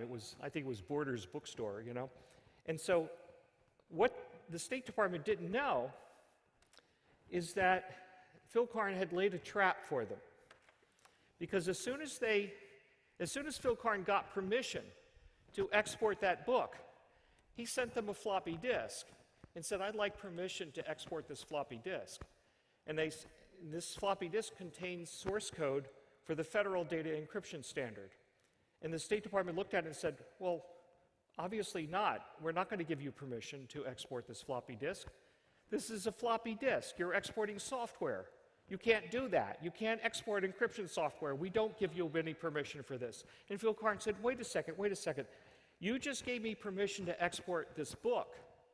The source code in the appendix of this book is identical to the contents of this floppy disk. They are one and the same. He took what was in the appendix of the book, he put it on a floppy disk, and they were prohibiting him from exporting the floppy disk. And he said, you've got to give me permission to export this because you already said yes to the book. Well, they said no. They asked the NSA for advice, and NSA said, no, do not give him permission. So he had to appeal it through a couple of layers of administrative appeals, and they kept on saying no. So he sued them in federal court.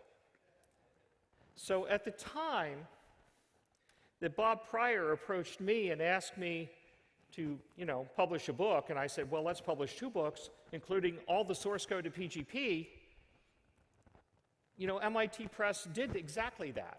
And they applied for a commodities jurisdiction. That's what it's called, that thing that Phil Karn did.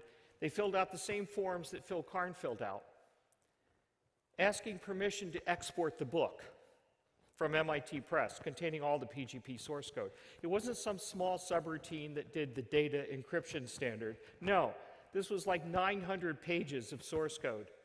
Even the make files were in there. And so suddenly the State Department realized that they were in a real shitstorm of trouble because they were defendants in civil litigation in federal court. Phil Karn had trapped them with this, and I was taking advantage of this trap along with MIT Press. And by the way, MIT Press did not wait for permission. They started exporting the book immediately to their overseas resellers. And so, the State Department never responded. They never gave him permission, and they didn't deny him permission, MIT Press, I mean, because they asked NSA what to do, and the NSA said, well, whatever you do, don't say yes. They didn't say to say no, because if they said no, then that would have been a big First Amendment case. So they just remained silent, and they never got back to MIT Press, which is too bad, because I was planning on using it at trial if I was indicted. In fact, I didn't really care whether they said yes or not. If they said no, then I was going to use that at trial, because it's obviously a First Amendment case. And if they said yes, well, then I was going to use that at trial, because that means that what I did wasn't so bad if they're going to let... They knew that if they said yes to MIT Press, the very next day they would get a floppy disk in the mail from MIT Press, just like they did with Phil Karn. Only this floppy disk would not be just one DES subroutine. It would be the entire source code of PGP version 2.6.2, which was already widely deployed around the world. And so,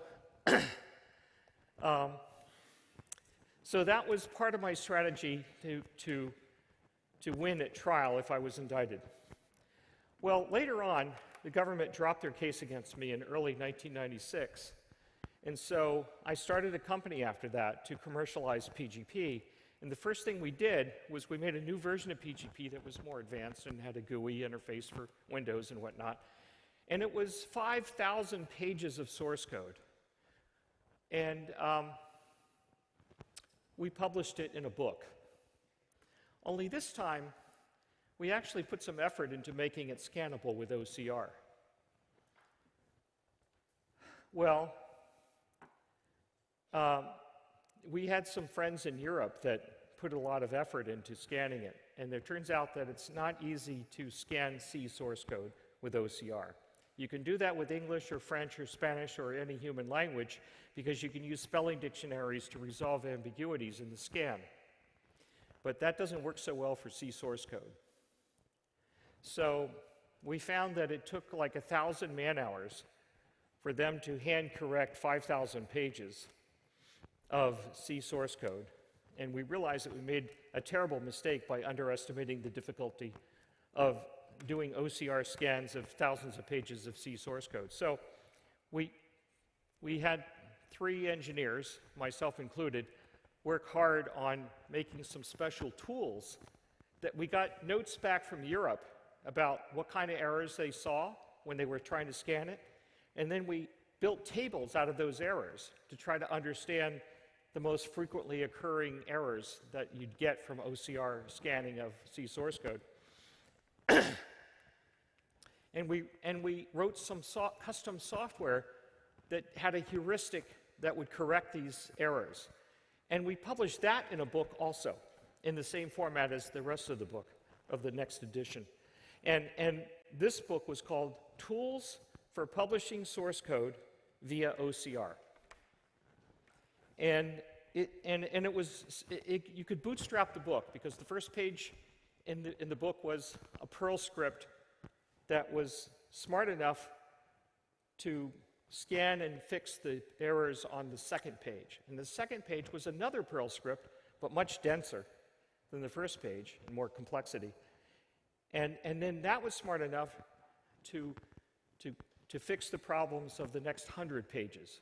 There was 100 pages of C source code that had this really highly sophisticated heuristic that could scan in millions of lines of C source code and to automatically fix the errors based on the knowledge that we gained from the failure, well, not real failure, but you know, the inadequate effort we had of publishing the first attempt. And so that fixed the errors so fast that it outran the sheet feeder on the page scanner. And so what took us 1,000 man-hours the first time we tried it without these tools, it took 30 man-hours. And after that, we were able to export arbitrary quantities of C source code without errors.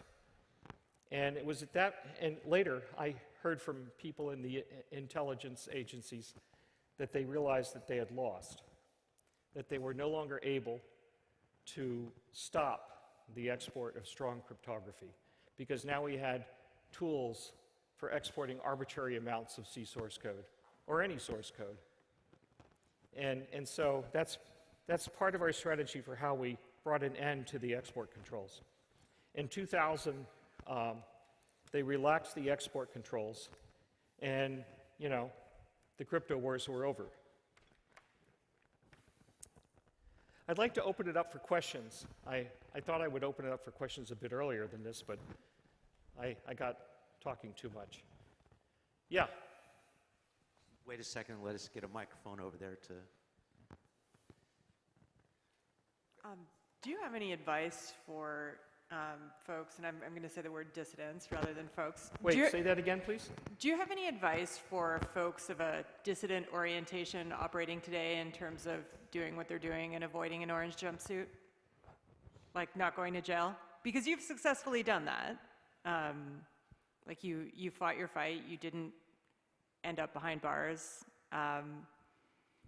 Advice for people looking to do the same in terms of winning strategies? Well, it depends on what you're doing. You know, I tried to conduct my legal defense team in such a way that we would prevail. But I guess each struggle has its own limits that it's testing, and so I'd have to know something about each struggle to give advice on that. But I think what I did is that I tried to avoid the appearance of being a fist-shaking libertarian saying, let's stick it to the man. No, I was non-confrontational. I did what I had a good legal defense team, and I followed their advice, but I did insist on speaking in public about it. And most criminal defense lawyers will never let their client do that. But I was convinced that we had a better chance of winning if I could speak in public. So I did about 5 press interviews a week for 3 years. And you know, the result was a good outcome. But I always wore a suit when I spoke in public because I wanted to appear to be a middle-class, responsible citizen who has a job and a mortgage and a family and responsibilities. And, you know, that I'm not trying to be confrontational. I would never use the term sovereign citizen or, I wasn't trying to take an anarchy approach or a libertarian approach. I was trying to take a very, sort of conservative, respectable image that I was cultivating carefully. And that seemed to work pretty well. 100% of the press interviews were sympathetic to my cause and critical of the government's position. Not 99%, not 99.9%. I've done about 1,500 press interviews over the years. Every single one of them was sympathetic to my position. And I think that maybe that had some effect on their decision-making. They decided at Main Justice not to proceed with the indictment. But it still took years later to get the export controls lifted. And right now, we're facing this again because of the governments of Australia, Canada, New Zealand, the US, and the UK, all pushing back against end-to-end encryption. And so we have to push back against that. And, you know, when I push back against it now, I don't take a confrontational position with them saying that they're stupid or misguided or something. I instead say, look, this is a matter of national security. We, you know, it used to be they said national security, you know, but no, I'm switching the tables now. I'm saying national security. Because today we find ourselves in an environment where China has deployed lots and lots of 5G infrastructure all over Europe. And I think that European countries are starting to realize that maybe this is a bad idea to buy all this 5G gear from Huawei. And so I think they're trying to pull back on that, but I don't know how long it's going to take for them to clean that up. But there's still a lot of 5G gear from Huawei, and that means that the entirety of society is dependent on this network infrastructure that's under the control of a potential adversary that we could be fighting a war against at some point. So I'm an American. And so, you know, this gives the Chinese an ability to do signals intelligence in Europe that's comparable to what the NSA can do. And, you know, you might say, well, it's morally equivalent. There's no difference morally between China and the NSA. Well, you know, I don't think the NSA is a sovereign state of itself. I think it's under the direction of whoever we elect into the White House. And that was the problem with, you know, George W. Bush directing the NSA to spy on Americans and spy on everybody and to violate, you know, enough laws that Edward Snowden decided to blow the whistle. But now I argue in favor of national security by saying that all the European countries that have deployed Huawei gear means that their banking, their national security apparatus, their tech companies, the whole of civil society is using a network under the control of a potential adversary. And that's a bad place to be. You know, I've been to Ukraine about a dozen times because I did some software development there. And when I first visited them about 15 years ago, I talked with some Ukrainian military guys about what would happen if Russia invaded. And they said, well, they would absolutely destroy us because, first of all our battlefield radios are made in Russia. How are we going to fight an enemy where they control the radios that we use to talk about how to defend ourselves? That's the same kind of situation we find ourselves in when we're using Chinese infrastructure for 5G. Well, the one countermeasure that we have against that, I mean, first of all, the best countermeasure is to dismantle all that and to buy European vendors' equipment. But I don't know how long that's going to take. But our best countermeasure right now is to use end-to-end encryption. If you're forced to use a communications network controlled by your adversary, you better be using end-to-end encryption. And so if law enforcement is arguing that, oh, we don't want end-to-end encryption because it makes our job too hard, well, I'd like to point out that it's better if the cops have to work a little harder to avoid being owned by the Chinese or the Russians, you know. We need to protect ourselves for national security reasons, and we need end-to-end encryption to do that. So, yeah, I think I took too long to answer that question. Thank you. All right. Do we have another question? Hi again. how do we fight back against the non-blackening of our screens? What suggestions would you have to? What suggestions would you have to keep those black pixels on that 4K TV you talked about earlier? Well, part of it is to push back hard, and you could try to use the national security argument. Now, I don't know if the European countries have a divergence between the intel agencies and law enforcement, but in the US there was a divergence, because part of the NSA's job was to protect American communications. There used to be part of the NSA called the Information Assurance Directorate. They're the ones that came out with, like, when they recommended everybody get ready for quantum computers. That came from IAD.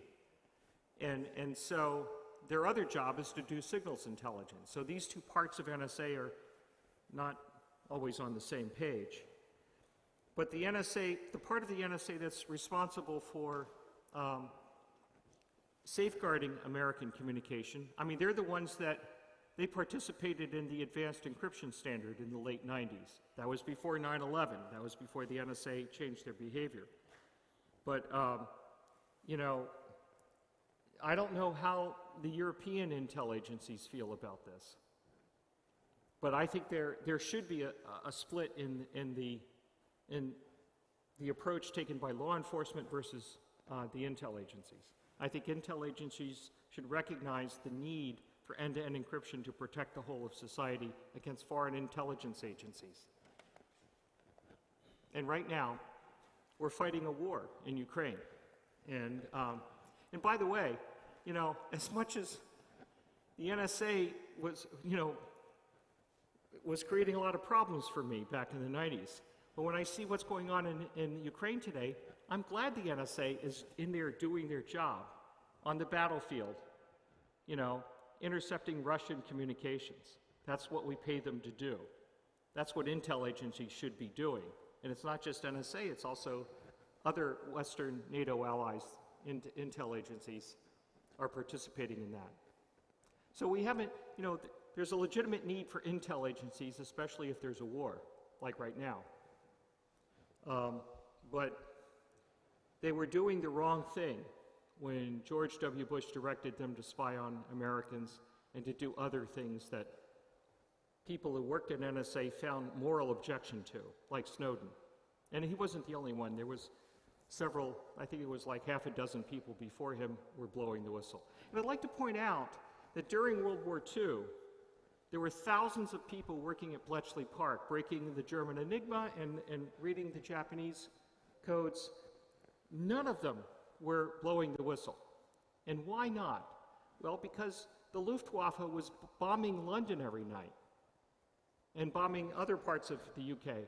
They had the moral certitude that what they were working on was morally important to do. And so, of course, there were no whistleblowers. And so if you don't want whistleblowers, you should have your intel agencies do things that people agree is moral. And that's not what the NSA was doing, morally questionable things, and that's why Snowden and other whistleblowers came forward. So maybe I took too long on that answer as well. Yeah.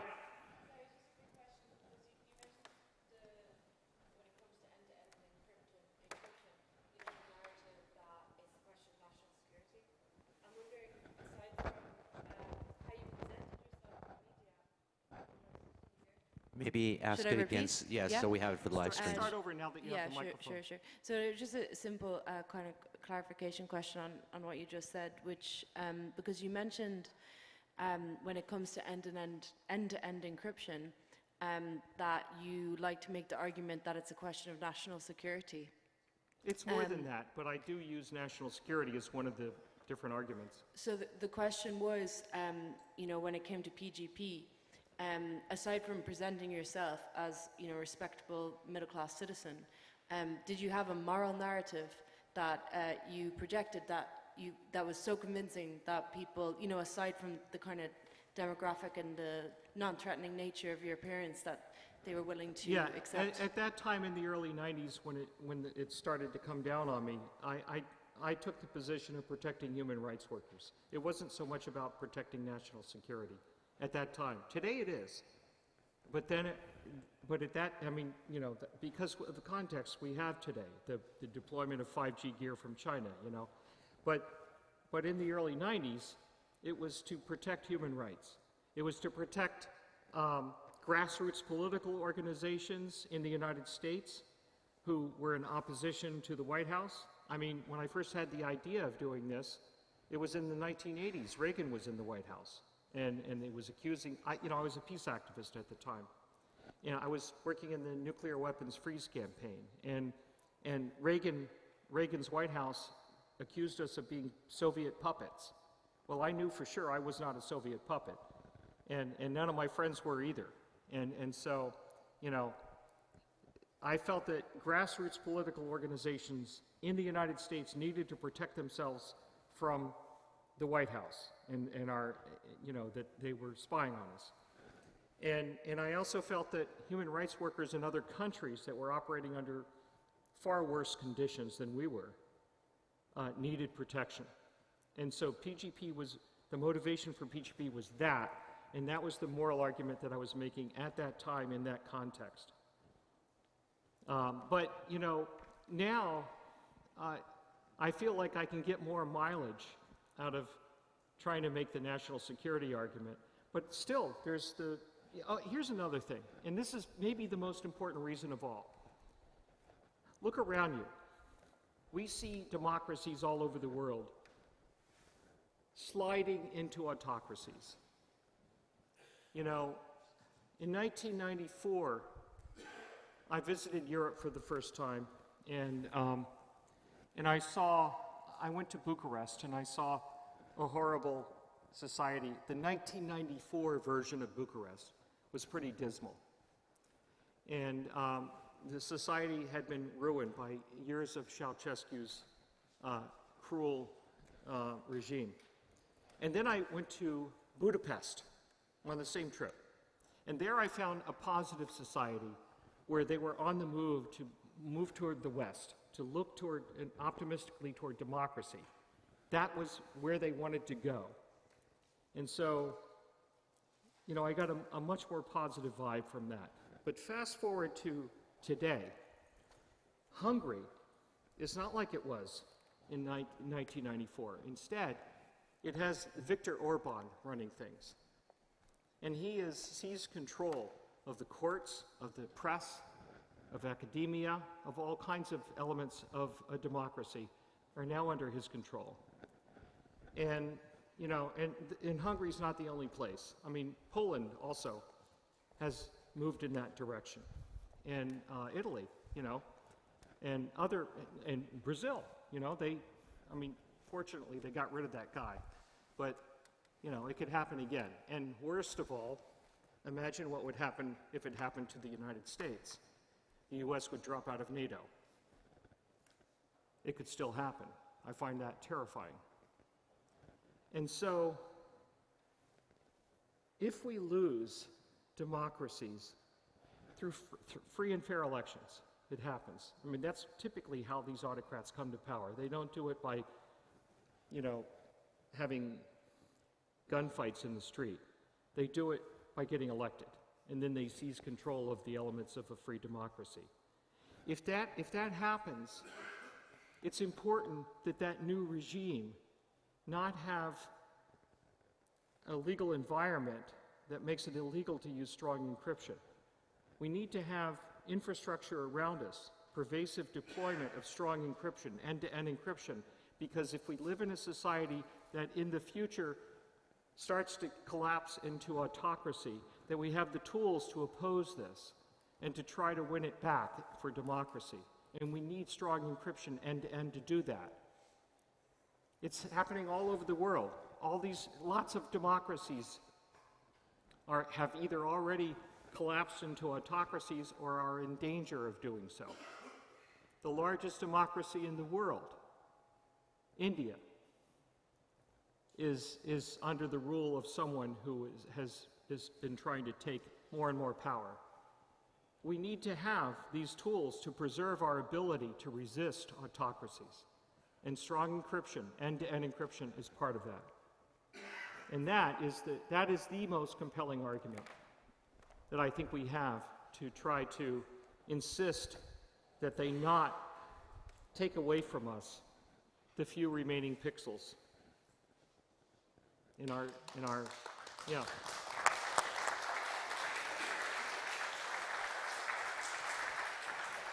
I think that's a great way to, I guess I'm out of time, right? to end that one. Thank you so much for sharing your experience with us and your pronouncements for how it is that we should move forward. Mr. Phil Zimmerman, thank you so much.